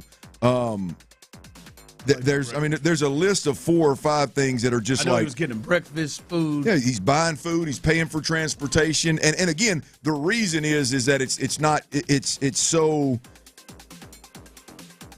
in excess, if you will, if that makes sense. That it's just I got to believe that it's viewed as an advantage for Teddy Bridgewater's team. Again, helping the kids, handout, no problem. I ain't got no problem. But when it gets on the radar of, hey man, this has got to be dealt with.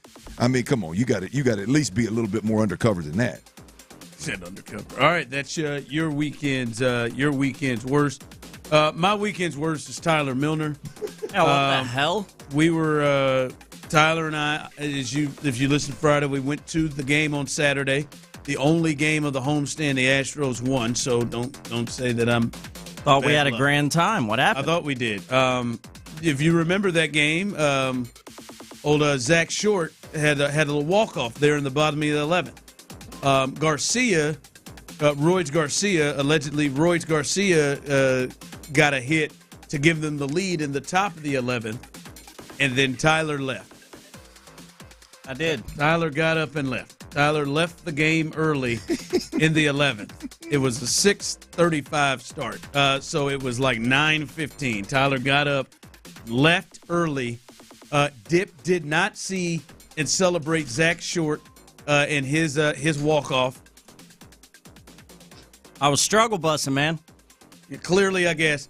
Also, he had put a good amount of money on the share for care, and now I was nice enough, not sure of this because I've never spent on that, but share for care, and I then took a picture of the winning numbers and I sent it to him.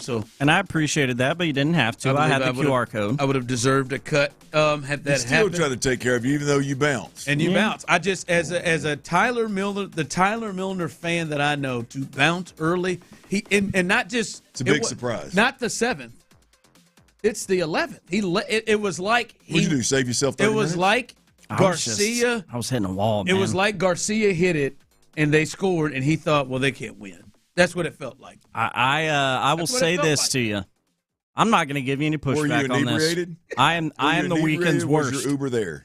I was inebriated, but not a lot. I definitely Ubered home. But yeah, man, no excuses. I hate that I did that. I hate it. It was, and I deserve to be on that list and be the weekend's worst, and I take it. It was unbelievable. Let me circle back to Bridgewater real quick.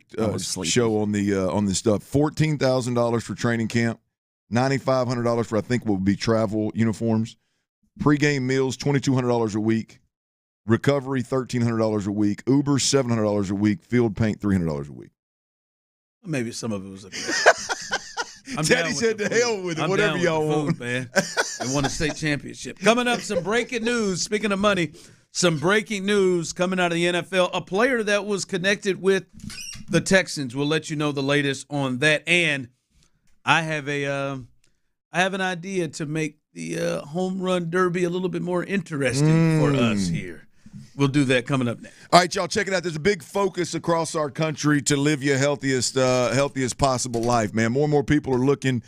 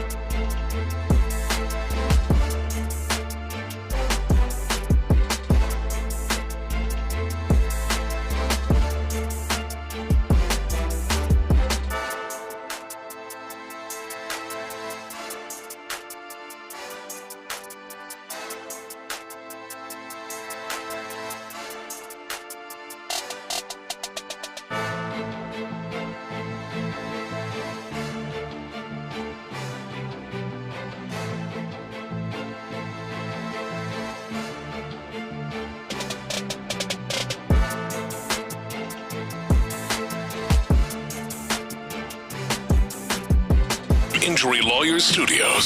Sports Radio 610 presents The Drive with Stoerner and Hughley.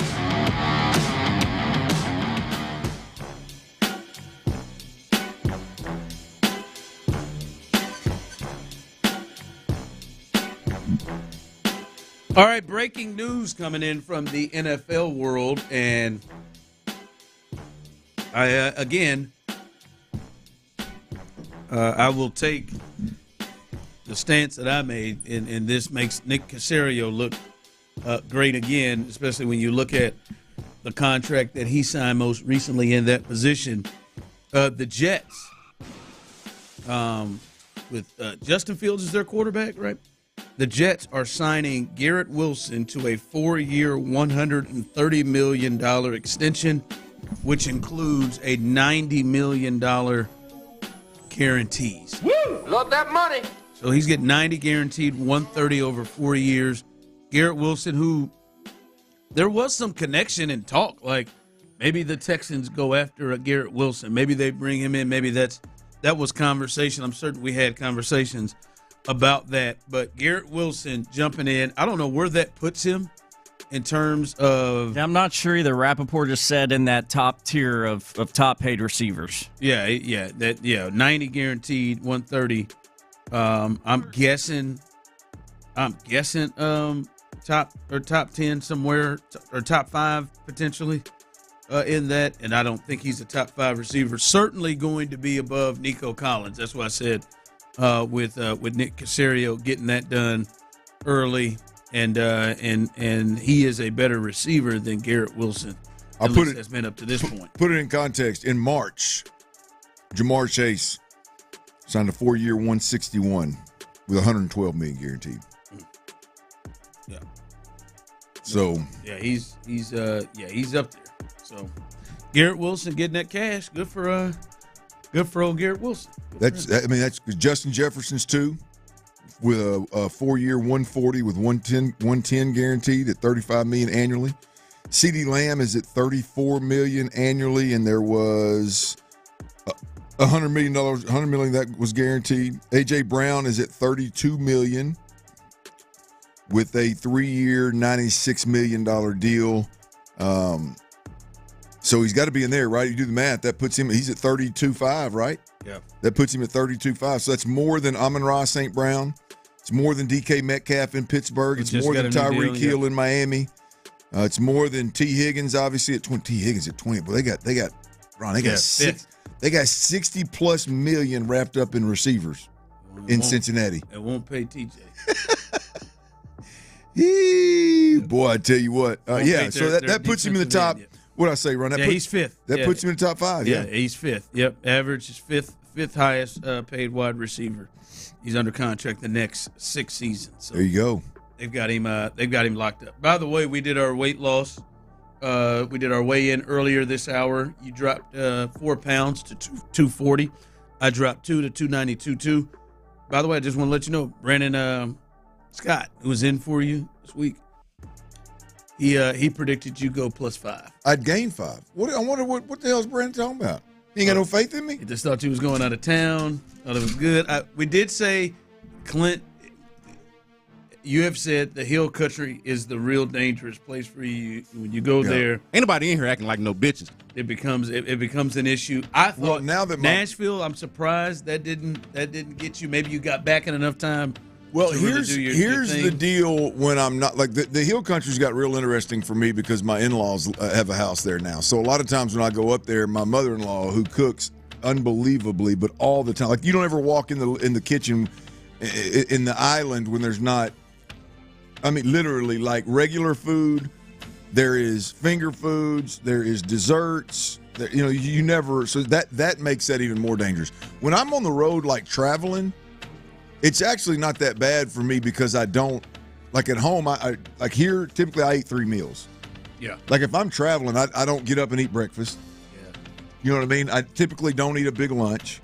I get carried away in the evenings. To me, like if I did eat breakfast, I'd probably get up and eat a bad breakfast. Oh yeah. If I'm out of town, if we're going for brunch or something. Yeah. No, I don't. The only way I'm getting up for breakfast when I'm on the road is if we're going to a spot where I can have me a nice little omelet that ain't bad, some fruit, stuff like that. I'm not just gonna go just hammer the old buffet down there with biscuits and gravy. Well, I can't say the same.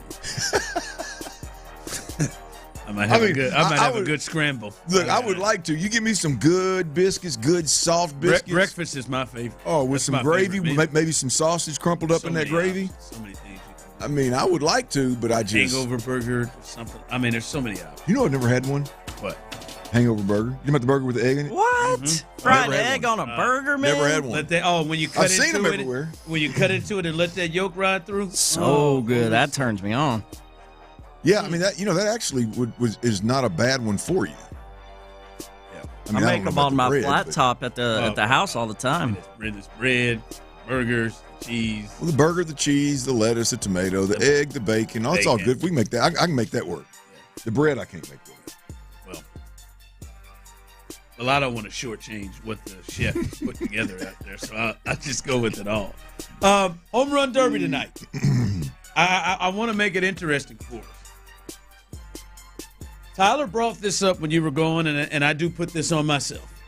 There was at some point where I think I did before football season, I suggested, hey, man, let's get together. Everybody come on over, and we'll get together, bring the wives.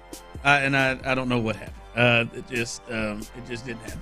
I like to host. I don't know what happened. I don't know what happened. But Tyler brought up, we were all supposed to get together or whatever, and it never happened. I propose this. Home run derby tonight. We each pick a guy, and whoever comes up short, whoever's guy, gets eliminated first, it's the least amount of home runs if it comes at the same time of an elimination.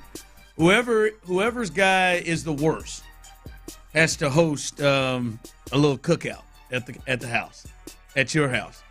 You two have pools. I don't, but I can still work it. Work the backyard, have a nice little spot. The loser rolls. Sounds like a plan to me. Yeah, I'm in. Hell yeah, I'm in.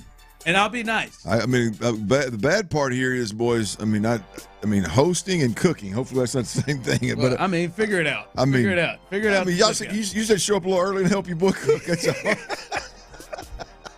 Now, also, listen. Now you supply the meat and the drinks, or the food and the drinks. Oh, yeah. You supply that. If you're on the short end. Tyler, you can we'll let Tyler have first pick. All right. Tyler, you can have first pick. Who are you going with? Well, I'll go with old Cal Raleigh, I reckon. Oh, you like the Mariners, huh? He's just such a large favorite. I don't even want him to win, but I guess I pretty much have to go Cal Raleigh here. I feel like it's going to go the other way for him tonight. We'll see. That would be my luck lately. We'll see. All right, you can have. No, you got to go ahead. I will. I'm gonna take old O'Neal Cruz. I think old O'Neal Cruz, 6'7". This is a big dude. I ain't gonna lie to you. I did get to see him. He was doing some practice at when he played the Royals at Kauffman Stadium. Yeah, and was launching them bad boys. He just has some easy power. So I'm gonna pick old O'Neal Cruz. Ronald Acuna is at home. Boy, Jim Wood is an easy one. He is. I like Wood, but something about the stiff looking white guy on the bottom that just hits bombs, man. Nah, look, I'm gonna go. Gosh, dang it, man. I know I didn't take O'Neal Cruz from you. I know that's not where you were going. I've been racking my brain They need to have him have a throwing competition as well, because he would win that too. I'll go with Ronald Acuna Jr. I'll go with the hometown boy. His stadium, hell, he ought to know what's going on. Gosh dang, I like old goofy looking Brent down there. But I'm gonna go with Acuna Jr. Let's remember that old goofy Brent down there. I bet Goofy Brent looks like he's gonna take it dead ass serious too. All right, so whoever finishes worst, whoever is eliminated first or whatever, lowest homers if it's a tie, they have to host it. You have Cal Raleigh, Tyler does. I have O'Neal Cruz. How many bombs has Ronald Acuna Jr. hit this year? We came back in the middle. I don't know. Can I change mine? You got one last opportunity. I want to go with the goofy white dude. You going with Brent? I want to go with the goofy white. All right. So it's changed. Old Brent. You go? Yeah. All right, you got Roker. I'm going with Good luck with those homers. I've got O'Neal Cruz. Look how Brent got that hat. That's not even a cool cocked hat right there. That's just he's been tugging on that thing, ain't it? I'm about business. All right. What you got coming up? Hey, we got they done the execs, scouts, coaches. They done all came out with them top 10 lists. It's that time of year. They're not all out yet, but they know how to make news, baby. They know how to get the most juice out of the squeeze. The top 10 quarterbacks list is out. Is C.J. Stroud on that list or is he not? We'll tell you where he ranks, and we got a couple other conversations we got to have about that list because it is very, very interesting. We'll do that next right here on Sports Radio 610. Before we do that, though, I got to tell you about Orchard, y'all. Look, if you're selling your home,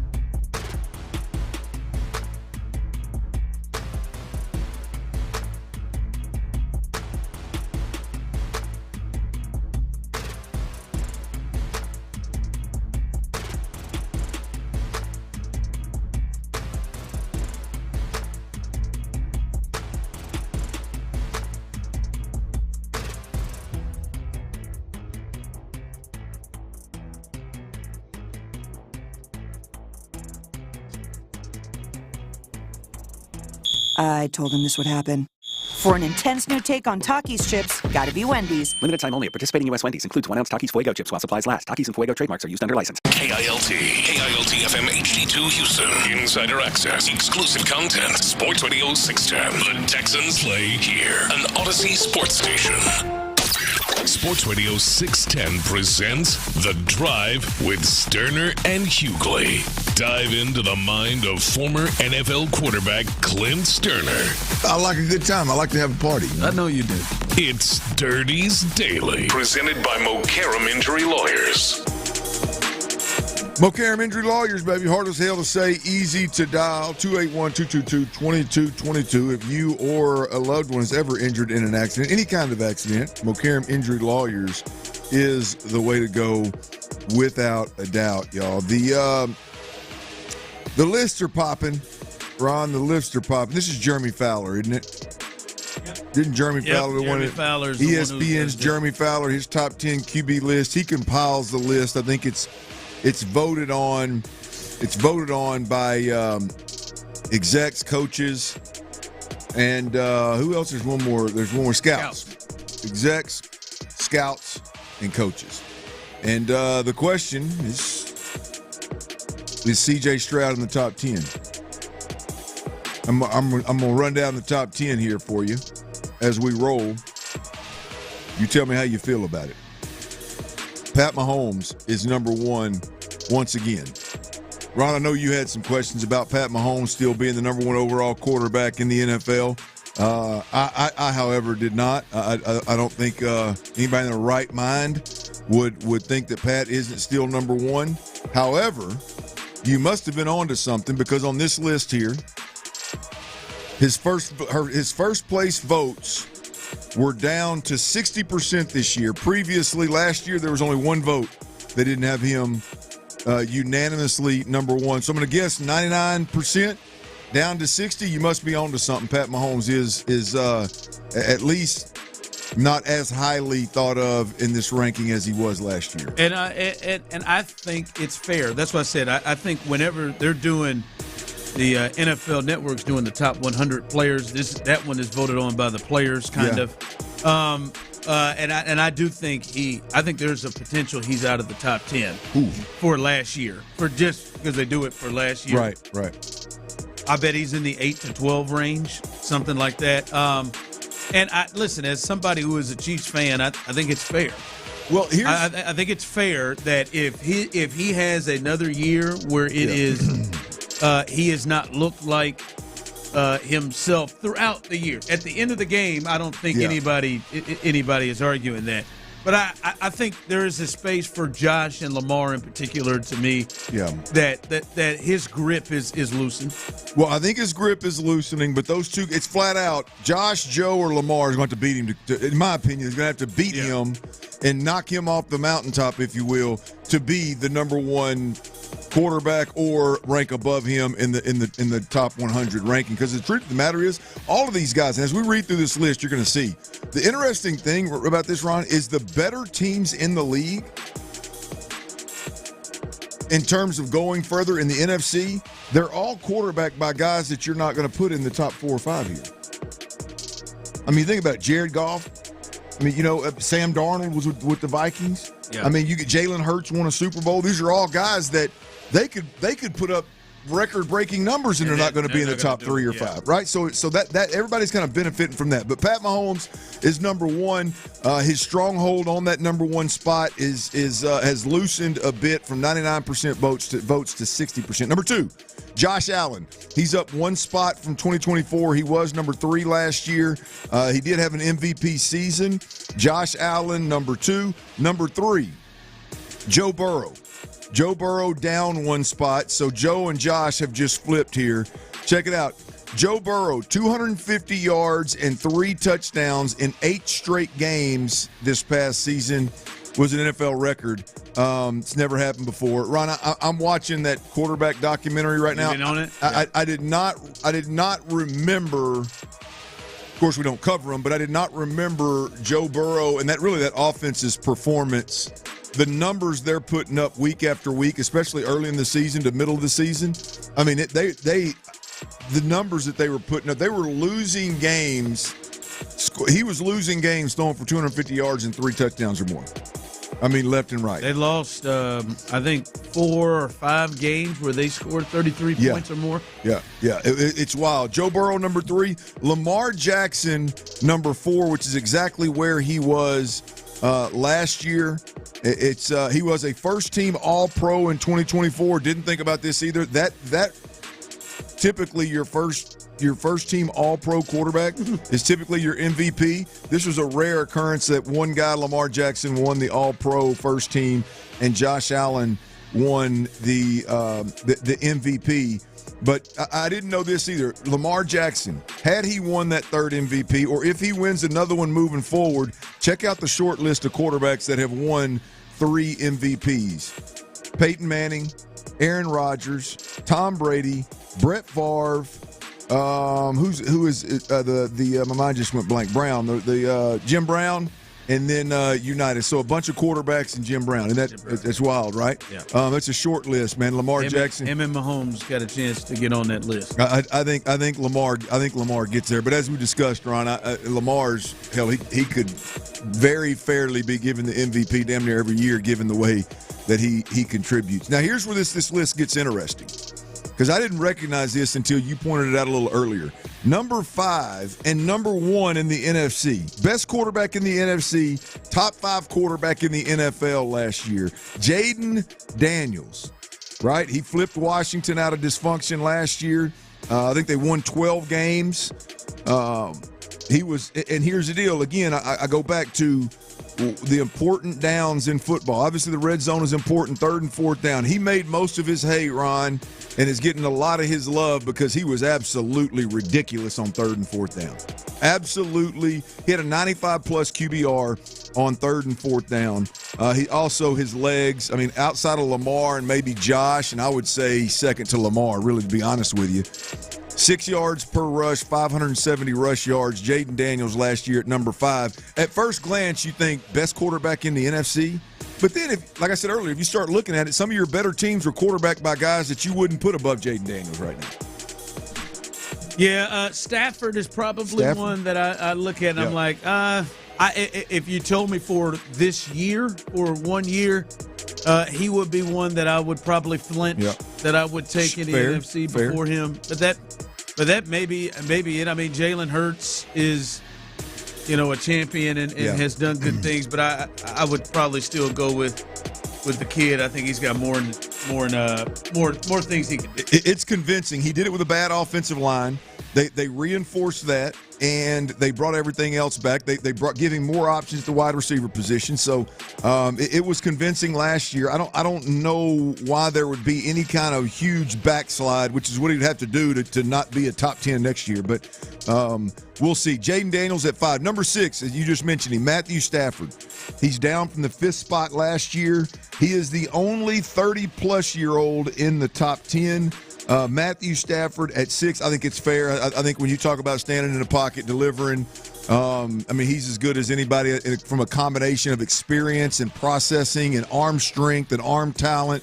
He's just an absolute freak. So him being in the top 10, no problem. Number 7, this is where it gets, for a lot of people, out of hand. Number 7, Justin Herbert. Now, I'm not a Justin Herbert fan. I think those that listen to this show know that.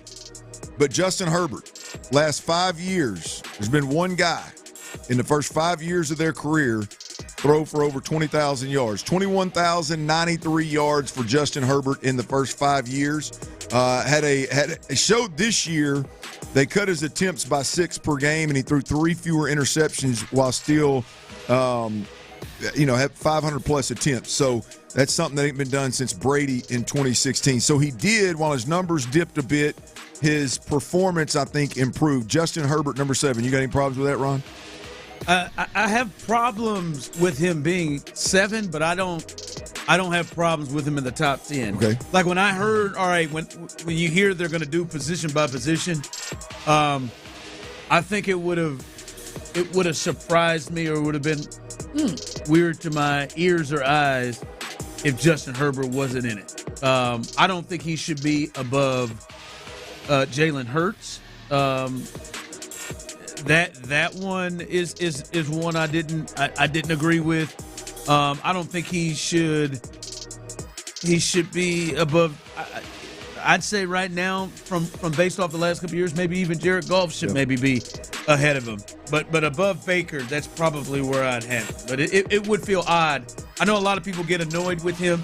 Him and Baker are the only two people on this list who haven't played in at least a conference championship game. Yeah. But it to me feels weird Justin Herbert not being in the top 10. Justin Herbert, number 7. I agree with that. I don't have a problem being in the top 10, but being ranked up ahead of some of these guys, I don't know that I can get down with that. Number 8, Jared Goff, the best play-action quarterback in the NFL in 2024. Interesting point here. Jared Goff, he was, I mean, a lot of people think, well, how the hell is Jared Goff in the top 10? 82% of these rankings, 82% of the top 10 rankings, Jared Goff was in. He should be. He's playing, and he's again taking an organization out of dysfunction into one of the better regular season teams for damn sure. He's number 8. Jared Goff is number 8. Number 9, Jalen Hurts. He's up from being an honorable mention last year. Again, remember, this is the most potent short yardage quarterback rusher in NFL history. That's how they couched Jalen Hurts. Obviously, the part that he does not get near the respect that he deserves is the leadership, the intangible part of this thing. He's just a different animal now. He's just a different beast, and there's no off switch. It's year round in regular season and in the off season. Jalen Hurts is number 9. I think it's a little low. I agree with you, Ron. 10. Baker Mayfield. Surprised to see Baker Mayfield's name on this list in a big way, but he has thrown 73 touchdowns in the last 2 seasons. I'm sorry, not thrown. He's responsible for 73 touchdowns in the last 2 seasons. There's only 2 quarterbacks with more. That's Lamar Jackson and Josh Allen. So when you look at that, it makes a little bit more sense how he made it, right? To answer it all. Yeah, the Bucs offense last year was really, really good. And he seems to be a catalyst there, Ron. Obviously, they got some great targets, and they've had some good play callers over the years. But he seems to have weathered the storm and has gotten back to, obviously, if he's a top 10 quarterback in the league in anybody's eyes, obviously he's kind of brought his career back here. Who fell out of the top 10 quarterbacks? Anybody? C.J. Stroud was a top 10. I think Aaron Rodgers was a top 10. And Dak Prescott was a top 10. Those are the 3 quarterbacks that fell out last year. C.J. Stroud was number 7. Aaron Rodgers, it's the first time since they started doing these lists in 2020 that he wasn't a top 10 quarterback. Are you surprised with any of those 3 being dropped? Or are you surprised of anybody not in that top 10? I am surprised that Baker Mayfield is up there and C.J. Stroud is not, and Dak Prescott is not, and who is it? Brock Purdy is not. There's. I think that number 10 spot could have gone to one of 5 or 6 guys maybe. And I think we'd had a conversation about it, but I think we could have gotten ahead of Baker.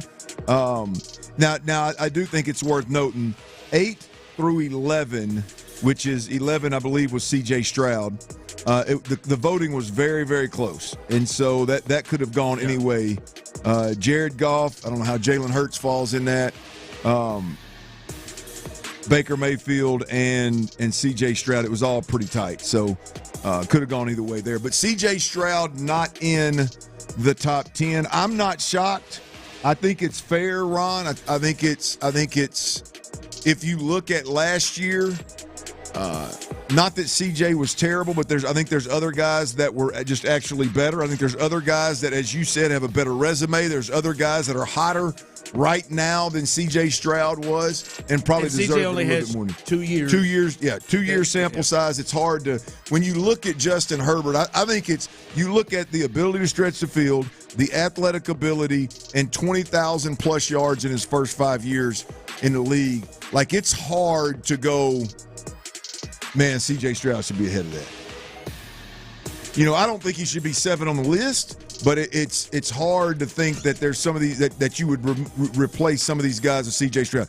Baker Mayfield is the one to me that I could have seen C.J. Stroud being ranked over in this list. And I'll be honest with you, I'm surprised he's not. I'm cool with it after seeing it and reading into it and looking at it, and I'm cool with it. But I don't think going into the year people thought he would have been above Stroud and Jordan Love, right? Who are the next two out. I don't know. Yeah, Baker has been pretty good the last couple of years, and he's got more of a sample size. I don't know. I wasn't surprised to hear CJ on it. To not hear him on it, I wasn't surprised. Right? Yeah. And actually, if you'd have told me gun to my head, harder scrotum, places I don't want to get shot, I would have thought. I would have said, if I'd have put money on it, T-Mill's best bets, which we won't have this week, I would have said that he would have been off the top 10 this year.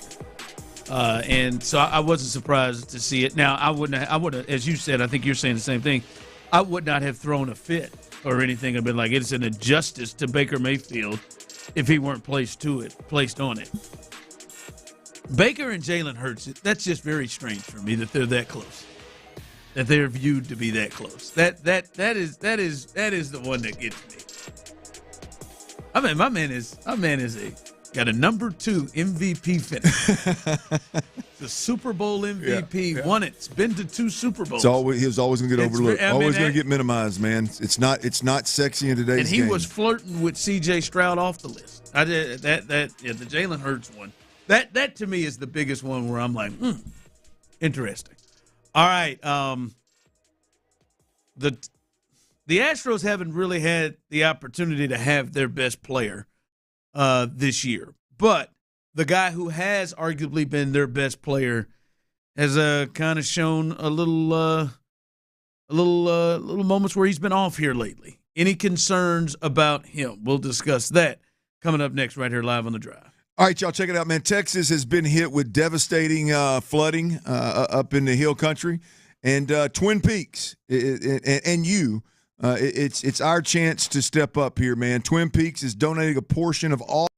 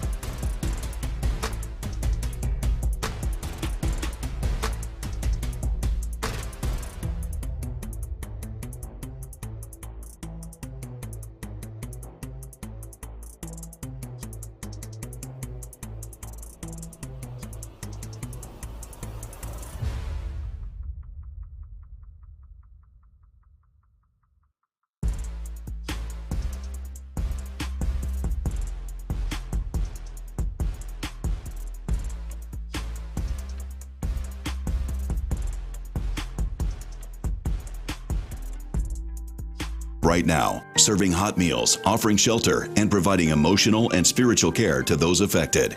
But they can't do it alone. You can help. Visit salarmyeds.org to donate or volunteer. Every donation brings hope. Every hand makes a difference. That's salarmyeds.org. Sports Radio 610 presents The Drive with Stoerner and Hughley.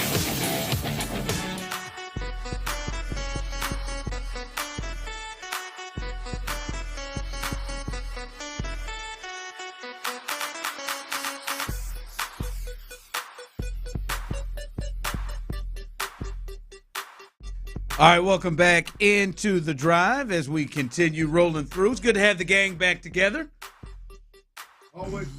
Always good to be back together, baby. That's right. Good Always to have the gang good. back together.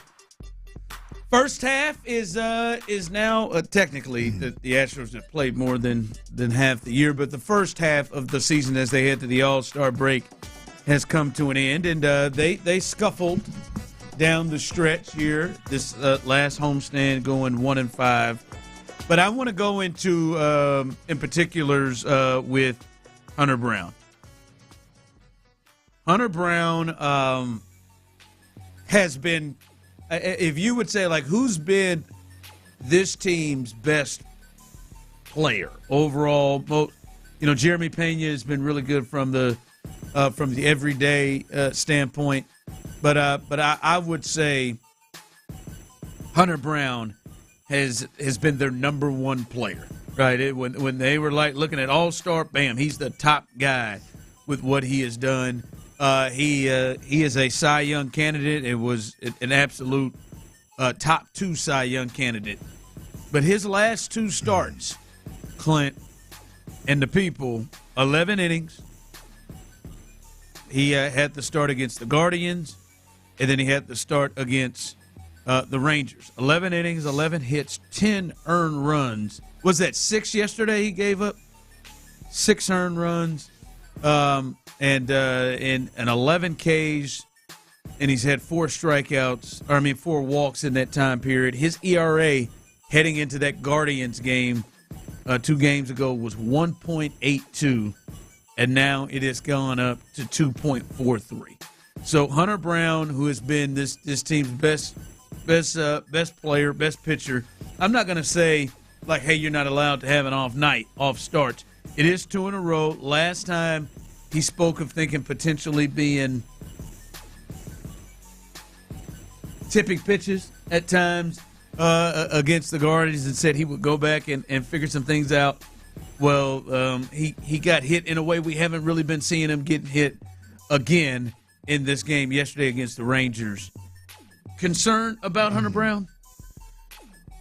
I think there's definitely a cause to pause and I'm surprised, Clint. Well, look, I'm not overly concerned. I don't want to let the last 2 starts, cloud, what was a tremendous first half. Yeah. And there was a lot of good that happened. Now, a lot of it was in large part due to the injuries. So what we get excited about is the guys that stepped up and unexpectedly filled roles in a big way and all that. So that's a big part of the Astros. But to me, the Hunter Brown arrival in like Cy Young fashion the first half of the season is the number one thing that happened in the first half of the season for me. I mean, when you couple that with Framber Valdez, I don't give a damn how great the bats are or they aren't, how healthy the lineup is or they aren't.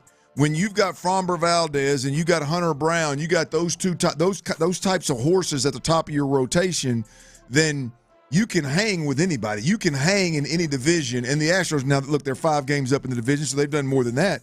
But I think the surprise, if you will, of the first half, the most impressive thing, the most impactful thing of the first half with the Astros, to me, has been Hunter Brown kind of establishing himself as an absolute horse in a rotation. in the Cy Young conversation as an ace, as a number one starter type of guy. And if you don't have that, you got real problems in Houston. And so I'm not going to let just the last 2 games completely erase all of the good from my mind. It's not just a That's what I kind of expect. Well, no. Look, I do think that we're just talking about Hunter. We're talking about Hunter Brown in a vacuum. We're not talking about the Astros season. We're talking about Hunter Brown in a vacuum. No, I'm not. Look, I'm not overly concerned. I think there's a cause to pause. I think he's still young enough in his career, if you will, to where the film could get out, if for a lack of better terms. You know, they could still pick things up in his delivery or something that he's doing that maybe it's tipping pitches. Maybe they're just figuring out, seeing him more often. They can hit him a little bit more consistently. I think he's still young enough to where those things could happen, right? So I think it's something to keep an eye on, but I would be shocked if he isn't absolute nails down the stretch. He's a young player too, Ron, that first half, I mean, there was a heavy load on him and Framber Valdez, not just the innings, the pitches load, but the expectation to go out there and shut down opponents week in, week out because of all the injuries. So, yeah, I'm not going to let that 2-game slide right there sway me too much. But I don't want to see much more of it. That's it's just sure. It's not just like nothing. It's like a bad. No, I can't look at it as nothing. No, I mean that was two rough outings in a row, and we haven't seen enough year-long consistent greatness from Hunter Brown to say, oh, yeah, it's just a blip on the radar. Back-to-back starts where you struggle, I think, is something to keep an eye on. Yeah. I think for me it's something to watch, just and not a major thing, right? I do need to see more starts than to really be, really concerned, struggling, than that to be really concerned. But I do think there is huge pressure on him and Framber. Now, this is pressure that Framber has had experience dealing with in a way that I don't know that Hunter has. But I think there is large pressure on those two guys in particular to not have bad starts. And Hunter has had, if we're honest, Hunter has had one definite, another borderline, damn, man, especially with the lineup we're having to run out there right now, we don't really have much of a chance here. You're really putting us in a tough spot. And, and for him to have a reasoning that he felt one start and then the next start, he didn't give up 6 runs. Right. You know what I'm saying? Like it's that's one thing. It's more not him.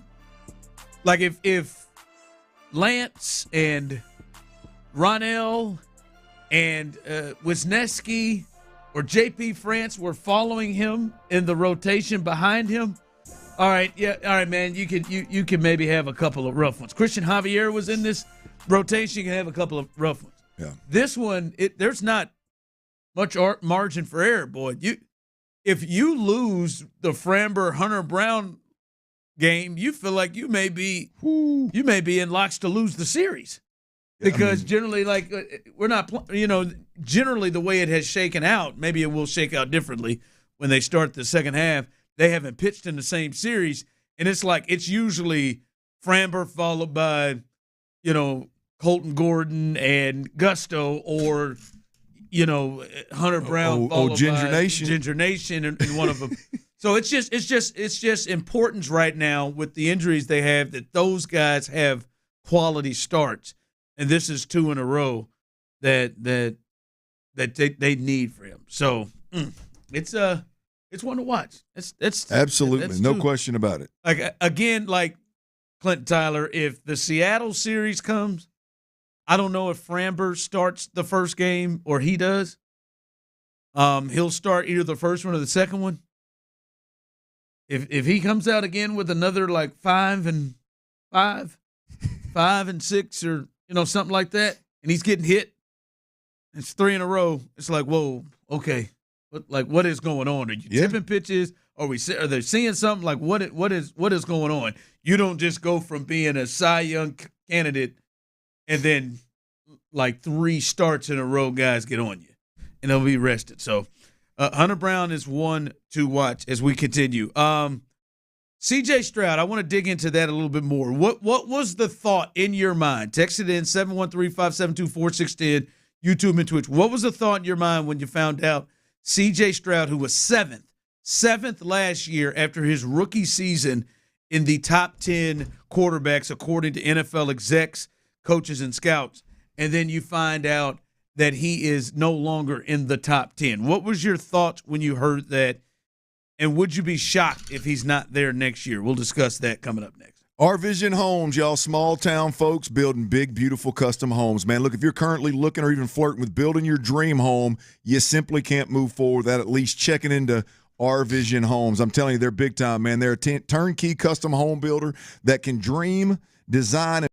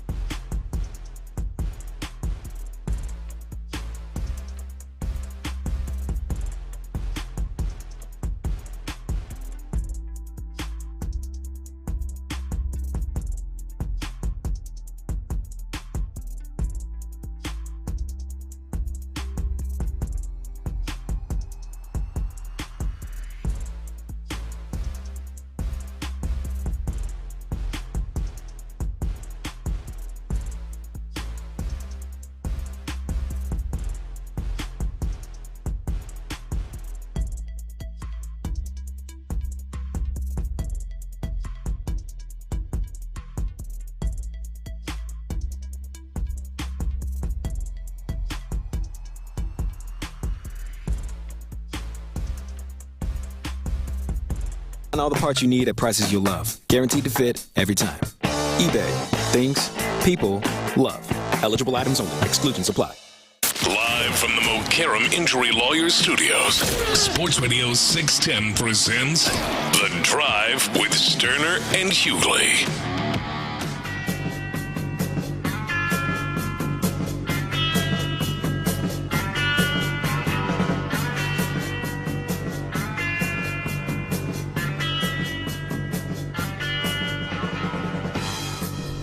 All right, what were your thoughts? What were your thoughts? Someone texted in, by the way. What did you guys weigh? I missed it. We did the weigh-in 3 o'clock every Monday. You can catch the Odyssey app, find that podcast page right at the top, 3 o'clock.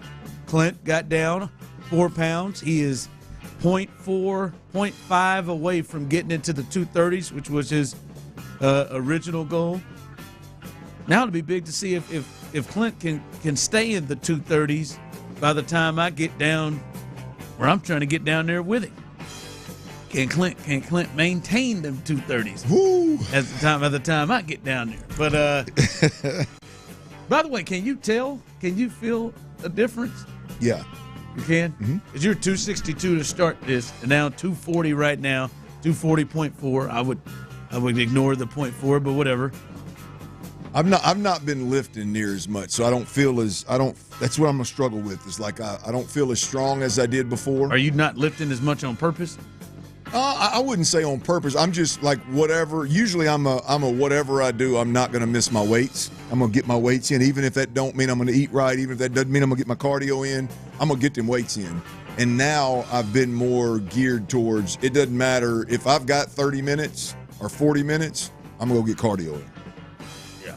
You know what I mean? If I've got the extra time and what my focus is on is I'm gonna stay in that sauna and I'm gonna get this water right in my system to quit just retaining everything out there. So I got to find that happy medium. I want to get down and then get back into weights and see if I can't find an even ground right there. Yeah, I got down another 2+, 292.2.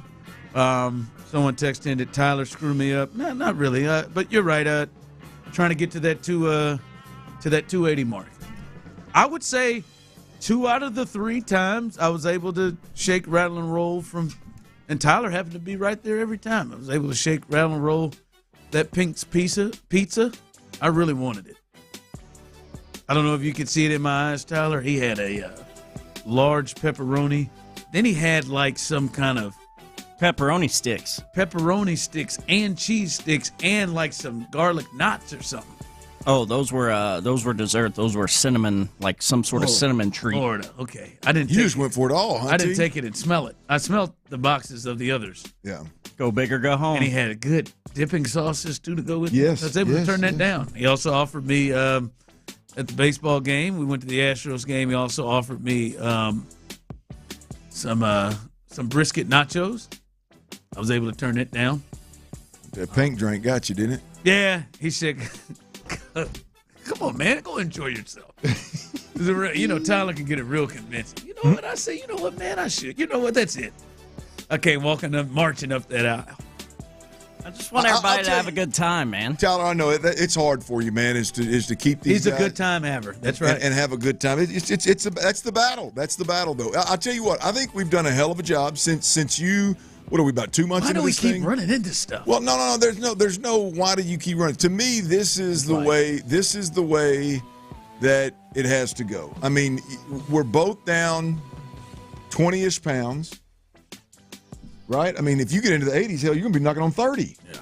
So I mean, and it's not always losing 5 or 10 pounds, but it's staying a conscious effort, stay in front of mind, and you just kind of keep chipping away. You don't get frustrated if you gain 2 or 3, or you don't lose sight if you go on vacation, but you get right back in, on the horse, and you keep on riding. I think this is the way that you actually can accomplish something. Create some habits, and keep losing weight. Down, man, you're almost 30. Not almost 30, but when you get into the 80s, you'll be. I guess it's almost 20. Yeah. It should have been that. Damn. I mean, we've lost a combined 40 pounds just because you decided to put it on air one day. Yeah, I'm good with that. I feel pretty damn good about it, actually. Text line coming in. You can lift and still lose. Clint, hit me up. Anthony, what's up, gang? Clint looking thin, especially in the face. Show looking good as well. Appreciate that, man. What do you know about that? You found something positive on that text line, did you, bro? YouTube and Twitch, baby. YouTube and Twitch, they got to show their faces, their names on there. The other. So it was. No, it's good, man. It's I'll tell you what. I typically do. I'm a big believer in lifting weights. I'm a big believer in lifting to lose, lifting to stay lean, or let's say lifting to burn, not necessarily lose. My problem is my body just doesn't. My body responds differently. Like me bulking and putting on weight, and gaining strength, zero problems whatsoever. But it's the other way. It's getting it off while maintaining. It's getting it out, getting it off, and getting the water through, getting my system moving. I don't doubt that it can all be done. My body just responds a little differently. I'm getting in the weight room and bulking up still at 47 is no problem for me. The key is how can I do that and be super lean? I don't know if I got that at 47. Yeah. We've talked about this a bit today. The top 10 list that C.J. Stroud was not on. He, by all accounts, it feels like he was 11th. When you look at the honorable mentions, it was him. That's how I read it. Jordan Love. The way I read it was 8 through 11. The voting was ridiculously close. Which 11 was C.J. Stroud, 10 was Baker Mayfield, 9 was Jalen Hurts, and 8 was Jared Goff. I mean, the way that I read it, it's splitting hairs. Not sure how Jalen's in that conversation, but he was. Yeah. Yeah. Are you? Will you guys, Tyler? You two, you can jump in at some point. Will you guys be surprised if CJ's not in the top 10 next year? When you look at all the changes, now we've gotten Bobby out of here. There have been some changes, maybe some changes in thought process. As we've learned, he's going to get more control. They're adding different weapons. Will you be surprised if he's not one that returns, especially being out closer? Surprised, no. Disappointed, yes. So you wouldn't be surprised. Yeah. There's just too many. The O-line, I have no idea if they're going to be any better. Nick Caley, I have no idea if they're going to be any better. Health-wise, no idea if they're going to be any better.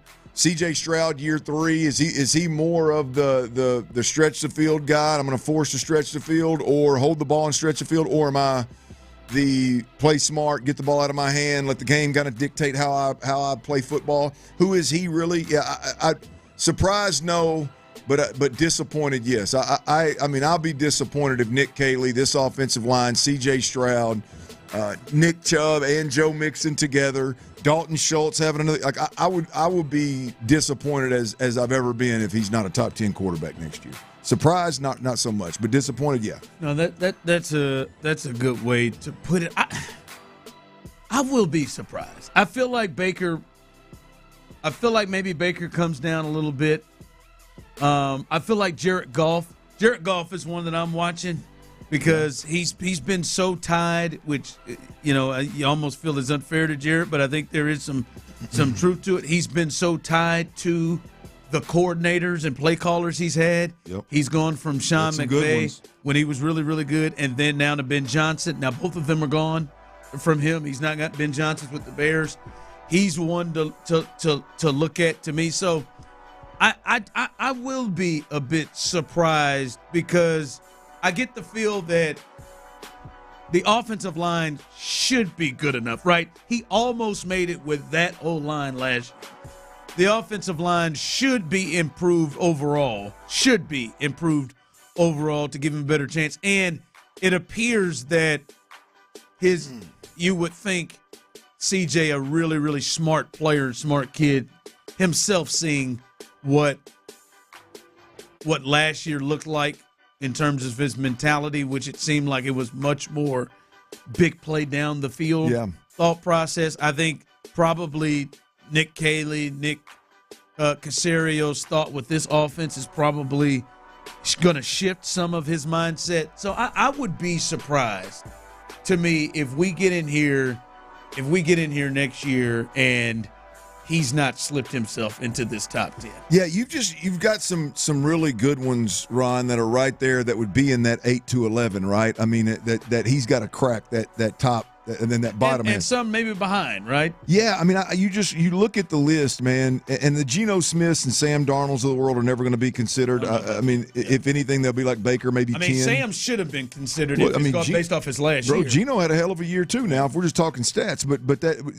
but Aaron Rodgers with Pittsburgh will be interesting. Brock Purdy with that new contract. Bo Nix balled in Denver. I mean, you start looking at Caleb Williams with Ben Johnson. Where's he gonna finish? You mentioned Jordan Love. I mean, there's a lot of guys. You never know what you can get out of Kyler Murray. The truth of the matter is, there's an arms and some legs involved there. And I think all of those guys that I mentioned are Nix, he had a that's what I mentioned. Yeah. I mean, to me, those are guys that are sexy enough right now from the media perspective, as well as have the ability to put up some good numbers. And where do they rank? Yeah, man, it's going to be interesting to see kind of how it all plays out in that bottom half of the top 10, and if CJ can crack it again. Yeah, I don't know. I don't want him cranking it again. I just want him to crack it again. He's cranking that thing down the field, wasn't he? Yeah, I would be. I'd be disappointed and surprised at this point. Yeah. As you said, disappointing is the right one. I'd be disappointed and surprised. Well, I mean, but here's the deal, Ron. I mean, we start going down this list of what's going on in Houston. This is the wild card, really. I mean, you can argue in the AFC, given that you're back-to-back 10-game seasons, 10-win seasons, back-to-back second round of the playoffs, and seriously, would it shock anybody in the building if the O-line was same old crap as last year? If Nick Caley turns out to have not been a top OC, if he's a better position coach, if freaking Nico Collins can't do it by himself, would it surprise you if Nick Chubb was not even remotely close to who he was, and Joe Mixon's got to carry the load again and gets injured? It would surprise. Would it surprise anybody that Dalton Schultz is not worth $12 million a year? I thought we was going to get a win. No, all of it. It would surprise me if all of those things occurred. Sure, agreed. So I like last year, a lot of those things, like Dalton, the offensive line. CJ or Nico because of the injuries. But Ron, we're talking about ultimately CJ being a top 10 quarterback. We're talking about getting past the second round. We're talking about winning more than 10 games.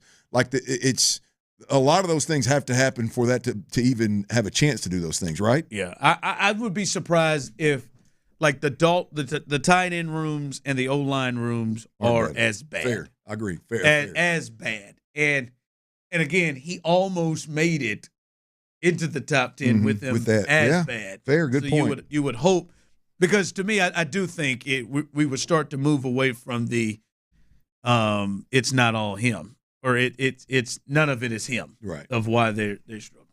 All right, coming up as we continue, a little 5 o'clock fire. The Astros, how are y'all feeling?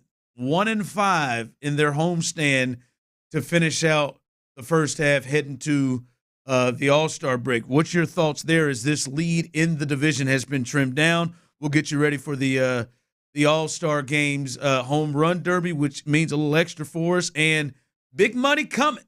Big money coming to a star in the NFL. Got a new deal, got paid. We'll let you know the particulars of that as we continue right here live on The Drive. But before we get there, guys, Clayton Homes, their sign and save event is continuing to go on, and I want to let you know the event does not end until August 30th.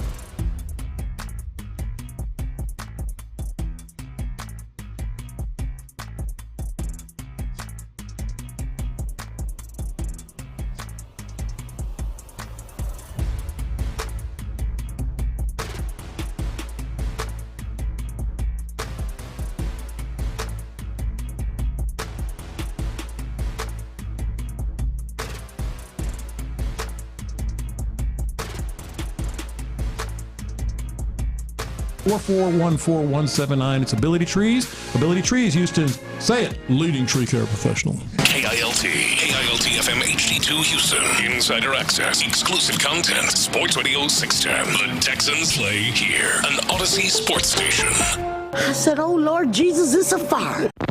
Sports Radio 610 presents The Drive with Stoerner and Hughley. It's the 5 o'clock fire. It is 5 o'clock. Congratulations. Hopefully you're off work. Luckily for you, old Dirty Show and Psycho T, a.k.a. T-Mill, have the latest. And the latest is first. I know, right, we're going to make the announcement now, Tyler. There are no best bets this week. Not till we get some sports back, because I don't want to. So Friday, yes. Baseball comes back. Yes. Some best bet. Friday will return, but the next few days, there are no best bets. I just wouldn't feel right, first of all, coming off that horrendous last week of bets then trying to give these people home run derby advice. You know? We got to get this thing tight. I was trying to lead to that because when we left Friday, Clint, he was all reds through every day of that week. Did Friday get to the green, or? I didn't look, honestly, but I want to guess no. You know what? I'm gonna look. I'll put on my brave face and I'll look. You are the getaway day better. On our show on Fridays, his getaway day. He comes through. The Friday on the weekend that we don't know because we don't come back in till Monday to look at it.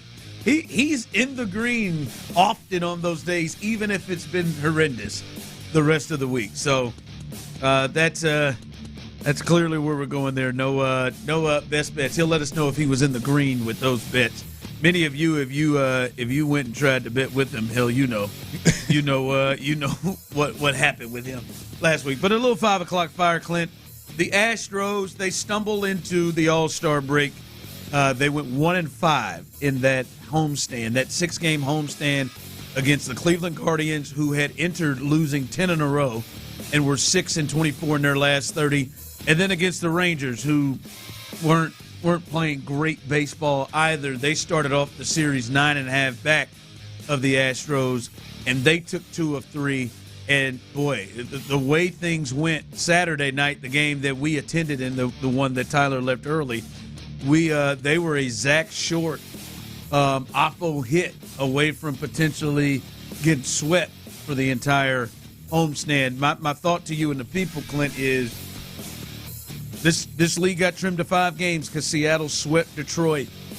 Has this kind of come back down to earth for you a little bit with the Astros? Well, look, I think there's always the come back down to earth potential with the Astros, given how the injuries have just ravaged them, right? I mean, I think that's always there. The key here is I think over the last six games, it just shows you how bad the Astros are going to have to play and how good the Mariners are going to have to play, or the Rangers, or anybody to catch the Astros. You're still 5 games up despite having finished 1-5 and getting swept, or not, I'm sorry, losing 2 of 3 to the Rangers. So, the concern, I think, is always going to be there until they get healthy. Look, I think they finished 1-5, and before that, I think they had swept a couple of really good baseball teams.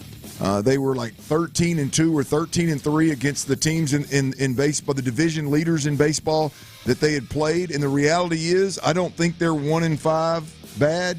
I don't think they're 13-2 or 13-3 or whatever the hell it was against division leading baseball teams in the first half. I don't think they're as good as one would tell you or as bad as the other would tell you. I think they're somewhere in the middle. And we're going to see, I think, until they get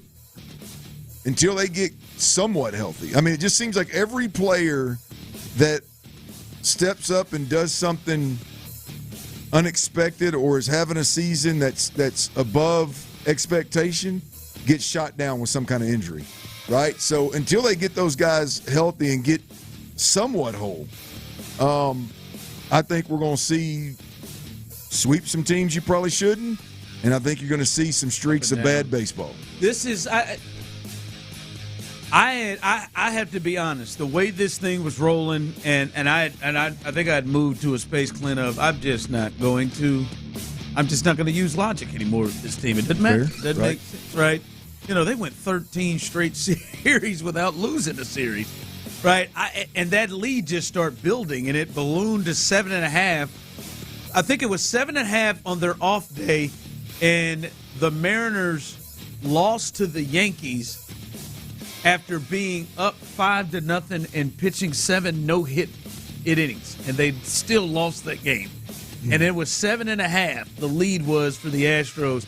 I had just gotten to a space where I was moving towards, can I catch the Tigers? Can I get the number 1 overall seed in the American League? I had just stopped thinking about the division. Yeah. But as we saw last year, and I'm saying that the Astros and the Mariners, but as we saw last year, and we just kind of saw in a 6-game homestand, that lead can come down quickly. And this thing down to 5 with the Mariners coming up as the first opponent they play on Friday out of the break. This now brings the division a little bit more, to me, to take it a little bit more serious than that, because if that series goes the way that it's gone the last 6 games, now the Mariners are potentially back, as in a serious conversation. Well, you bring up a good point right there, Ron, is that first series after the All-Star break, you got to get one. You can't get swept right there. You got to get one. Yeah. Right. It could be a 8-game lead if you sweep them. It could be a 4-game lead if they took 2 or 3. But it could be a 2-game lead if you get swept. Yeah, a slow bleed is acceptable.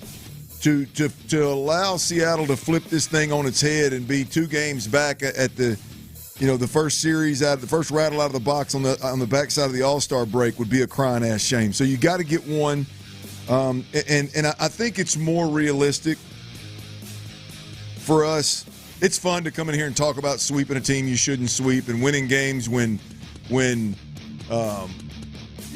what's my man's what's my not Zach Short, but the left fielder that Trammell won a game, and then Hummel won a game, and then we've had DeZenzo win a game, we've had Caratini hit a couple of have a couple of big hits, Cam Smith. It's fun as hell to come in here and talk about winning games when those guys are at the forefront and they're. But the reality of it is at some point it's just going to be, hey, hang on as long as you can until the cavalry gets here, and. We got to be closer to some of that cavalry getting here than we ever have been at this point. But that first series, that first rattle out of the box, Ron, is for the Astros is hugely important. Those of you wondering at home, Tyler went 0-5 on Friday. Oh boy, I was better off not looking. I did. That was the worst one of the week. It's a week to forget. Wow. All right. Okay. Yeah, at least hit 2 bets every other night. You know what? You needed the All-Star break. Yeah, you needed the break. Well said. You needed cool. You needed the 2. Good God. Man, 0-5. Not good. Jeez, there was 3 Astros bets in there. 2. They both didn't hit, obviously. 5 o'clock fire. All right. The home run derby is tonight, and we've got a little extra. We got a little extra added to it. Big Brent. You got Brent Roker. He looks like he takes BP real serious, Ron. Does he? Oh, he looks like his dad's pitching for him. That's what he looks like. He looks like he's bringing. Do you know his dad? I don't know, but judging by his photo, he looks like a guy that's bringing his father for the experience to throw BP, and his dad's thrown BP to him his whole life. You know what I selected my guy based off of, Ron? When it comes to let me explain real quick. Okay, I'm sorry. The 3 of us, Tyler, myself, Clint, we are all picking a guy. I'm picking O'Neal Cruz of the Pirates. Tyler had first pick, so he is going with 38 homers. Cal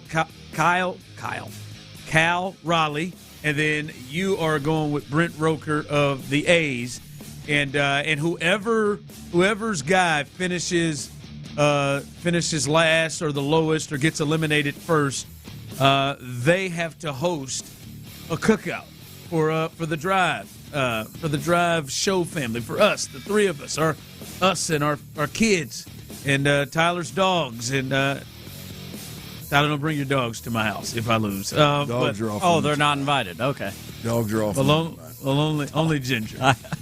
I like her, but none of my bitches are named Ginger. but I hear you. Sugar, I meant, not Ginger. Give me Sugar. I'll take Sugar. The big old head.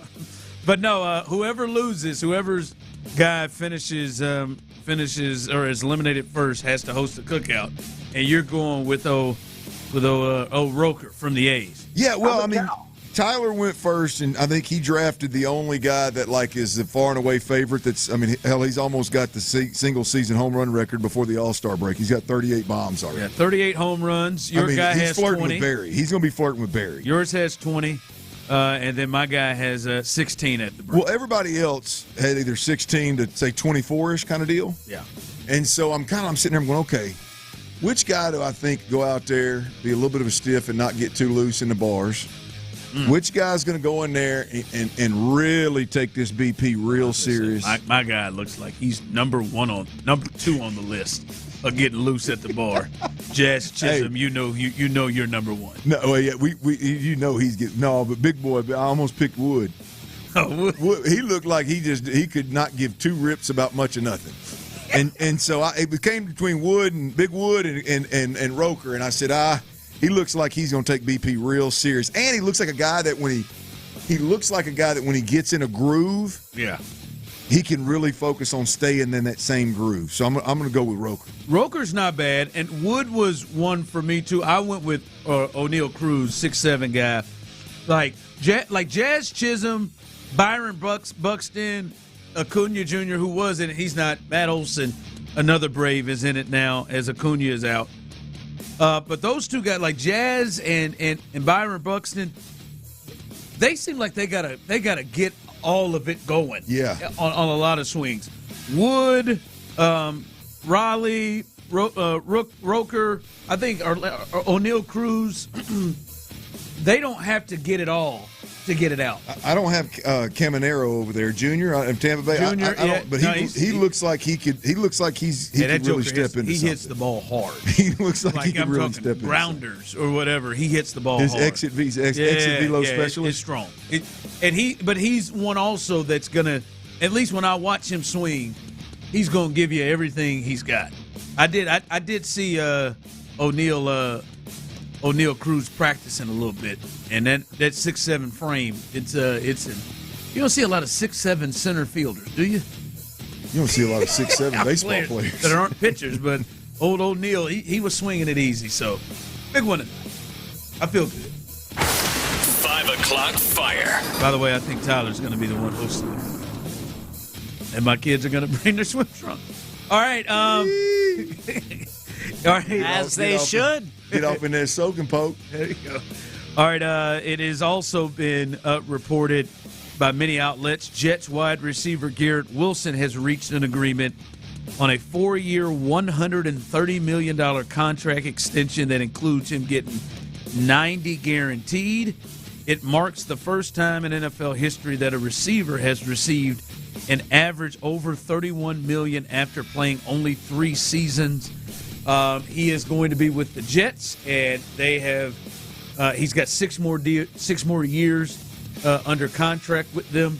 Now, they've added this extension on, but I guess the thought is now that he is now the 5th highest paid receiver in the game. Your thoughts? Does Garrett Wilson not just feel like that right now, but do you feel like in the next? You get the sense from him in the next 2 to 3 seasons that he's in the top 5 in terms of wide receivers in this league.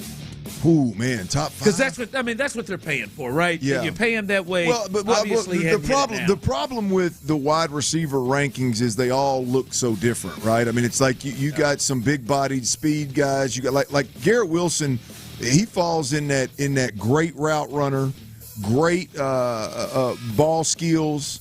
The Tank, like I was talking about Tank Dell and his ability to go climb the ladder and make a catch, his ability to contort his body around backwards and catch balls that most guys couldn't even get a hand on kind of deal. Garrett Wilson has all of that. So, yeah, I would say it's hard to put him in the same category with like the Devontae Adams and the Mike Evans and those kind of guys. But yeah, I would say that he's deserving of the money and top 5 money. Yeah, I think he's deserving of the money. I don't think we're going to see it. Yeah. I don't think we're going to see it until they find their guy and their identity offensively up there. Justin Fields just doesn't seem to be like if I'm a coach and I go get Justin Fields, and I think they paid Justin Fields $20 million or something like that a year. But he's not. I don't like they're hoping he goes Baker or something. Well, but my point is from an identity standpoint they got to get back to doing some of the things the Bears did with him when he was leading the damn league in rushing. Like that's how you, to me, kind of show a little progress in your offenses and your team overall. Is you got to play to that quarterback's identity. Like you think Garrett Wilson had some frustrations with Aaron Rodgers. How the hell you think he's going to have with Justin Fields out there throwing the ball around? Might be like the fella he had before. Which one's that? Alex, I know what's his Zach Wilson. Yeah, Zach Wilson. Yeah, I mean it's just that's just my thing is you need him to be a guy that's been like what Tyreek Hill has done. I don't think Jamar Chase gets this credit, but I think he is that type of player. Guys that really uplift their quarterback. A.J. Green comes to mind where Andy Dalton was good, but he was made a lot better because A.J. Green was out there. Tua's been made a lot better because Tyreek Hill is out there, and we see even backups. He does all right with. That's what they're going to need from Garrett Wilson. Yeah. And I think Garrett's really, really, really, really good. Is he on the level of any of those guys you mentioned? I can't put my money on that. He may be, but I can't put my money on that right now. All right. As we continue here, training camp is starting. Our mind is on these rookies, and there are a couple of rookies in particular that we are thinking about with the Texans as they start start training camp next week. That we're really going to keep our eye on that we think are going to be a big, big deal for the Texans this season. We'll discuss that coming up next.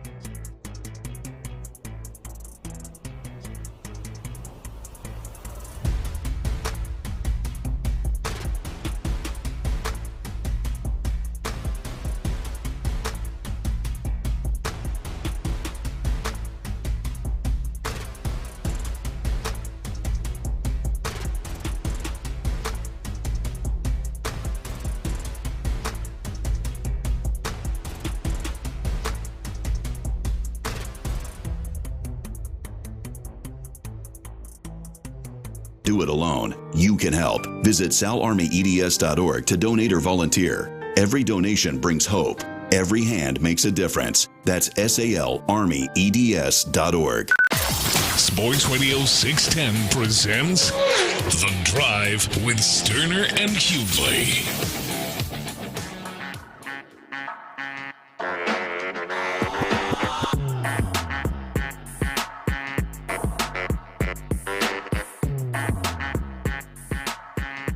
All right, training camp. This is crazy, man. It's here, man. Training camp starts next Wednesday. I'm so excited! Yep, everybody reports at the same time. Starts next Wednesday. We're gonna be out there sweating. That'll be good. That'll be good for Mondays. Be out there sweating, getting it in. Yeah. A Monday morning sweat will be good. Maybe I might wear pants like Tyler just to get a few more. I won't do that. Just get you a sweat top, man. Follow your heart. Get you one of them sweat tops, man. You'll leave there with just sweat. Just you can't shake anybody's hand without just pouring water out of your sleeve. Like what you got right there, I will be bringing a towel. Oh, a towel? Yeah, I might give me a sweat rag. I may get me a sweat jacket. Sit there and just have that water pouring off of me. Really? Why not, man? Get the most out of it. Yeah. I still got that Academy Sports and Outdoors gift card. I got gift card from the What you hanging on to that one for, man? Oh, what you hanging on to that one for, man? Go and spend it, man. Just waiting for the right time. I'm gonna tell you. I'm gonna do you a solid, man. Go down there and get you a pair. Maybe even get you two. Get you a pair of them Burley Bow shorts. The what? BURLEBO. Okay. Look them up. Well, like, you know what I mean? Just look like khaki or maroon or blue or black or whatever. Tremendous. Real stretchy material. Stretchy, tremendous. comfortable. Oh. Okay. And they're there at Academy Sports and Outdoors. Yeah. I got all kind of stuff right there, Burley Boy. All their stuff. Take a look at it. I'll take a look at it. Maybe I'll give me a pair. I got $75. I hear their swimwear is 50% off right now. You can get your new swimsuit.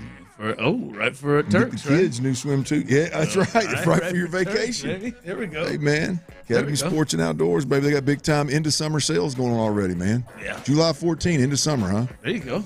Ready for the read, huh? Yeah, we still got plenty of summer left. Plenty. We're trying to plan a cookout at one of our houses. I'm telling you. Tyler, can't wait to get over there. Save me some damn money. Come on. There we go. Roker. There you go. BR. Oh, Brent. Let's go, O'Neal. All right. First time ever rooting for an A's player. No, I was a big Rick Henderson fan. I had a poster on the wall. I like Rick. Training camp is coming, and the rookies are kind of a place I want to go in our mind right now, and rookies to watch. Clint, for me, Jaylen Knowles is a big one because I just and maybe there's some other guys. Woody Marks maybe could fit a little bit in this, but I think Jaylen Knowles is probably going to be the one that has the biggest chance to get on the field more consistently. And the reason for me, Clint, that I look at Jaylen Knowles, and I'll get your thoughts on who it is for you, the rookie that's on your mind, 713-572-4610, YouTube and Twitch. You can jump in on this as well. Knowles is the one for me is just because I still think that the Rockets are missing easy, big chunk play guys, and not as much as, they can go and get big chunks, but also that there is a concern or fear from defenses that they have the ability to go and get big chunks. I think Tank Dell was kind of that guy. Nico is capable of it, yes, and I can hear some people saying Nico makes big plays. Nico has made them, but Nico feels more I'm going to turn a screen into 25, or, a crossing route. I may break a couple of tackles and turn it to 25. But Knowles seems like a guy that can, a jet sweep, a reverse, a screen, a short catch that he can turn into, 40, 50, 60 big chunk plays. And I just don't think they really have any of that on their offense right now. Well, I tell you, I don't disagree with what you're saying. And somebody's got to be that guy. And it's not going to be Nico. It's not going to be Christian Kirk. So there's a role there for him to jump on the – it's not going to be Higgins because he's longer than Nico is. So there is an opportunity there. I think number two, Ron, and I know we saw some flashes in the mandatory minicamp from from Higgins. But if you watching OTAs throughout, what did we see, 4 or 5 different OTAs? I don't remember how many it was. Yeah. Noel was the one that the ball always found him. He was the one that in the mid-range and quick game, the ball was always going his direction. So here's the thing. That tells me that the quarterback, although at that point in time it was not C.J. Stroud, because this is the period of time when C.J. had the Texans had all of us in a stir with him not practicing. There was obvious quarterback-friendly traits there. So I think we've seen enough evidence, and there's going to be opportunity that Noel's going to get catches. I do wonder who Higgins is in a sense of stylistically, who is he? Yeah, right? I think he's going to be he's got a chance to be a big play guy. Yes. A big part of the offense. But I just don't know that he fits all right, man, we get it to him where defenses are like, oh God, man, we got to make sure we got help over here because he might kill us something short. I don't think he's this. Explosive is I guess what I'm trying to get to. I don't really look at him as being explosive. Yeah, I don't. I think there's going to be plenty of opportunity for Noel. Noel seems to be the more polished guy that will have the ability to do more of the moving. That has the ability to be, yes, a backup to Christian Kirk, but as well as the gadget guy you mentioned, as well as an all-around receiver that can play any of the positions and run all of the routes. And so I'm anxious to see. I do like Noel in the context of this conversation. I'm going to tell you the one that I really like, though, Ron, in this context is Smith, the corner out of USC. You've been on him since they drafted him. Yeah, look, I just think Jaylen Smith out of USC. I think they drafted him because Kalen Bullock's boy. That they're obviously cut from the same cloth, so I think D'Amico knew exactly the kind of player that he was getting. He plays a position at corner when we've seen the Texans go through they lose Darby, who was a veteran third corner for this team. Then they turn around and they sign Arnett, who's a guy that was drafted early 4 or 5 years ago, got in all kind of trouble, and now he's kind of resurfaced in the NFL. We'll see what he is. There's a real opportunity at the outside third corner position, as well as a real opportunity to be more of a coverage nickel defender. Jalen Petre's your nickel, no doubt about it. But when it comes to coverage-specific situations, I think they're going to possibly need somebody else. Jaylen Smith could be that guy. So while I like Noel from you, I'm going to go with Smith, the cornerback out of USC. He's the one. How quickly you think we see him on the field? Because the third corner position is open, and we talked about it with Arnett, who they brought over, and some of the other kind of younger cats they've had that have been here for a little bit. But it's certainly an opening. If he's the player, the caliber player, like if he's cut from the same cloth of Kamari Lassiter and Kalen Bullock kind of deal, I'm not talking about being that gifted, that good of a player. I'm just talking about the same cloth, like dependable and smart and all tough and will tackle, all the things that D'Amico liked, and that's why those guys got pushed to the forefront.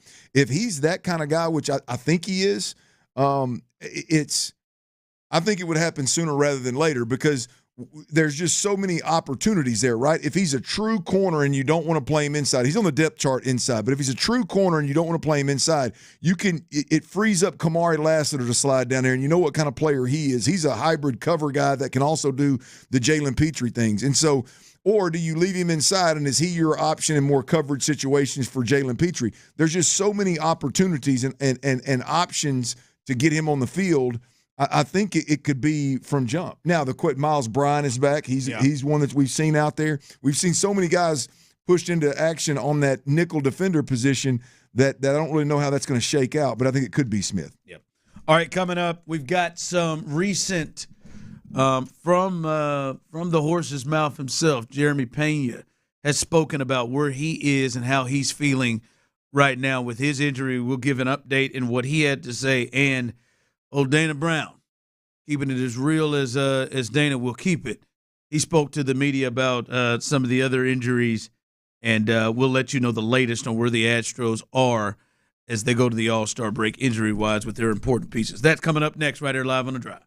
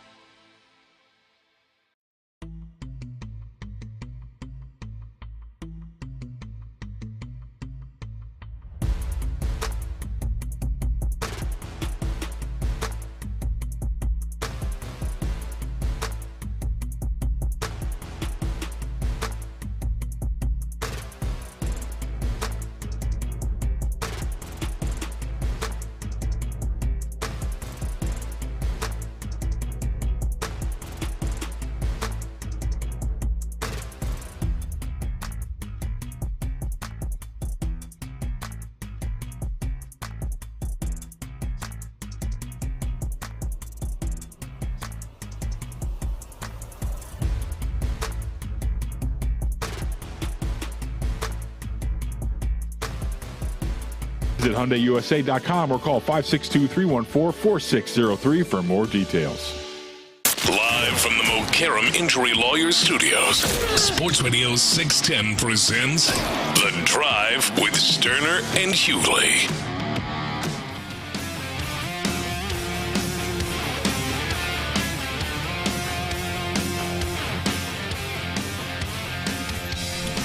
Remember tonight, and not just tonight, but also over the next few days, there will be no T. Mills best bet. No bets. He said no sports going on that he cares about. We all needed a break. No sports going on. He didn't want to jump on the NBA Summer League, WNBA games. Correct. The home run derby, the All-Star game. I mean, we could have done it. We could have got to Friday. We could have home run derbied it tonight. You know, we could All-Star game it. It's probably a good idea. The other way is clearly cooled off a bit. I just think this is a good opportunity for us all to take a break and reevaluate, gather ourselves, and get ready for the second half of baseball. You know, I've been to took a break. You never got started, man. I know. I've tried to tell you to take one. I ain't got no quit in me. Yeah. No, just get some break in you, though. He was in the red all 5 days last week. Why he's saying this is a good time to break. Was in the red all 5 days last week. Multiple 2-for-5s in there. And then he really hit the dismount well. I mean, like Kerry Strug in 96. Landed it one foot, 0-for-5 to finish off Friday. Really. Oh, King Ding-a-ling in there. The 2-for-5s aren't too painful, right, T? I mean, the 2-for-5s, they get you a little juice in one bet, depending on how you. He had a push in there, too. There was a couple of those. You can weather that storm. Boy, that Friday, came a. But is it harder to weather, though, when it's been in the red? Yeah, but there's a difference in when you go 0-for-5, it's all of it and juice. When you go 2-for-3, all you're really paying is one bet. I'm sorry, 2-for-5. All you're 2 and 3. So you won 2, lost 3. You're really only losing one bet. Yeah, that's a storm we can weather. 0-for-5, 1-for-4. Ooh, those are rough nights. Or when those 2-for-5 nights stack up on you, which they did. Real quick, I do want to get to the injuries. If you know, don't look. The Tampa Bay Rays. What we just saw, the Lakers. They sold for $10 billion, the most we've ever seen. We've seen teams sell here recently. I think the Celtics sold for $6 or something. The Tampa Bay Rays owner Stu Steinberg has agreed in principle to sell the team to a Florida-based developer. How much do you think that they are selling the Tampa Bay Rays? What was the price tag for that most expensive one? $10 billion. The Lakers just went for. Oh, they can't even get nobody to go to a game in Tampa, right? They ain't got a home stadium. They got the roof got blown off of it. The roof got blown off the tent. They've been trying to get a new stadium for a while now. Oh, $850 million. You're serious? You don't think they got to $1 billion? I had this feeling they didn't eclipse that B mark. They got to get to $1 billion. Just the revenue sharing, right? Look, you're flinching. You're thinking. I'll go 1.3. 1.3, and you're at where? Final answer? 850 mil. 850 mil. No, they are at 1.77 billion. Is what he has agreed to sell the franchise. I was about $1 million off. $2 million. He bought it for $200 million in 2004. Made a little money. Made a little bit. 1.7. Unless they bled him for. That's got years. Maybe the A's. Probably not the A's now because they're going to Vegas. Like that. Like who's lower? 1.7 billion. Good God. Yeah, man. The Vegas thing helps the A's out tremendously there. Yeah, the A's are the only team that would have been lower because you look at the other bad teams. Like Colorado, they're making money every night. Yeah, but it's just where you are, your stadium, and all that stuff too. Yeah. Yeah. Not a whole lot going on down in Tampa, I guess. Top got blown off there. Well, hell, they got him in St. Pete, which is not a bad place, bro. It's not bad, but it's far away. It pales in comparison to the other places. Yeah, right outside of Tampa. Yeah, pull it off. Yeah, I hope they get a new stadium there. They're playing in that $9,000 seat spot they've been playing in AAA, selling that sucker out though. I'll tell you that. Oh, are they getting good? They getting good attendance? I mean, they're getting 9. They get 9 to 11. They're playing in the Yankees minor league, in their spring training facility. It was probably an upgrade from that old tent they were playing in before, isn't it? The Yankees minor league facility? Tropicana Field? Yeah. Or spring training facilities? The Thunderdome. Oh, my God. Yeah. That became, I think, the site for WWE during the pandemic is what Tropicana Field became for them. She did all their shows there. Oh, really? Yeah. So there you go. Good for them. I'll be damned. Yep, $200 billion at 1.7. All right. Here is as we get going here. Remember, coming up behind us, Texans All Access, Mark Vandermeer, John Harris. They will discuss C.J. Stroud not being in that top 10 as an honorable mention, and of course, Area 45. They are back in action tonight. Sean Bijani, Patrick Creighton, Chris Santiago at 7:00. Stay tuned for that. Jeremy Pena has spoken out himself, so this feels much better about his injury when you hear it from himself. Jeremy. No, I think he feels. I don't know if he feels better about the injury or if he just feels like this is a step he's got to take being an Astro. I think Scott Moore's probably called and said, "Hey man, give your own. Let me say give your own injury update." Let me change that up. I feel better to hear it from Jeremy himself. Jeremy, well, let's first hear. Dana Brown. This is what he had to say about Jeremy Pena yesterday before the Astros game. He was on with the Astros flagship, and he said Jeremy Pena could return for the Seattle series after the All-Star break. Said that that's a little early, but Pena isn't too far off. That's what he was asked if he would return after the All-Star break. Jeremy Pena today said himself he has done some light hitting, light fielding, and light running, and was asked about a return timeline. He said, "I don't have any idea yet, but we're moving in the right direction. I'm very happy with the progress we're making, so we'll see what happens." From the horse's mouth, baby. But not just that. They were around the same page. Him and Dana seemed like they were around, like they had talked to each other first. To be fair, I would have been on the same page because I looked up at 2:00 when we started the show, and he was literally on Space City Home Network doing some stuff, infielding, taking ground balls, throwing it across the diamond, running across the outfield. I mean, he was actually doing some baseball things. So I think Dana Brown must have been watching Space City. I hope to God he's doing more than just watching Space City.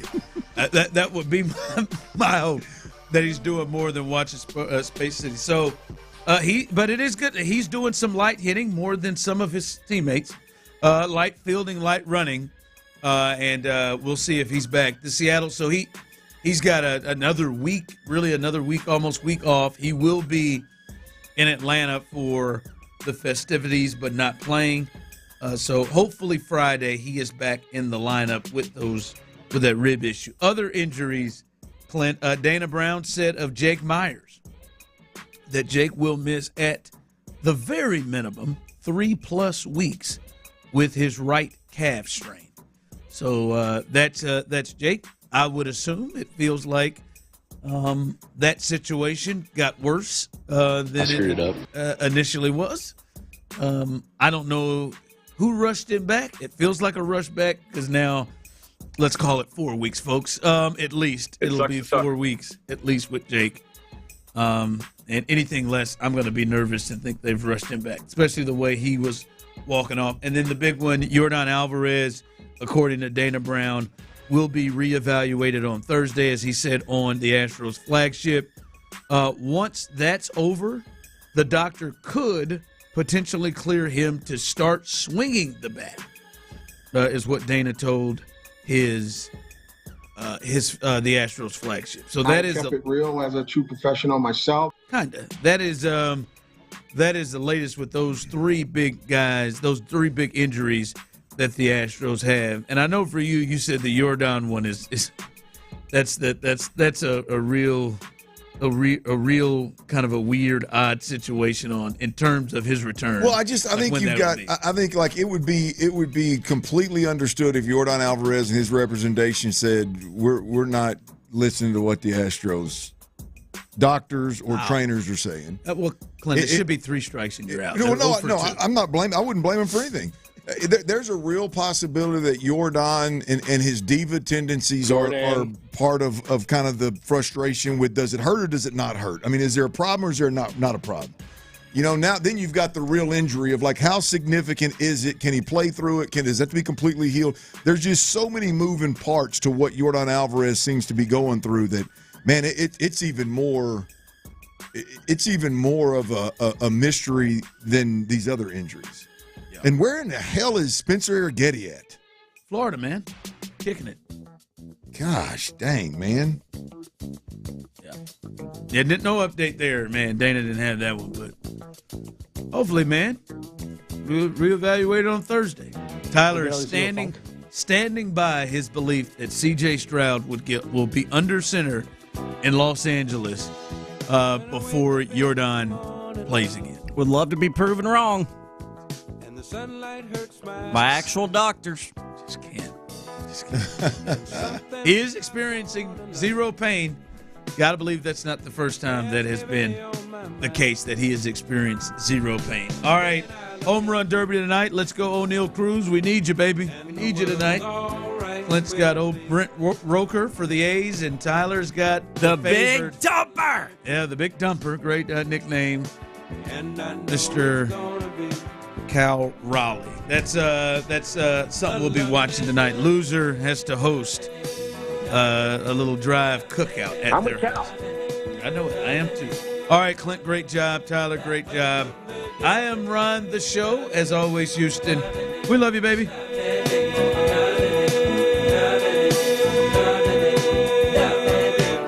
Yeah, I don't think ending every bad suggestion with "you better be ready on Monday." I actually told him to follow his heart too. Oh, okay. And you know where you know where follow that is. your heart, not my advice. Yeah, my heart almost if that ain't the damn dipped out truth to Frenchie's.